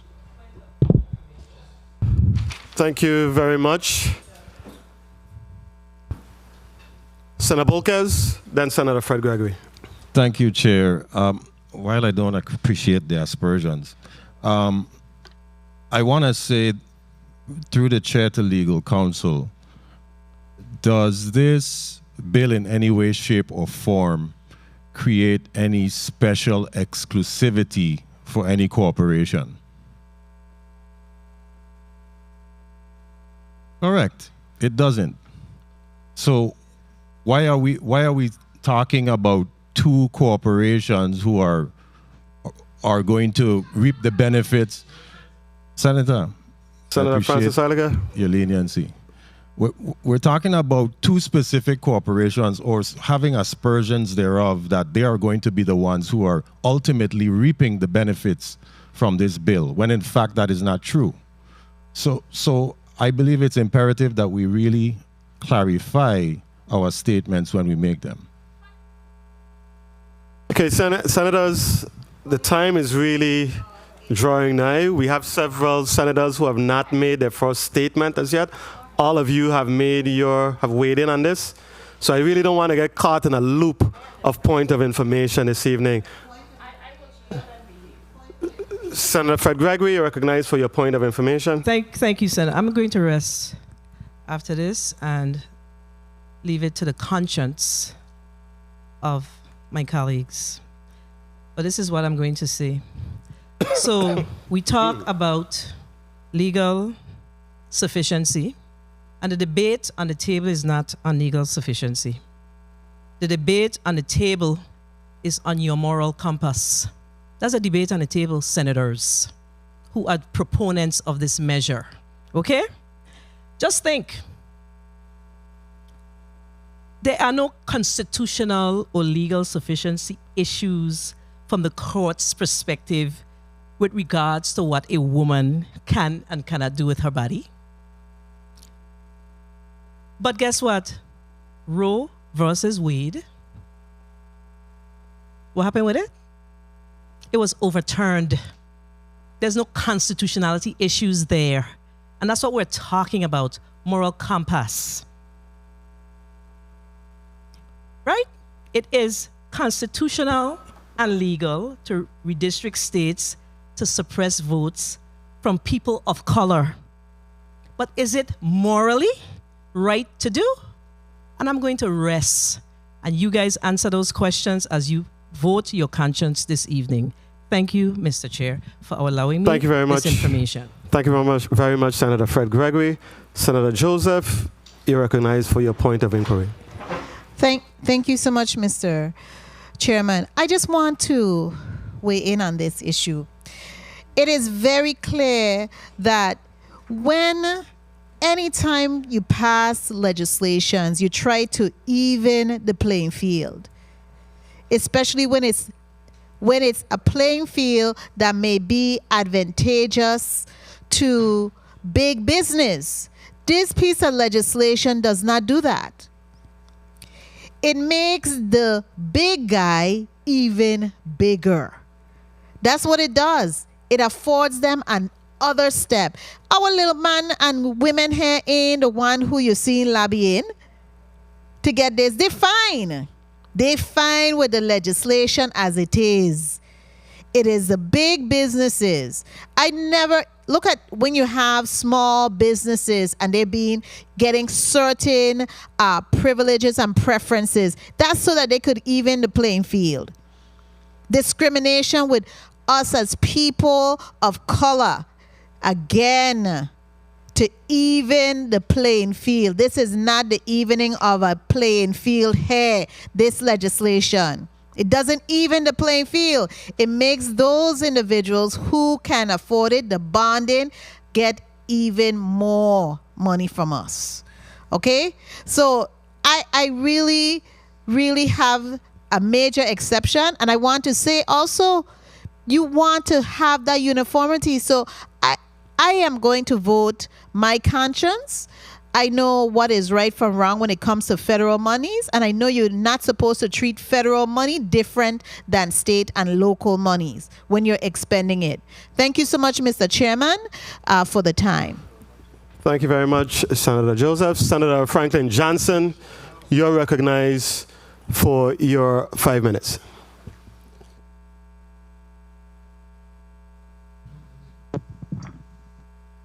Thank you very much, Mr. Chair. I'm going to be so generous with you. You gave me so much time today. At the appropriate time, I will be making my vote on these measures, and you could use the time elsewhere, Mr. Chair. I already decided how I'm going to vote. At the appropriate time, I'll cast my vote when that time comes. Thank you very much, Mr. Chair. I'm very impressed. Thank you very much, Senator Franklin Johnson. I'm going to leave the proponent of the bill for last.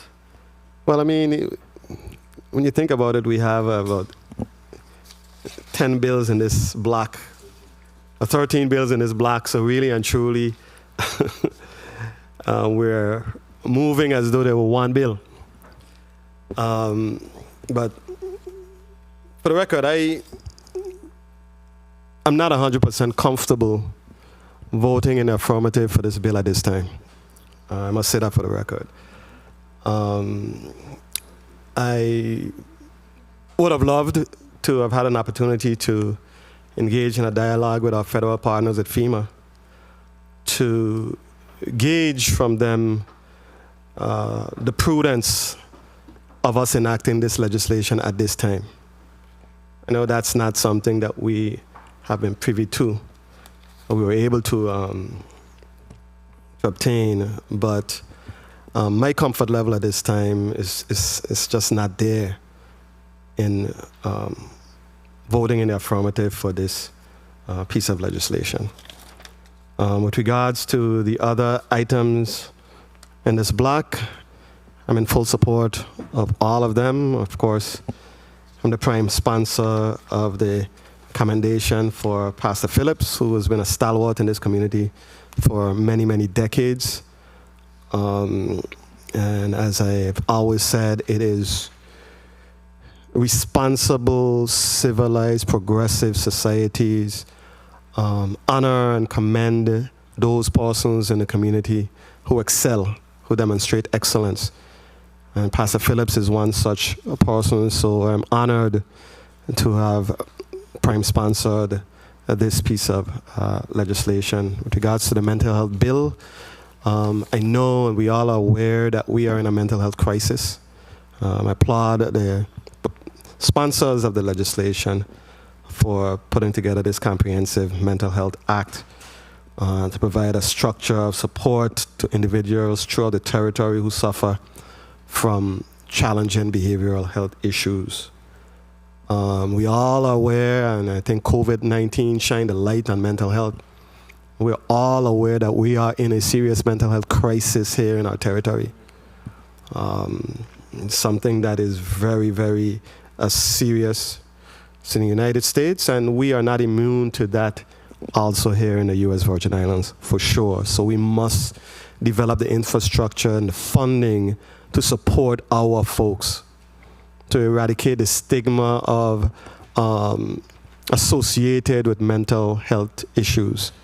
So this really opens the door for us to make some tremendous strides when it comes to mental health in the Virgin Islands. We still are going to have some of the challenges with recruitment and retention of mental health professionals.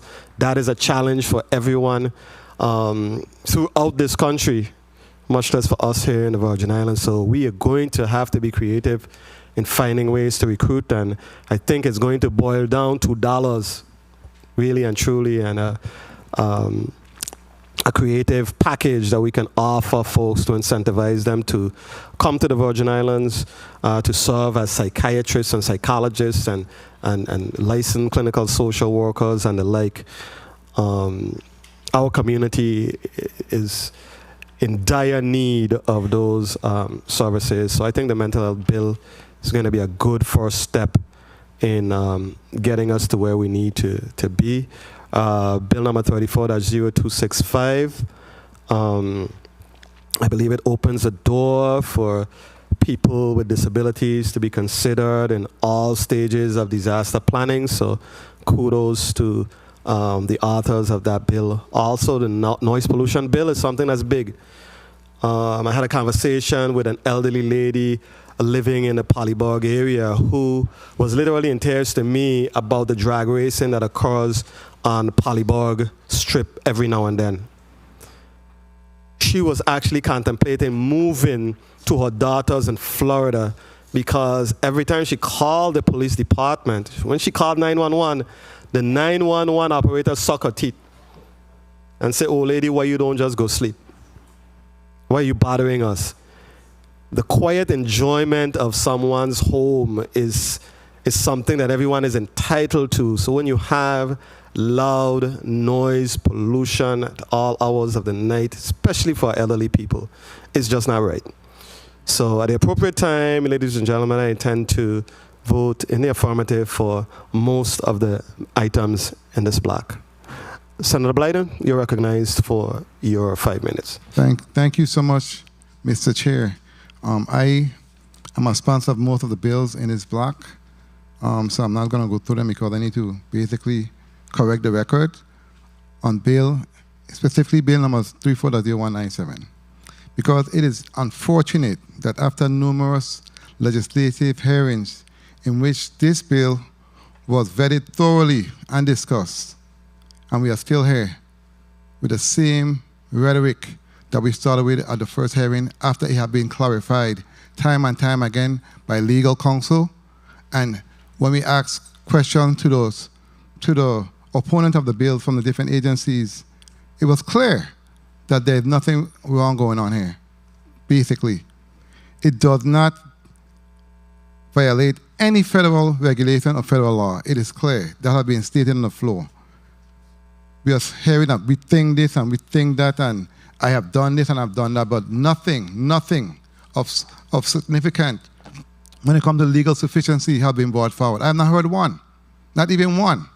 But yet still, here it is. We are so passionate talking about assumption on what we think and what we feel and where we have worked. I've worked with federal grants for many years also. For many years also. Worked with many contractors for many years also.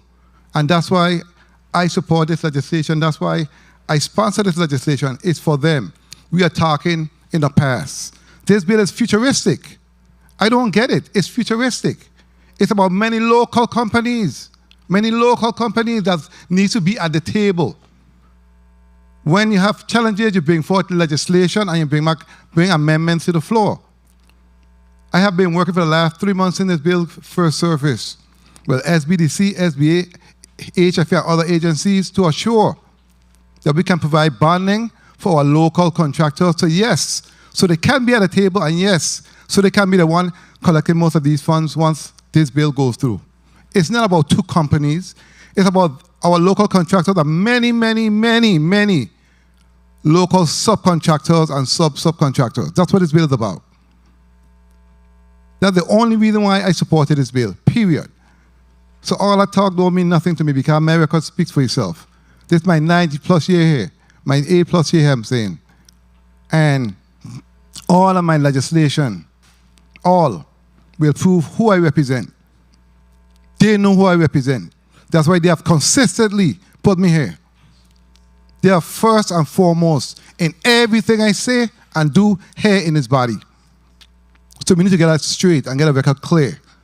That talk is cheap. Action speaks louder than words.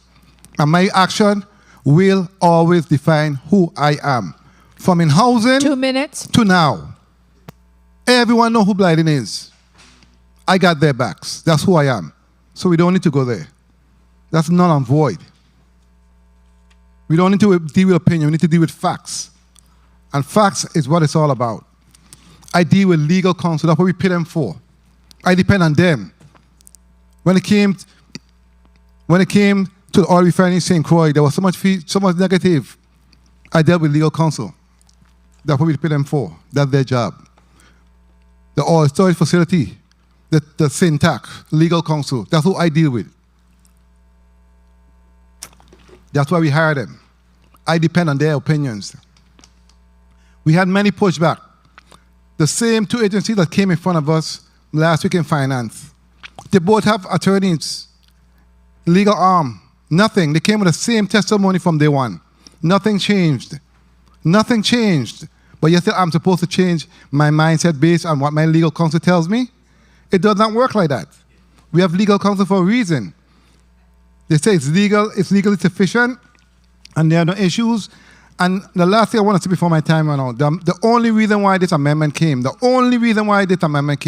because in the last hearing in finance, when my colleague on the other side, the first speaker, spoke, the same speech he gave today in respect to to us being sued, etc. I tell her, you have a point, let me bring an amendment to assure, to clarify, to make it absolutely clear that if by chance the federal government said that they are not reimbursing those agencies, we will not be sued or held liable, nor any of the contractors. That's what this amendment does. Period. That's the reason why the amendment came, because of the vetting process and what was said on the floor. That's why this amendment came, colleagues. That's the only real reason why this amendment came. So I can put them to the test. If they're serious, I can take away the amendment. You see what I'm saying? But at the same time, it will not protect us or the government or the contractors. So you know what? It's going to stay. Vote your conscience. I sleep at night. I know who got my back and who I got. The people of this territory. That's my special interest. In this case, the small contractors, the taxes that we can get as a result of this bill, and the after effect in terms of the trickling effect. So, Mr. Chair, I thank you again. I ask you to support this bill. Thank you so much. Thank you very much, Senator Blyden. Colleagues, I believe we've exhausted this round. Everybody had their opportunity to weigh in on these series of bills. So at this time, I am going to entertain motions or amendments.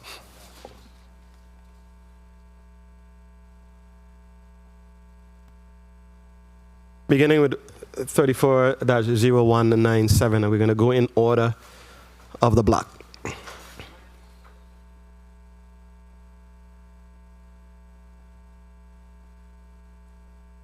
Amendment.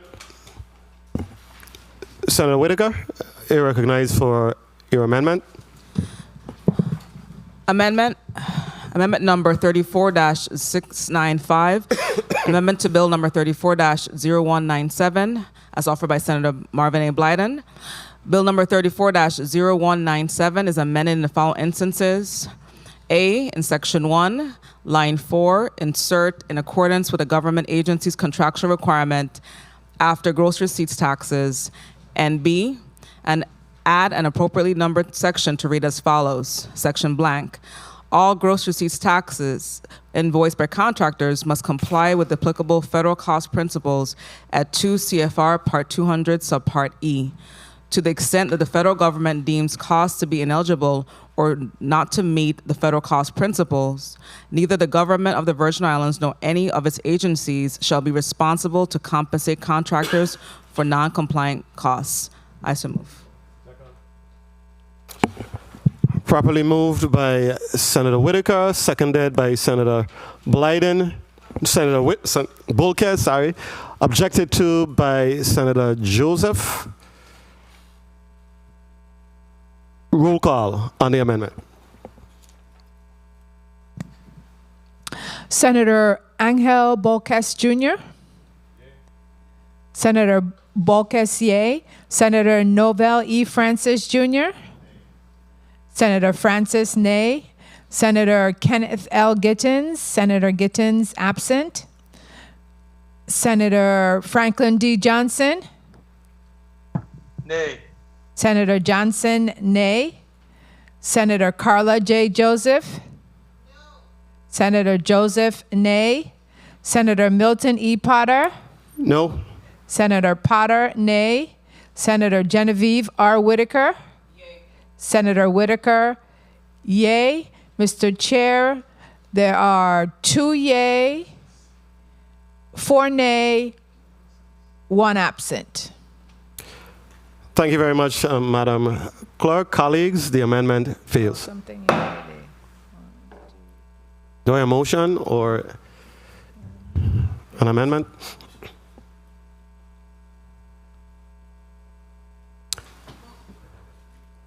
Is there a motion?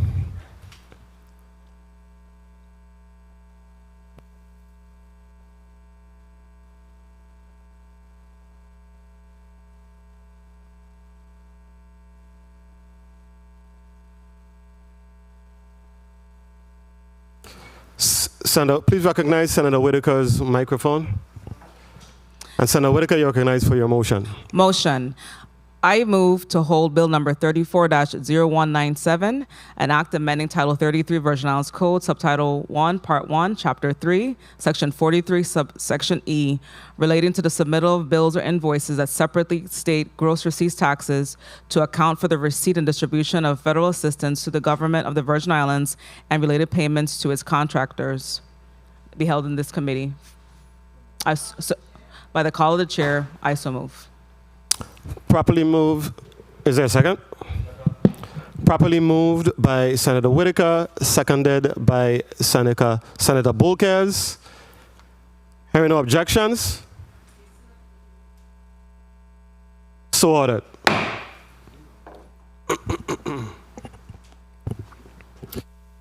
Is there a motion? We're moving to the next bill on the agenda, ladies and gentlemen.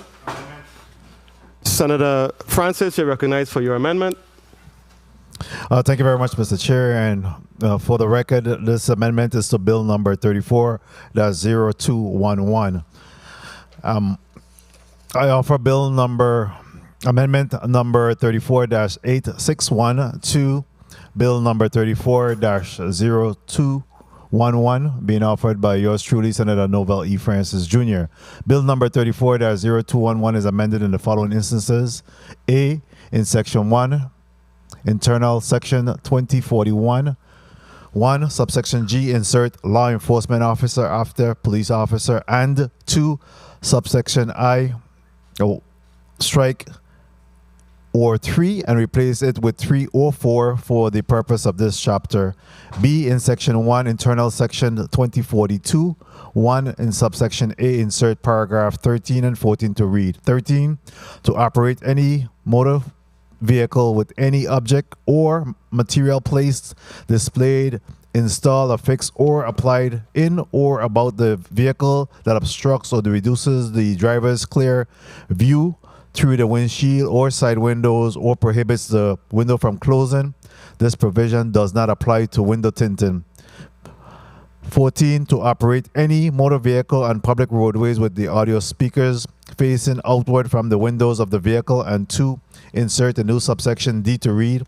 D, a vehicle sound system competition group or club may exceed the daytime limits established in subsection B in a suitable space in an area that is zoned for industrial use for the purposes of vehicle audio testing, subject to location approval of the Virgin Islands Police Department. And the Virgin Islands Police Department shall promulgate rules and regulations for operation and access. C, in Section 1, Internal Section 2046A, 10, insert police before commissioner and commissioners. D, insert an appropriately numbered section to read Section blank, Title 20 Virgin Islands Code, Part 2, Chapter 41, Section 464, Subsection B is amended as follows. 1, strike unreasonable noise and insert noise disturbance as defined in Title 19 Virgin Islands Code, Subsection 2041H. 2, strike unreasonable before amount. And 3, strike in the town limits. I so move. Properly moved by Senator Francis, seconded by Senators Boulkers and Whitaker. Hearing no objections, so ordered. Senator Francis, you're recognized for your motion. Thank you very much, Mr. Chair. Mr. Chair and colleagues, I move that Bill number 34-0211, an act amending Title 19 Virgin Islands Code, Part 5, Chapter 62, Code relating to noise pollution, to augment its enforcement as amended, be approved by the Committee of Rules and Judiciary and sent to the full body for further consideration. I so move. Properly moved by Senator Francis, seconded by Senators Joseph and Senator Whitaker. Roll call on Bill number 34-0211 as amended. Senator Angel Boulkers Jr. Senator Boulkers, yay. Senator Novell E. Francis Jr. Senator Francis, yay. Senator Kenneth L. Gittins. Senator Gittins, yay. Senator Franklin D. Johnson. Yay. Senator Johnson, yay. Senator Carla J. Joseph. Senator Joseph, yay. Senator Milton E. Potter. Yes. Senator Potter, yay. Senator Genevieve R. Whitaker, Senator Whitaker, yay. Mr. Chair, we have 7 yay. Thank you very much, Madam Clerk. Colleagues, Bill number 34-0211, an act amending Title 19 Virgin Islands Code, Part 6, Chapter 62 Code, relating to noise pollution to augment its enforcement, as amended, has been favorably considered by the Committee on Rules and Judiciary and will be forwarded to the full body for further consideration. Do I have a motion? Senator Bolkes, you're recognized for your motion. Amendment to Bill number 340232. Amendment number 34-603 is offered. Bill number 34-0232, section. Mr. Chair, I move that Bill number 340232 be amended, and I offer amendment number 34-603. Bill number 34-0232, section 1, internal section 47 is amended in the following instances.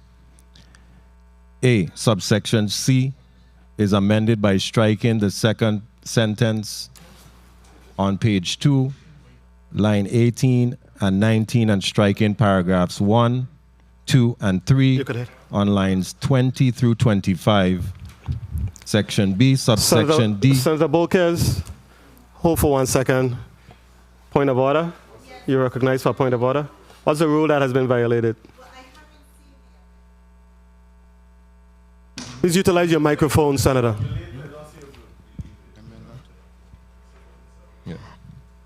Yes, Mr. Chairman. It wasn't circulated. I don't have a copy of the amendment. If I could get a copy of the amendment, that would be helpful to me. So that's my point of order. I don't know if other colleagues have a copy of the amendment. Senator, did you circulate that amendment? That amendment should have been circulated. I don't think we have it. Okay. You have it? You have it, Mr. Chairman? No, I don't have it.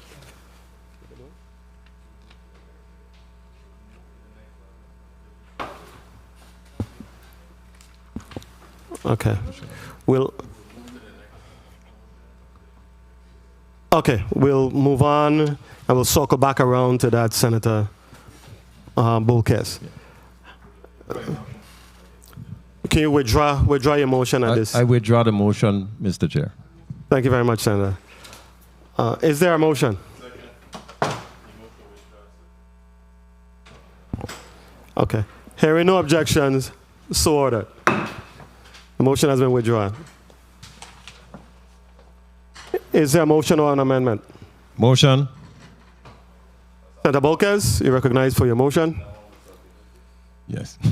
Mr. Chair, I move that Bill number 34-0265, an act amending Title 23 Virgin Islands Code, Chapter 10, by adding Subchapter 1A to establish the Office of Disability Integration within the Virgin Islands Territorial Emergency Management Agency, be favorably voted upon in this committee and reported out to the body and forwarded to the full body for further action and consideration. I so move. Properly moved by Senator Bolkes, seconded by Senator Joseph and Senator Whitaker. Roll call on Bill number 34-0265. Senator Angel Bolkes Jr. Yeah. Senator Bolkes, yay. Senator Nobel E. Francis Jr. Yeah. Senator Francis, yay. Senator Kenneth L. Gittins. Yeah. Senator Gittins, yay. Give me a moment here. Senator Franklin D. Johnson. Yay. Senator Johnson, yay. Senator Carla J. Joseph. Yes.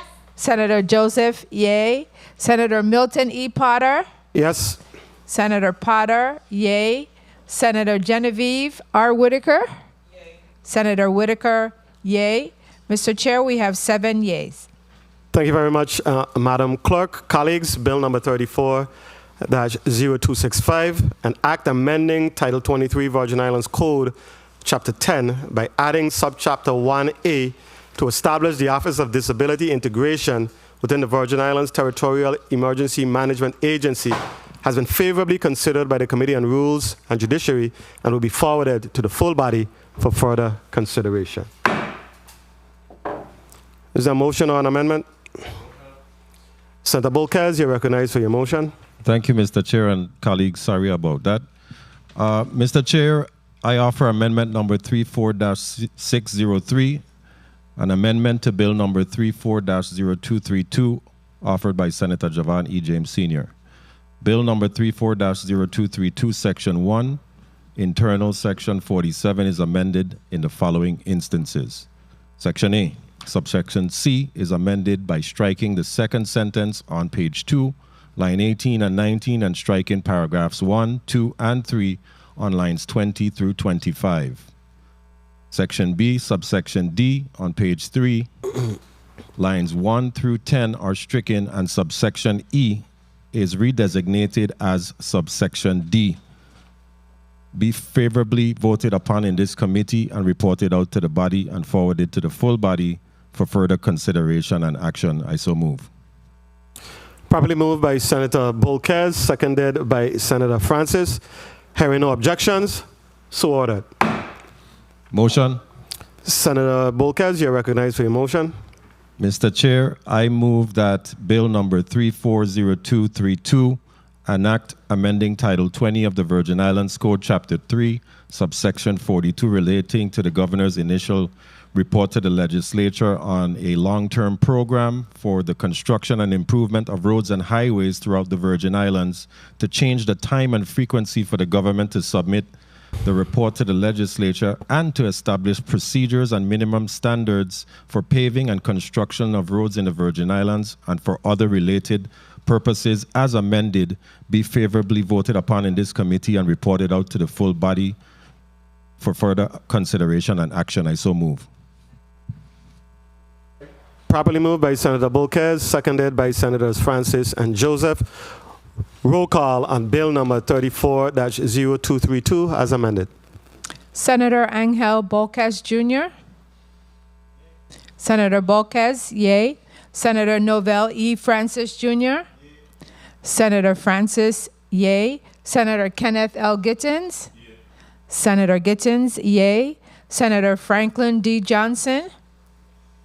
Yay. Senator Johnson, yay. Senator Carla J. Joseph.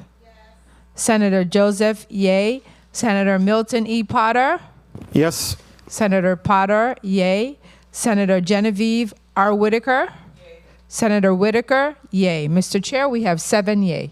Thank you very much, Madam Clerk. Colleagues, bill number 34-0232, an act amending Title 20 of the Virgin Islands Code, Chapter 3, Section 42, relating to the governor's initial report to the legislature on a long-range program for the construction and improvement of roads and highways throughout the Virgin Islands, to change the time and frequency for the governor to submit the report to the legislature, and to establish procedures and minimum standards for paving and constructing roads in the Virgin Islands and for other related purposes, as amended, has been favorably considered by the Committee on Rules and Judiciary and will be forwarded to the full body for further consideration. Colleagues, do I hear a motion or an amendment? Senator Francis, you're recognized for your amendment. Thank you very much, Mr. Chair, and colleagues. I offer amendment number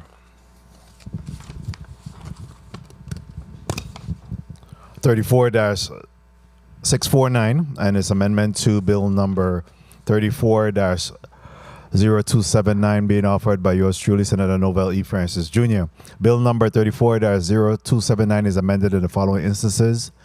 A, Section 2, page 3 is amended as follows. 1, by striking 15% to the Department of Health, 1% to the Virgin Islands Casino Commission. Gittins, you're recognized for your motion. Thank you, Mr. Chair and colleagues. Mr. Chair and colleagues, I move for the waiving of that reading and have the mover just give a brief synopsis of that lengthy amendment. I so move. Properly moved by Senator Gittins, seconded by Senators Joseph and Whitaker. So move.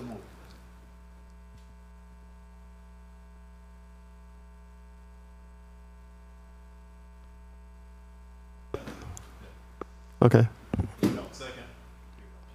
Hearing no objection, so ordered.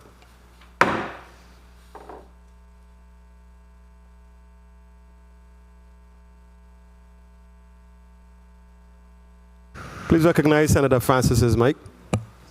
Thank you very much, Mr. Chair. Mr. Chair and colleagues, I move that Bill number 34-0279, an act amending Title 19 Virginals Code, Part 5, restructuring, reclassifying, and adapting the first Comprehensive Virginals Behavioral Health Act to provide for services and the interdepartmental coordination of agencies and organizations to provide a structure of support to individuals throughout the Virgin Islands who suffer from behavioral health challenges, to establish community behavioral health services, as well as to provide for the first comprehensive public behavioral health facility to treat individuals voluntarily and involuntarily who face behavioral health challenges, amending and repealing conflicting laws and providing for other related purposes as amended, be approved by the Committee of Rules and Judiciary and sent to the full body for further consideration. I so move.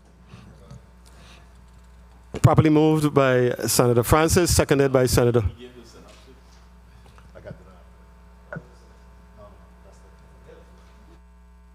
Yeah, you're moving the bill. Properly moved by Senator Francis, seconded by Senators Whitaker, Senator Bulkers, and Senator Joseph.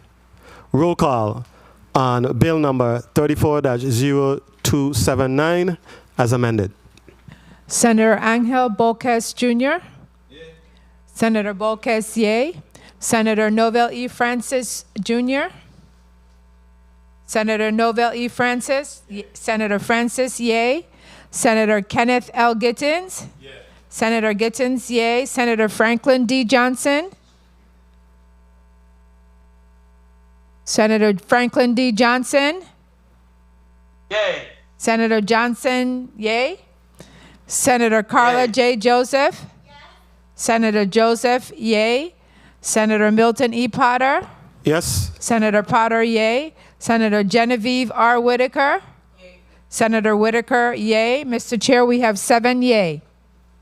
Thank you very much, Madam Clerk. Colleagues, bill number 34-0279, an act amending 19 Virgin Islands Code, Part 5, restructuring, reclassifying, and adopting the first Comprehensive Virgin Islands Behavioral Health Act to provide for services and interdepartmental coordination of agencies and organizations to provide a structure of support to individuals throughout the Virgin Islands who suffer from behavioral health challenges, to establish community behavioral health services, as well as to provide for the first comprehensive public behavioral health facility to treat individuals voluntarily and involuntarily who face behavioral health challenges, amending and repealing conflicting laws and providing for other related purposes as amended, has been favorably considered by the Committee on Rules and Judiciary and will be forwarded to the full body for further consideration.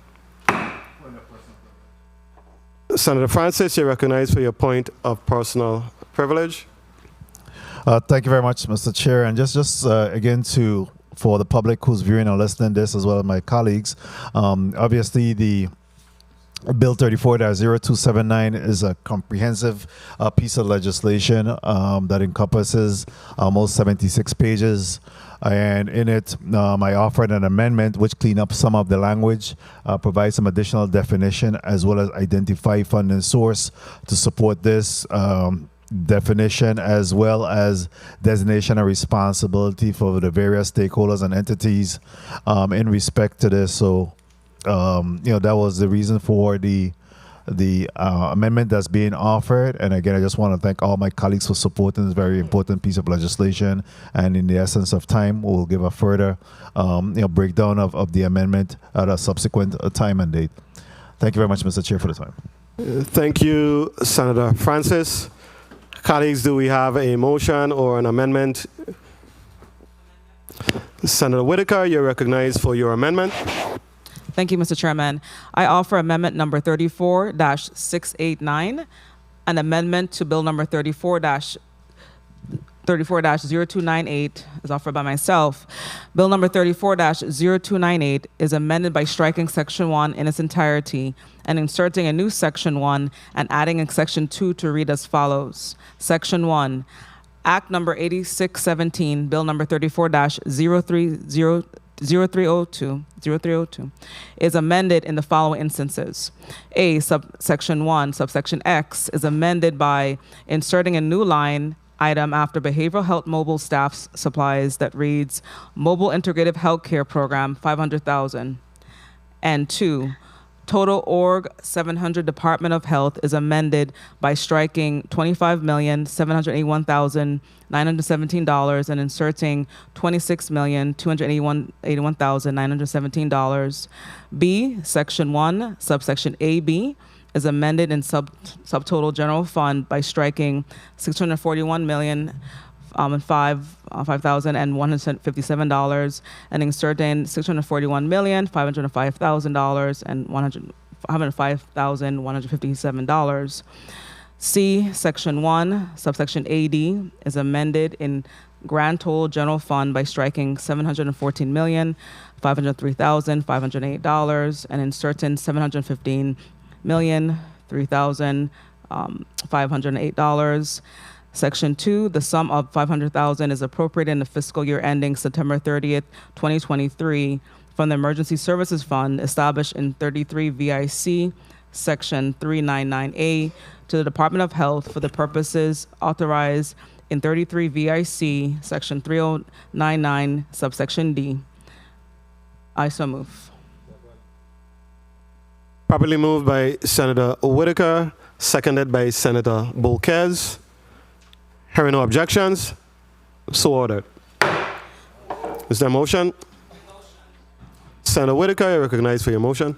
I move that bill number 34-0298, an act appropriating $300,000 from the Emergency Services Fund to the Department of Health by TEMA and the Fire Services for the purchase of equipment, professional services, and supplies necessary to provide, maintain, and improve the Emergency Mobile Integrative Healthcare Program be favorably approved by the Committee on Rules and Judiciary and forwarded to the full body for consideration.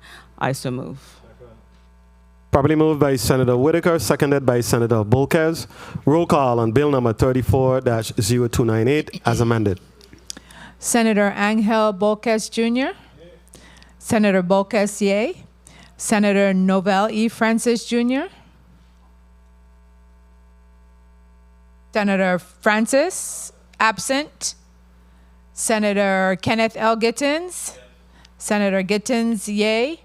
Senator Franklin D. Johnson. Yay. Senator Johnson, yea. Senator Carla J. Joseph. Senator Joseph, yea. Senator Milton E. Potter. Yes. Senator Potter, yea. Senator Genevieve R. Whitaker. Yay. Senator Whitaker, yay. Mr. Chair, we have... Please record Senator Francis's vote as yes. Okay. Senator Francis, yay. Mr. Chair, we have 7 yay. Thank you very much. Colleagues, bill number 34-0298, an act appropriating $300,000 from the Emergency Services Fund to the Department of Health, VITEMA, and the Fire Services for the purchase of equipment, professional services, and supplies necessary to provide, maintain, and improve the Emergency Mobile Integrative Health Care Program, as amended, has been favorably considered by the Committee on Rules and Judiciary and will be forwarded to the full body for final consideration. Do I hear a motion? Senator Bolquez, you're recognized for your motion. Please recognize Senator Bolquez's mic. Thank you, Mr. Chair. Mr. Chair, I move that bill number 34-0346, an act approving the lease agreement between the Government of the Virgin Islands and Twin City Cricket Association, Inc. for REM parcel number 23, Estate VICORP land, FKA Upper Bethlehem and Fredensborg, Kings Quarter, St. Croix, Virgin Islands, for a cricket facility and other related activities be favorably voted upon in this committee and reported out of this body and forwarded to the full body for further action and consideration. I so move. Properly moved by Senator Bolquez, seconded by Senator Francis and Senator Joseph. Roll call on bill number 34-0346. Senator Angel, Bolquez Jr. Senator Bolquez, yay. Senator Novell E. Francis Jr. Senator Francis, yay. Senator Kenneth L. Gittins. Senator Gittins, yay. Senator Franklin D. Johnson. Yay. Senator Johnson, yay. Senator Carla J. Joseph. Senator Joseph, yay. Senator Milton E. Potter. Yes. Senator Potter, yay. Senator Genevieve R. Whitaker. Senator Whitaker, yay. Mr. Chair, we have 7 yay. Thank you very much, Madam Clerk. Colleagues, bill number 34-0346, an act approving the lease agreement between the government of the Virgin Islands and Twin City Cricket Association, Inc. for remainder parcel number 23 Estate VI Corp. Land FKA Upper Bethlehem and Friedensburg, King Quarter, St. Croix, Virgin Islands, for a cricket facility and other related activities, has been favorably considered by the Committee on Rules and Judiciary and will be forwarded to the full body for further consideration. Senator Bolquez, you're recognized for your motion.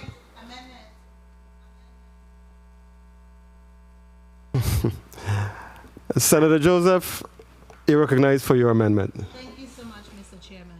Mr. Chairman, I move that amendment number 34-521, which is... Senator Joseph, please use your microphone. I'm so sorry. I was using my teacher's voice and it's late. Mr. Chairman, I move that amendment number 34-521, which is offered to me by me, to bill number 34-0383, is amended by adding an appropriately numbered section that read as follows. Section blank. The sum of $150,000 is appropriated from the Horse Racing Improvement Fund established in 33 Virgin Islands Code, subsection 3044, in the fiscal year ending September 30th, 2023, to the Virgin Islands Department of Sports, Parks, and Recreation for the purpose of purchasing equipment to maintain the running track surface and for temporary isolation stables at the Clinton E. Phibbs Racetrack on the island of St. Thomas. The sum appropriated remains available until expended. I so move. Properly moved by Senator Joseph, seconded by Senator Bolquez. Hearing no objections, so ordered. Is there a motion? Senator Bolquez, you're recognized for your motion. Mr. Chair, I move that bill number 34-0383, as amended, an act appropriating $250. Something wrong? No, you go ahead. An act appropriating $250,000 from the St. John Capital Improvement Fund to the Department of Sports, Parks, and Recreation to be awarded as a grant to the Friends of the Virgin Islands National Park to fund the second phase of the Cruise Bay Playground Revitalization Project on Tract 01-132, 1300 Cruise Bay Creek, St. John, Virgin Islands, as amended, be favorably voted upon in this committee and reported out of this body for further consideration. I so move. Properly moved by Senator Bolquez, seconded by Senator Whitaker. Roll call on bill number 34-0383. Senator Angel Bolquez Jr. Yay. Senator Bolquez, yay. Senator